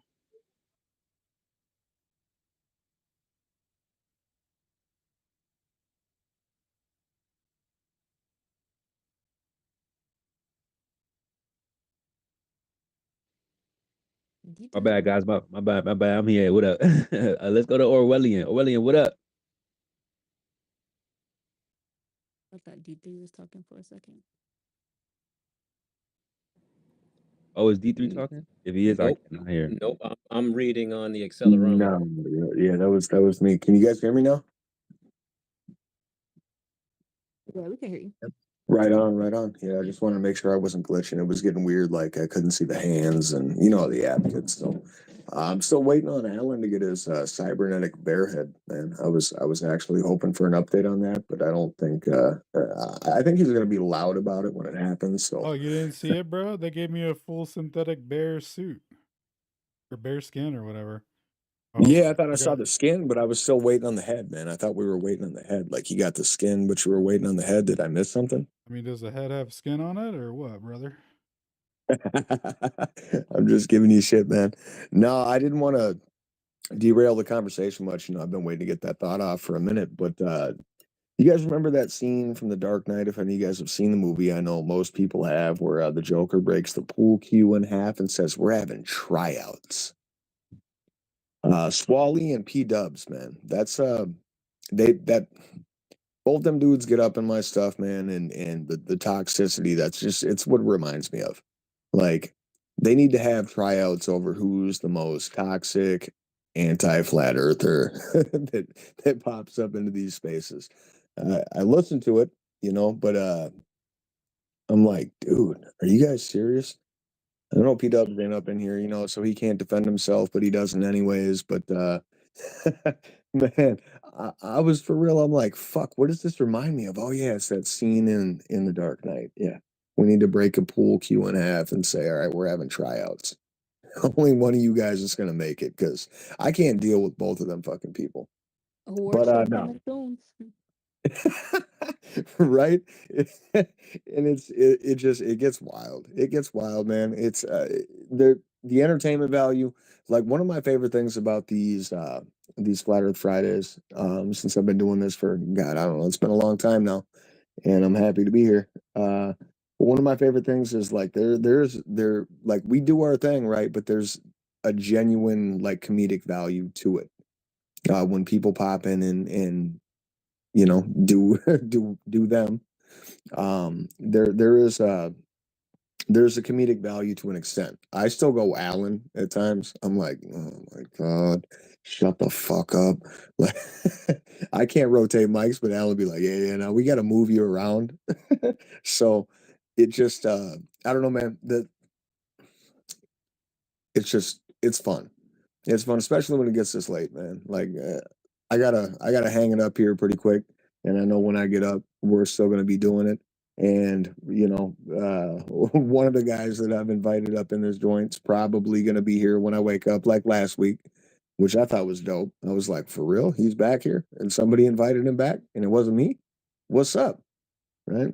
He's the only one I've been able to pull in. He was only half as drunk last time, you know, so Shout out to your boy. I'm gonna keep doing my research project and see how many people I can actually pull out of the mentions. But so far it's only been one. I don't have a lot of hope that we're gonna get above 3. But you know, I'm gonna try. I'm gonna keep doing my thing. I'm gonna hang it up there, guys. Land the spaceship in the ether, and yeah, I'm gonna drop off the mic. I'm gonna listen for a little bit, but I'm gonna catch you guys here in a couple hours for sure. Sometimes it's kind of fun when they're drunk. Get to live vicariously through them. I just want to know if that Matt dude was actually drinking with a sippy cup, like I mentioned earlier, right? Like he's actually experiencing all of the forces, you know, that are put upon us by, you know, the orbit and, you know, the tilt, the wobble and everything. Like if he was able to keep it all in there and that's what he was really going through, maybe it makes more sense. But yeah, dude was going through it. All right, I'm gonna hang it up, guys. I'm gonna catch you in a couple hours. I love you guys. We also need categories for what the Globers should get nominated for. So maybe DM me that. Don't put them in the pill yet. We don't want You're the gonna Globers to pick their positions. you're gonna spotlight Ooh, the you don't want me to. Oh, such a brilliant idea, Rod. I'm Most gonna come at you with some toxic, stuff. I got most ideas. I'm gonna come at you with some stuff for real. developer, most incoherent. You know, just like ideas.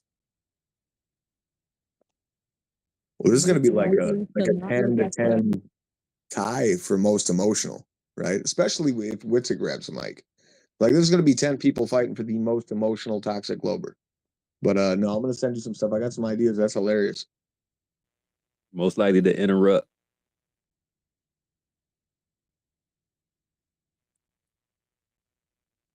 yeah, Most likely to deflect. we could do that over a show all night.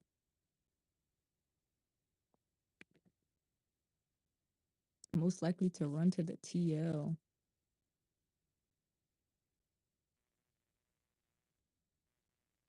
Most likely to keep the same energy.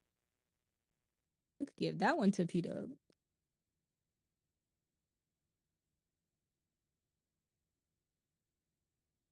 Most likely to be an anonymous listener.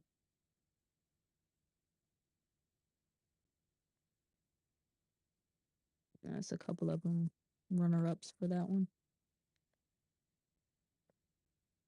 Who is next? Space or 40? I missed it. I was glitching. Let's go to space real quick. Ladies first, it was slide to 40. What up, space? Coast to coast. What is going on? What's up, panel? Oh, shoot. Y'all get to hear me at my worst, but I love you guys. It's almost 4 a.m. And I just gotta say, I stay up. I stay up for this. I love y'all, for real. Y'all are like my family now. My husband, he knows y'all by name. Just saying. Just saying. I've been hanging around a bit. Shout out to But the anyway. Flash fam. Oh, shoot. Hang on. Everything's okay. Sorry, I got a I got an automated cat feeder. Y'all don't judge me, okay? So anyway. Yeah, I have to share this. I have to share this because this was just too funny. And I think this is the funniest thing I've ever heard a Glober say in my life. I have to share this. If y'all haven't seen it, I'm sorry. If you have seen it, I'm sorry. I just have to share it. It's funny. All right, I wrote it down. I made notes. Anti-flat earth groupie, right? That's what we're going with now, right? Says, sorry, I'm tired. I had to write it down. Says, if you can't beat people in reality, you can always try fantasy. You know.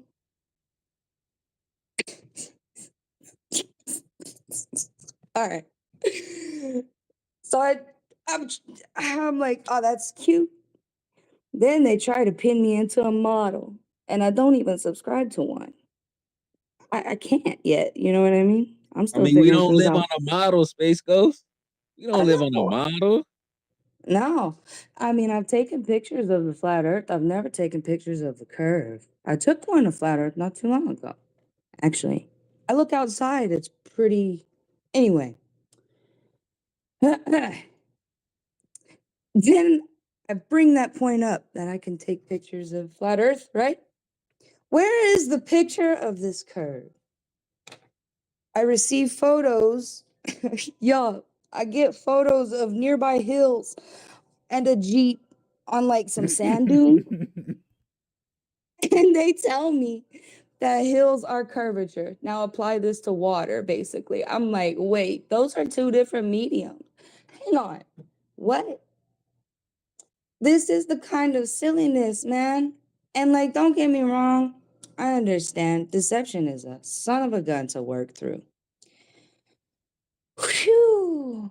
These are choices. That's a choice. Zidney, you made a choice, sir. And I'm calling you, bro. I'm calling you. I got to. That's the craziest thing I ever heard in my life. Anyway, I just had to share. I love you guys. Thank y'all for giving me the courage to speak up. Thank y'all for giving me the time this morning. I don't know. I'm a bit shy now. This is abnormal for me, but No, love you you good. It's guys. actually good to hear from you, Space Ghost. Appreciate you. I see you in the comments battling them globies. Send them a mic. If they ever in your message try to act up, send them to space. Let them know we right here. We live. Appreciate you. All right, man. Well, I appreciate you guys. Y'all mean so much. Y'all are like family. Y'all are like family. Y'all have a good evening, morning, however y'all want to see it. Y'all plug in whenever y'all need to, get your battery life topped off. I will catch up with y'all.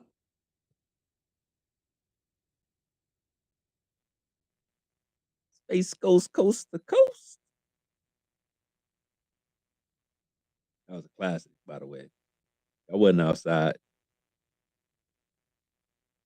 Okay, Unc.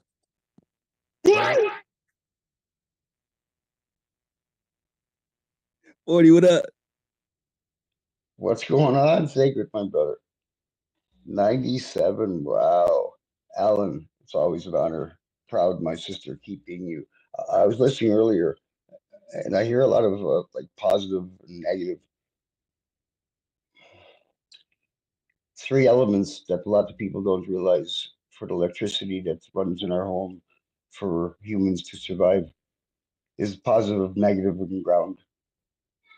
Three elements of humanity that go side by side are body, mind, and spirit. They go hand in hand, but most people can't see past their nose.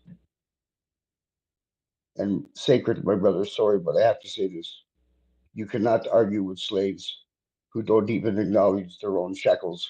Mondo hodium sidwen, gesolaleok. Peace, everyone. I love you all. Sacred, I'm going to sponge my lungs and I'll be right back up. I have a couple more things I need to say, my brother. Thank you. Good to hear from you, 40. 97 in a row. Well said on the intro. Slaves that won't acknowledge their shackles. That's a fact. Alan, pass the bong. I'll pack it for you. Oh, wasn't we supposed to do a virtual Next time, next trip? time, next time, next time, next time. Too late, too late, too late. Too late, too late. Oh, Sacred, sorry to interrupt. 1 second, please. And I gotta throw a bouquet to Proud, my sister. Hold on. Is Concave still in here? Hold on, Sacred. With all due respect, Proud did Concave, make where a you call out at, earlier. Concave? Hey, Proud. 1 second, Sacred. Proud did make a call out to one of our so-called people that's been around for a while, and she has the rights and the balls to take. I'd love to see that. I'd love to listen to it. Concave, come up, my brother. Proud has something to speak to you about, and that's being a man to a man. Let the sisters call you out.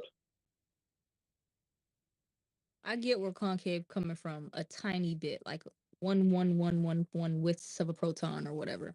I kind of understand where he's coming from. He has his own ideology. He's in a room full of people who have an adverse ideology to the mainstream narrative. And he wants to get his shit off too. He wants to be heard. He wants to be understood. He wants people to align with him and his ideology the same way he is witnessing flat earth. However, this is not the place for that. We don't all agree with concave earth. I'm sorry. Maybe there are some similarities, some things that we can align with, but your model is a little bit closer to the globe earth model than it is to our model. Now, that does not mean you can go around slandering us because we are not trying to believe in your model. We let you come, we let you speak, we let you chime in, give your, information on how your model relates to ours and what you even has in replacement of ours. He in the comments mad or something? Oh, I didn't even show you. I didn't even show you because you was gonna turn up on Tell you, lurk. he. Really? I ain't even show you because you was gonna turn up on him. God. But it sounds like a temper tantrum. So I let it go. I didn't tweet at him. But we live right now, and he was in your mentions last time I looked 16 minutes ago. It's probably been like 30 now. You gonna make me get this scrolling? If he was smart, he deleted it.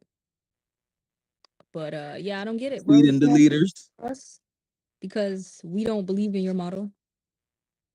Well, I mean, I don't know if I really had any of my questions answered. I don't know if anything's fully explained. Can't nobody tell But me. he always come up and grab a mic though. Like if he have convincing evidence of something that's functional. I think he feels I like haven't seen none though. You said what? I think he feels like we don't hear him out. He could come grab. Everybody can come grab a mic. Okay, pull up. So I'm trying to be nice. Unless you talking crazy. I'm trying to be nice.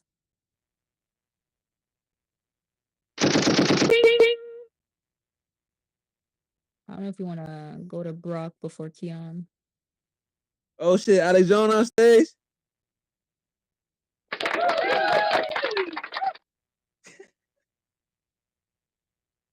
What up, Brock? We'll get to Alex Jones in a minute. Hey y'all, you there? Can you hear me? Loud and clear, brother. Sure. Paid opposition. Sacred, he's paid opposition. What's that? What's that? How much you getting paid? Are you hiring?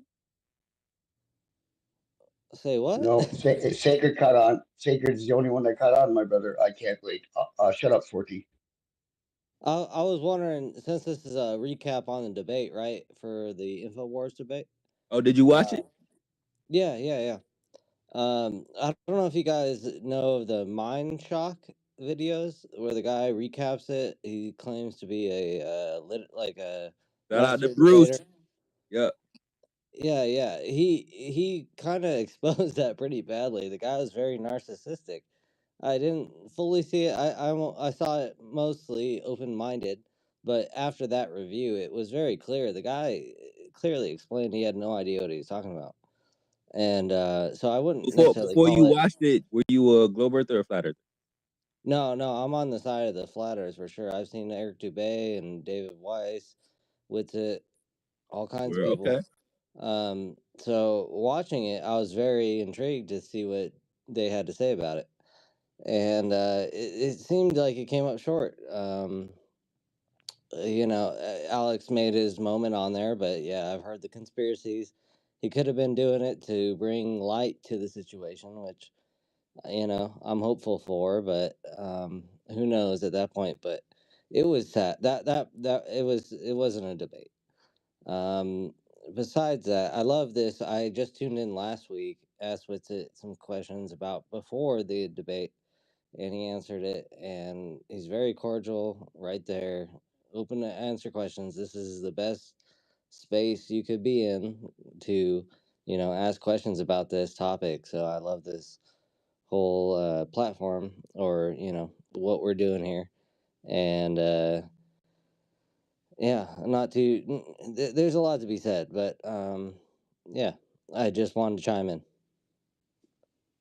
Interesting. I didn't listen to Mind Shock's analysis, but I don't know that I immediately got arrogant from Alex. I feel like is it Alex Harrison.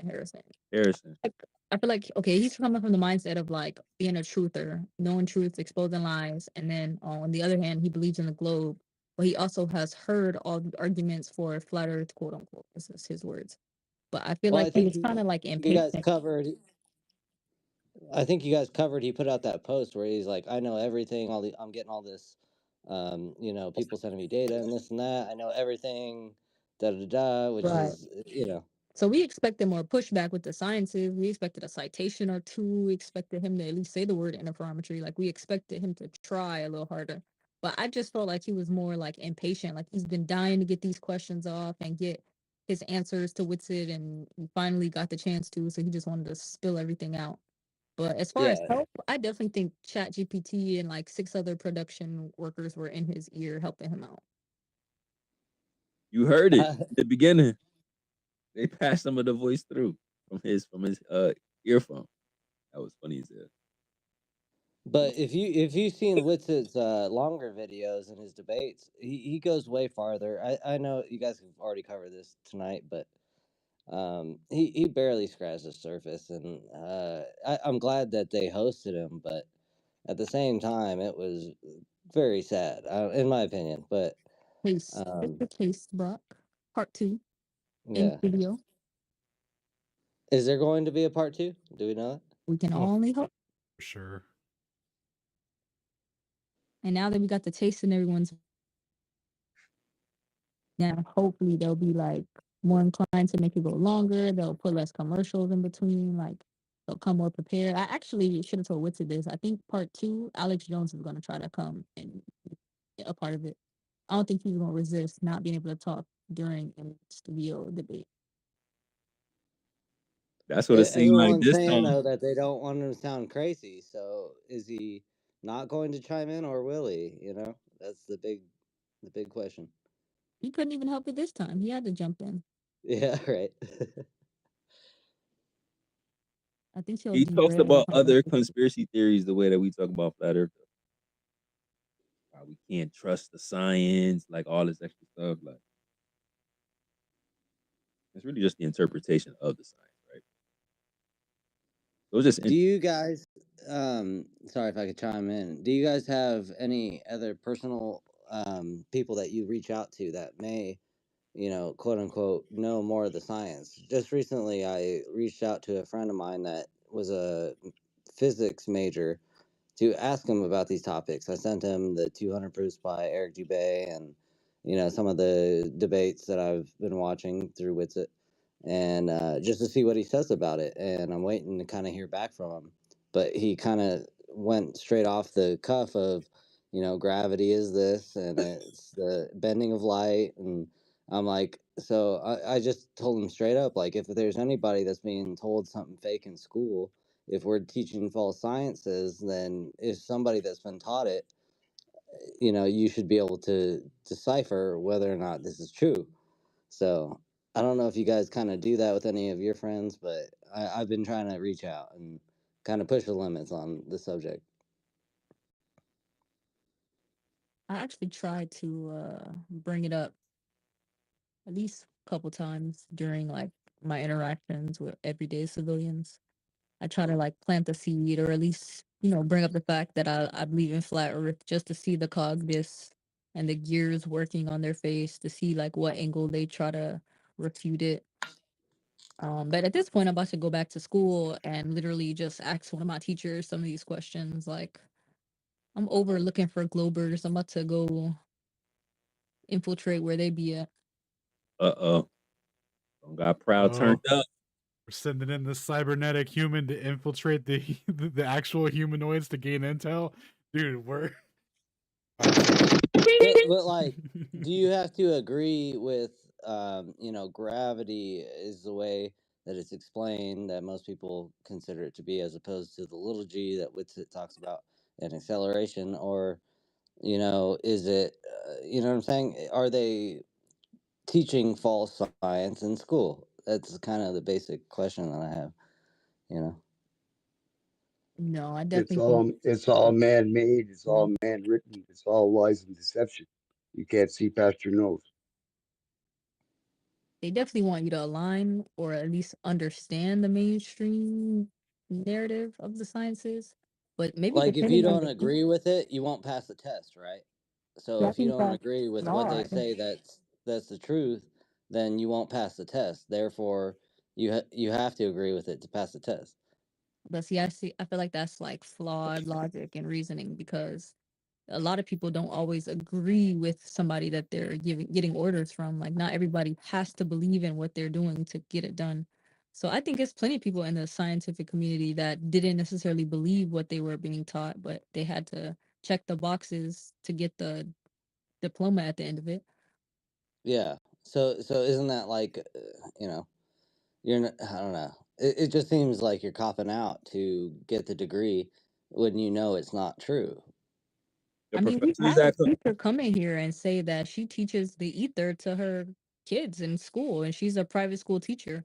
I think it's about how you are in the field. Like, if you're in the field and you're getting paid by them currently and they boost your life, like, you're not going to go rogue and start teaching the opposite theory. Like, you could get penalized for that. So I think depending on your, like, I don't know, like, basically how much leeway you have in your curriculum as a teacher or as an educator.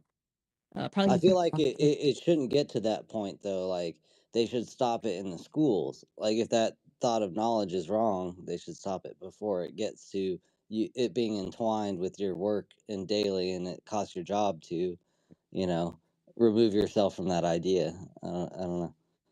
I mean, I didn't learn about Nicholas and Morley in college. I didn't learn about the Copernican theory. I didn't learn about ether. I don't even think we learned about geocentrism. I feel like we might have learned about geocentrism at one point in time, but but they they mentioned kind of it dismissed briefly. it quickly. Yeah, it's like brief. Remember, I there's guess even I mean professors more. that come in here, right? And they'll say, like they'll say they'll give a test. And if you say, hey, this is the answer to the test, 1, 2, 3, boom, boom, boom. But here's why it's pseudoscience, boom, boom, boom, boom, boom. I just gave you, I understand it. I just don't agree with it. The professor say they'll fail you. So you could Yeah, give but the that's explanation and like the answer and not that's agree giving with it, in. and they'll fail you. That's given in to their ideology, though, that I have to say that it's this, even though I disagree, and it can be proved otherwise. You know? You ever ran a red light before, Brock? Yep. It's safe space. You But understand. it's an interesting concept. I'm new to it. I'm new, like I said, the last time I was on the spaces, it was my first spaces. You guys popped my cherry. You said it yourselves, and it's awesome. That sounds like some shit I would say. Oh my god. I hope that was fucking Oh recorded. I no. hope somebody was recording that, sending that to Sacred. I hope so. I think this is awesome, man. The X, I'm new to X, new to all this stuff, but I've been following it, looking into it, and this is like the best conversations you can have. Open dialogue. You can't beat that. Yeah, that's a fact, Hey, man. We're Sacred. trying to use this as a Well, weapon, hey, and we turned it Sacred, my brother. into a tool. Shout out to you, man. Appreciate you. What up, 40? We'll get to the end. I got to ask the question. No one has to answer it. What is science? And please don't take this the wrong way. Sacred knows sometimes I like to upset the apple cart. They want us to trust the science until it comes to gender. Shut up, 40. I kind of want to talk about that. I know that's like nothing related to flat earth, but I want to know what other people think is gender. Are you born with a gender or is it a social construct? See, Sacred, I open up a can of worms. Oh, fucking 40, man. Because they love grouping us in a group together. Anti-vaxxers, anti-fighters, anti-globe earthers. Like, they love putting us all in a group together. So we might as well talk about it. Holocaust deniers. That's another one. They don't And want to someone Can't was go speaking against earlier. nature. Nature speaks for itself. Absolutely. People don't understand. But someone earlier was speaking about magnets, about positive and negatives to make magnets ground. But you don't understand about ground. And I don't know who it was. Maybe it was, I think it might have been Dr. Phil or something about being struck by lightning. That is a very grounded soul. It's part of the three elements of humanity.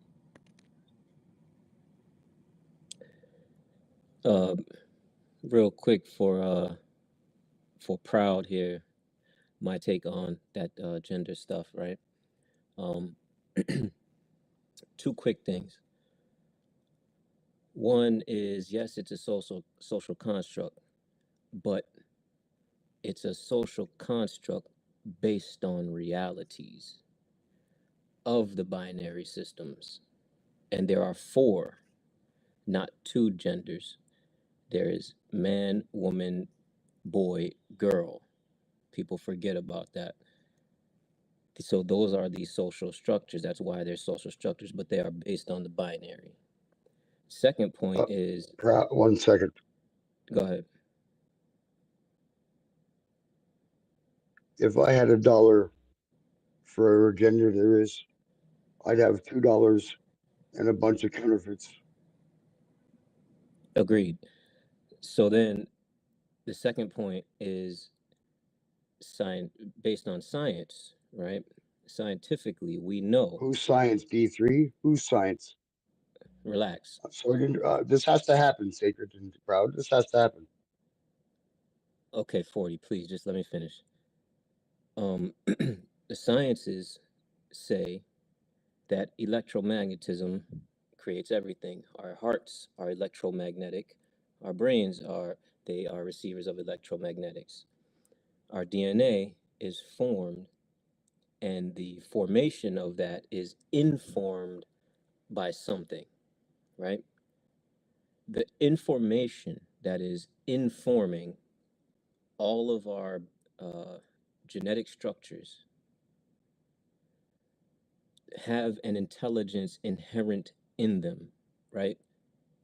So if your DNA is being placed due to some type of information, some type of intelligent information, that means there is not a mistake made there in terms of what your gender is. There is no, oh, I'm a man born in a woman's body. No, that doesn't exist, in my opinion. So I tie it up with that.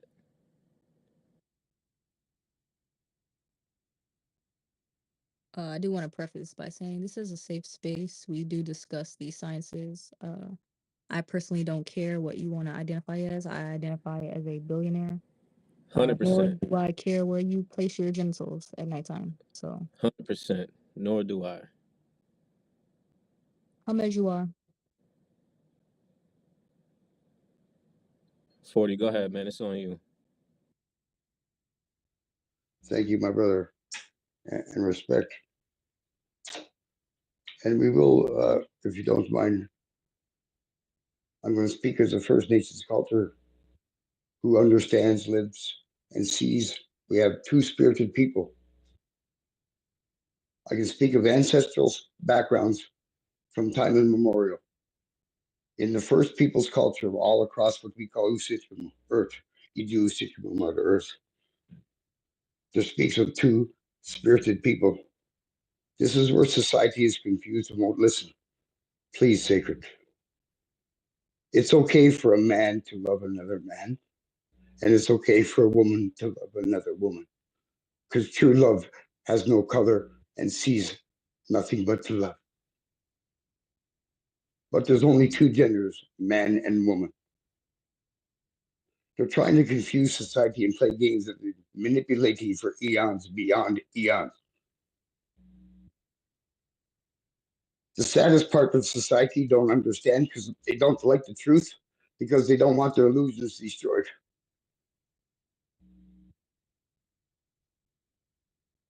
Most people think the last 3 or 4 years is the first time ever in humanity, or first time ever on this planet, or whatever you want to call it, whatever you believe, you believe. We all come from other different colors, different creeds, different walks of life, different beliefs. And think about it, because a lot of people don't want to step out of their eyes. They don't want to step past their nose.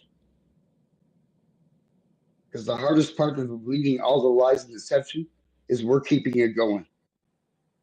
1 second, please, guys. 1 second.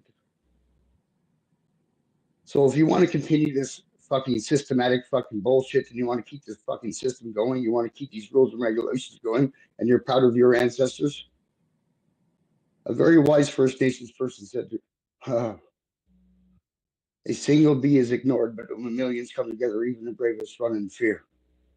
An Ojibwe elder, one of the foundings of original fathers of what you call America. There will become a day that you will not be able to control what you have created. And we're all part of this creation. We're all part of this fucking bullshit, because we're putting me and you and us and this and that color, deceive, deception, divide, conquer. People get mad, they laugh and joke when I speak about my Mi'kmaq culture of Mi'kmaq. And we were savages labeled. Listen, 1 second, hold on. In my Mi'kmaq culture, the original culture of what you call Mi'kmaq, there is no race, there's no religion. We're all equal, we're all one. Sacred, I know you understand this, proud, and there's a lot of people in here that understand this 100%.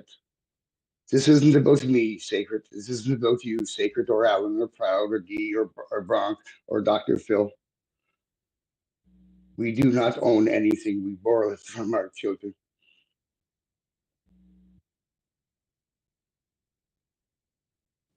And I hear a lot of people talking about things that have been going on. You see the last 3 or 4 years.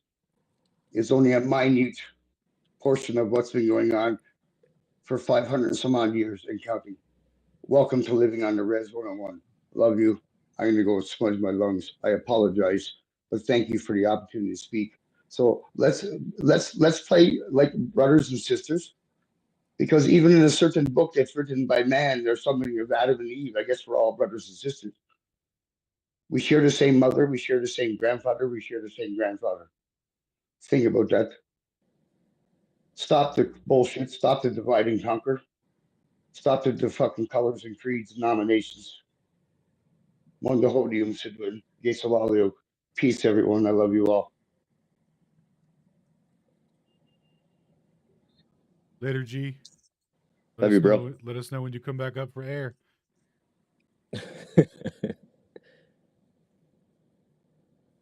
He was talking about he was talking about smoking weed, right? I don't know what he that was like a euphemism, right? Absolutely, absolutely, man. Okay, A Newfoundlander in BC, brother. Perfect. Allegedly. Allegedly. Yeah, let us know when you get back. I got a question for you about the moon. I've heard that some First Nation peoples have stories about a time before the moon, so I was wondering if you knew anything about that. Dude, I've seen that. Absolutely, and that that'd stuff is be really great. interesting too. You're talking about Giju Depgunas. It's our grandmother, my brother. Yeah, let the other ones go. Was that Alan? Was that Alan? Yeah. Yes, sir. Absolutely, Alan. And yeah, I'd love to get into the conversation for a little bit after. Let the hands go. Respect, my brother. Yeah, Giju Depgunas is our grandmother. You just experienced something most of society to have no concept of what they actually experience. Hey, shout out to Crow 777, man. He did a whole thing on it. It was very interesting. Sharing that information from the cultures for way longer than, Anyway, I'll let you go expunge those lungs, my dude. Yo, we got those lungs. We got an LGBTQ alien chaser here, Keon. Don't come with that. What up, kid? Long time. Hey guys, Sacred, Proud, D3, Alan, everybody else. Yeah. Yeah. I mean, in terms of the the LGBTQ. I mean, I think everybody is free to live their life the way they want to live it. Has nothing to do with like at the end of the day, like you are on your individual journey, so you do what you want to do. So I got nothing against that. But I wanted to bring up something because I was thinking about flat Earth and because like the intelligence community, especially CIA, like they made of very smart people, right? These are no dummies that are able to coordinate global scale psyops, right? And I was thinking maybe the psyop, when it comes to the shape of the planet, is not actually about the shape of the planet, but about the moon landing and Mars rovers, because like if I come here and I talk to you guys, and of course you guys don't believe in the moon landing and Mars and generally space, like as a globie, I would feel like I need to believe those stuff, right? Like I need to believe the moon landing and the rovers on Mars as well. So I think that's actually the real psyop, like to make globies believe the moon landing. If you get what I mean. Yeah, it could be. I think it's a valid because it all came together kind of around the same time, right? Like all in one decade. So at If the they could time, leave Earth, they wouldn't be building bunkers. Fuck, society is blind. Yeah, but you got millions of people that believe that though, they believe we actually been there and they were planning to go back. But Yeah. Keon has been around since ancient times, though. He can't been a psyop since ancient times. so I think the moon landing was not really for our benefit. I think the moon landing was about like America and Russia and their race and the need to be the best. I think at some point along the lines they both realized that it was impossible. So whoever was able to lie better first may have won. But now what I would feel like is for the Globers to like continue to perpetuate the narrative of going to space is NASA and rockets and SpaceX. Well, SpaceX is kind of different, but like the people blasting stuff to rockets and saying we're going to go build societies on Mars, like that's what they're using to keep the Globers attached. They know they can't fake it the same way they did in the 60s going to the moon with that type of technology. So now they have to like beat around the bush and find other creative ways to keep space alive. Yeah, I mean, One second, I agree. Keon. Proud, my sister. I apologize. I normally don't interrupt, but sometimes I need to say what I need to say. There's no such thing as countries. All corporations are built from the blood of children, every last one of them. That's for society don't want to understand or see. Yo, I just Yeah, want to so know if Keon will accept the flat Earth sweater if I just put the alien hovering over the flat Earth. You good with that, homie? no. Come on, man. Was that D3 said alien? They're not That's it. aliens. They're star people, and they've been around since time immemorial. There you Holy go. jeez, See? you can't see past your eyes. As soon as he realizes that aliens exist on our flat land too, they're just from the outer lands, I think he'll be okay. Hold on, I just Keon, be you saying still he's Keon? halfway there. Hold up, hold Sacred. up, hold up. Keon, you still believe in planets and stuff like solid rocks? Yeah, of course I do. Even though you said that all the pictures that you seen was fake. Yeah, but I think they do like they have their own reasons to fake those pictures. Because for a fact, I've seen like the moon, pictures of the moon, Mars, and even like when the Chinese landed on the moon, they passed the pictures to NASA and they edited them for them and they published it. So for a fact, they hiding something, but I don't think it's the shape of the planet. He's not wrong. I'll Why give you credit think? when credit's due. So He's why you not think wrong. they? So why you think they can't go over there? The Van Allen belt, simply, and the temperatures. Humans can't, but monkeys can. So you think it's not physical? It's because it's too hot, No, and no, they say it's an impenetrable barrier. no. I think like the moon, Mars, and all this, like most of the rocky planets, like they're physical, all of them. But I don't think they could go through the belt with the conventional tech they're talking about right now. Like even with SpaceX, I don't think they could do that. But how do you even know it exists in the way that they say it exists?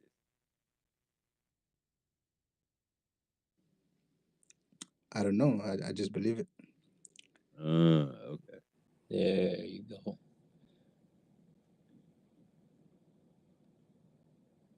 Because it could be a surface, right? Fluid like medium, impenetrable after a certain point. Yeah, Hey, I do you? mean, it's so.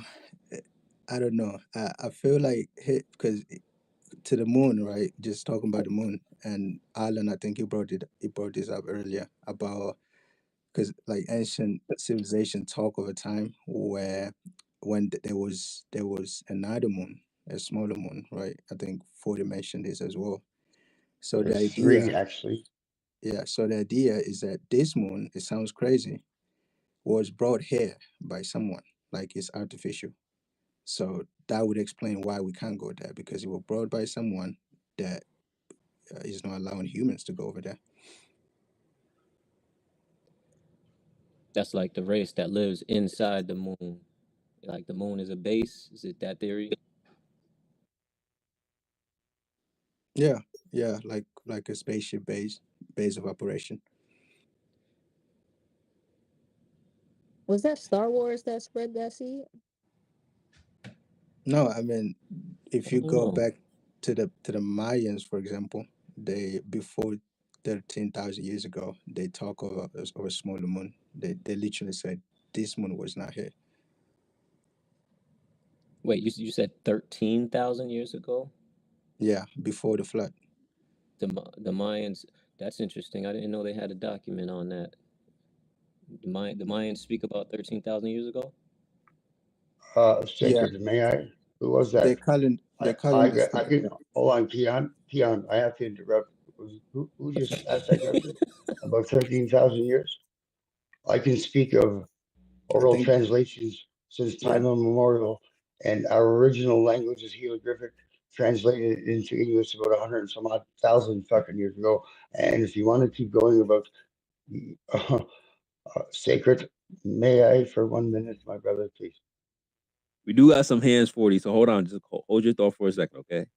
Let Keon finish his build, and then we're gonna get through the hands, and we'll double right back to you. I do see, bro. Thank you, my brother. I apologize to interrupt. yeah. So that's basically my main point. I know it sounds kind of crazy, the moon is a spaceship and that, but I think there's some historical literature behind it, and yeah, I think, like I said, I think the real psyop is making people believe the space that is real, but we haven't been there. The moon landing, Mars rovers, and even if they're planning to go back in 2029, like they're saying, I don't think it's gonna happen. I think it's gonna be another psyop. So if you think it's a psyop, but you believe in it, what does you know what I'm saying? Like I don't. Yeah, but it's two different things. Like I'm just saying, those things are real. They're physical, but we're not going there. Okay, you're just talking about the travel part. Okay, got you. I don't know, Keon. Every time I talk to you, you sound more and more like a flat earther, man. I ain't gonna lie to you. That I think one thing we can agree on definitely Sacred, the is key word is earth. oh my Key god, word bro. is earth. Can I Hold finish, on, bro? 40. Hold on, 40. Hold on. Let me finish this sentence.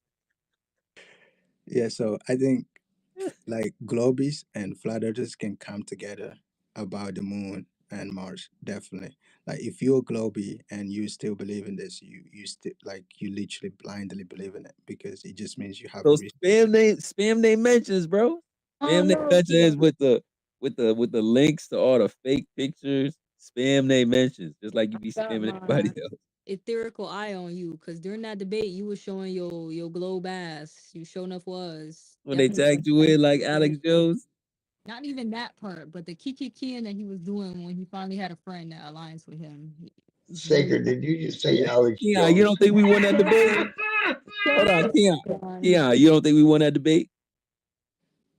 You meant the one like the earlier one or this wasted one? The earlier one? The one that we did with when they tagged you with. Yeah, I mean, so when it comes to the debate, of course, I mean, you guys been doing this for a while. Like you sacred, like you got your points ready, and I think um Black Wolf, it was not prepared for it. Like one thing, like you gotta be able to debate, right? And I think you definitely had your points ready. You had your team ready. So yeah, in terms of that, you I did win the honestly debate. appreciate that. Hey, did you watch this debate over here? With what's it? Yeah, Quote, they unquote, watched it. Did you see the one with Alan and Toon? Not that one. Not that one. Okay, what you think about the whistle with Infowars? I think Witsi could have done more, like the is like, let's say, to assert dominance in a sense, you know, to kind of like be more, I don't know, convincing in terms, because I think the guy, I think Harrison won that one, to be honest. I think Witsi should have done more, like be more forward with the points. You ain't gonna deduct no points for the Alex Jones tagging. Come on. What point did Harrison make that Witsit didn't have an answer for? No, but I'm saying, see, the Good thing question. is, so most people believe the globe, right? So, like, in order to, let's say, convert people and for them to start thinking differently, like, I feel like he should have come stronger with his talking points. Hey, is vodka I Glober? didn't hear anything. I lean too flat, but I have an open mind. Oh, okay. So we got just Keon. I'm here if you need a Glober to smack. Well, I want Is to that smack. Can I ask Bruce Flat a smack. question? Bruce, what do you think of Shout out to the? Ruhan. He about to win most patient Glober. Yeah, he just be coughing. I love you, proud. I got a question for Keon. Double up on the butter. Double up on the butter. Bruce, what do you think of the moon landing and Mars? Okay, go ahead. I have no reason to doubt we landed on the moon. Well, have you researched the evidence against it? Not really. Okay. Not really. Like, I don't really care too much about sort of historical conspiracies, if you know what I mean. It's not conspiracy. It's real evidence presented to you face to face. Keon, 1 second, brother. Hold on. Whoever just answered that. No, hold on, 40. Let Keon cook. Hold on. I gotta say, yeah. No, I 40. know, Hold on, 40. 40. No No, wonder no, society's in 40. trouble. 40. Relax. Hold on, 40. Hold on. This is a rare moment when a globe earther is talking to another globe earther, telling them like, "Hey, something's fake over here." Let they get their cook off real quick. Go ahead, Keon. Is Keon a Glober? I thought he was a flat earther. No, I'm a Glober. But I just don't believe the moon landing and Mars. And there's evidence for it. Like, they're literally there are like 3 hours, 3-hour conferences about the moon landing and Mars, and they go through the pictures. They explain how they don't make sense and how they were retouched, right? Because in '69 they didn't think that years after we would have the tech to actually analyze the pictures. They didn't predict that, but now, now we have the tech, we can clearly see, they were edited.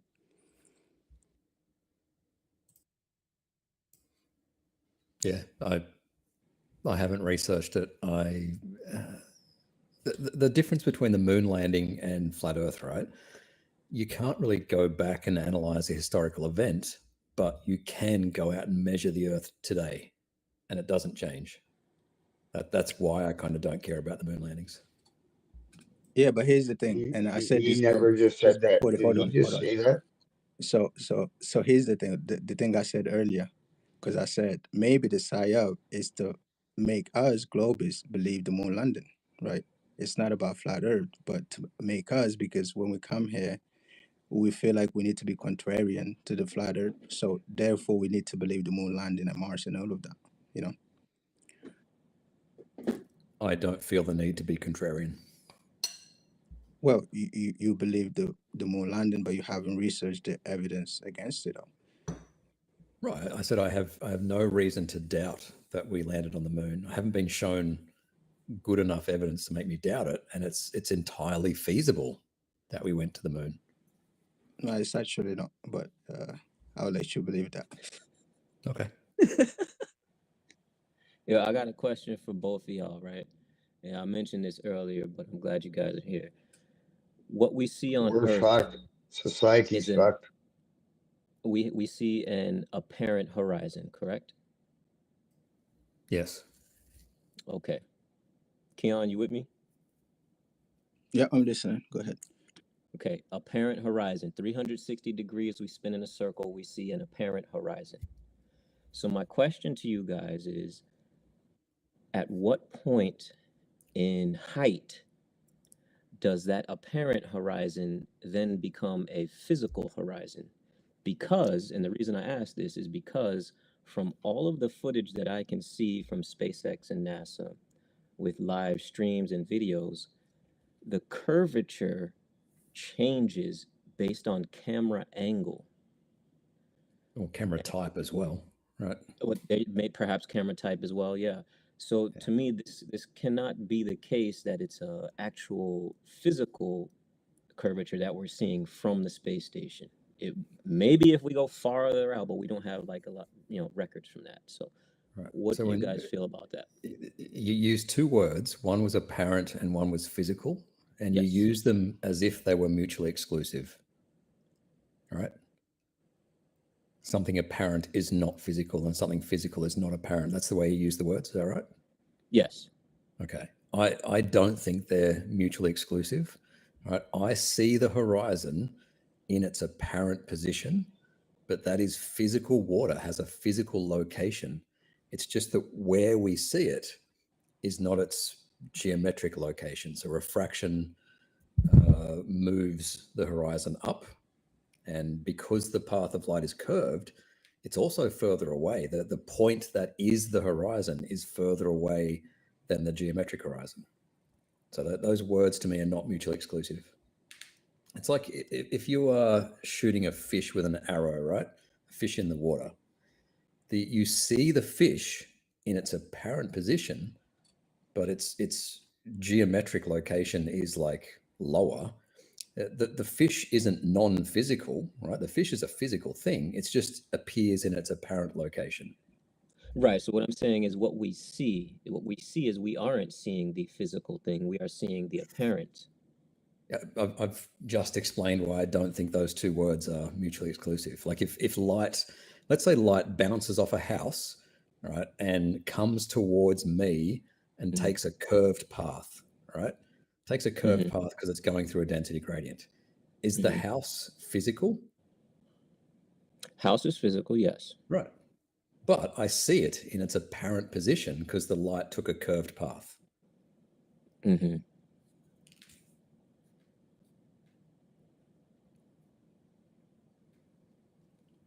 Yeah, so that doesn't change anything about what I'm saying though. So even if what you're saying is true, like let's say that it's a circular shape outside of what we see, right? We can't see it because we're only seeing the refracted limitation of our sight, right? So we're seeing an apparent horizon. So even if it was there, we're seeing it in a different space, right? We're seeing it where we see it, not where it actually is. And that's what I'm saying. We're seeing an apparent horizon, not the actual physical curvature. And you keep based using on those that, words, apparent and physical, as if they are opposites. they are though. But In we this just sense, agreed, in this, right, in, that the no, no, house no, is physical. Yes, the house is physical, but we're talking Right. about limit. We're talking about limit of sight, right? Well, So we I don't know have what a limit of sight is. limitation. Okay, so when I first was saying we stand on Earth and we spin 360 degrees in a circle, we have a limit. That's our horizon. That's the limit of our sight. We can't see beyond that without technology, right? Without an aid. What? No, incorrect. Okay, Oh that's my. interesting. How so? What do you mean? Like Canigoo, right? Canigoo's 160 miles away. How far away do you think the horizon is? Right, but that's with an aid. That's with the sun moving behind it. Without the sun moving behind it, we don't see that. Okay, Right. any boat going over the horizon is closer than the boat. Okay. So how is the horizon a limit if you can see further than it? The horizon is behind the boat. What are you talking about? What? No. I see what he's saying because if it looks to us, it looks like it's in front of the boat because the boat is going down, or say disappearing bottom up. So what I'm saying the is mountain salute. Oh, yes, I'm on some abstract. The horizon is closer to any object. on your clearest day, as far as you can see, you are always going to have a limitation on how far you can see things. The only Right. way that That's the only way not it the works horizon, in though. reverse, the only way it works in reverse is if there's a distant light source where the light is coming towards you. Right, that can penetrate through atmosphere or from a distance, right? For example, the sun, right? The only time we see that is when it's coming to our area of vision, right? So everything we see is coming into our area of vision. Beyond, so then we have a limit. Beyond that, we can't see. How is the limit the horizon then? Because eventually, even with a backlit sun back there, you would still reach a point where you can no longer see objects there and everything converges from ground to sky, sky to ground. It converges. There's a convergence point there. But that's As far not the as you can horizon, right? That's How not is the that the horizon. horizon? Like I you don't heard know. about Jaren's I don't know. observation Maybe you at have a San different. Diego, right? No, maybe you have a different definition of horizon. So let me ask you, what do you define your horizon as? So we can be on the Yeah, same so page. like an ocean horizon. I'm a glober, right? So I Yeah. actually define it a way that you're not going to like. It's the point at which the beyond that point, anything starts to get disappearing bottom up. It's the quote unquote edge of the sphere. Okay, that's interesting because you brought up Canigoo, and Hey guys, when I have a minute, I'd like to chime in when there's time. hey, We've got a debate, champ. Go ahead. Hey, what up, bro? Because you know a lot about the horizon. Maybe you can explain it in a way that'll get through to him. Go ahead. Yeah, so this is way more difficult to do without using imagery like I do on YouTube, but I think I could explain it here. And I know that I'll be given the time to explain it without being interrupted, which makes this the greatest hangout ever. Blah blah blah blah blah blah. Blah, blah, blah. Sorry. So the horizon, I'm not talking about refraction. I'm not talking about refraction. It's the horizon is not just the limit of how far we can see, it's the limit of how far we can perceive depth. So imagine yourself standing in front of a perfectly flat floor or flat water or whatever, and there's just perfectly smooth and everything. And you draw a line halfway between where you see the horizon and your feet. And that halfway line, if you measured it, like if you were looking out, that halfway line might only be 50 feet or 100 feet or, a couple hundred feet. From that halfway line to the horizon, there's probably 50 more of those same segments of the same amount of feet, but they get closer and closer and closer the farther out you go because you're angled to them. So, an example to do is get an 8.5, 11 piece of paper, draw a line in the middle. That's segment 1. Then take that upper segment, draw a line in the middle. That's segment 2. Take that upper piece, cut that in half. The next one, cut that in half, cut that in half. Each one of those segments from your perspective is getting smaller. But if you had an orthographic view of those, they'd all be the same distance. Right. And when you get to the point where you cannot determine that the next line is farther because they're literally stacked on top of each other, that is your horizon. All right. Okay. So hold on, I'm going to take this a little further. So that's your horizon. So when you have something, a boat, whatever it is, that is in your first segment and it is right at your feet, whatever. Let's say not a boat. Let's just say we have an object that's half of your height, and it's right at your feet. If we moved it to the second line, which is halfway across that sheet of paper, it's now let's just say it's half the size, and because it's not really getting smaller, orthographically it would be the same size because all those segments would be the same. It would be half the size, and if you drew a line from your eyes to the skimming the top of that, it would touch the water much farther away than the first segment did. If you do that line from your eyes looking right down towards it, it would have a short segment from its tangent to your eye line to the water.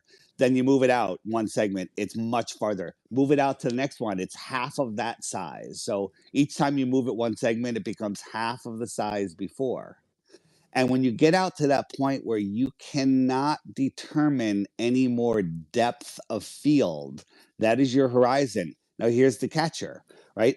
As that object moves from line to line to line, your depth of field is not seeing it any farther, but it is seeing it getting smaller and smaller and smaller. Each time it moves one segment, it's half of the size it was before.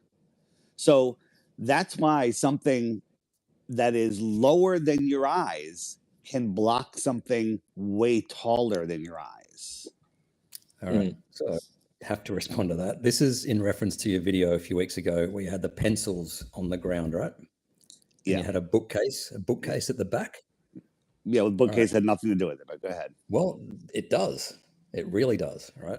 Go ahead. You're sort of making an analogy like the chessboard analogy, right? Where you get lower down on the chessboard and the closer squares, are having a bigger apparent size, and then the squares at the far end of the chessboard have a really small apparent size. Yeah, I agree. Right. Completely agree. But just not relevant.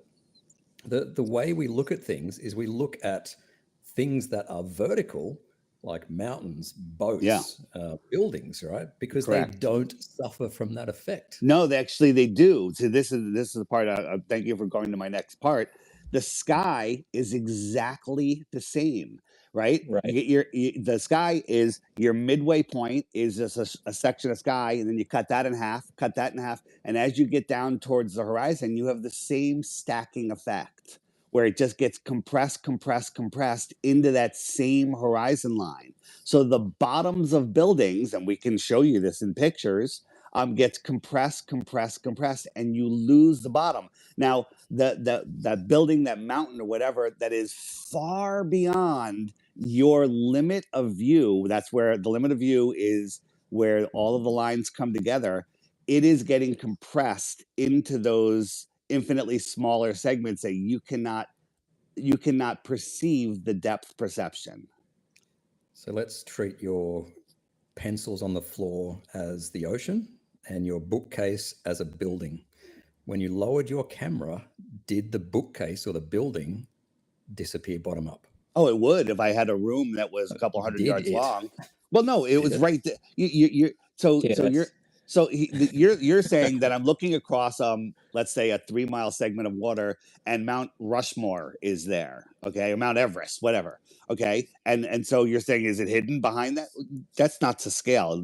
Like if that was a Home Depot and my bookcase was at the other end of the room, sure, half of it would be hidden by those pencils. Yeah. Was it obscured bottom up in your footage? If you're standing 100 yards from Mount Everest and you had a row of cars going 3 miles to Mount Everest, are the cars going to hide Mount Everest? Of course not. It's a very simple question. In your footage, was the bookcase at all hidden bottom up? Well, you obviously don't understand anything, so I'm not going to take this conversation any further. Just give him. Okay, let's say no. Okay, let's say no. What's your point then? Because he explained how that's not actually relevant to pencils themselves getting smaller. Right. So what's your point here? All right. So Dave's video was about how a 3-foot wave could supposedly hide a 250-foot wave, a feet high ship, right? And I brought this up with Jaron, said, how's Dave going to fuck this up today? And Jaron said to me, oh, he must mean that the wave is 3 foot above his eye line. Nope. And I said, no, Dave thinks it's a 3-foot wave. Yep. So you might have to... So I actually just made a new graphic because thanks to you guys, the people that are coming at me, saying that I looked at it orthographically and I made it smaller. Yeah, I'm not the greatest graphic artist, but because of your input, I've made a new demonstration. And as soon as I see it, I don't know what your argument will be, but it actually shows how a 3-foot wave can hide Mount Everest. Okay, so let's assume I'm on top of a 1,000-foot mountain, and I'm looking across a valley to another 1,000-foot mountain. Is it obstructed? Across a valley? I guess not. Across a valley? I guess not. Okay, let's say there's a building in the valley. How tall would that building have to be to obscure my view of that other mountain? 1,000 feet. Right. So how does a 3-foot wave hide something when you are above the wave? You're 6 feet looking over a 3-foot wave. Have you never done this? This is actually, I mean, if you just lay down on the beach and see that if there's if it's a calm beach, there's not very high waves, just the water itself will block something in the distance. I don't get your logic here. Dave's 6 feet. He's above the waves. He's above the waves, right? The wave can block no more than 3 foot on a flat Earth. No, because the mountain is farther away than you are. The ground ramps up. That's how we see. And as it goes away, it gets smaller. If that 3-foot wave was halfway between me and the thing, no, it won't hide it. But if the object is multiple times distance farther, it's multiple reductions in 50%, 50%, 50% smaller, and then it will hide behind it. So you're not being fair by saying 1,000-foot mountain, 1,000-foot mountain, and it's something halfway in between. You have to 6-foot mountain. Yeah. 6-foot mountain, 6-foot mountain. How tall does the obstruction need to be? So waves are not measured in feet; they're measured in meters. Well, it doesn't matter. That doesn't matter.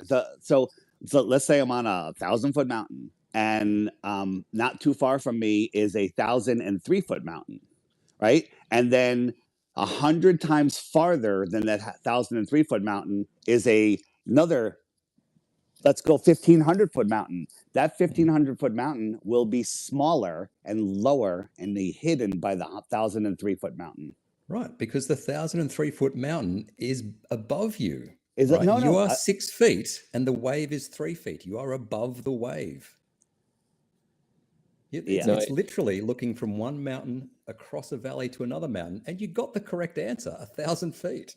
Like, why can't you apply that to your wave? Because it doesn't work that way. Yeah, the scale. Exactly the scale you're missing the scale, and seeing that just because you're above it that you can see it. That's wrong, brother. I understand completely what Dave is saying. You have to understand. He gave the right answer. You have to understand. It's imagine you're standing, 6-foot tall person, and there's something 3 feet right in front of you, and you have a never-ending extendable yardstick. So that yardstick goes from your eyes, touches the tangent of the box, and touches the floor. And let's say the distance between the box and the floor is 3 feet. Now we just start dragging that box farther and farther and farther away. The ruler extends longer and longer. You'll watch the distance between the bottom of the box and where it touches the floor. It's going to get longer and longer and longer and longer. And there will be a point where I can't even determine that line isn't parallel from the ground. It'll look parallel when I get that 3-foot box, I don't know, a mile away, 10 miles away, whatever it is. And that line to me will look parallel. Right. So if I put a 6-foot box right on the far side of that and I started dragging it away, it's going to get smaller and smaller, and it will be underneath that ruler, that line, as it gets smaller. But it has to be multiple times distance farther. I don't know why you guys can't understand that. No. So you've got a 6-foot observer and this infinitely long stick or whatever. Mm-hmm. You keep pushing that 3-foot box. Keep pushing that 3-foot box away. It remains 3 feet in the air. Until it touches the cruise ship. At what height will it hit the cruise ship? Well, it doesn't matter. That doesn't matter. 3 feet, Dave. You're 3 not feet. you're not listening. I'm gonna say it again. So let's say we move it infinitely far away, and now it's touching the cruise ship at 3 feet. Okay, perfect, great. Right. And to me, that yardstick So it looks. didn't block it, right? Let me finish what I'm saying. So to me, that yardstick from my eyes to that ruler at whatever that pretty far distance is looking pretty parallel to the water. We can agree that I probably can't discern that it's not parallel because it looks parallel, but it's only touching the cruise ship at 3 feet because the cruise ship's right next to it. So let's say that distance is X, whatever it is, and I move that cruise ship 2X away. Well, now it's touching the cruise ship from my point of view higher. It's well, no, it's not. It's still touching. No, you're right. You're right. I'm sorry, I said that wrong. It's still touching it at 3 feet, but the cruise ship is getting smaller. So the cruise ship in from when it's right next to the box is, let's say it's 300 feet high. If I move it twice the distance away, the cruise ship's only 150 feet high.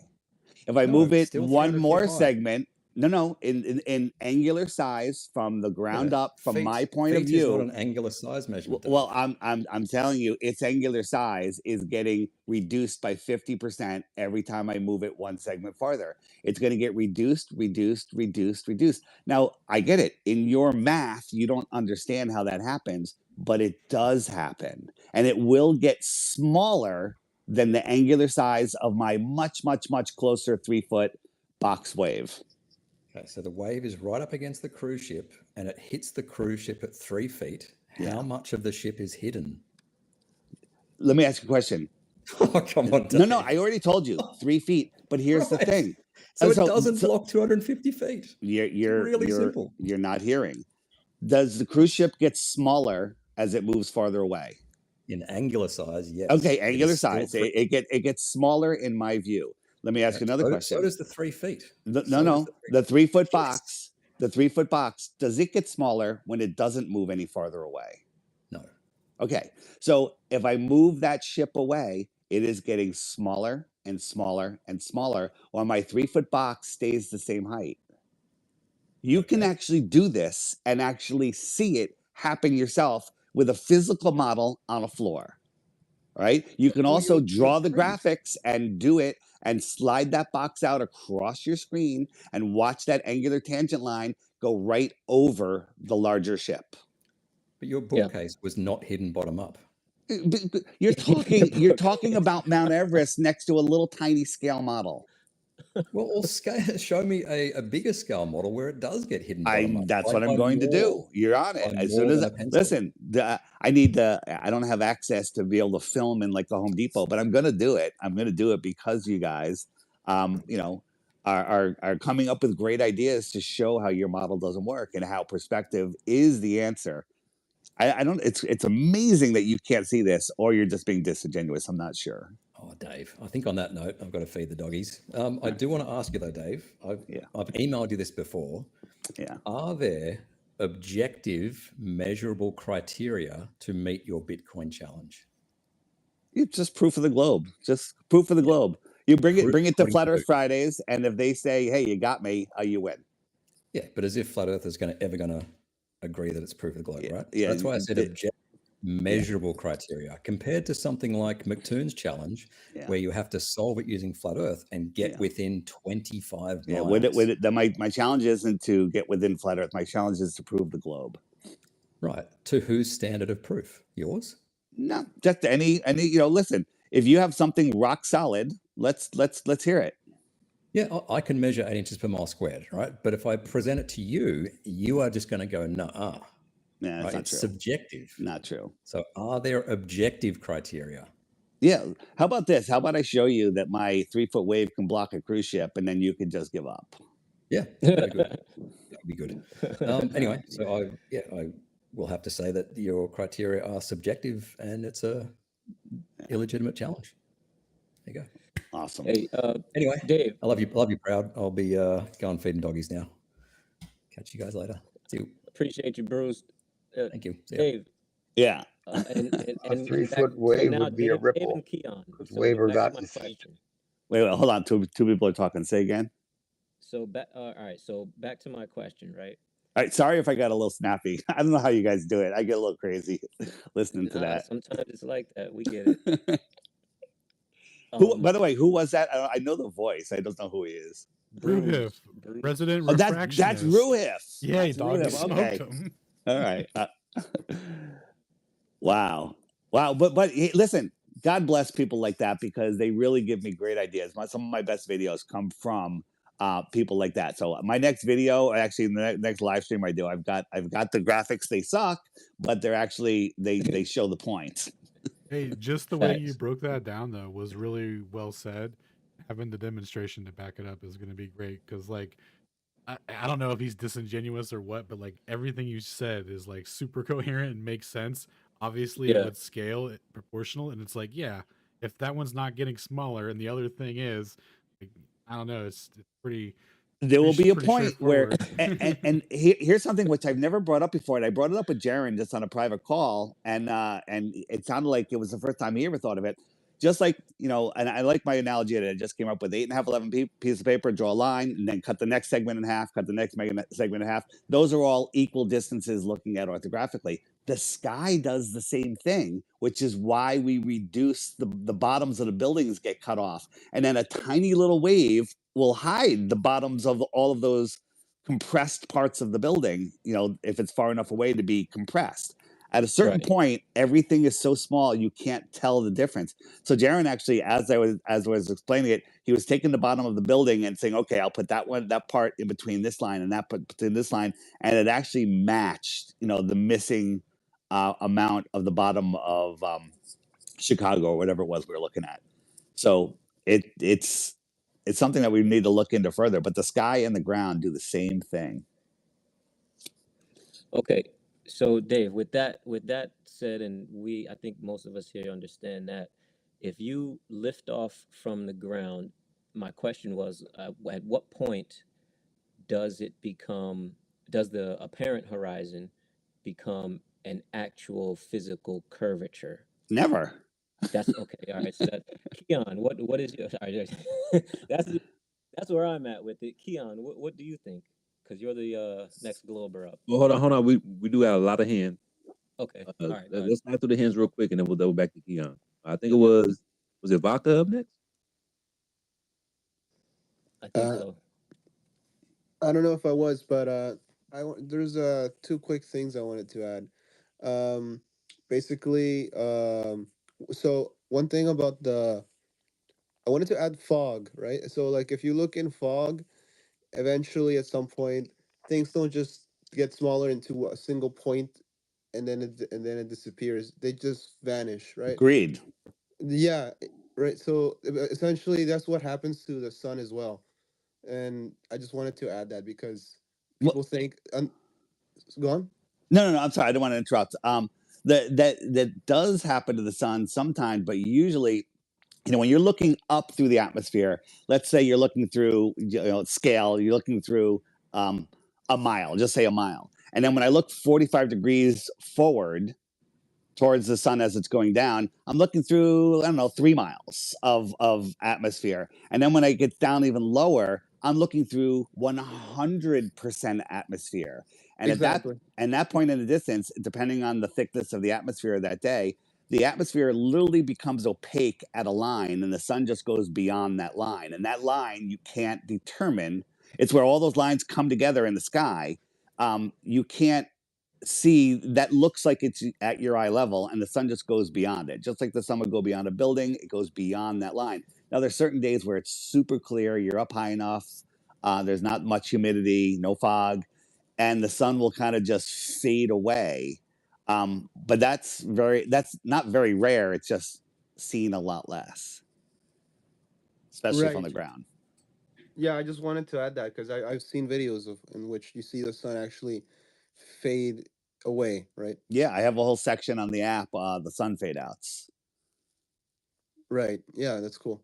And then other than that, I wanted to add about somebody was talking about how like proof of like we landed or it's possible to land on Mars and the moon and I just remember seeing photos of like a whole random animals on Mars. You know, when you look into the details, you see like little rodents. And and then flies. and flies. Yeah, there's a video of a Yep. fly land on the lunar module or the Mars module for like a little bit. It's like there's no explanation for that.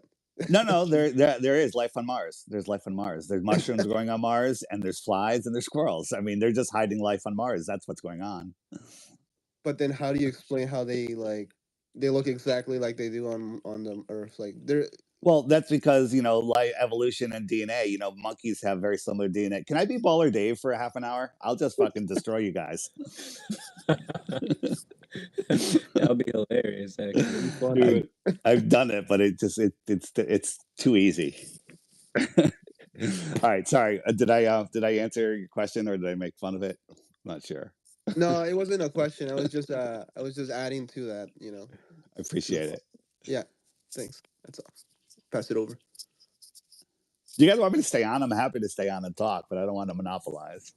No, stay on. When you come on, it's there's a lot of people that want to listen, and there's a lot of people that want to come ask you questions, and it's always very entertaining. So we love it when you're on. All right, just one rule: I don't talk to McToon or Fight the Fat Shirt. I'm just not interested in giving any energy to those demons. We don't either.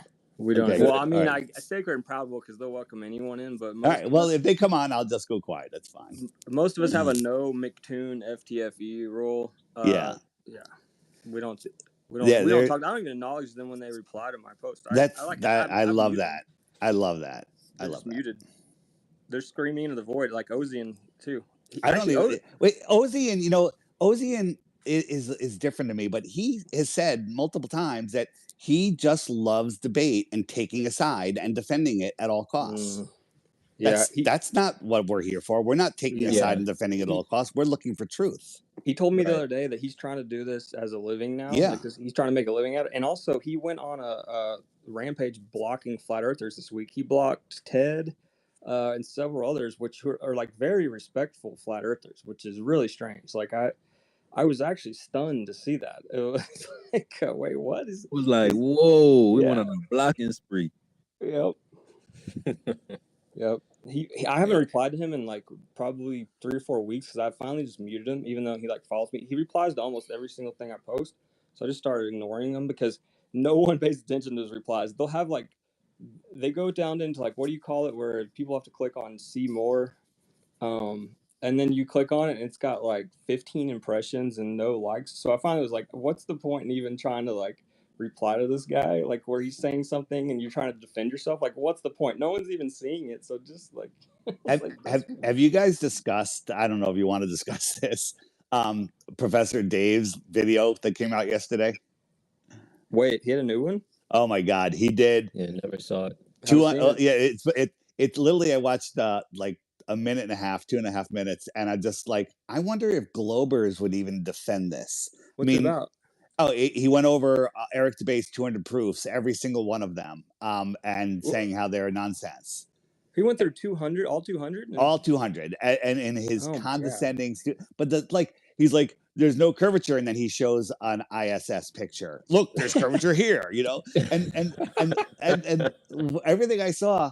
I think that even the worst globe, flat Earth opponents would be like, no, that's disingenuous. But that's his whole video, and of course, if you want to find it, just search flat Earth, and it'll be the top hit on Google for now, forever. Let me guess. It has about like 350 million upvotes at this point. Probably, and every single comment is positive, of course. 4 billion views.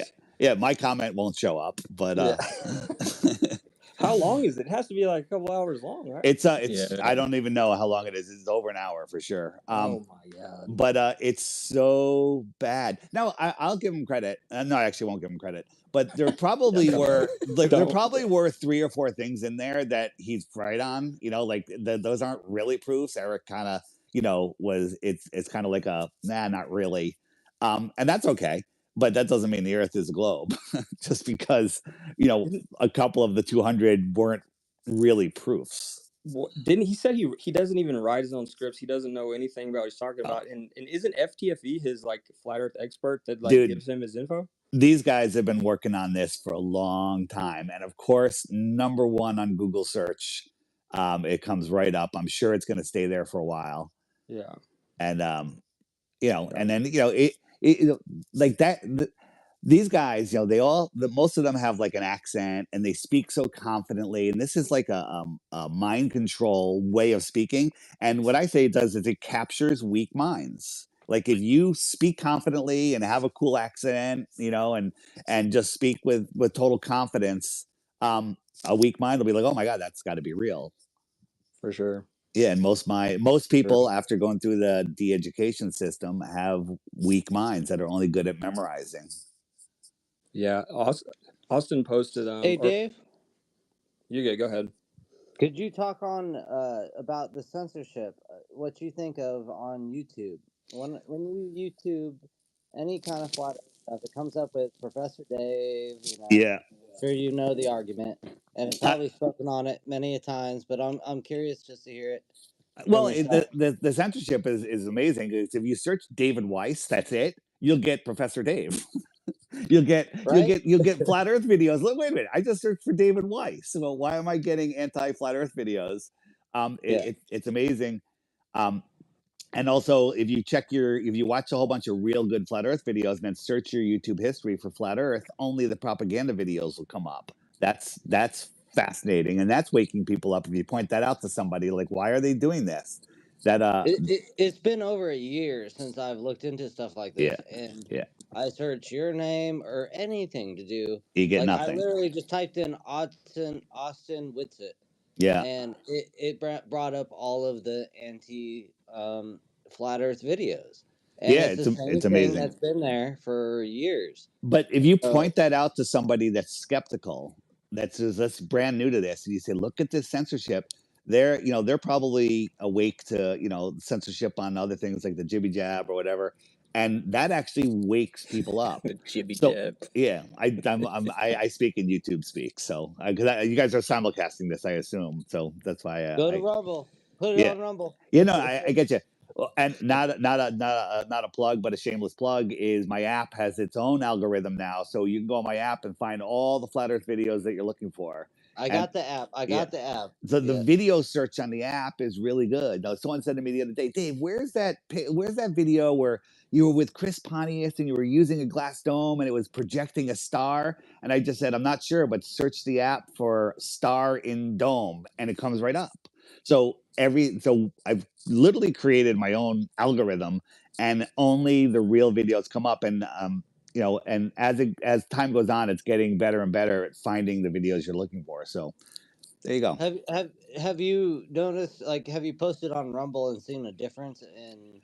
My Rumble channel is it's starting to get more views, but there's a lot of good stuff on Rumble. But I post on BitChute and Rumble and YouTube and TikTok and Instagram. And so, do you think we should pick up, like, for everyone in the community? Do you think we should all just kind of like focus on one platform to have as the main, and then like push to YouTube and all the other ones as the secondaries? My opinion is everybody should use whatever platform they want and also post it on all the other platforms too, because we don't know what's going to happen. Here's the thing. On Rumble, the percentage of people that are on Rumble that are awake is very high. The percentage of people on YouTube that are awake is the lowest, right? So if you go out into the public and go to a normie and say, what platforms can you post videos on for free? They're going to say TikTok and YouTube, and they might not even know of the other platforms. So I think it's real important to stay on these other platforms to help wake up the people that have no idea there's something to look for. Yeah. Do you have like a position on the poll that was taken after the InfoWars debate? It's an unfair poll because it's going out who's better at getting the information out. Like if it was just people that listen to InfoWars, that would be interesting. But the flat earthers get a hold of it where it's not fair because you got whatever percentage of flat earthers, the community out there, we might be bigger than the rest of the body of the audience. But if you went out randomly on the street and asked people, the polls, it would be different. So I think it's interesting that we won, but it wasn't really a fair it was poll. like it was like kind of. In my opinion, it We was didn't win. directed not the right way. Oh, we but didn't. What did it end up at? We were up by 8% well, with the 46,000 round earthers votes. won. I think it was Yeah. like 61% or something. But we were ahead at like 55% at half of the time. No, but, more than that. Way more than that. At the 40 way something it thousand was votes. questioned, in my opinion, wasn't like it was asking who won the debate. Who won not that? if You're the right. Earth is flat or not. The you last know? 18,000 Yeah. votes were like all globe Earth. Like the No, last I was 18. just curious it about what you flips. thought about. I don't know It's if you kind of thought like that our metagame election. It was like our Exactly. It last was election. exactly like that. So, Hey Brock. Hey Brock. Yeah. Matthew is also speaking. I don't think you can hear him. Matthew, could you hear? You could hear Brock, right? I could not hear Matthew. Oh, then okay, I'll you couldn't hear Matthew either. Okay, so I couldn't hear him either. Yeah. Okay, so maybe it's on you, Matt. Yeah, I'll drop down and come back. Yep. I hear Matthew now. If he Okay. just said he'll drop down and come back, if that was him. Yeah. Well, no, I was just a second ago. I was talking about the poll. It's I follow Matthew. I follow Rest in Peace Globe. Yeah, Shout Matt, out to he can't all you hear you. guys. Okay. There's a bunch of people in here I follow. So shout out to everybody. I love this open Discord. You know, I just and it's interesting to see Flat Earth Dave himself to come out here. I've watched your videos. You're one of the most pointed to people. So it's awesome. I appreciate that. I'm no you guys, I learn from everybody. I am definitely not the best, but I might be the loudest right now. So Yeah, hey Dave, I do want to thank you, man. And to anybody listening, like who hasn't downloaded the app, man, check out the app because it's so much easier. When I first got into this stuff, man, the app was extremely helpful in finding just content about these topics. And the video search is fantastic, and the image search, I've been adding, like every day I adding more and more images. So if you're searching for, I don't know, you want to show someone a picture of the LEM or the rover or sun under clouds, like someone says, the sun under clouds. Well, let me look on the app for pictures of the sun under clouds, not lighting up the bottoms and lighting up the tops, completely destroying their argument. All the images are there at your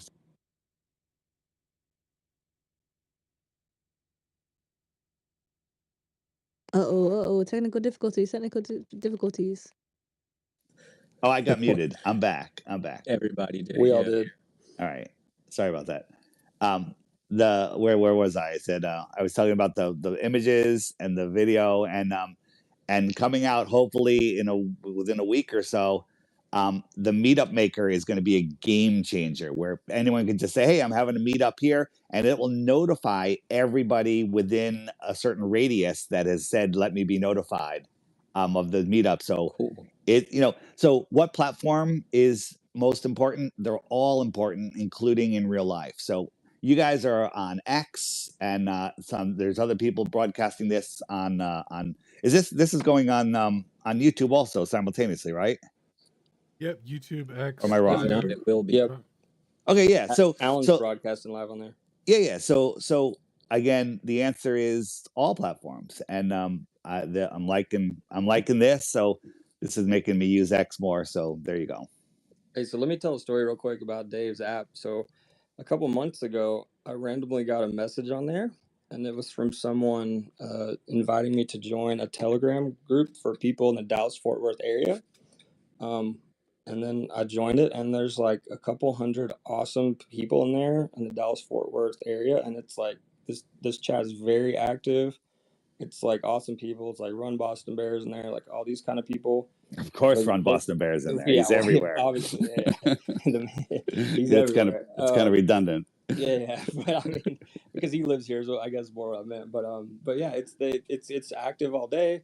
It's just all kinds of cool people. We talk about everything. They do meetups. There will be like a pin at the top saying like, "Hey, I'm having people over this Friday. Like, it's my house, yada yada." So that's really, really cool. And then the other thing I've mentioned about the app is make sure you click on that star and go see content creators like I don't know, maybe me on there. Like no, sorry, I just had to. I couldn't help myself. No, absolutely. If you guys have, I don't fully. I'm an idiot when it comes to X, but is there like a permalink for Flat Earth Fridays that would work every week? No. That's why I've sent it to you every week on Telegram. In fact, I was going to ask you, do I still need to send you the link every week? Yeah, you do, because I and let me tell you, thank God I forgot about it, because I would have been listening all night and I'd be dead today, right? I got up, I'm like, wait a minute, Friday, because I saw when I turned my phone on, I'm like, all right, cool.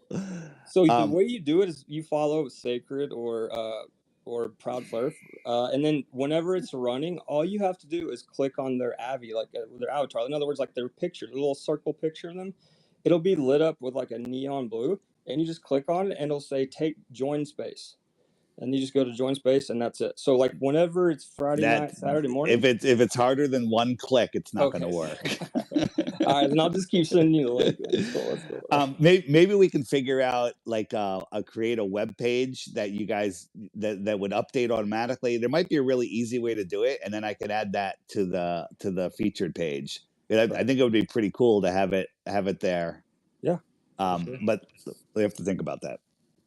Yep. But I appreciate I appreciate that, and I've gotten many messages from people saying basically, I was alone, my family, my friends, they won't talk to me. I found a group on the app. Now I'm married with kids. All right. I mean, literally, people have met on the app, gotten married, and have kids. So that makes me pretty happy. Impact. Yeah. Hey, Sacred, do you have any ideas for what he's talking about? Ooh. A Sacred. Can I interrupt you first?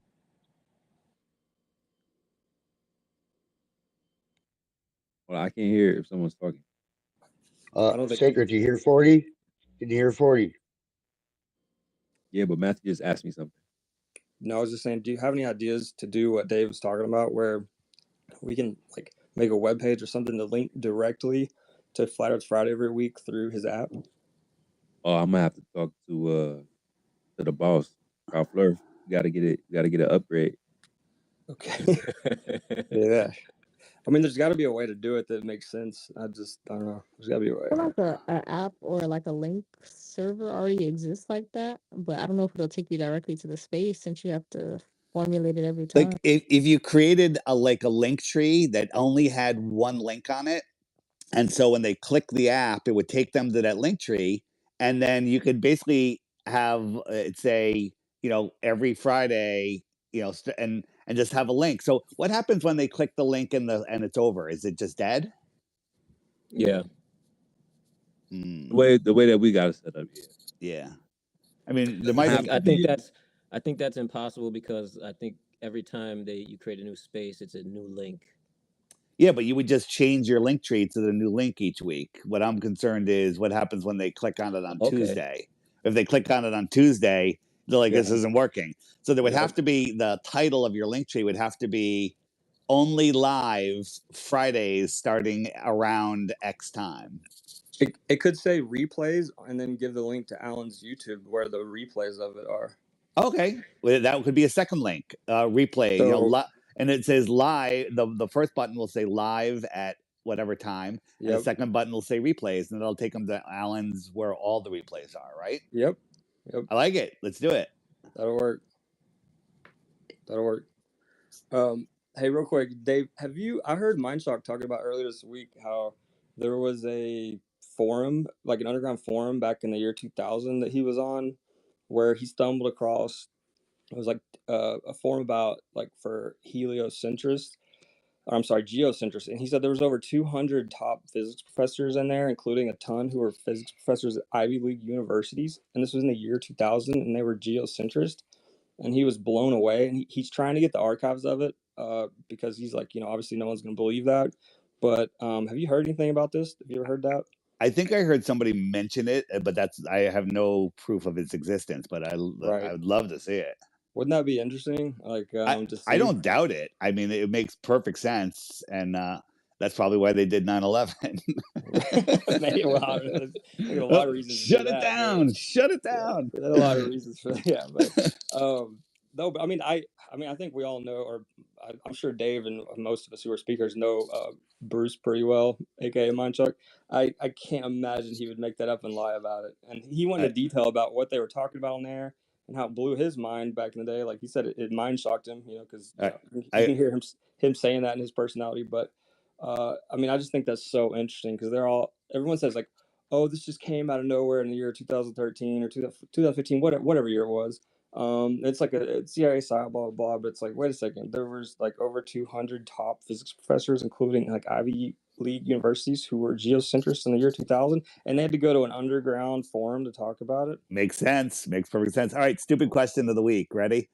That is a voice changer Bruce is using, right? Yes, because he does all his true crime podcasts where he's like exposing killers. Like he goes through and does this whole logical analysis on like famous murders and stuff, and he figures out like who really did it and stuff like that. That's the main reason he does it. Is because I assume I've never asked him point blank, but from when our conversations, he says that it's like the true crime stuff that makes him like leery of being, I guess, having people come after him and stuff like that. So yeah, I think he doesn't want some like killer who he exposes like coming for him. So anyways, yep. Yeah, big fan of Bruce.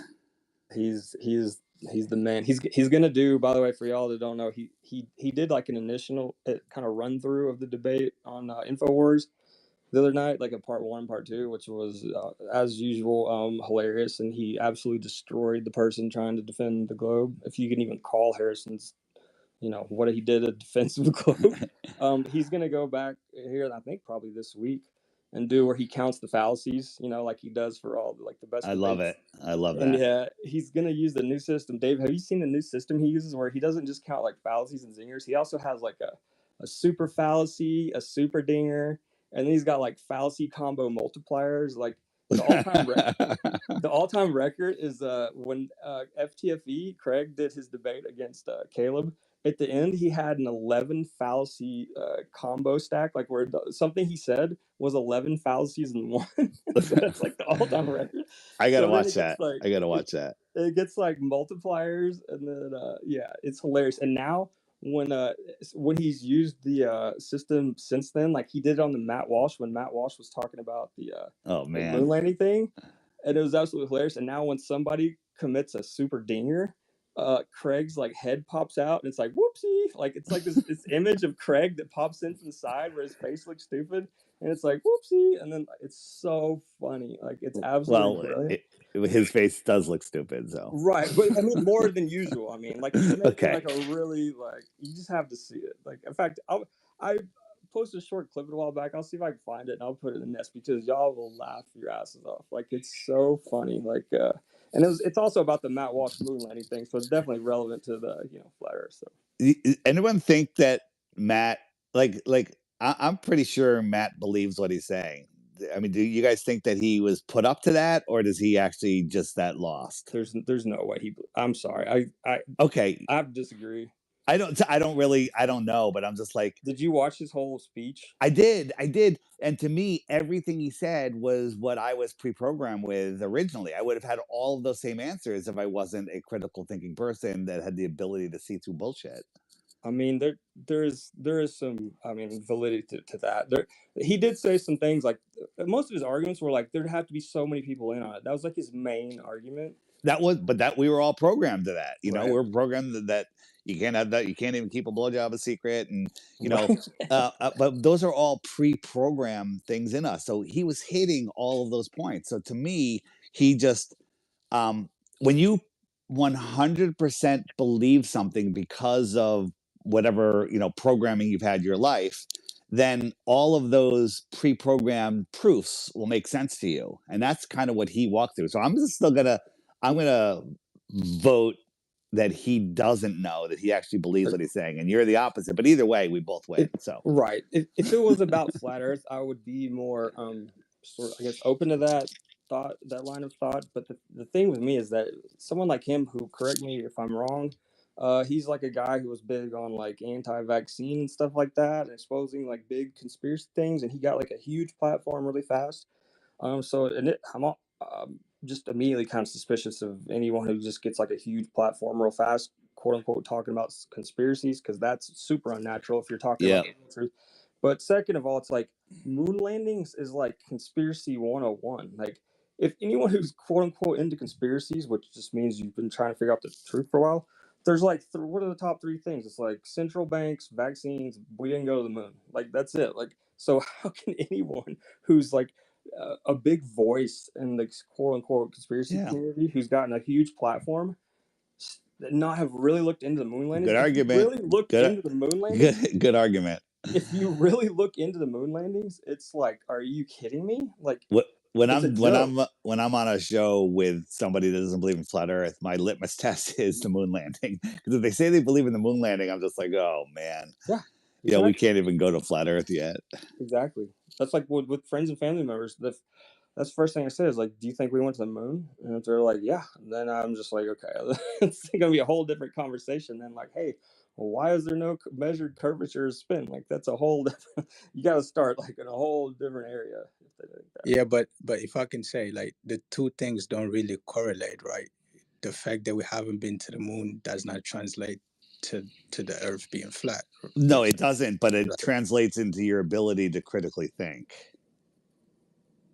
Yeah, but it still doesn't translate to the Earth being flat. I'm not saying that we didn't go to the moon doesn't mean the Earth is flat. I mean, it translates in your ability to analyze facts and critically think. If you can't determine that the moon landing was fake, not proving the Earth was flat, then you're going to have a very difficult time with other things that are slightly more complex.